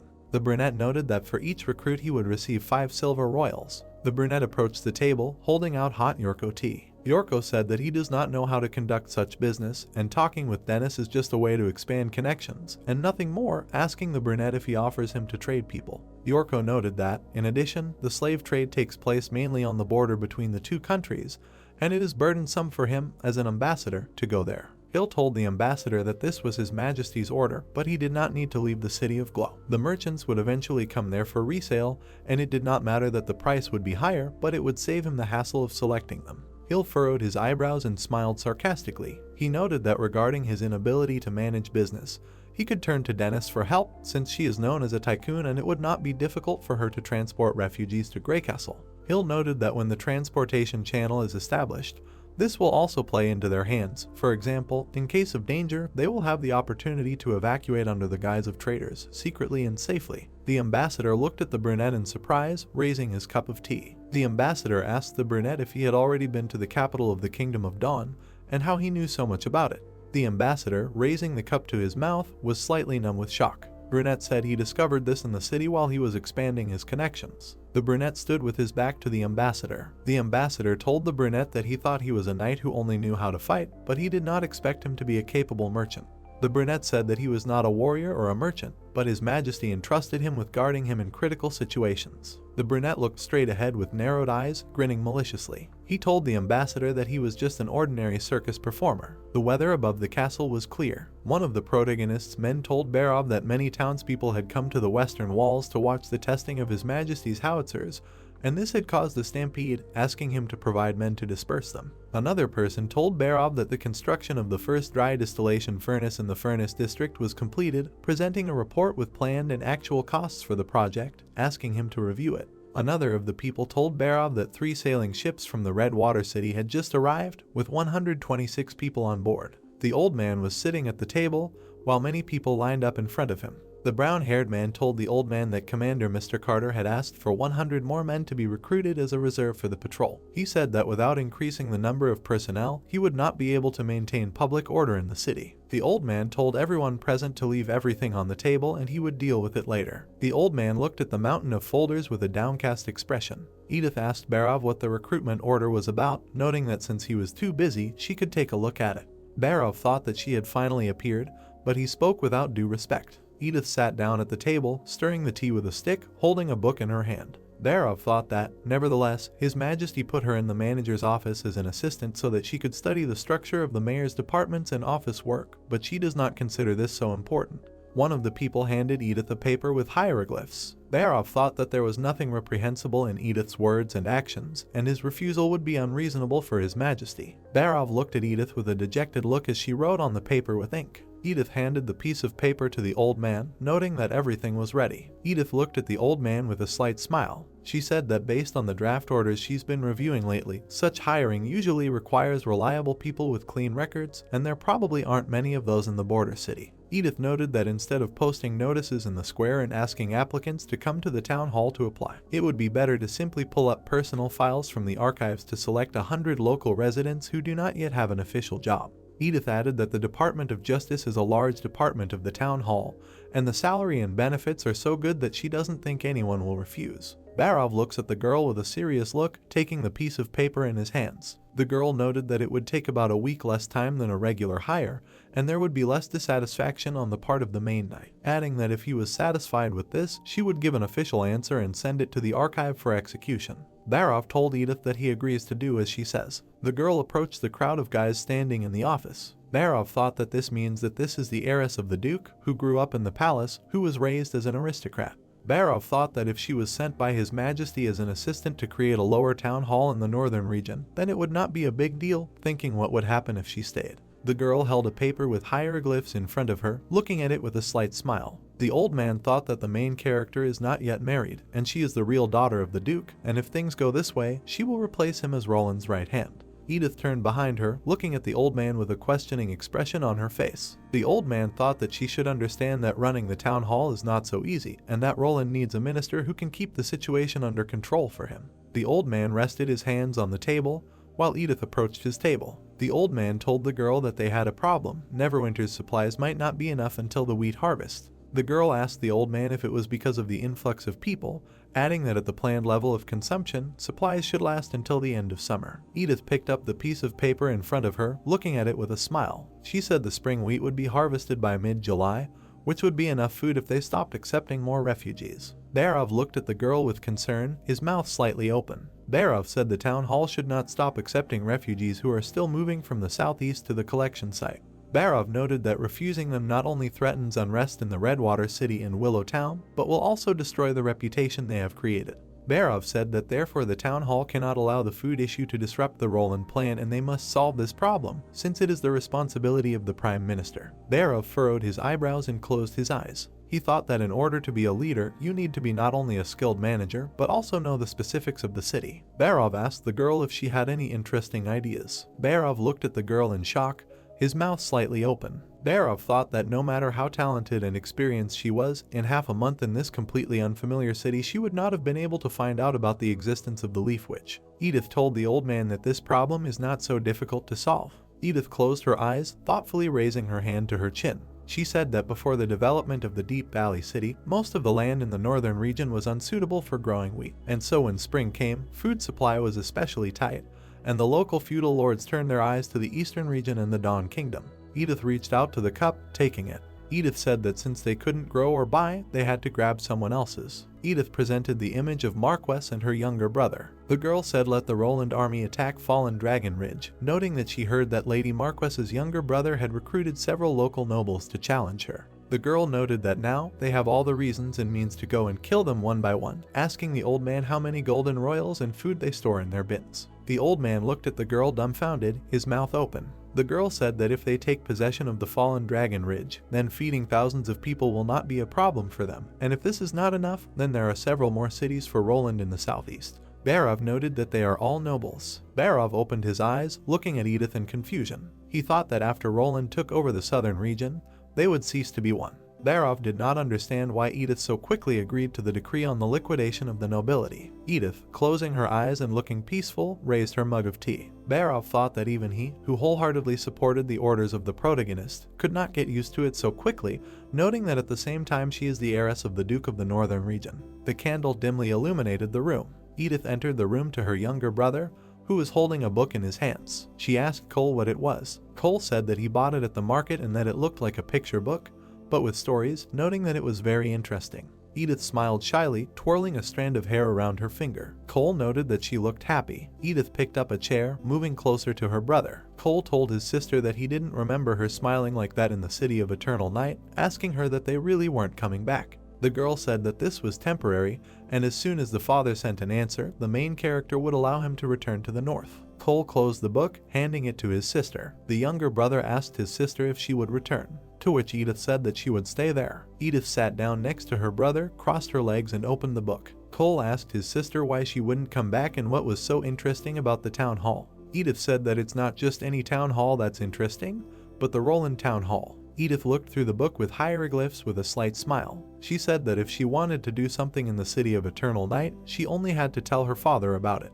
Edith added that when you think about it, she was listened to because of family ties and also because of her status, noting that her father simply followed her advice. The girl said that naturally, she was limited only to the possessions of the Kant family. The man hit the table with his hand on which lay the paper with hieroglyphs. The sun was shining brightly above the castle. The Duke looked furiously at the letter, raising his glass. He thought that this glass should not be broken, since it is made of excellent crystal and costs 2-3 gold royals. The Duke placed the glass on the table, clutching it in his hand. The Duke noted that the protagonist simply deprives all nobles of power. There was a letter with hieroglyphs on the table. The Duke thought that Edith, who always used him to achieve her goals, agreed to the protagonist's terms and persuades him to accept these terms and not resist. The father of the family, Kant, bared his teeth, his eyes widening, looking at the letter. He was unhappy that Edith wrote that he was some kind of criminal, adding that she had now switched sides. Kant sat down on a chair, dejectedly covering his face with his palm. He thought that he had just finished with the House and List families and was finally enjoying complete power over all the lands, and never would have thought that he would have to go back to where he started. Kant thought what would happen if he did not obey the protagonist. Kant knitted his eyebrows, looking warily to the side. Edith wrote a letter to her father in ink. The letter said that she and Cole would be doomed, and that he would remain imprisoned forever as Duke Ryan's heir, and things would be much worse for her. Edith wrote to her father asking him what he thought the former fourth prince would do to the defenseless daughter of a nobleman, noting that she could list at least 100 humiliations that could excite a man. Edith, with an insidious expression on her face, imagined herself driven into a corner, watched by the black silhouettes of insidious men. Edith wrote in a letter that when he gets tired of her, she will be thrown into prison or into a soldier's camp, and his Pearl of the North will perish there. Edith wrote not to worry about her, because he would be no better since his days were numbered, and his army would quickly be near their capital. The Duke's hands shook as he read his daughter's letter. The Duke's daughter wrote that she bet that his vassals and knights would not last half a day defending the capital, as well as his title of Duke, not to mention ordinary citizens, asking her father if he was ready to make such a choice. The Duke, with a downcast face, presented his daughter with a devilish smile and gaze. He thought that every time she talked about her failure, she described her fate in such colors as if she was constantly waiting for this day. The Duke extended his hand to the paper. He thought that it was also proposed to send a formal oath of submission of the northern region to His Majesty, and along with this, he needed to send several of his competent servants to learn the rules and methods of running the town hall in order to avoid problems when the time came for the new system.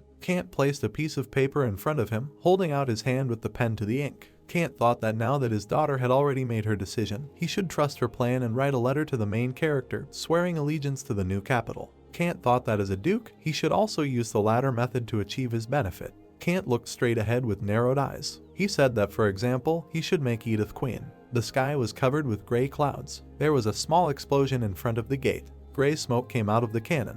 Iron looked through the telescope, frowning slightly. Iron said that large cracks had appeared in the stone wall of the fallen Dragon Ridge, and now that the gate and northern section of the city wall had been breached, all that remained was to capture the harbor before ordering the start of the main offensive. The fighter looked at the hunter, pointing his finger to the side. The fighter told the hunter that there was movement at the gate and it looked like they were gathering horses. Banner looked at the hunter with a serious look, who shook his head to the sides. Banner asked Iron if he would order the naval guns to point in that direction and open fire. Iron told Banner that this was not necessary and that they should shoot at the same target, otherwise they would waste 2-3 shots. Iron added that since they were leading horses, he thought they were trying to organize a cavalry attack on a field artillery position and had nothing to worry about. Iron looked to the side with narrowed eyes, frowning. Marquess looked worriedly towards the gate. Iron said that after this assault, there will be almost no knights left on these lands. Marquess closed her eyes, tilting her head slightly. She said that after they decided to side with her younger brother, these people are no longer her knights, and let them pay in full for their betrayal. Clouds of smoke and dust rose above the city. Iron asked Marquess if she had decided what to do with Redwine Passy. He noted that His Majesty's secret letter stated that all rebellious nobles of fallen Dragon Ridge, excluding their relatives, would be brought to Neverwinter, and those who resisted would be executed on the spot. Marquess clenched her hand into a fist. Iron noted that as for the instigator Redwine, the protagonist gave her the right to decide his fate. The soldier waved a red flag while Marquess and the hunter looked at the gate. The fighter shouted that the opponents were advancing. The horses' hooves walked on the ground. Knights mounted on horses moved to attack the fighters. Iron opened his mouth wide, his eyes wide. Iron ordered the assault battalion to attack the breach in the wall in 3 units. Marquess pursed her lips, watching with excitement. Iron shouted that the battle for the fallen dragon's spine had begun. Multiple shots rained down from the guns at the enemy. The bodies of the knights lay at the gate. Plumes of smoke rose in the city. Redwine shouted to the guys that they were bandits, and he was the owner of the fallen Dragon Ridge. Marquess stood in the room, wearing her beautiful shoes. She looked at her brother with contempt, holding out her hand. Marquess asked Redwine what was the point of being a lord. Marquess told Redwine that he and his younger brother did not understand anything about government and trade, and even if he sat in this place, he would simply transfer power to other feudal lords. Redwine sat on his knees while the fighters held his hands. Marquess asked her brother that he really thought that she was worse than these strangers. Redwine widened his eyes, frowning. He told Marquess that she was a witch and a minion of the devil, and that her father was mistaken about her since she had deceived him. Redwine said that she is just a bastard, as she was adopted, and she is a mistake that her father made when he was young, and her last name is not even Passy. Redwine looked at Marquess with disgust, his mouth wide open. He didn't understand why she should ultimately become the heir of the family and not him, noting that he only took from her what was rightfully his, and she was the real stranger. Redwine asked Marquess why else she was so different from her mother, and didn't she remember how she ended up in the backbone of the fallen dragon. Redwine said that he was the true heir of the Lion and the Earl of Fallen Dragon Ridge, noting that they should let him go and demanding that he be treated as a noble. Marquess pursed her lips while Iron looked at Redwine in slight surprise. Iron told Marquess to let him do it. Marquess opened her mouth slightly, asking Redwine, "What do you mean he's not her brother?" Redwine looked at Marquess in shock, his mouth parted. Marquess approached the face of Redwine, who looked at her in fear. Marquess said that in this case, he will receive the punishment he deserves. Marquess turned away from Redwine, after which Iron glanced at her. Marquess told him to be taken into custody. Marquess walked towards the exit while Redwine looked at her. Marquess said that it was better to take him to Neverwinter since he had lost his mind, and that the mines were the best place for him. Marquess walked along the corridor in which the fighters were lined up along the wall. Redwine shouted at Marquess that she couldn't do this. Marquess turned her gaze to the side with a serious expression. Redwine called Marquess a witch. Marquess stopped at the window, looking out at the city. She thought that let the lands of the Fallen Dragon Ridge fall into the hands of His Majesty Roland and receive a better ruler. Lightning flashed over the castle and heavy rain fell. The main character stood at the window, watching what was happening. He thought that thunder was roaring, and in fact it was already summer. The main character, with a slight smile, touched the window with his hand. Roland thought that fortunately it had not rained 3 days ago, otherwise the production of City of Love on an open-air stage would have failed. The protagonist recalled how May and Irene danced on stage. He thought that according to information from the town hall, almost 5,000 spectators were present at the event, noting that it was good that the area where the event was held was expanded, so it was possible to avoid a crush. The main character presented the image of a singing Echo. He thought that he had never expected that the theatrical premiere with Echo would have such an amazing effect, and even he, due to the huge number of sentimental scenes, felt awe to the core. The protagonist recalled the emotional spectators who watched Echo. Roland thought that this was the power of a soulful song. Barov entered the main character's office, holding papers in his hands. Barov told the protagonist that he received statistical data on the demand for housing. Roland asked Barov what the conclusions were. Roland sat down at his desk as the old man approached him. Barov said that, as expected, the number of people coming to the town hall to apply for rent or purchase of housing has increased sharply since the production of the City of Love, and the number of registered marriages has also increased. Roland told the old man that that's right.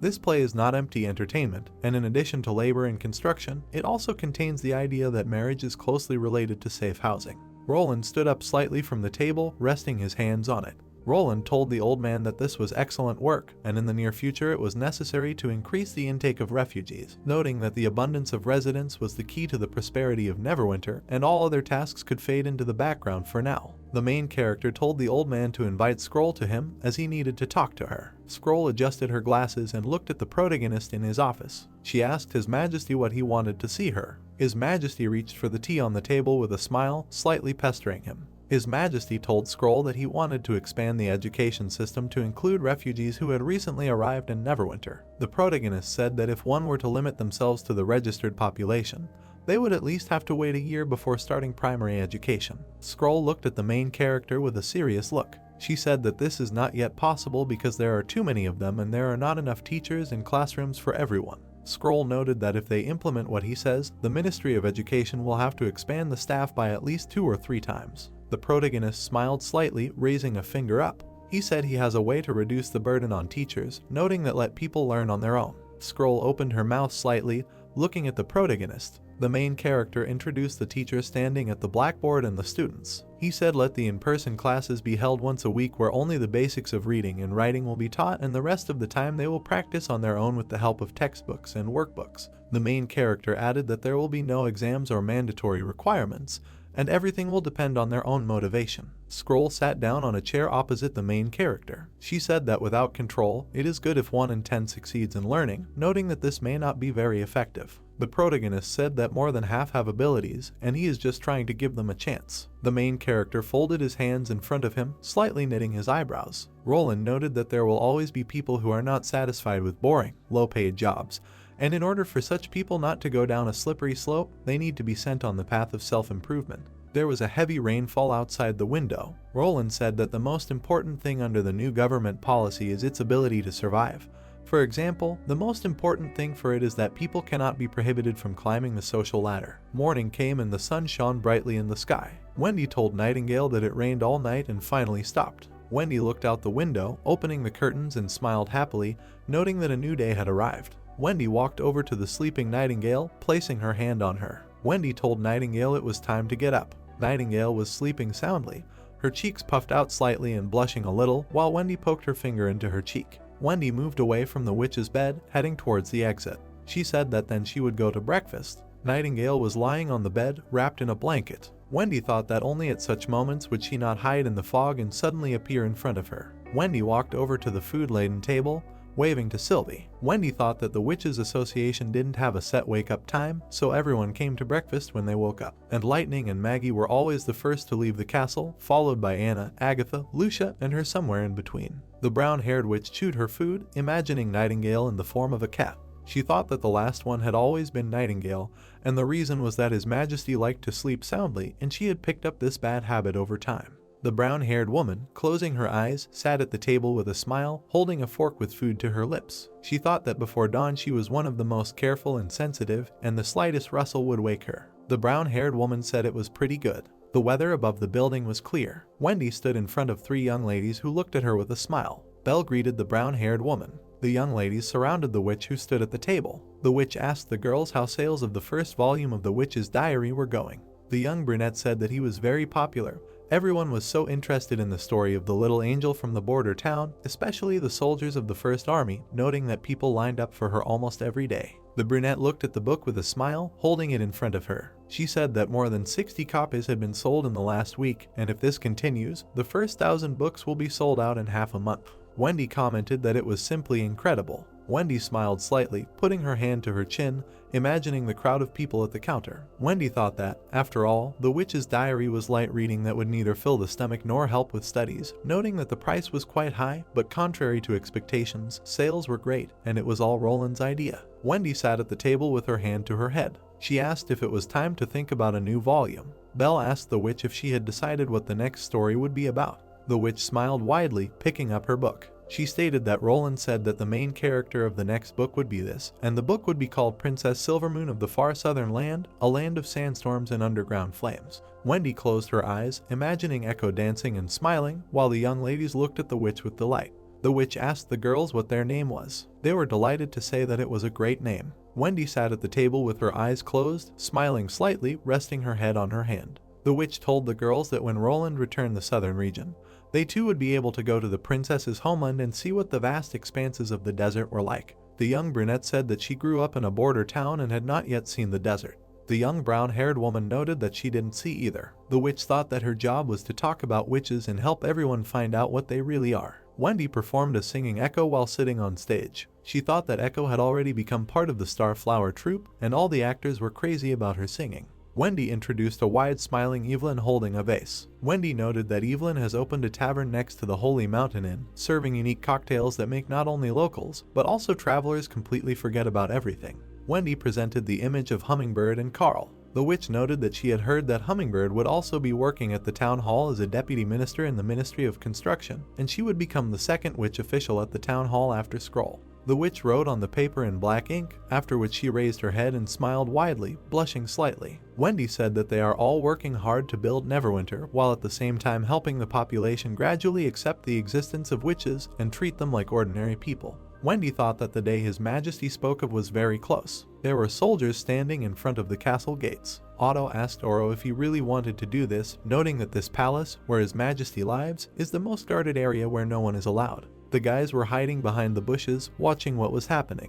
Oro told Otto that the three families need to unite to find out why Anpei became strange, asking him that isn't this what he wanted to do, and now that there is no turning back, he wants to retreat. Oro looked at his friend, remembering the moment with Quinn. Oro told the friend that he really surprised him when he told Mr. Quinn about the situation with Andrea, noting that if he had not been friends with her since childhood and had not been who he is, he thinks that he would have killed him. A soldier with a lantern examined the area. Oro said that Count Quinn once saw a lonely young lady from afar. Otto said he couldn't believe it. The guys quickly moved towards a small cave. Otto said that this fact is of great importance, and before doing anything, it is necessary to confirm the correctness of the assumptions. Oro said that since it was impossible to gain the support of His Royal Highness Anpei, this was the only way they could find the truth. Oro used a small dagger to open a passage in the ground. Oro removed the stone from the passage while Otto watched the exit. Oro told a friend that as children they always gathered here and this was their secret base. He, Otto, His Royal Highness Anpei and Andrea. Oro closed his eyes, smiling slightly, while Otto smiled in confusion. Otto said that at that time they were only about 10 years old, and even if he was discovered by His Majesty Moya, they would at best be scolded. But now that they are adults entering his private bedroom, what will His Majesty think? Oro pulled out a small bottle of liquid from his jacket. Oro asked his friend whether he should tell a sweet lie or a cruel truth. Otto watched in amazement as Oro poured liquid onto the grate from which steam was emanating. Otto noted that he is truly ready for anything. Oro said that this liquid dissolves metal. It is prepared by the master of alchemy of the city of Glow, and the vial costs more than 10 golden royals, adding that after this Otto should invite him to the best tavern in the city. 2 small empty bottles fell to the floor. The guys went down into the secret passage. Oro noted that it was good that the secret passage they used to explore the palace when they were children was preserved. Oro extended his hand with a lantern, illuminating the way. Otto said that if he remembered correctly, by continuing to climb, they would be able to get into the Castle of Dawn. Otto looked straight ahead with narrowed eyes. The blonde said that the exit to the secret passage is located behind the fireplace in the palace bedroom of His Majesty Moya. Anpei stood by the bed of his father, who was fast asleep. Anpei bared his teeth, biting his thumb. Oro bared his teeth in displeasure as soon as they saw Anpei. Anpei opened his mouth wide, saying that she was late. The guys widened their eyes in shock. Isabella smiled sarcastically. She said something happened on the road so it took longer. Isabella looked at Anpei with a wicked smile, while the witch in black walked behind Isabella with an indifferent face. Isabella asked Anpei for forgiveness. The witch in black asked why there was so much talk, noting that his father would come to his senses, the only difference being that it would be sooner or later. Isabella folded her hands in front of her as she approached the guy. Isabella noted that they couldn't say that.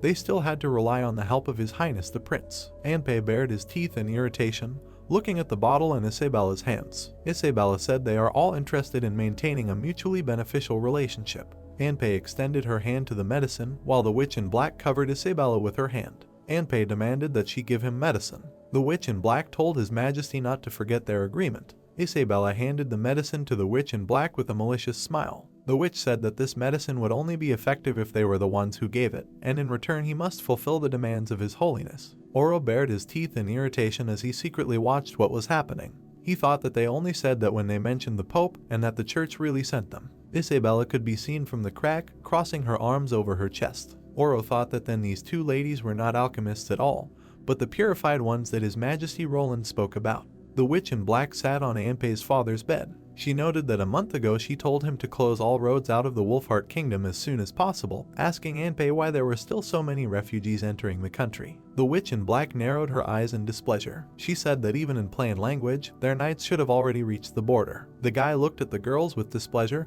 clenching his hand into a fist. He told them that they knew that there were many refugees there, and if they were prevented from crossing the border, then most of the people would die of hunger and there were no cities or places to eat nearby. The witch in black leaned slightly towards the guy, looking at him with displeasure. The guy said that if you follow the same road, it will take at least a week to return to the deserted city. The witch asked the guy why he cared about them, noting that since they had betrayed their kingdom, they deserved to die from hunger or thirst. The witch furrowed her brows as she looked at Anpei. She said he had better think about his father, asking him if he might want to break the contract. Anpei bared his teeth, looking at the witch annoyed. Anpei closed his eyes, turning his head away, while Isabella smiled contentedly. Anpei said the remaining roads would be completely closed within a week, but if he crossed the border through fields or mountains instead of a border crossing, he would not be able to control it. Isabella said they wouldn't make him promise something he couldn't do. The witch opened the bottle in her hands. She brought it to her lips, filling her mouth with the medicine. The witch approached Anpei's father's face, giving him medicine from her mouth. Medicine flowed down Father Anpei's lips. Isabella looked at the guy with a malicious smile. She said that in half an hour he would wake up, everything was as before. Anpei asked the witches if it was necessary to give the medicine mouth to mouth. The witch in black wiped her lips with a white handkerchief. The witch said that the main thing is that it should be her, noting that he need not worry, and if he keeps his promise, the King of the Dawn will recover and even be stronger than before. Isabella glanced sideways at Anpei. She said that their next visit will be after he completely closes the border, adding that he should not allow His Holiness to be disappointed. Anpei bared his teeth, clenching them. Anpei asked the girls that they were witches. The witches turned around, looking in surprise at the guy's back. Isabella looked at Anpei, who clenched his hand into a fist. Anpei said that because of the magical powers of witches, it is they who must give the so-called medicine for it to be effective, noting that he could not find any other explanation. Anpei added that although the very existence of witches in the church sounds incredible, all their actions are essentially demonic. Isabella furrowed her eyebrows slightly, smiling wickedly. She asked the guy if that was all he wanted to say. Anpei widened his eyes, looking ahead furiously. He shouted to the soldiers to come in. Otto and Oro were dumbfounded by what was happening, their eyes widening. Soldiers ran into the room. The witches looked at the soldiers with a malicious grin. Isabella said she admired his recklessness. The soldiers surrounded the witches, putting out their spears. The witch in black examined the soldiers with a smile. She said it was so pointless that it seemed like the church had made no deep impression on him. Anpei extended his hand in front of him, glaring at them with fury. Anpei ordered the guards to grab them. An elderly man was lying in bed unconscious, and next to him stood several soldiers and a pen, who said that of course, the warriors of God's punishment they showed are incredibly strong. But they are not here, and there are many divine stones in the palace, so the guy asked the girls if they still thought they could escape. Isabella and the masked witch stood with their backs to each other, surrounded by guards. The girl with golden hair told them to wait, adding that they encountered witches on the way, and then asked if they had really planned this all. The guy with silver hair smiled confidently, frowning, and replied that these were not real witches, but a trick used by rats, and if they could be deceived by a handful of fire stones, then their abilities were nothing. A pen asked that without the protection of the god's punishment warrior and with the stones of divine punishment, is there a difference between a witch and an ordinary person? The witches stood calmly, and the guards pointed their swords at them. The guy exclaimed that now that they have the medicine, the witches should kneel down and beg for mercy, and if they do not want their legs and arms to be cut off, and all their teeth pulled out, and the remains become a container for the medicine, then I'm going to do what they say. Isabella closed her eyes and lowered her head a little, saying that the lady would be very angry after such words, and not only did the witches turn out to be fakes, but the brat was also mocking her, ridiculing her abilities. The prince asked in surprise what they meant. He raised his hand in anger and shouted that he hoped they would remain as stubborn in prison, and then gave orders to the knights. The knights were ready. However, the guards suddenly began to attack themselves, causing a pen to stand frozen behind them in shock. They screamed in pain, getting dirty with blood poured all around. The silver-haired boy was terrified, his face splashed as he struggled to find words, eventually asking how they did it. The veiled witch stood among the bodies, smiling slightly. Behind her was a pleased Isabella, who turned away from them. The witch's eyes glowed purple, and the girl exhaled thoughtfully. Oro, who was hiding, raised his blade in a rage, and Otto began to stop it with his hand, whispering to him that they would not be able to get out of here, because the opening mechanism could only be started from the room. The two guys looked into the bloody room with the bodies through a small gap, and the red-haired one tried to object, worried that the prince would be killed. The golden-haired girl closed her eyes, and the other one raised her hand, grinning and folding her fingers to snap. Isabella told her not to rush because they still needed a pen. The masked witch replied that she knew, she just wanted to give a little lesson and that's all. She snapped her fingers right in front of his surprised face. The prince fell to the floor, hitting his butt. He looked in horror at the girl who leaned slightly towards him, smiling. She said not to worry, because now they will leave the prince alive, but she cannot guarantee next time. The guy asked how it happened, because here are the god's stones of retaliation. How could the witch? The blonde twirled a strand of hair on her finger and answered him, saying that it was because it was purified. Both stood in front of a pen, who was pressed back against the bed, surrounded by bodies. Isabella asked if it would be easier to comply with the terms of the contract. She walked closer to the bed, folded her hands and grinned, causing the prince to open his mouth in surprise, and the gray-haired man still lay unconscious. The golden-haired witch said that in the end, his father would be safe and sound, and the kingdom of Dawn would hold out for a while longer, and when the church took over Grey Castle, they would still be on their side. The girl walked away and turned away from the guy, adding that even if their kingdom was ruled by the church, they would still be able to enjoy a rich and happy life, and their subjects would be able to avoid all the horrors of war, then asking why they were doing this. We see a corner of the room where blood splatters are faintly visible. The witches leave the room, and Isabella says not to forget to clean up here, because his father will wake up soon, and asks that the prince does not want him to open his eyes and see the blood-stained bedroom. He looked after the witches, meaningfully silent in response. Oro's sword lay on the floor as he exhaled.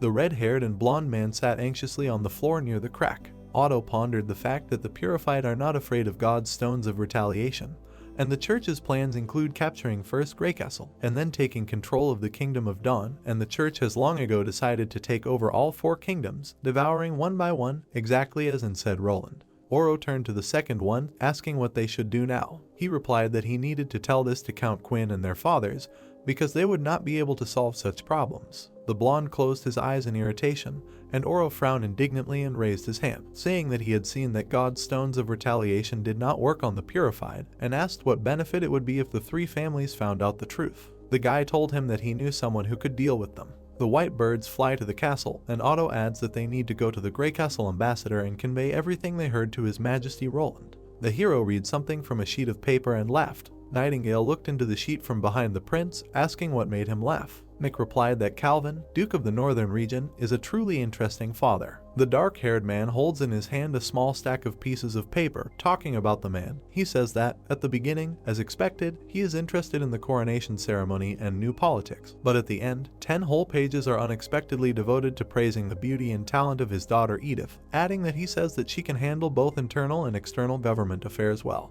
The blonde took the sheets of paper in her hands and walked away, meaningfully looking away, and the guy smiled. Nightingale asked if this was the best candidate for queen, adding that this was a wedding proposal, immediately asking if the prince would not agree. He responded by saying that this is certainly not true, and he does not need a political marriage to strengthen power. There was a white bird sitting outside the window, and Roland continued to say that in the letter it was described as perfection itself, so he would not dare to let it into the palace, otherwise it would become unclear who the king was here. He opened the window and took the bird in his hands, removing the message from his paw, and a blonde stood next to him, looking to the side. She said that his words were true, and the dark-haired guy asked in confusion that she really didn't trust him that much. Nightingale leaned her hands on the frame and looked out the window with the king, asking if another nobleman had sent him a wedding proposal. Roland laughed and replied that it was a secret message from the old royal city, perhaps with news from the Kingdom of Dawn. He unrolled a small scroll and knitted his eyebrows, saying that it seemed that the Yorko ambassador sent to the city of Zerba did not spend all his time at banquets and balls,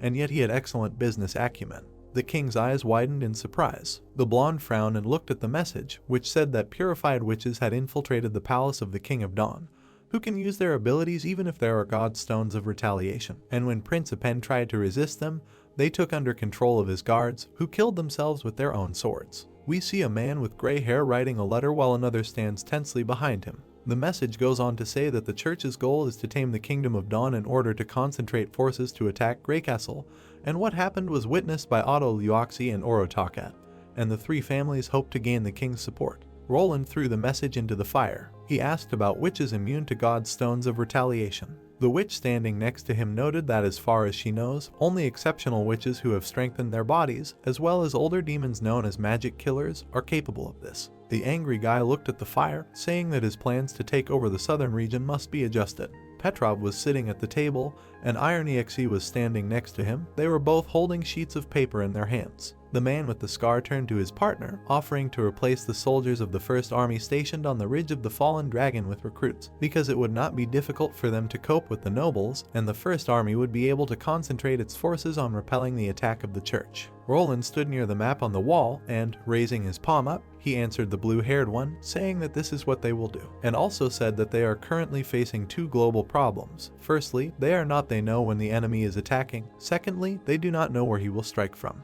At the long table in front of the dark-haired guy, in addition to Petrov and Iron, there were others sitting. He walked closer to the table and continued to talk about how initially the church had only one way to invade the Grey Castle Kingdom, through the Coldwind Ridge in the northern region, straight to the royal city. Roland added that now that the Kingdom of Dawn is forced to obey the church, the army of judges has the opportunity to calmly attack them across their border, then asking what ideas there are to solve this problem. Barov held a piece of paper with both hands and said that no matter where they come from, they will first have to go through the northern region, which is ruled by Duke Calvin. The gray-haired man suggested that Lady Edith convey this message to her father and remain in the north to observe the enemy, saying that this was the surest option. The blonde furrowed her eyebrows. The girl stood up, resting her hands on the table, and turned to the king, who was moving his hand to the side. She said that they, of course, need to send people to monitor every road in the northern region. But this is not the best solution, because how once the enemy is discovered, it will also mean that he has launched an attack, and they will not win much time, and Roland asked if she had a better way. Carter opened his mouth in indignation, and Petrov, sitting next to him, knitted his eyebrows when Edith said to send people to Hermes. The blonde asked what good this would do, then asked that she thought that the Pope himself would inform her of his decision to launch an offensive with his troops. The red-haired count added that, in addition, all those living there are believers and fanatics, and it will be very difficult for the scouts. The blonde girl winked, putting her finger to her chin, and said that there was no need to enter the holy city. They would only need to have a good talk with the merchants in its vicinity, and that would be all. Edith tapped the end of her pointer on the map, asking her to look there. Next to the girl in white stood Roland in iron. She said that Hermes is located in an area with a unique topography. The city is located on a gentle slope of an impassable mountain range. The old part of the holy city is located at the foot of the slope, and the new one is located higher on the plateau. She imagined a building that stood on bare ground, with dry trees without leaves growing nearby. The girl continues her speech, saying that the area around is very harsh. Although there are natural barriers that keep demonic beasts out, the area is not very suitable for living, much less for farming. Edith took the pointer with both hands, looking at the map as the dark-haired guy looked at her. She added that this meant they had to get supplies from other places, and every autumn, dozens of carts arrived from the Four Kingdoms to resupply the new holy city on the plateau. The girl imagined how the cart stood near the walls of the city. One man was writing something with a pen on paper near the control point, and the other was walking from the cart towards the first one, and then said that by now something had formed near the old holy city, something like a market village for caravans, and the church uses this place as a checkpoint to control the arriving people. Edith turned to everyone else, putting her pointer aside, starting to say that in other words. She touched her temple with her index finger, continuing, and said that the movement of a large army of judges would not be hidden from the eyes of these merchants. Carter looked at the girl in surprise, his mouth parted. Roland smiled approvingly and nodded, thinking that it seems that Calvin Cant's letter was not so boastful. At least looking at her performance, she deserves the title of the Pearl of the North. The blonde girl turned to the king again, turning to him, asking if she could watch his army fight, because she was always curious how he managed to take over the royal city in one day, and said that if she was able to get acquainted with how the first army fights, it would be more useful in future battles. The hero turned to the man with the scar, ordering orders in this regard. Sylvie looked ahead tensely, saying that they were probably in for a tough fight. Edith sat next to a girl with green hair. She told her that it would be better for her to tell Lady Tilly that the witches of Sleeping Island could help her. Roland sat on a chair, clasping one hand with the other, with a worried expression on his face, thinking that the problems of the Sleeping Island are no less than his own, if Tilly brings his subordinates to his aid, while their internal problems are still unresolved. The Sleeping Island itself might become the big problem, however, is that the guy thinks that Sylvie's words make sense, because witches really are the most effective weapon against the purified with their supernatural abilities. He told the girl that he should write to her. Agatha raised her hand to chest level and said not to forget to prepare God's stones of retaliation for their people, because over the centuries of the Federation's existence, there were only a few witches with incredible levels of abilities, and ordinary people who did not have God's stones with them had no chance to resist them. Barov raised his hand to his face, asking where he could get so many God's stones. A grin appeared on Roland's face and he answered confidently, saying that he needed to pick them up from the church. The elderly man lowered his hands and clarified what the guy meant, and he responded by saying that all they need to do now is to destroy the enemy's stronghold. The dark-haired man smiled frighteningly, with his eyebrows drawn down, and said that they needed to pull out the fangs of the poisonous snake. After some time, Wendy entered the room with the other girls. She closed her eyes with dissatisfaction and said that the church was getting closer. Moon and Lily panicked, and Lightning sadly looked at the two girls, and the blue-haired one asked if she could defeat Roland. The green-eyed one poked her on the cheek with a finger, frowning, and she closed her eyes, saying that she was ready to stand at the plant all day and generate electricity for it. The blonde replied that he would have already sent someone to take care of her. Moon exclaimed, telling her to stop, and the second laughed at the girl's reaction. Evelyn looked worried. Clenching her fist, she told the girl with two ponytails that she would also redouble her efforts to produce vodka. Lily objected hesitantly, asking that it didn't take so many bars to fight the church. The girl with brown hair blushed and asked in confusion what was wrong. She clenched her fists and looked at Soft Feathers as Sylvie stood behind her. She said that in any case they are not afraid to fight the church,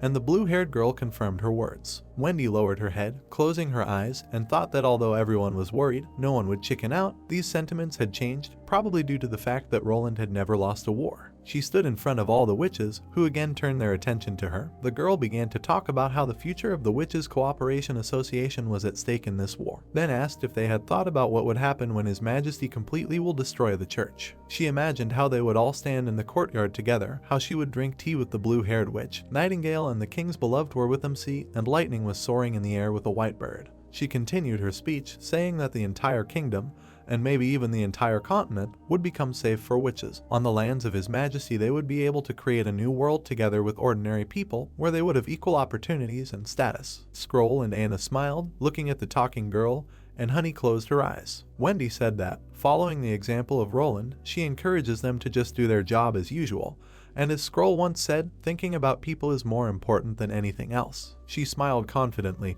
Clenching her fist at chest level, she continued, saying that they only need confidence in their abilities and they will not lose. The caring witch extended her hand in front of her, saying that this is their home, this is a turning point that will change the fate of all witches, and she is ready to give everything for it. Scroll was the first to extend her hand, placing it on top of the girl's. Next came Nightingale and the witch in the red dress. Leaf stood behind Agatha. The green-haired girl took the other hand and pulled it forward. They both put their hands on top, and the witch with the tiara added, saying that she did not want to fight the demons until they defeated this bunch of disgusting people. Wendy smiled approvingly. All 11 witches gathered in a circle, placing their hands on each other, and then together exclaimed that they would be for His Majesty Roland and Neurwinter, as well as for the Witches' Cooperation Association and the Eternal Holy Mountain.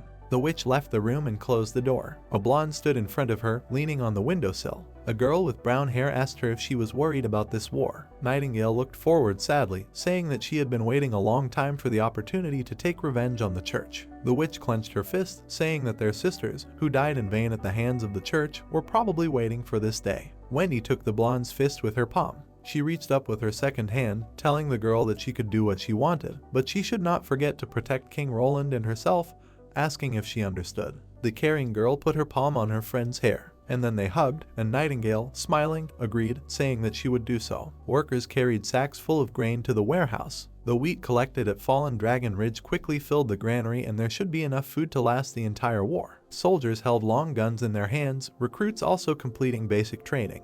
Roland stood with his back against the wall and thought that the task of capturing the divine karma stones of the church was not too difficult, and the 1,500 people gathered to complete it should be enough. There is also a chance that they will encounter purified witches of the church, so Iffy and Sylvie are very important. Brian approached the brunette with a document in his hands. He said that they still can't decide where to fight. The guy asked what their thoughts were on this matter. Brian read what was written on the paper and said that he thought that the First Army would only be able to take full advantage of its firepower if the battle was fought in the western region. A large number of ships could provide them with logistical support, ammunition, and people could be delivered within a day, and for the church such a distance is extremely disadvantageous. If they fail to break through the defense line within a month, then most likely their food supplies will run out and they will not be able to feed themselves. Roland told the man standing next to him that such tactics would not work. There were so many believers in Greycastle that as soon as the Pope gave the order, huge crowds of people would immediately bring his army everything they had edible. In the room, Edith stood at the table with a large map and said that the church also has berserker pills that can turn ordinary people into rabid monsters. If the situation turns against them, they will likely force the citizens of Greycastle to take pills to deplete the strength of the First Army. The girl looked at them and said that the most important thing in any war is the goal. If the intended goal is not achieved, then even victory will mean defeat. Edith told His Majesty that they need every citizen of Greycastle, so they cannot allow the church to exterminate the population of the kingdom. Brian was surprised. Turning to the girl, he said that she meant that they needed to strike back before they even entered Greycastle. What if they run out of ammunition? Delivery of gunpowder is a special task requiring enormous strength, and not something that can be done in a day or two. Edith replied that she really does not understand firearms, but she knows for sure that no war should be fought at the expense of the suffering of the people. Roland looked at the debaters and, raising his finger, asked why they didn't station their troops and supplies in the border cities in advance. This would not only significantly reduce the transportation distance, but also avoid hostilities within the country. Brian asked how they could know in advance where the church would be attacked from. Roland came to the table and said that they could force them to attack from a certain direction. The heroes bent over the map. The prince picked up the figurine and said that they could tell when the enemy would attack by several signs, so they would also be able to detect the approach of war by changes in the border cities. Edith's eyes widened in shock as she spoke of Coldwind Ridge. The guy put the figure on the card and said that was true. If they build up a lot of supplies on Coldwind Ridge and station the First Army in the nearby Dee Valley town, will they be able to force the enemy to attack in the direction they want? Brian asked why. Edith looked at him and replied that because Coldwind Ridge is very close to the Holy City, and instead of waiting for the church to leave, it would be better to take the initiative and force them to reduce their forces here. While the prince was rearranging the figures, the warrior asked what if they firmly decided not to go this way. With a loud thud, Roland placed the figure on the card. There were other figures on the table, and 2 were installed on the map points. Roland replied that this means the holy city of Hermes will be wiped off the face of the earth. Fire. There's fire everywhere. A bright flame burned, engulfing the entire house next to which the girl was sitting. Anna cried, bending over the ground, and asked why. A man came up to her and asked how was her mother. The man looked at her gloomily and asked how was her younger brother. He can't believe she ran away alone. The man hit the girl on the cheek, asking why she didn't save them. Then he hit the other cheek, screaming, "How could you think only of yourself?" Anna closed her eyes, from which tears fell. There was a white ceiling above. Anna saw him with her eyes wide open and breathing heavily after a nightmare. There was a glass of water on the table. The witch closed her eyes and thought it was a dream again. The witch's dormitory building rose several floors up. Anna walked towards the entrance where the witches stood. The young witch waved at her, shouting that she was early today. Wendy's behind the counter wished her good morning and said the weather was beautiful today. Is she going to North Face Mountain? Anna smiled and replied that she still had some things to do and would go there only after lunch. Wendy was touched, putting her hand to her cheek, and said that this is rare. Is it really her and His Majesty Roland? The girl interrupted her, admiringly asking that they would go shopping. Anna closed her eyes with a smile. Wendy looked at her, touched. She handed the girl a small bag and said that the salary for this month was 2 gold royals. Anna extended her hands to her and said thank you. With a serious look, the girl took the bag with both hands. Then she handed someone one of the coins. It was Carter. He clenched the coin in his fist and asked the witch, as usual, what she agreed to. They stood on the second floor of the building and the knight said that she could wait for him here, to which the girl apologized for the disturbance. With a smile, the blonde looked at her and said that it was not difficult for him at all. He walked down the corridor past the doors, and then he tapped one of them with his finger. The door opened with a creak. A man appeared on the threshold, who said with a smile that here was the knight. Would he like to come in and have a drink? Carter handed the coin to the man and replied that no, here is the gold royal for this month. Anna thought that was all she could do now. She stood around the corner and thought that if she made it personal, her paranoid father would certainly start acting like he was still her father again. This would only add to His Majesty's troubles. The upset girl closed her eyes, thinking that she didn't want to put this burden on Roland's shoulders. Carter bowed to the girl and said that everything was ready, to which she thanked him with a smile and asked him not to tell His Majesty. The guy looked at her and replied that, of course. He watched the witch go down the stairs and said that he understood everything. Several boats were sailing along the river. Lotus looked ahead in admiration and thought it was amazing that so much had changed on the western frontier in just one winter. Honey sighed in surprise, saying that it is much busier here than on Sleeping Island. There are so many people.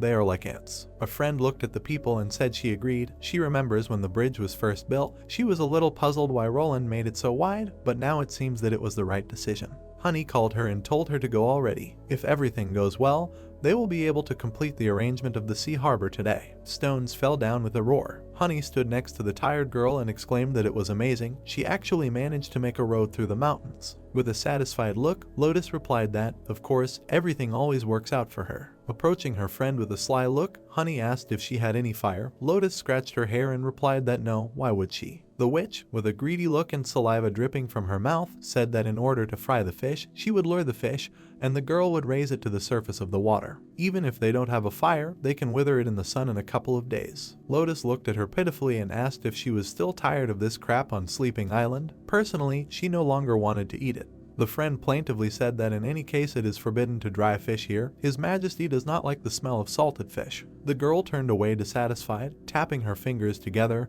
and said that this is how it is, but she really likes it.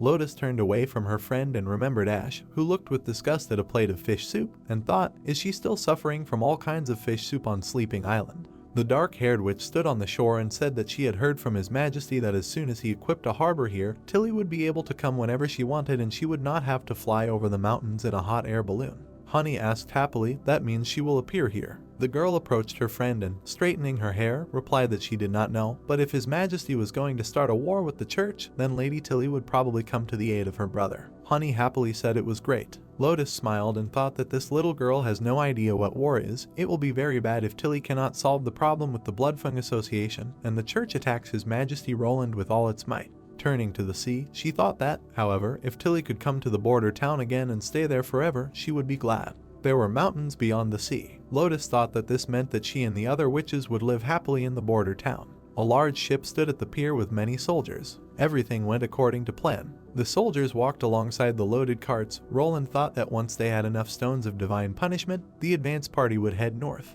He stood next to Edith with a telescope in his hands and thought that, in the end, an army of 4,500 people would gather in the city of the Deep Valley, which would force the church to start a battle with them on the ridge of the Cold Wind. Touching her chest with her hand, Edith told the prince not to worry. She would write to her father and ask him to give half of the northern region's provisions to the soldiers, and the lord of the Deep Valley City would try his best to meet the needs of the First Army. Roland looked at her in surprise and asked if she would not return to the northern region. The girl replied that she would prefer to be with the First Army in all the upcoming battles, rather than return home.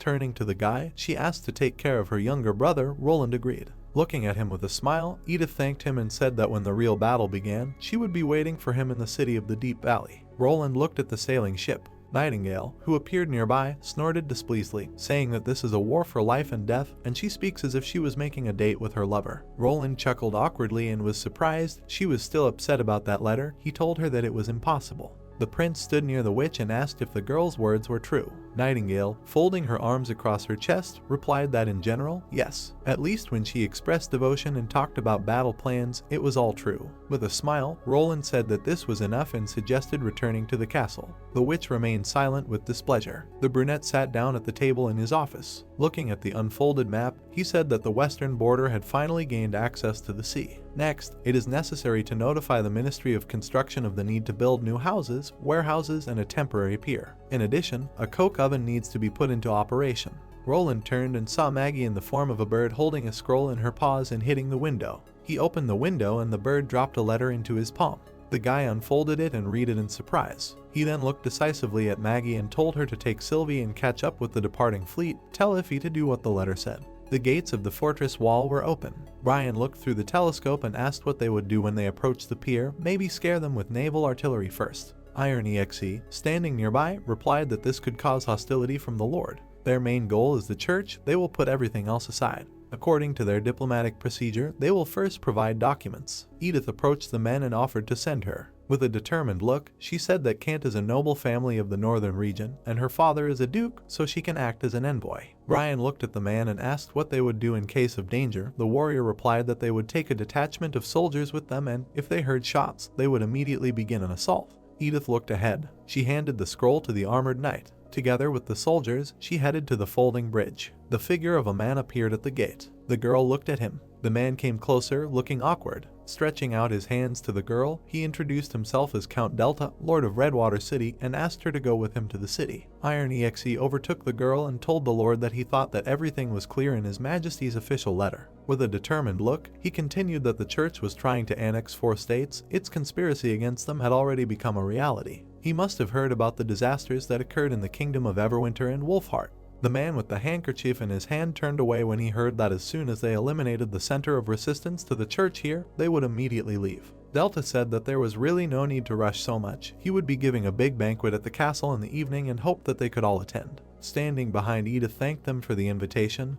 It was a great honor for them, but first of all they must complete the task that Roland assigned them. Delta responded excitedly, "Of course." Rows of soldiers marched forward, and then they stopped at the wall, amazed. Delta looked forward in surprise and asked what was going on. Iron EXE raised his fist and shouted to the warriors to prepare for battle. The wing of a demonic monster appeared above them and a cautious cry was heard. Sylvie sat on Maggie in monster form and, holding out her hand, shouted that a magical reaction was ahead. Brian shouted to the frightened lord to get his knight out of the way. Several figures in dark cloaks with hoods appeared in front of them. They rushed towards the riders on horses, attacking them. The horses and knights fell when this group of people approached them. Frightened, Delta shouted that everything was completely wrong. He himself would destroy these rebels. A huge stone knocked him off his feet, and a cry was heard to warn him to be careful. Delta fell against the wall and looked in surprise at the girl with green hair. The green-haired witch, waving her hand, held several stones next to her, surrounded by a green glow. A question was heard, "Is this the same witch?" The girl waved her hand. The bricks flew towards the amazed knights, attacking them. Iron EXE ordered an attack. The soldiers aimed their guns and fired. The witch fell, hit by bullets. Surprised, Sylvie looked at the girl lying in the blood and said that the magical power had disappeared. Is she really a witch of the church? Brian stood next to the body with the others and asked if His Majesty had not spoken about this in the capital. He said that the church not only poisons ordinary people with berserk pills, but also secretly raises witches who are ready for self-sacrifice, but innocent women who were framed by the church by their allies.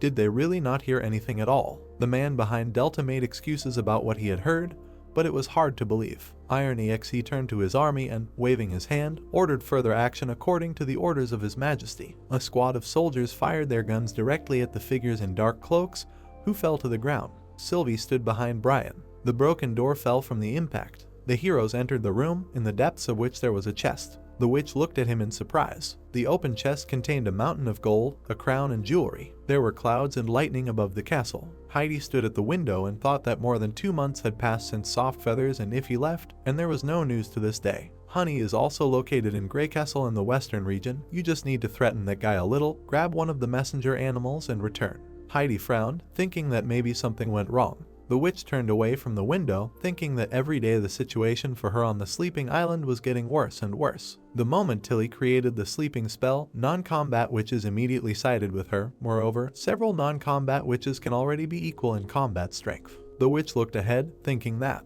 In addition, there are also commoners. Skyflare approached her and told the lady that everything was bad, to which the leader asked what happened. The girl came closer and exclaimed that a new witch had appeared on Sleeping Island. They say her name is Annie. Turning around, Heidi asked, "So what?" The red-haired girl looked at her gloomily and said that she had seen her before. She was from the Wolfheart Kingdom. Turning around, Heidi asked, "Does she mean that she is one of those who was rejected by the Bloodfang Association?" And then she exclaimed that this was impossible. Maybe she's just her namesake. Skyflare imagined how she stood in the crowd, looking at the lying girl, and said that at first she also thought so she hid in the crowd to look at her. She was taken to the palace and she really does look like the Annie they met a few years ago. The gloomy girl was asked if she was sure about this and replied that she was not sure about other witches, but Annie was different. She remembered how the witch brought a girl in her arms and said that then she arrived with her friend Iffy. The witch grabbed her by the clothes, angrily asking her if she just let her go. The frightened Skyflare replied that no, she did what she ordered her, asked her to believe that she would never betray her. Heidi remained silent angrily. She let go of the girl's clothes. Skyflare put her hands to her chest when she heard the question that she was taken to the palace, what happened, and answered that it seemed that she had a cold and was in serious condition. They had already sent for Della. Heidi turned her gaze to her and told her to bring Heightfall here and let Shaji get more information. She's never seen Annie, so she won't be afraid of being recognized. It was raining outside. Heidi was sitting in a chair with her eyes closed when 2 witches approached her. The door opened and another one appeared on the threshold. The girl in the cloak opened the door and said that the witch named Annie was already sleeping. The cold had already damaged her lungs. It all started more than 1 or 2 days ago. Heidi thoughtfully asked what Camilla was going to do. The witch approached the table and replied that she said that in the western region in the kingdom of Grey Castle there is a witch who can cure any disease, and when the rain subsides, she will send Annie there. The eldest asked to the western region, and then she clenched her teeth in displeasure,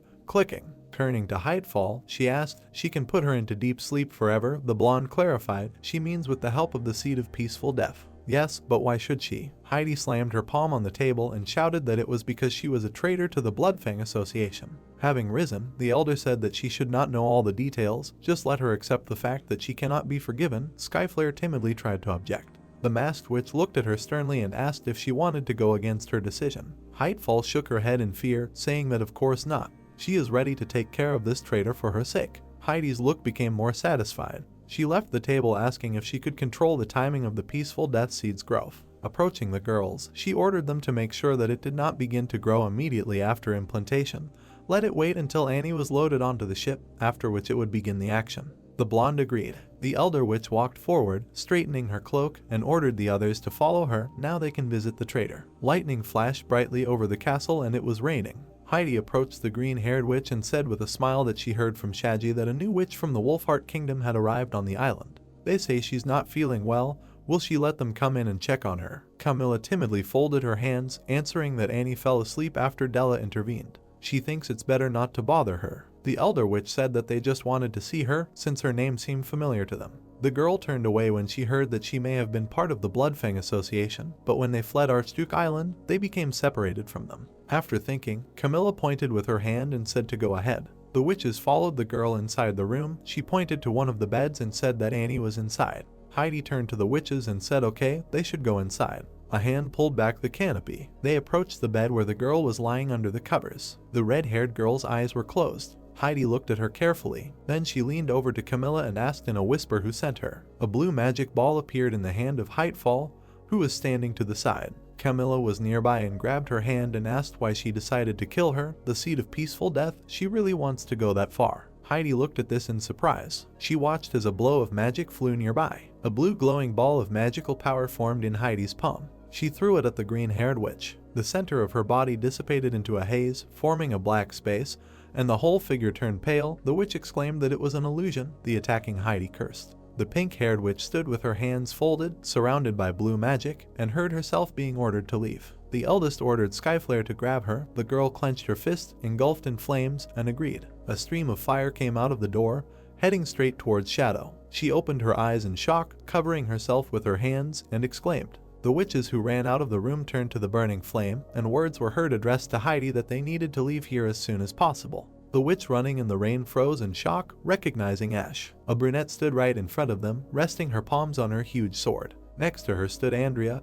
and an unharmed Shadow, who was teasing and sticking her tongue out at the witches. Heidi was amazed to think that this cry was a deception. The witches stood opposite each other in the rain. Ash told her not to explain anything, but if she gave up now, then she would not do anything to her. Heidi looked at her angrily, thinking that this was not the end. Skyflare waved her hand, holding a blade in her other hand, when she heard the order to detain Ash. While the girls rushed to each other, the eldest gave the order to create a magic ball, Heightfall, to first get rid of Shadow and then take Andrea hostage. Suddenly Heidi turned around in surprise, wondering what it was. An unknown force threw the witch to the side so that she hit the wall. The bloody witch fell, and a golden pole hit the ground next to her. Heightfall ran up to her, asking if everything was okay, to which the elder screamed not to worry and to go and kill her. The girl held a golden pole in her hand, asking, is she still going to resist? Andrea hovered over them, pointing her weapon at the witch. The girl said that no, she was giving up, and asked not to kill Mrs. Heidi. The blonde looked at her displeasedly and said that she would spare her life. There are some points that Her Royal Highness Tilly is going to sort out,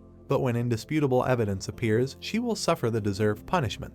Heightfall looked at her in surprise, asking, proof of guilt. Annie once betrayed the witches of the Bloodfang Association, so the lady decided to take action against her. Andrea asked in surprise if this is what she told her, but Annie never joined the Bloodfang Association. Heidi clenched her teeth in displeasure, closing her eyes, thinking that she had underestimated Tilly. Since losing was inevitable, at least she would teach her a lesson.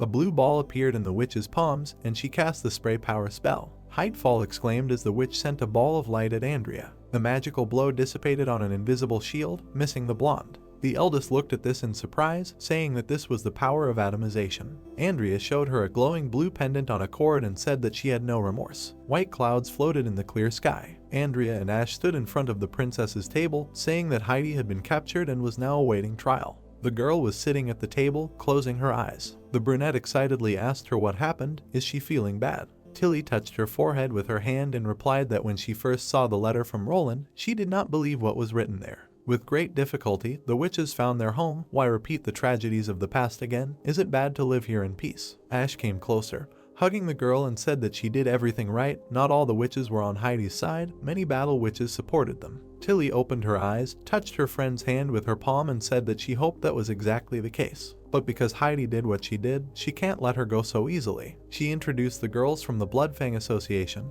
and said that according to Iffy, most of the witches from the Bloodfang Association did not even know about it. She will ask Camilla to call them all later. If they want to stay here and wait for the result, then they will not treat them as enemies. Tilly looked at the brunette and said, when the storm is over, they will go with them to the western region. Ash asked to fight the church. The princess held the letter in her hands and said that's right, with an army of judges, an army of divine punishment, purified witches in a battle of divine will. As Roland said in his letter, if the church could be completely defeated, it would bring liberation to all witches. Even if he wasn't her brother, she would still help him because it would help her. Tilly looked at her with a smile and asked if she would like to follow her. Andrea imagined delicious ice cream, and Ash replied with a smile that, of course, it will always be with her. The girl held in her hand a blue-violet stone, from which words were heard intermittently that the drawbridge of the Silver City had been lowered and that they were currently entering the church. Nightingale sat on Roland's desk in his office. She replied that she understood and asked the people on the other side to be careful. The king noted that this was apparently the maximum distance. He pointed his finger at a place on the map lying on the table and said that if they wanted to communicate with the east and north directly,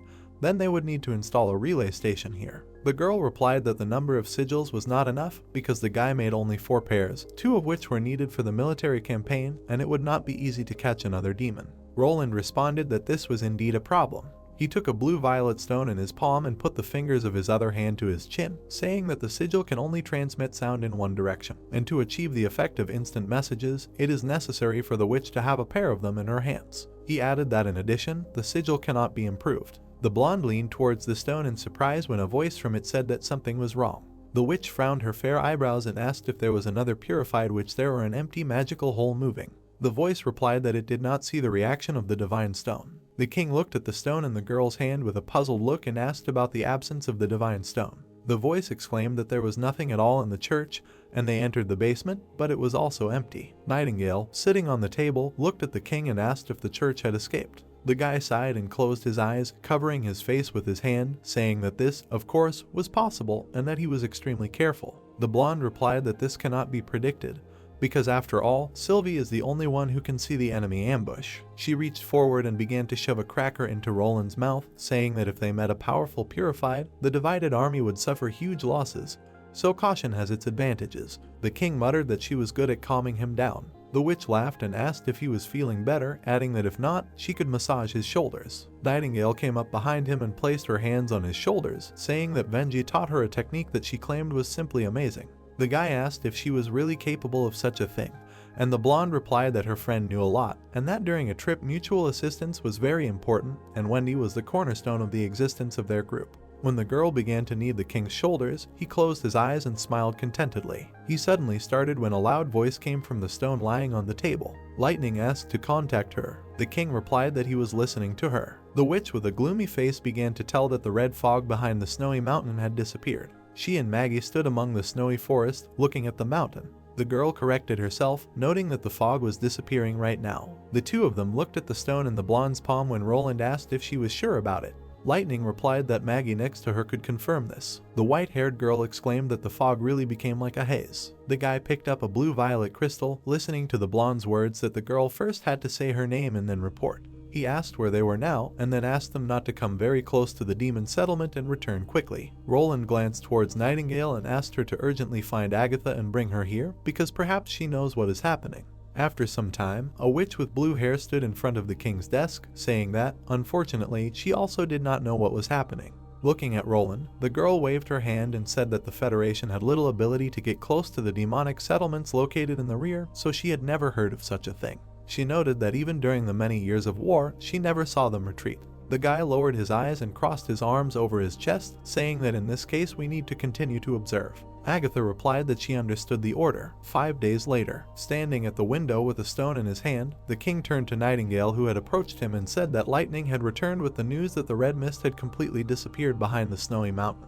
The blonde replied that they needed to send someone to investigate. Several witches walked through the snowy forest, surrounded by knights. Flying above them were Lightning and Agatha, who were riding Maggie in the form of a demonic beast. The girl exclaimed that they were almost there and they needed to descend. The blue-haired witch furrowed her brows as she looked down. She thought that this would be the first time she would be so close to a demon settlement. The blonde brought the blue stone to her face and loudly said that Lightning was landing. In response, they told her that everyone should be more careful, and in case of danger they should return immediately. Maggie, in her beast form, began to descend, and the girl replied that she understood. A woman's foot stepped onto a snow-covered stone surface. 3 witches walked among the tall dark pillars. Lightning asked if demons really live in places like this. She said that before, when she looked at all this from above, she did not feel anything, but now it all looks amazing. Agatha looked up at one of the pillars and noted that although she did not understand what had happened, she believed that it had happened recently. The blonde asked why she thinks so. The ancient witch touched the black pillar with her palm and replied that because the stone pagoda had not yet fallen into decay, it had only darkened in appearance, and had not yet become rough. She added that it was also a stark contrast to the barren land that was left after the Federation took over the frontline camp. Looking around the area around her, the girl said that this indicated that the demons were not going to retreat, and it was a hasty decision. She turned to the blonde and frowned her blue eyebrows, suggesting that they go to the center of the settlement, where the tower with the demonic eye is located, and maybe they can find something there. The witch replied that she hoped Summer and the others could find the reason. The girl took a step forward, and her leg swayed. The 2 girls turned around in fear as they heard the loud scream of Lightning falling into the pit. A moment later, she flew up sharply. The blonde clenched her hands into fists and closed her eyes, screaming and asking who could dig a trap here. Agatha sighed and asked her to stop getting scared by every little thing. The frightened witch looked into the hole, in which a dark silhouette flashed. Seeing the monster lying on the ground, she knelt down and exclaimed that there was a demon there. The girl with blue hair confirmed, adding that he was already dead. Lightning clasped her hands and turned to Agatha, who put her hand on her chin and said that she remembered Sylvie once saying that demons usually hide in the ground. She noted that this is further evidence that everything that happened was sudden. The girl suggested continuing the search from the air because she did not want to fall into the hole again. She picked the girl up on her back and flew on, with Maggie flying nearby in the form of a bird. Suddenly the blonde perked up. She saw another hole in the ground in front of her. Flying over the pit, Lightning turned to the blue-haired girl and asked if she should go down and find out everything. The two witches exclaimed that this should not be done. The girl flew on, saying that she understood. She suggested flying in a circle. Landing near the stone crevices, they saw a black-haired girl in front of them, and Lightning asked her what she was doing here. Lotus put her hands forward and lightning began to sparkle from her palm. She replied that she was trying to make a way here. Under the pressure of her magic, the rocks moved apart, forming a passage. She said that this would make it easier to transport magic stones and equipment. After some time, a large wooden box stood by the aisle. He was attached to Maggie in the form of a demonic beast, who, as she took off, exclaimed that she would help transport them. Roland looked out the window in his office, thinking that Maggie had brought a lot of magic stones, but each time returning to the reasons for the incident.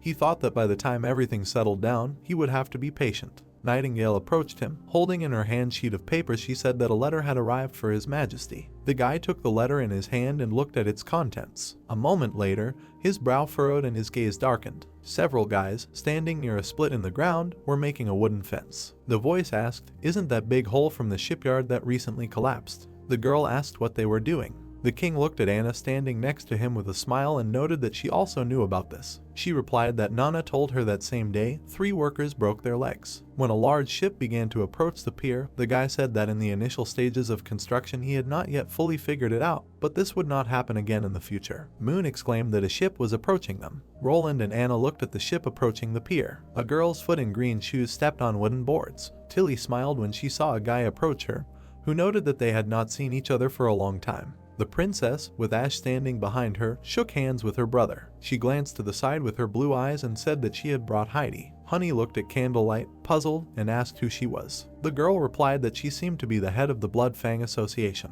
She replied that if he seemed to have mentioned it. A drop of sweat ran down the guy's cheek when he looked at his sister and asked if she had resolved her differences with her. Tilly said that if he means is he in control of her, then he is. In a wooden box sat a girl in a dark pink cape with metal shackles on her hands. The princess said that she also refused to reveal the location of the witches who were rejected by the Blood Fang Association, and also said that she would only speak to the king personally. The guy looked at the girl puzzled and asked why with him in person. Tilly smiled softly and closed her eyes, saying that apparently she sees in him the last hope as the ruler of the kingdom of Greycastle and a representative of the secular aristocracy. She added that as long as he could benefit from her, he would not kill her and would even help her regain her status. The princess laughed when Roland smiled nervously and asked if she was reminding him of this on purpose. He told her not to worry, noting that he did not judge the lives of witches by how useful they were. Andrea furrowed her brows, holding a sheet of paper with her face. She exclaimed that Otto is a fool and behaves exactly the same as in childhood, and if Oro is not with him, he will never go alone to the palace. The girl looked sarcastically at Ash, who was sitting opposite, who raised her hand and said that at least he let them know in advance about the church's next steps, and mostly just because of the blonde. She crossed her arms as Tilly smiled and looked towards her brother, asking if he would answer him. The guy said that he advised him not to act rashly, because if this witch is not affected by the stone of divine punishment, then an ordinary person will not be able to cope with her. He lowered his eyes, raised the mug to his lips and said that the kingdom of Greycastle and the kingdom of Dawn are far from each other, so he cannot help. He noted that this is why the best course of action would be to pretend they don't know anything and wait for the church to focus on Greycastle. Andrea looked at him with slightly sad eyes, and a drop of sweat ran down her cheek. She said that he was unlikely to be able to control himself since Otto had been impulsive since childhood, but Roland noticed that he could handle it. The girl became irritated when the king clasped his hands and smiled sweetly, saying that it was because he told him that the blonde was safe here and even if she fought the church, the enemy would not bring her the slightest harm. He added that if Otto died, he would never see her. Ash chuckled, saying that this was a very effective persuasion. Tilly looked at her brother with displeasure and waved her hand in his direction, saying that now they need to talk about what to do after the church invasion.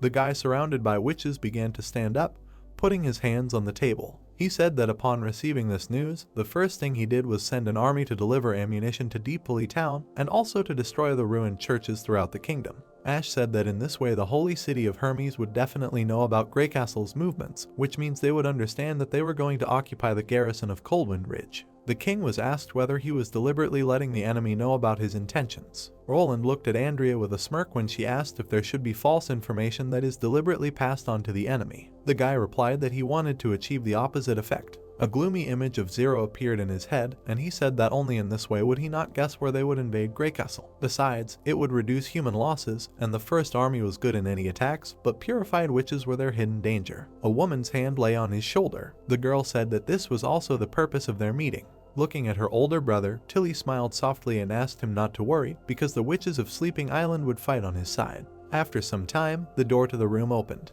Ash and the princess began to enter the room. Stepping onto the small rug by the door, the girl looked around, amazed at the cleanliness. She walked over to a shelf that held cans and boxes of food and made a mental note that there was fresh food inside. She turned around when Ash called out to her, asking why she called the king Big Brother today. The brunette frowned and cast a puzzled look at the girl, noting that while they were on the Sleeping Island, she said that helping him was, first of all, helping himself, and that he was not at all like the fourth prince. Tilly turned to the girl and glanced to the side, saying that she did not think that he was a stupid and cowardly brother, and none of this mattered. She asked if she had ever thought about why the war with the church was needed. Ash looked at the princess with surprised eyes and asked if this was revenge. She leaned over as the girl took her hands and noted with an embarrassed smile that this was freedom. She approached the witch and looked into her eyes, asking if she had ever thought about moving here to live. The brunettes looked back at her with a sad look and asked why she was asking. She added that she never thought about quitting. The two of them stood in a spacious room, holding hands. Tilly said she didn't mean to offend her, it just sounds like a good idea to live here. Ash leaned towards the princess and said that the Witch Cooperation Association is ready to stay here and work for Roland, but they are different and they have their own home. Imagining a battlefield with bloody bodies lying on the ground, the girl said that this war has only 3 outcomes. The first of which is that they do not stop the army's advance and die somewhere in the northern region. Ash, with a worried face, put her palm to the princess's lips and exclaimed that she would never die in such a place, and she swears on her life. Tilly smiled embarrassedly and waved her hands negatively, saying that this was purely hypothetical because she did not expect to die at the hands of the church. The witch loudly told her not to talk about it in that case. The girl looked towards the window and said that it was time to move on to the second outcome. She came closer to the glass and said that in the second case, Roland loses, but they all remain alive. Ash walked up to the princess and looked from the window at the bright greenery, listening to her words that in this case, Grey Castle would no longer be able to resist the church, and Neverwinter would be engulfed in fire and there would be only one place left to go. The witch asked if she was talking about the Sleeping Island. The brunette looked at Tilly as she confirmed, noting that they would continue to fight against the church until the Battle of Divine will begin. Standing on one of the floors of the building, the garden in front of which the sun's rays were settling. The princess said that in the third scenario she would defeat the church and destroy Hermes, and all the witches would be freed from persecution and humiliation and would gain freedom. She looked at her friend and smiled softly, saying that then, when that day comes, the Sleeping Island mission will be completed. Ash looked at her with a puzzled look and asked again. Tilly imagined in her head a small city hidden from the ocean among large rocks. She said that initially the Sleeping Island was only a refuge for witches, therefore, after the church is destroyed, there is no point in trying to keep it on the fjords, and thus everyone can choose a city to their liking. Ash pulled the princess to her and placed her chin on the top of her head, saying that even if this was the abyss of hell, where it would be full of demons, she would still remain with her. She was puzzled when the girl smiled and asked if the world really consists of salted fish and fish soup. She said that she would get tired of it too, and maybe she would come to Neverwinter sometimes to change her diet. When Ash put her hands on Tilly's cheeks with a smile on her face, Andrea came into the room and asked what they were talking about. The blonde, putting her hand on her belt, lowered her eyes. The witch always cast an angry look at her and indignantly asked what she was going to do. The archer replied that she wanted to take a bath because her whole body was salty after 10 days on the ship. She stuck out her finger and looked at her comrade, noting with a grin that some people couldn't even notice it. Then she turned to the princess and asked if she wanted to go with her. The girl answered positively and asked to wait while she changed clothes. When Tilly headed towards the exit, Ash threw her hands on her head and said that she would go too. Andrea exclaimed displeasedly that he didn't invite her. The princess smiled softly and put her hand to her chest when the witch behind her said that she wanted to keep the girl company, not the blonde. She thought that if they could defeat the church, then everyone could live like this. Roland, sitting in his office, sighed heavily, looking at the mug in his hand. As he hit his head on the surface, Nightingale, sitting on the countertop, commented that it was like he was his first big brother, noting that if he wanted, she could call him that too. The prince looked at the blonde with a contemptuous look, thinking that she was 3 years older than him, and besides, there are also rules of conduct for aristocrats. He mentally noted that having an older sister and a younger brother sounded good too. He straightened his back and asked the witch what she thought. Why did the princess change her attitude? Nightingale replied that she did not know. The girl twirled the golden object in her hands and said thoughtfully that perhaps it was because he did not take advantage of the discontent of the Bloodfang witches to split the sleeping island. She said that in addition, they quickly decided to start a full-scale war with the church. Roland remained thoughtfully silent when the blonde looked at him and said that these were just her guesses. Besides, maybe she just misspoke. The guy lowered his head and closed his eyes, thinking that the main thing is not the reason, but the main thing is what is done. And one way or another, the witches of the sleeping island came over to his side, and this is another step to become stronger. The night sky covered the city. Roland and Nightingale walked along the damp tiles to a large cage. The witch noted that this was Heidi Morgan. A beaten girl with silver hair was lying on the floor, and the blonde said that she knocked her out in order to ensure Nana's safety during treatment, otherwise it would be dangerous to remove the stone of divine punishment. The two of them clasped their hands behind their backs, looking at the finished thing, and Nightingale added that she heard one of the Bloodfang witches say that when she was discovered and there was no other way out, she tried to take Andrea hostage. The king said they did everything right. The blonde closed her eyes and a purple mist began to appear around her as the guy told her to wake up Heidi. The witch moved inside the cage and lifted the hostage under her armpits. After some time, the witch's red eyes began to open. She looked up to see a guy in front of her who introduced himself as Roland Wimbledon as the King of Greycastle, noting that she had previously said that she would only speak to him.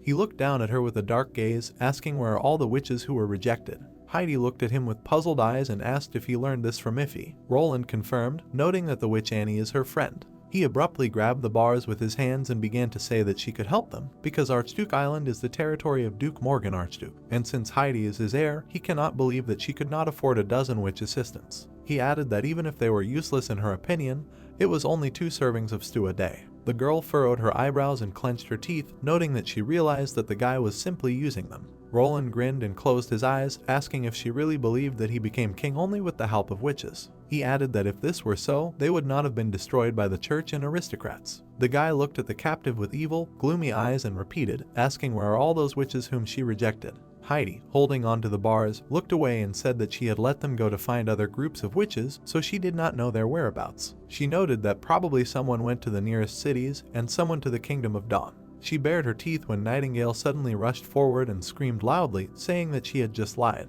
When Roland lowered his eyes and began to walk back, the witch began waving her arms and exclaiming that she knew nothing.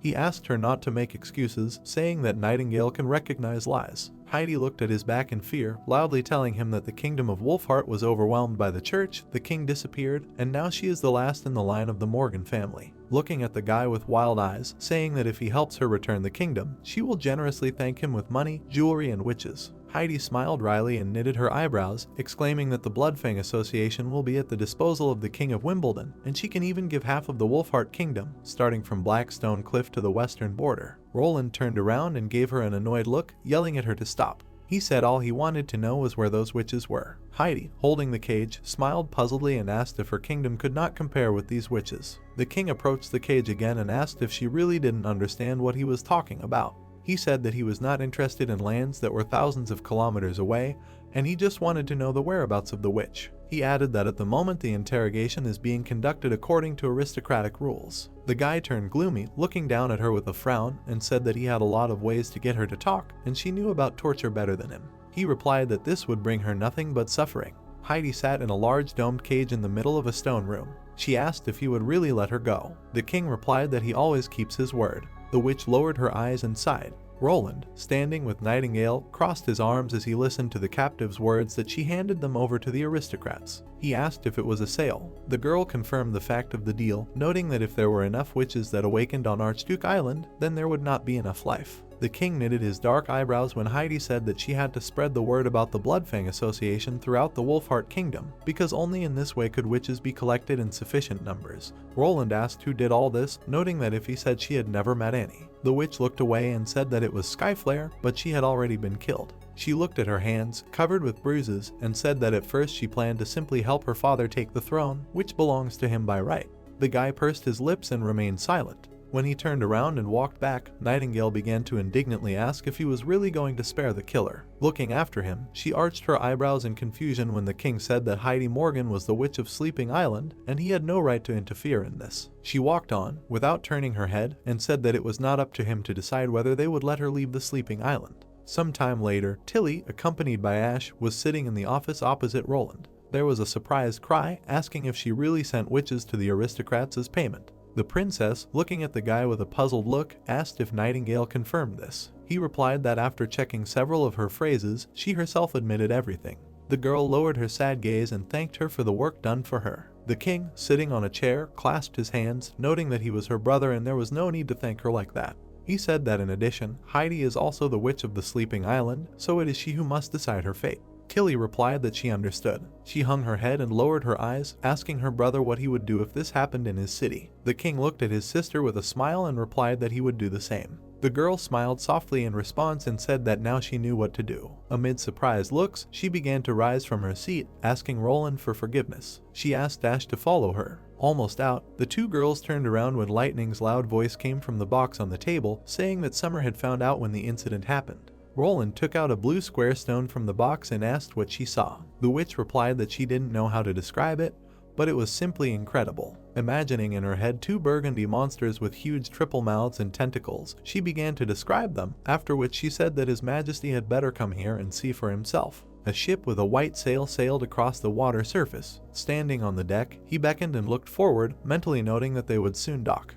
After some time, the ship sailed to the cold ice. Tilly, Nightingale, and Roland walked along snow-covered rocks among dry trees. Seeing a black cross on one of the surfaces, the guy said that this mark was left by Lotus. When the blonde raised her finger up, everyone raised their heads, and the princess noted that there were caves in the rocks. The witch pointed her finger at the small dark holes when asked what they were. She said that she didn't know, but she had seen similar caves in an impassable mountain range, only these were larger. Nightingale glanced back worriedly and said that the deeper you went into them, the more you felt like you were being watched. The king frowned and looked at the girl, asking if there was anyone here. As they walked forward, the witch answered tensely that yes, and there was more than one. She said that from the support camp there was a road leading to a mountain valley, and there was a road to a deep cave, but she did not go down there. They walked along a crevice in the rock behind Tilly and the guide, and Roland said that after Sylvie returned, the blonde would have to go to an impassable ridge. She agreed. When they emerged from the crevice, His Majesty was greeted by a girl. Agatha, standing next to Soria, waved. The king approached the witch and asked her where Lightning and the others were. She replied that she had taken Summer and was flying around somewhere, as if the demonic settlement was a playground. The guy looked up thoughtfully at the black pillars. Nightingale looked at Roland with a puzzled look as he muttered with admiring eyes that if this were in the past, then it would be a national level park, for which you would have to buy a ticket to enter. The blonde asked what he said. The king nervously replied that it was nothing important, after which he said that he would rather use the sigil and asked to be taken to the ruined stone pagoda. After some time, he stood near a large hole in the frozen ground. He and the others looked up when a loud cry was heard that Lightning was landing.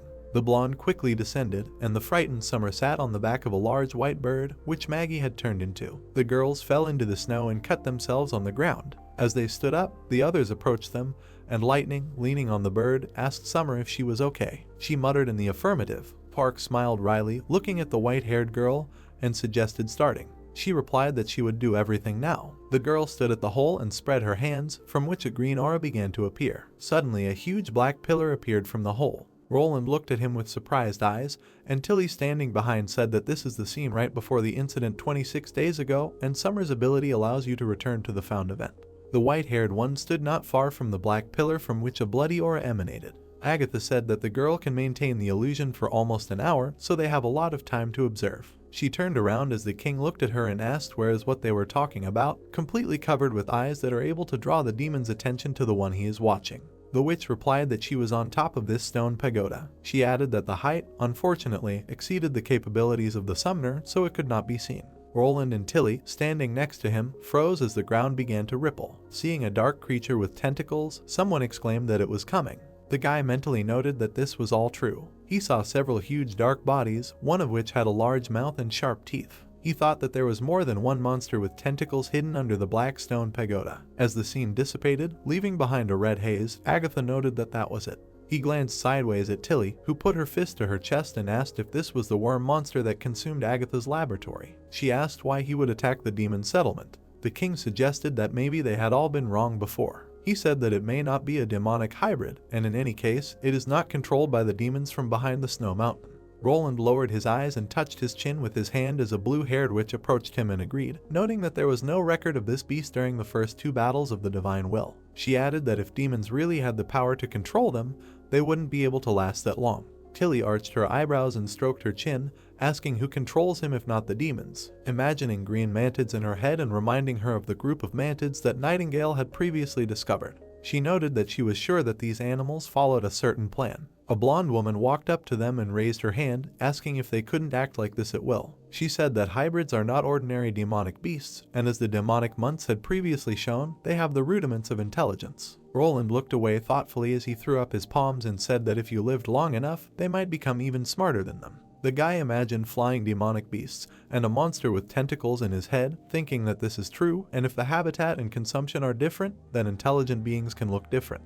He lowered his eyes down and touched his chin with a finger, thinking about whether humans are still the most intelligent species. Lightning, who had walked away from the group, stopped, raising her head in surprise. Turning around, she began waving her hand and screaming to attract attention. The girl said that there was another cave there. After some time, she held a torch in her hand. Flying forward into the cave, the blonde loudly asked everyone else to follow the light. Seeing Roland standing still and looking back thoughtfully, Nightingale asked him to keep up. The guy stood at the exit of the cave, looking at a high snow-capped mountain in the distance. He said that they were apparently going to explore the highest mountain in the western region. The main character walked forward with Nightingale and his sister Tilly. Inspired, lightning flew towards them from the air and pointed to the side, about to land. The protagonist thanked the witch for her work and asked her if there was anything interesting.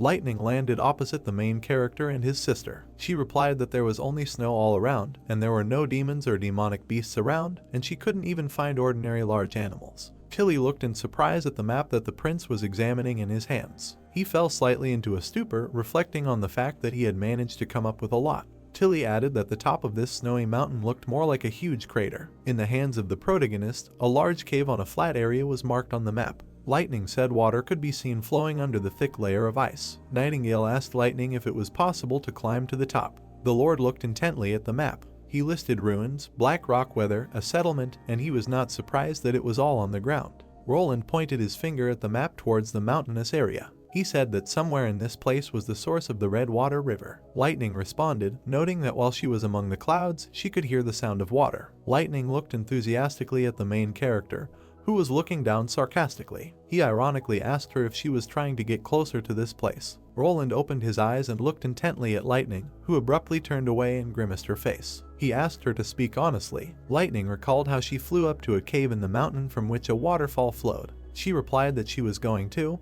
but it didn't work out. She said that the crevice was quite large, and the height of the castle could fit there, and at the very beginning there was a lot of splashing. She explained that nothing was visible, and a very strong wind added to all this, so she quickly moved away from that place. Roland wrapped the card back as Lightning leaned forward, resting her hands on her knees behind him. The main character asked the witch not to act so rashly again, reminding her of her promise. She explained that for any expedition she must ask permission from him.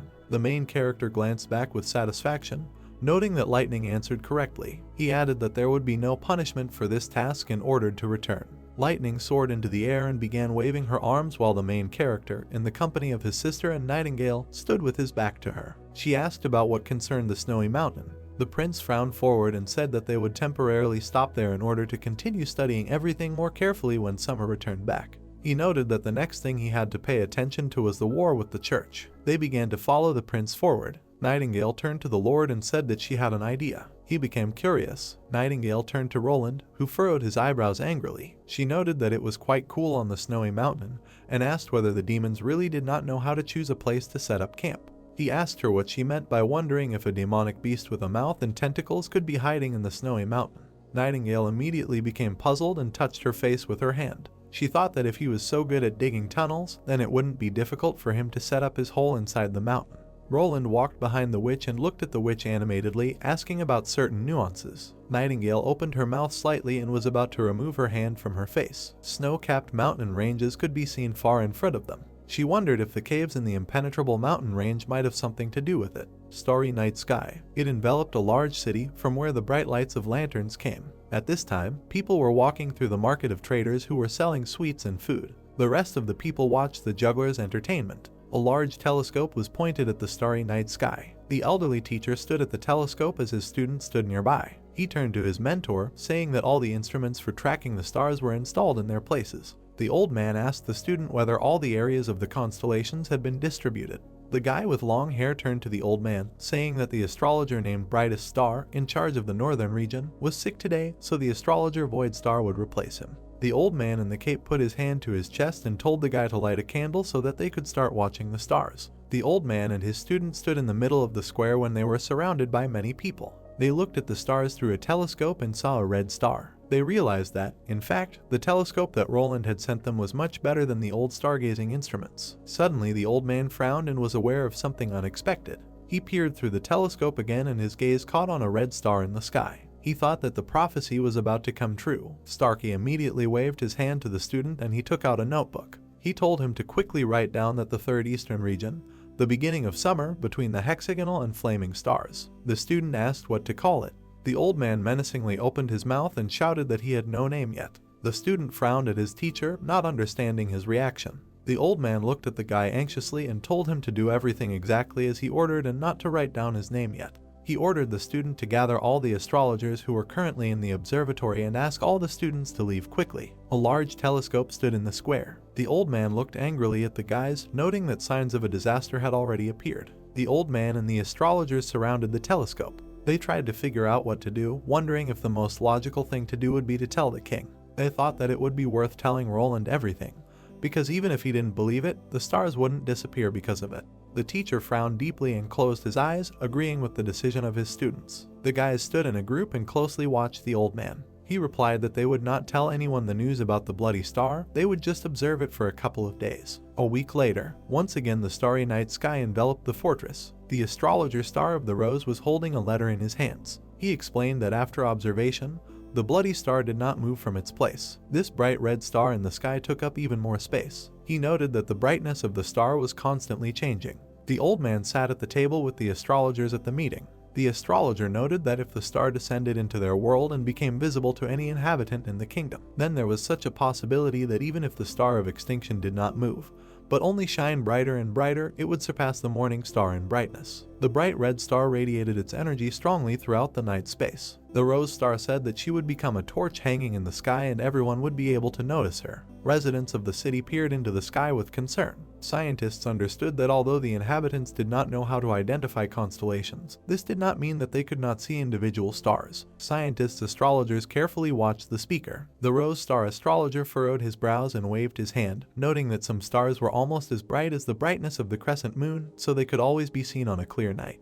He explained that if a star has a special color, it will be easy to spot. The old man touched the table and the students turned to look at him. He replied that he understood everything. The old man stood up from the table and leaned his hands on it, closing his eyes. He replied that he would immediately write to His Majesty Roland. He furrowed his brows and looked forward angrily, hoping it wasn't too late. Anna sat with the prince on the bed in a room with dim light. Anna turned to the prince, noting that Wendy showed her the list of expeditions, and she did not find her name there. Roland looked closely at the witch, who looked sad. She explained that she was very upset by this. The prince put his hand on Anna's hand and noted that he knew perfectly well what she was feeling right now. Roland hugged the witch, who was sitting with folded hands. He began to say that the military industry in the border city would not have been possible without Anna. Whether it was parts for a heavy machine gun or shells for howitzers, her skills were needed everywhere, and this was decisive for victory. The witch tremblingly raised her gaze to the prince, who smiled at her. She questioned whether this was because it would be dangerous on the front line. He replied that although danger could not be avoided during the struggle with the church, they nevertheless intended to win. Roland closed his eyes and hugged the witch, who was sadly looking forward. He told her that the witch had nothing to worry about and that it would be worth staying in Neverwinter. Anna frowned slightly and clenched her fists as the prince looked at her with animation.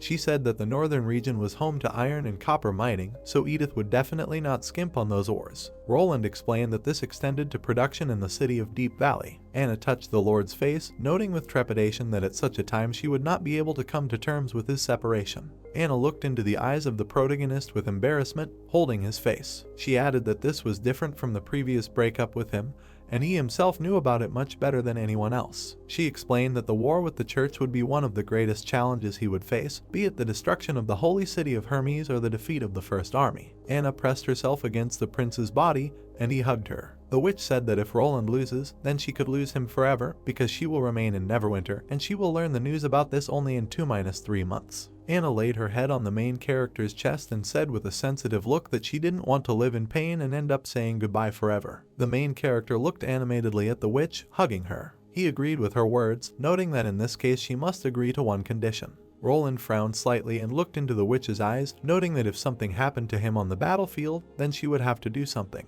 Anna timidly and smilingly looked at the main character, adding the words that if something happens, she will immediately leave the northern region. She grabbed his hand, asking him if he was worried that she would take revenge on the church and thus die in vain.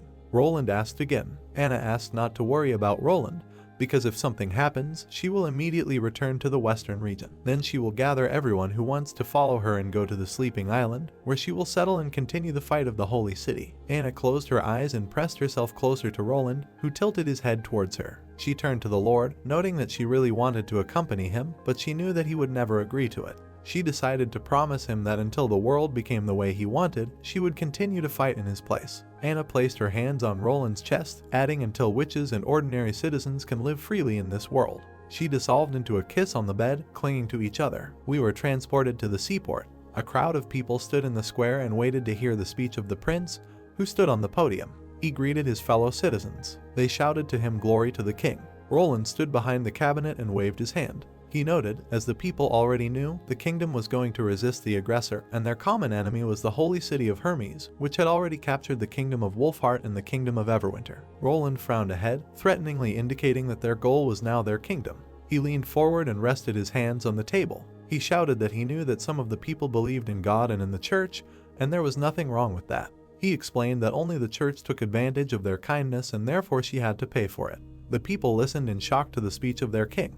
He told them that only by selling the stones of divine punishment, the church earned hundreds of thousands of golden royals, and all this money belonged to them. He realized that people would have questions, and he immediately answered that the reason was simple, because the aristocrats did not want to spend a lot of money on buying divine stones. So they decided to shift this part of the costs onto the shoulders of ordinary citizens through increasing the number of taxes, raising them, making confiscation of property and robbery, which was the essence. Roland represented the image of the poor people in the city, who were sick and hungry. He explained to the citizens that the church had promised that the money would be used for divine blessings, but in reality everything was completely different. He added that in fact, people constantly lacked food and clothing, and hunger and cold still came every time during the demonic months. He asked them a rhetorical question about whether they were now really still waiting for help from the church and God. Roland slammed the table and shouted that the negative answer was obvious. He put his hand to his chest and looked angrily at the people. He explained that it had already been proven that Neverwinter was much better without the church, just like other cities, and therefore decided to never give up, much less lose to these scoundrels. He shouted enthusiastically and raised his hand in front of the citizens, saying that the first army would grind them all into powder and no one would dare to rob his people anymore. Citizens immediately began to rejoice and raise their hands up in enthusiasm. They tried to cheer up the main character, saying that they would protect him at all costs. Peaceful citizens stood in a row, listening to the cries of their king. He noted that the people said everything correctly, but he did not need them to kill the enemy because that was the duty of the first army. An army of warriors on horseback arrived at the platform between the king and the citizens. He added that in this case they would not have to pay additional taxes imposed by the enemy. He suggested that they simply continue to live, participate in the construction and production of Neverwinter, because this would be the best help for those who are fighting on the front lines. Roland became embittered and said menacingly that he promised everyone that they would win and Greycastle's kingdom would prosper. Residents began to wave their hands, triumphant at the king's speech. The kingdom's army of fighters was gathering at the port in front of the ship. An army of knights followed the king. Their ship sailed from the port and moved across the sea. The father of the Kant family enthusiastically spread his arms and greeted his beautiful daughter Edith. Edith stood opposite her father, threateningly asking him why he was late. The daughter looked angrily at her father, noting that she wrote to him a month ago asking him to cooperate in the collection and preparation of the First Army, because it was necessary to fulfill all their demands as carefully as possible. Ryan spread his hands to the side and listened to his daughter's claims in bewilderment. He replied that he also informed Count Hayer from the Deep Valley City, and he also sent a butler to supervise everything, noting that this was full cooperation. Edith explained that it was natural that only when visiting the northern region in person could real sincerity be demonstrated. The daughter added that, moreover, the war with the church was very important and this should not be underestimated. Duke Kant frowned and was surprised that they were talking about the lands of Count Hayer. Edith looked at her father and replied that there were practically no nobles anymore, and he was still worried about the lands of his vassals. She already thought that after the rebellion of the Haws and list of families, her father would be much more decisive. Ryan timidly looked away and clasped his fingers together, ironically saying that he thought his daughter would at least hug her father to show how much she missed him, having not seen him for several months, instead of immediately starting to talk about affairs before they sit down. Edith was a little hesitant to answer. Edith put her hands on her face and looked ironically at her father, who was embarrassed. She was surprised at his impudence, noting that he lost his temper in the office and yelled that she was a shameless daughter who snapped at her father, and she even remembered that he wanted to break something, but could not overcome himself. Edith immediately began to walk forward towards her father. She hugged him lovingly and welcomed him to the city of the Deep Valley. She smiled shyly and asked him if he was happy now. He replied that it was acceptable. The Duke sat down opposite his daughter on the sofa in front of the table with tea. He explained that in that case all they had to do was wait for His Majesty to arrive. The daughter noted that there was still a lot of work to be done, such as preparing food, horses, clothing, medicinal herbs and materials needed for the war, and delivering everything to the city of the Deep Valley. Edith looked closely at the letter in her hands. She added that she had also received a new secret letter from Roland that iron and copper ingots also needed to be sent, and the more the better. Ryan sat opposite his daughter on the sofa and had a puzzled face. He thought that Roland was trying to devastate the entire northern region and asked Edith if the prince really thought that he could defeat the church. He assumed that most likely he would not be able to capture the holy city of Hermes and destroy the church completely. The daughter replied that it would not be difficult to prevent the church from entering the kingdom through the ridge of the cold wind. She imagined the image of a soldier who was shooting at the firing range. Edith added that their majesty lacked the most time. She told her father that he had not seen its production, so it would be difficult for him to understand the power of Neverwinter, and he should have understood that these bullets with amazing power were continuously produced in the factory, and with just 15 minutes of training, any citizen could kill an enemy with the help of bullets and firearms. Ryan looked closely at his daughter and asked her what she wanted to tell everyone. Edith explained that this was what made her firmly believe that His Majesty Roland was truly capable of defeating the church. The Duke closed his eyes and frowned. He noted that since Edith treated the prince very well, then why didn't she answer his letter? Edith raised her eyebrows and looked away in bewilderment, not understanding what letter she was talking about. The father sat opposite his daughter on the sofas and waved his hand. He said he meant the letter about his marriage to the prince. Edith reached for the cup of tea on the table. The father ironically noted that Edith didn't even say that she didn't like Roland, because he had never seen her so joyful. The Duke gazed at his daughter, who closed her eyes and bowed her head. He noted that now it no longer mattered, because if before it was Timothy, now it could be Roland. Edith explained that these were different things. Ryan asked what the difference was since they were both kings. Edith lowered her head and continued to close her eyes as she sat in front of her father. She explained that Timothy needed a reliable ally or vassal in the northern region, and the only guarantee was marriage. She added that if she did not agree, he would simply throw out the Kant family and support those who were ready to submit. Edith introduced the image of Roland, saying that he did not need it because he only chose her for her abilities and not for who supports her. Ryan looked at the floor and raised his hand in front of him. He wondered if this was good, because she herself would be better off if she became queen, and even more so if she gave birth to an heir. Then the Kant family would become an indispensable ally for the royal family, and her younger brother would be provided for. The Duke spread his arms to the sides in bewilderment when he heard his daughter say that she would not be able to do this. She explained that His Majesty Roland believed in love. The Duke looked at his daughter in bewilderment, placing his hands on the table. He wondered who the prince might like. Edith explained that he liked the witch. Father and daughter sat opposite each other. Ryan put his hands on the table and exclaimed how a political marriage was possible. Edith noted that it was not a political marriage at all. Everything was much simpler. He fell in love with a witch. Edith smiled at her father, who was waving his arms. She replied that in the future, according to Roland, the main reason for marriage will be love. The father of the family, Kant, realized that witches could not have witches, and how then would heirs appear? Edith placed the cup on the table, explaining that it was none of their business. Edith looked at her father in awe and said that they had no right to interfere. Thick white clouds floated over a huge mountain range. Ryan, along with Iron, stood menacingly surrounded by soldiers who were carefully checking everything around. Ryan stood behind the hunter, who lowered his head and closed his eyes. He wondered if they couldn't have gotten all the citizens out of the Cold Wind Ridge in advance, because the Holy City could have turned them all into the first berserkers to attack the front lines. Iron replied that this would attract the attention of the enemy, and they could not take such a risk until everyone was in position. Iron stood with his head down and a sad look when suddenly Brian exclaimed. The hunter added that no one should worry, because all positions will be placed within 3 days, then they will inform the residents of the Cold Wind Ridge to evacuate. Brian saw something in the distance and tried to figure out what it was. They saw a white Maggie bird in the sky. Maggie flew up to the hunter and Brian. Iron asked her if the army was moving into the ridge of the cold wind. She replied that almost 1,000 soldiers were heading there. Brian and Iron looked up at the bird, who added that there were no food carts, no ordinary warriors. Everyone was in armor, some with giant shields and short spears. They were interested to know how gigantic the shield was. Maggie presented the image of a hunter and his height. She replied that the shield was almost the same as himself. Brian looked down with a thoughtful look while Iron crossed his arms sadly. Brian wondered how this could happen so quickly, because His Majesty needed another 2-3 days to get to the Deep Valley City, and especially since the fortress artillery was not yet in place. The hunter replied that the church responded much faster than they expected, and Roland didn't really matter here, because they had to do their duty and never back down. The hunter turned to his assistants and said that in any case it was impossible to allow the enemy to break through their line of defense at the foot of the mountain. Brian and Iron looked away in bewilderment. They saw in front of them a huge army with shields and red flags. The army immediately rallied and united closer, covering themselves with shields. The Roland army shooters aimed their guns at the enemy army. The captain shouted fire to the soldiers, and they began to shoot at the shields of the enemy army that was advancing on them.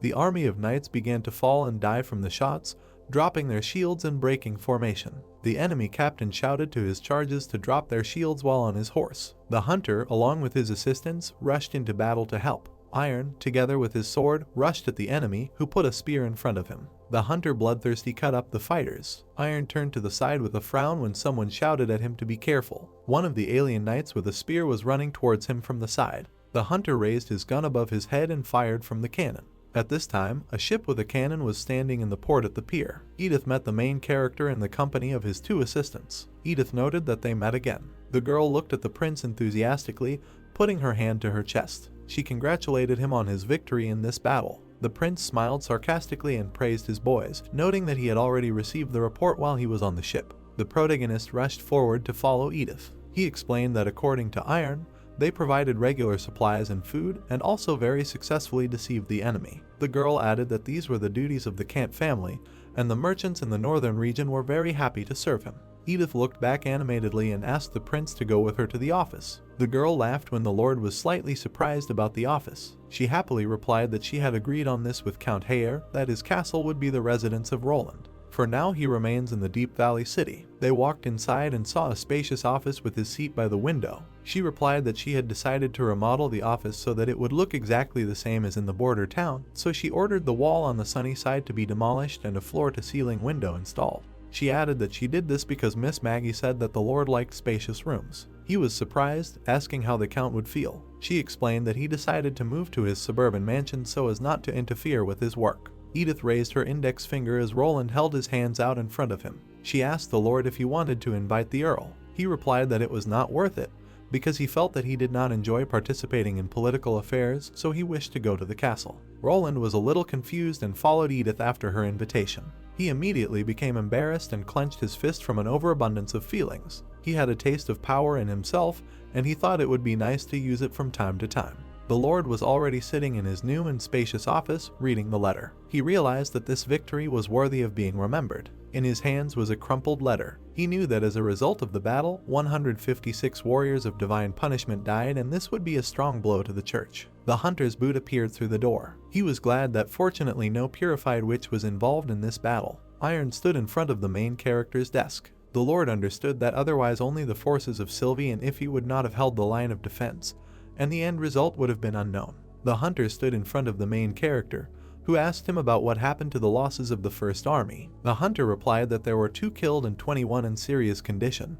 All the losses were due to the attack with spears after the army of divine punishment came close, and now the wounded had already recovered and returned to duty. Roland handed the letter into Iron's hands. He ordered the commander to prepare a ship to take the bodies of the slain soldiers to Neverwinter for burial. Iron frowned at the letter and reminded the main character of one thing. He stood with a letter in front of the table and said that during interrogation with torture, the captured commander of the Army of Divine Punishment answered some questions and reported very interesting information. The protagonist looked closely at the commander, who added that this concerned the Army of Divine Punishment. At the same time, a bucket of water was poured on the tied-up hostage. The main character, in the company of the commander and the witches, stood in front of the bound soldiers with bandages. He asked the hostages who would participate in the next ceremony of the Army of Divine Punishment and ordered them to tell him about the Army of Divine Punishment. The hunter grabbed the frightened guy in the bandage, who was shouting that he had already told everything that he knew. Iron bloodthirstily held the hostage by the clothes, threateningly telling him that he was listening carefully and the guy had one last attempt left to tell the whole truth. The blindfolded hostage lowered his eyes and frantically said that the ceremony was usually held in the Tower of Babel. He presented the image of a priest in a ceremonial cape and warriors bowing before him.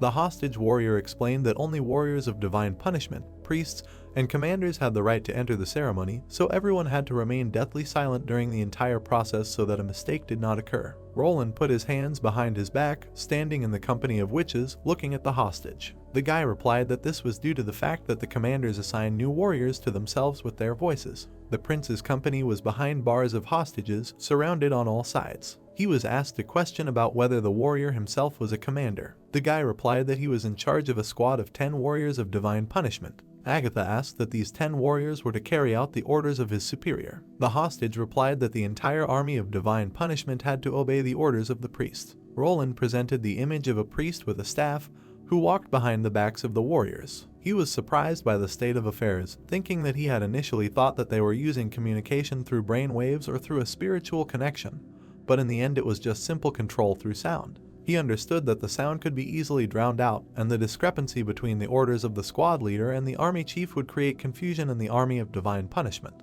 The prince looked down thoughtfully, lightly touching his chin. He was glad that everything was very good, that these shortcomings were visible very easily. Agatha looked at the hostage with contempt. She asked him about what he himself said, that after the commander was determined, he could not be changed, and what would happen if the warriors of divine punishment lost their commander. The guy replied that he had no idea about it. Roland stared at the hostage while Nightingale stood behind him. The main character felt that the guy was lying to him and told him that if he didn't want to spend another half a month or more in the dungeon, then he should stop playing these games. The blindfolded guy said that all he knew was that they were going into the wilds themselves. Agatha looked at the hostage, who was fussing and irritated. She asked him about the wild lands. The guy replied that he had heard about it, because there were rumors that a long time ago, some warriors of the army of divine punishment could not be controlled and headed into the wild lands, and since then they have never returned. The blue witch looked down on the bound guy, asking him if he knew how the army of divine punishment was created. He replied that only the supreme pontiff had the right to perform the ritual.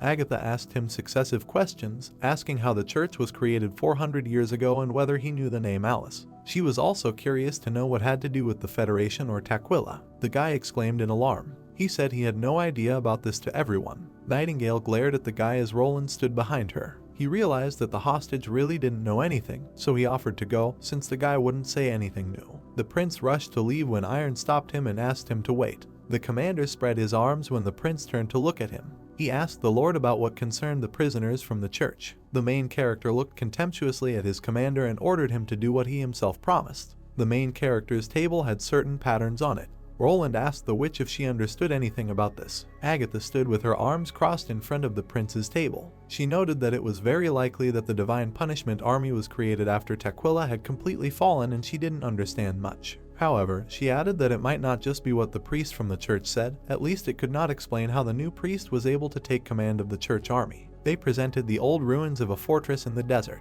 Agatha added that besides all this, it was very strange that the army of divine punishment, out of control, would decide to go into the wild lands on its own, and besides, the mentioned lands could be the fertile plains of 400 years ago. She said that there was nothing there except the ruins of the holy city. Roland crossed his fingers and was in his thoughts. He believed that this was some kind of nonsense, because the important thing was that the army of divine punishment was controlled by sound, by possibility, with the ability of echo. Agatha waved her hand and said that it was too dangerous, because if Roland wanted Echo to get to the commander undetected, then she should have used Nightingale's fog. However, she advised that the prince would then be left without protection. She knew that at this moment the church could send a purified witch with special powers to him and easily kill him. Agatha continued to conduct the dialogue in front of the main character, who was sitting at the table. The Blue Witch noted that Roland was an ordinary mortal, that he was weak and powerless to defeat the demons. However, without him they would not have been able to defeat the demons. She added that his protection was the most important and they could not risk it. The prince said that he really didn't understand whether Agatha was praising him or criticizing him, but if necessary, he would put on the stone of divine punishment. Agatha closed her eyes as Nightingale entered into dialogue from behind the protagonist. The Blue Witch replied that the Stone of Divine Punishment was only insurance and not absolute protection, because even Nightingale could not give any guarantees. They simply had no other choice. Nightingale shouted that as long as she was alive, Roland should not be harmed in any way. Agatha closed her eyes with a smile and hoped that this would be the case. Agatha presented the image of Alice, who stood surrounded by two witches. She hesitated slightly, but believed that there was a reason why Lady Alice became the queen of the City of the Fallen Star and the head of the 3 chapters, and besides, she was extremely strong and intelligent, and her abilities were superior to most witches. She added that several times her decisions saved the Federation, which was on the verge of collapse, and without her the Tequila would not have survived at that time. She also presented the image of a knight of divine punishment with a sword. She summed up her speech by saying that the mighty warriors of divine punishment, on whom she had placed great hopes to save the witches, should not have changed so much. The main character furrowed his eyebrows. He understood that Agatha wanted to say that the current divine punishment army was not necessarily the divine punishment army that was 400 years ago. Agatha raised her head and noted that this was just her guess. Agatha began to leave the room while Nightingale and Roland watched her leave. They asked her a question about what could happen to the Federation after the fall of Tequila. Agatha replied that only the church could know about this. Roland touched his chin and thought about Agatha's words, lowering his head. The main character crossed his arms over his chest, standing by the window while Nightingale stood behind him. Roland thought that the Divine Punishment Army had a huge price that the fallen Star City Queen had to pay. However, Roland did not understand the reason for creating such a killing machine. Nightingale was holding a blue communication item. Lightning contacted them through him. Nightingale held the object out in front of her, clutching it tightly in her hand. Lightning said she was in the northwest, near the Cold Wind Ridge, noting that the enemy had been spotted retreating. Roland looked at the communication device in surprise, his mouth slightly open. Maggie said they were all running towards the Holy City. Nightingale smiled slightly, looking at the main character. Nightingale noted that they were scared. The main character, with a serious look, turned his gaze out the window. The protagonist said that this may be true, but retreating means that the Holy City cannot immediately send reinforcements. The main character noted that their previous assumption was correct. This detachment of 1,000 people is the vanguard that the Pope sent. The protagonist looked sideways at Nightingale, raising his hand to the top. Nightingale asked His Majesty what they would do next. His Majesty told Nightingale that they would then use the respite they had received to evacuate the residents as quickly as possible. The protagonist raised one eyebrow, looking at the witch. She said that in addition, persuasion for the local aristocrats would have a greater effect, and let Iron and Edith take care of this matter. The Archbishop stood in the corridor at the doors. The Archbishop thought that, in theory, it should not be difficult to defeat the Cold Wind Ridge, since a detachment of 1,300 people was sent there, of which 300 were warriors of divine punishment. The brown-haired Archbishop furrowed his brows, pursing his lips. Brown thought that the commander of the detachment was the Bishop of Soli, who, before his promotion, was the head of the judges, seasoned in battle. Tafon closed his eyes as he waited nervously at the door. The brown-haired bishop thought that even if they met a demon or a beast from the wild wasteland, they would not have lost so many people. A guy in a white cape approached the bishops. The guy told the bishops that Archbishop Soli had come to his senses. The bishops entered the room, standing opposite Soli's bed. Soli said that he wanted to see His Holiness Main in person. Soli furrowed his eyebrows, looking at the bishops with an angry look. He demanded to be taken to a secret area. The bishop walked closer to Soli's bed, looking at him with a serious expression on his face. The bishop asked Soli to tell them what happened. Soli said that the Cold Wind Ridge was a trap. Soli raised his hand in front of him, looking down at the bishops. He said that Roland possessed much more terrifying firearms than Timothy, and he should report this to His Holiness as soon as possible. The bishop approached Soli, grabbing him by the shirt. The bishop told Soli that whatever the reason, it could not be the reason for his defeat. The bishop looked at Soli with an embittered look. The bishop asked him if he could imagine how pitiful he looked when he returned, adding that someone in the Holy City had already heard about it, and if he had not asked the tribunal to arrest several perspicacious people, then this terrible rumor would have spread throughout the city for a long time. Next day, Zero entered the room, observing what was happening. She asked that she hoped she wasn't late. Zero smiled slightly as she looked at the bishops. Zero told Soli that His Holiness the Pope wanted to see him, asking if he could go on his own. Soli looked at Zero with concern, while the bishop bared his teeth and looked at her. Soli told Zero that he can walk. Zero closed her eyes, grinning maliciously. She told Soli that they had to go then, and when they arrived at the secret area, he would be able to move independently in a wheelchair. 2 knights stood next to Soli, one of whom supported his hand. The knights led the bishop away, while the brown-haired man looked after them. The brown-haired man called out to Zero. Zero turned to the bishops, smiling maliciously, raising her hand in front of them. The brown-haired man asked Zero if they could go together, to which Zero replied that they should remain in this place, since His Holiness does not want the secrets of the Divine Punishment Army to be revealed. The bishops looked at Zero with puzzled expressions, their brows furrowed. Taefun asked Zero what the secrets were. Zero smiled sarcastically, raising her finger up. She said she couldn't talk about it. Zero turned her back on the bishops, leaving with Bishop Soli. Black shadows reflected from the light on the floor. Zero told Soli that this time the Divine Punishment Army suffered huge losses. Soli rode in a wheelchair behind Zero. Zero asked the bishop how he was going to explain this to Mr. Main. The bishop said that this defeat was indeed caused by his negligence, so he would accept any punishment. The bishop furrowed his brows and opened his mouth wide. He said that in addition, he would like to appeal to His Holiness with a request to become a warrior of divine punishment.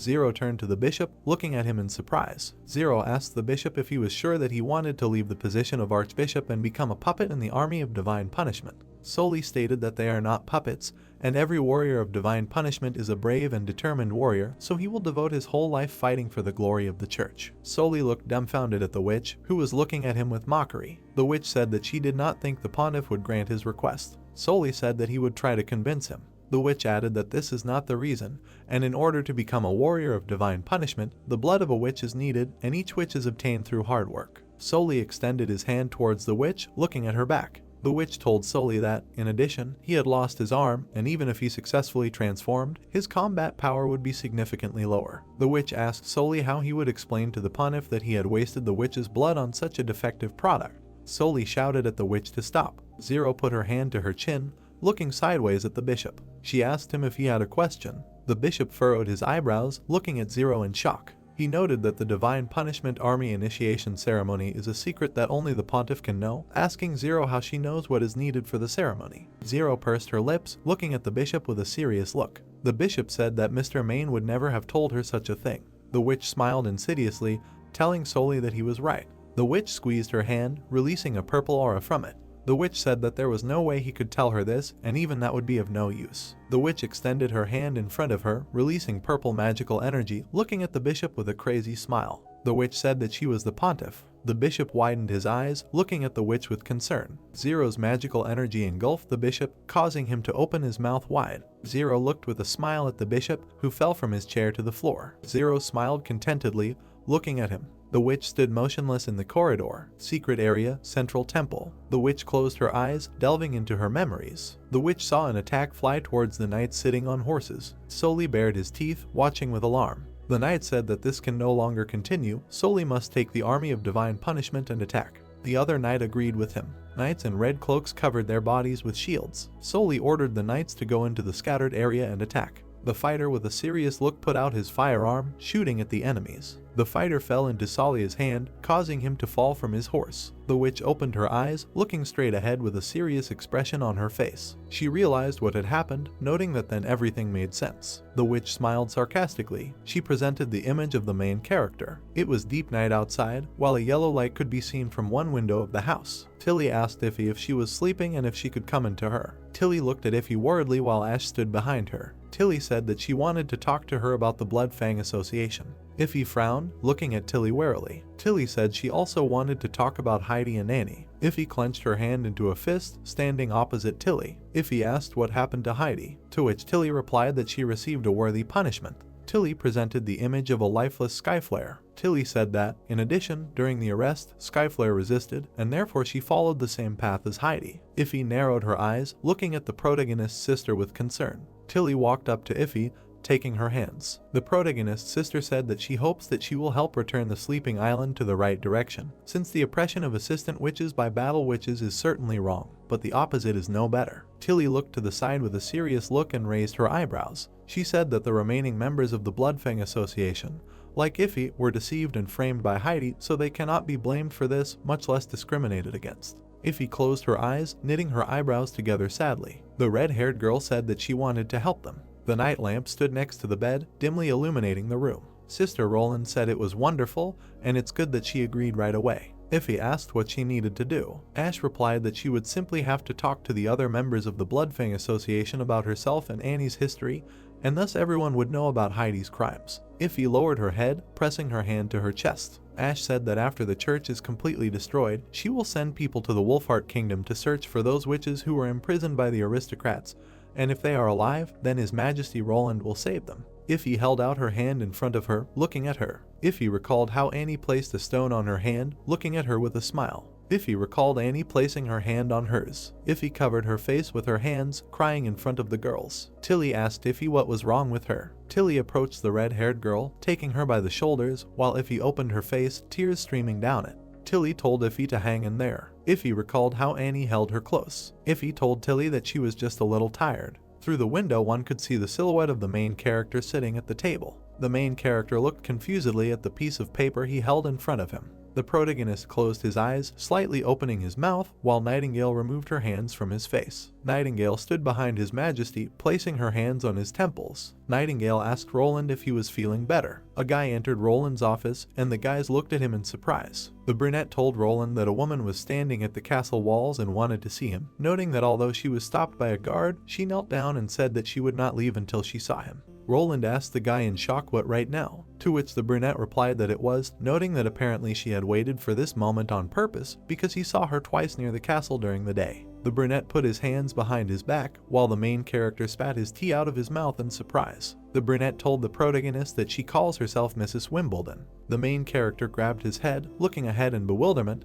while Nightingale glared at him with her evil gaze. Roland thought that this was impossible, because the fourth prince had never been to the northern region before, so the mistress couldn't appear out of nowhere. Roland closed his eyes, folding his hands in front of him.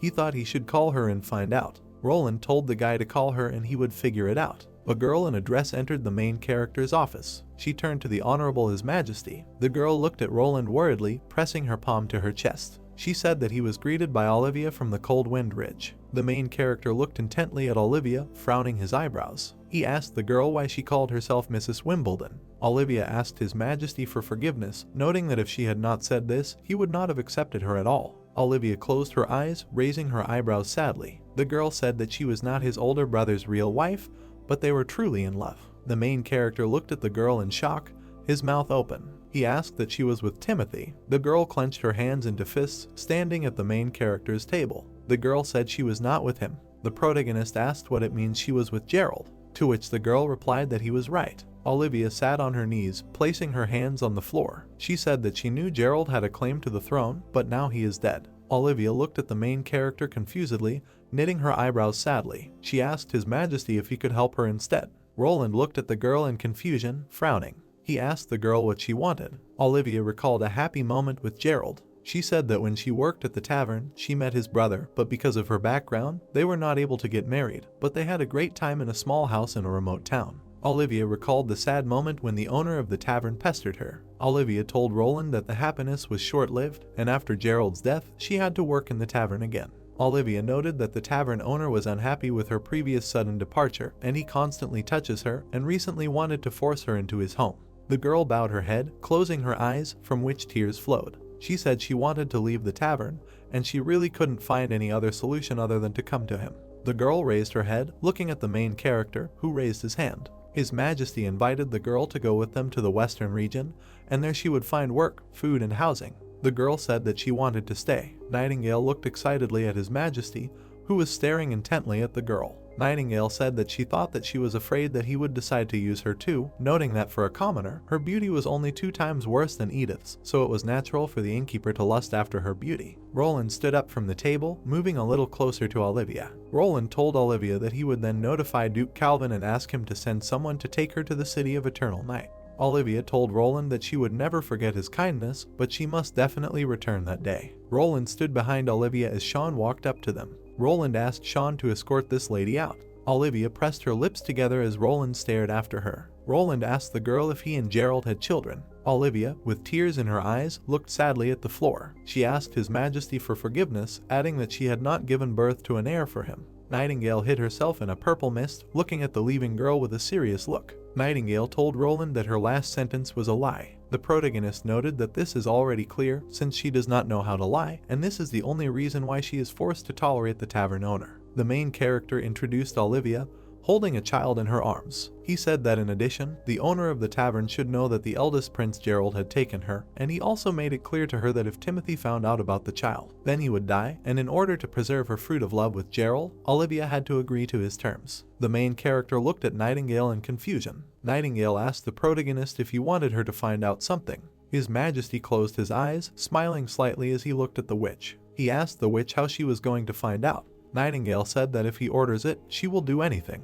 His Majesty suddenly grabbed the witch's hand, placing it on his shoulder. The witch kept her hands on His Majesty's shoulders while he covered her hands with his palms. He asked Nightingale to massage his shoulders a little more. His Majesty glanced sideways at the witch, smiling slightly. He told her that she needn't worry, as he was not going to take the lives of innocent people. The witch looked at Roland confusedly, blushing slightly. Isabella stood behind Zero, who was looking outside through the window. Isabella told Zero that it looks like she's onto a tough nut to crack if she doesn't even pay attention to the Dawn Kingdom. Isabella closed her eyes, crossing her arms over her chest. Isabella asked Zero, whatever happens to her, will she at least leave the Gentle and Black Veil to stabilize the situation? Zero asked Isabella what she thought they were like. Isabella approached the witch, standing next to the window. Zero noted that she was talking about people. A small number of silhouettes of people could be seen on the street. Zero said they were worthless, ignorant. Zero looked out the window with an indifferent expression while Isabella shook her head, looking at her. Zero said that they are like ants that work all day, but they do not know why they are doing it. Isabella asked Zero if this had anything to do with her question. Zero closed her eyes, smiling slightly. She said the gods probably saw them the same way. The witch said that without hesitation they participate in bloody battles, aimlessly and constantly die there. Isabella looked at the witch in bewilderment, not understanding what she wanted to say. The witch presented the image of His Majesty, who was holding a staff in his hands. The witch said that she was saying that she was one step closer to the will of God. The witch looked straight ahead with a crazy expression on her face, her eyebrows knitted together. Zero said that if she could absorb the new king of Greycastle, then her chances of winning the Battle of Divine Will would increase by more than 50%. The witch noted that she had the feeling that he had been sent to her by heaven. Zero moved away from the window, and Isabella looked at the witch in alarm. Isabella told the witch not to forget about their goal, since this battle had already shown their problem. Isabella looked at Zero's back, who was looking towards the door. Isabella told the witch that even if she gathered all her strength to defeat and absorb Roland, what would be the use of it? Because his army and the witches would die, and the army of divine punishment would suffer huge losses, and in less than half a year the demonic months would come. Isabella did not understand how he would defeat the demons and save humanity. The witch asked Isabella what she wanted her to do. Zero looked at Isabella with a malicious smile. Isabella told Zero to tell him about their goal Roland, tell him about the church, and better yet, the whole truth about the Witch Federation, about how the War of Divine Will ended 400 years ago. Zero asked Isabella what if he doesn't believe it. Zero furrowed her eyebrows and looked at Isabella with displeasure. She said that Roland is only a mortal, noting that they are fragile, weak, with a short lifespan, and willpower only fades with age, and a simple cold could kill him. Zero turned away from Isabella, who was looking at her with a serious expression on her face. Zero said that they have no right to place high expectations on mortals, and this is the most important thing. Zero, in a pretentious stance, looked at Isabella with a malicious smile. She told Isabella that she was God's favorite. Isabella closed her eyes, lowering her head dejectedly. The girls stood opposite each other in a large room. Isabella asked Zero what her plan was, noting that if she got too close, she wouldn't be able to neutralize the effect of the Divine Punishment Stone. Zero told Isabella not to forget about the top-level sigils that the Federation had left behind. Isabella said that the sigil could only be used once, asking Zero if she was sure she wanted to use it at this time. Isabella furrowed her brows, tilting her head slightly and pursing her lips. She told Zero that if she loses, it's over. The witch frowned, looking displeasedly at the blonde. She said that no matter who her opponent was, she would never lose, and thousands of devoured souls would confirm this. Zero walked up to the table, taking the teapot in her hands, pouring tea into a mug. The witch told the blonde that she should be well aware of her determination to fight demons, and she also knows what the essence of her strength is. The witch handed a cup of tea to Isabella, who closed her eyes. Zero said that besides, she was better suited to lead humanity into the Battle of Divine Will anyway. The blonde said that she hoped that would be the case, noting that however, according to the books, the duration of the magical power was short and she would not have a chance to switch with someone.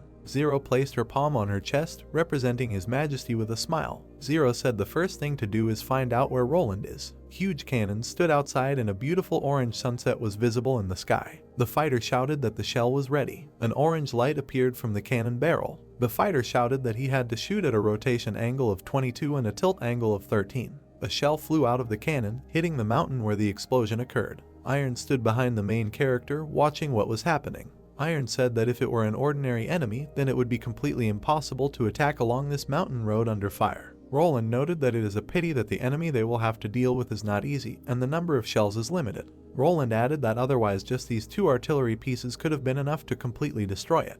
Lightning floated in the air, watching the explosions. Lightning contacted the main character via communication, saying that the hit point was probably in the middle of the slope. Roland told Lightning to put a mark there. Lightning landed on the notch from the explosion. The witch inserted a red flag into the ground. Lightning carefully looked at the hole made in the ground. She thought this crater was huge and these guns were amazing. Lightning thought that maybe this time they could actually defeat the demons. There was a beautiful sunset in the sky. The main character lay dejectedly on a wooden bench, clutching the bridge of his nose. He thought that everything that could be done was done, the rest was the will of fate, and all that could be done was just wait. A white dove flew up to the main character, holding a letter in its beak. The dove closed its eyes, flying up to Roland's hands. Roland asked the pigeon what was the news from the front. Roland opened the letter, looking at it dumbfounded. His Majesty furrowed his brows as he looked at the letter with a serious expression on his face. He thought that the church had finally begun to act, and the enemy came out with the main forces. His Majesty thought that it was necessary for the morale of the First Army to rise to the limit, because a big battle was just around the corner. Roland presented an image of Isabella and Zero hugging each other. His Majesty did not understand what purified witches looked like or what abilities they had to interfere in this battle.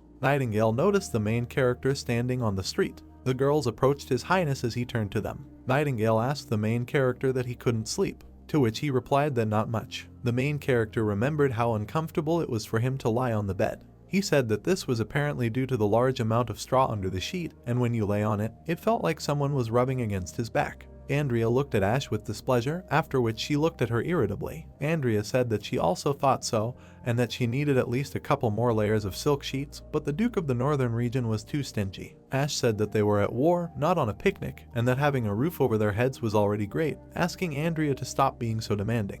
Andrea and Ash glared at each other. Andrea said that, of course, for people with rough skin there is no difference. Ash said it was better than being a sissy. The blonde told Ash that she thought they should fight again to see who really was the sissy. The main character closed his eyes with an awkward smile, while Nightingale looked exhausted.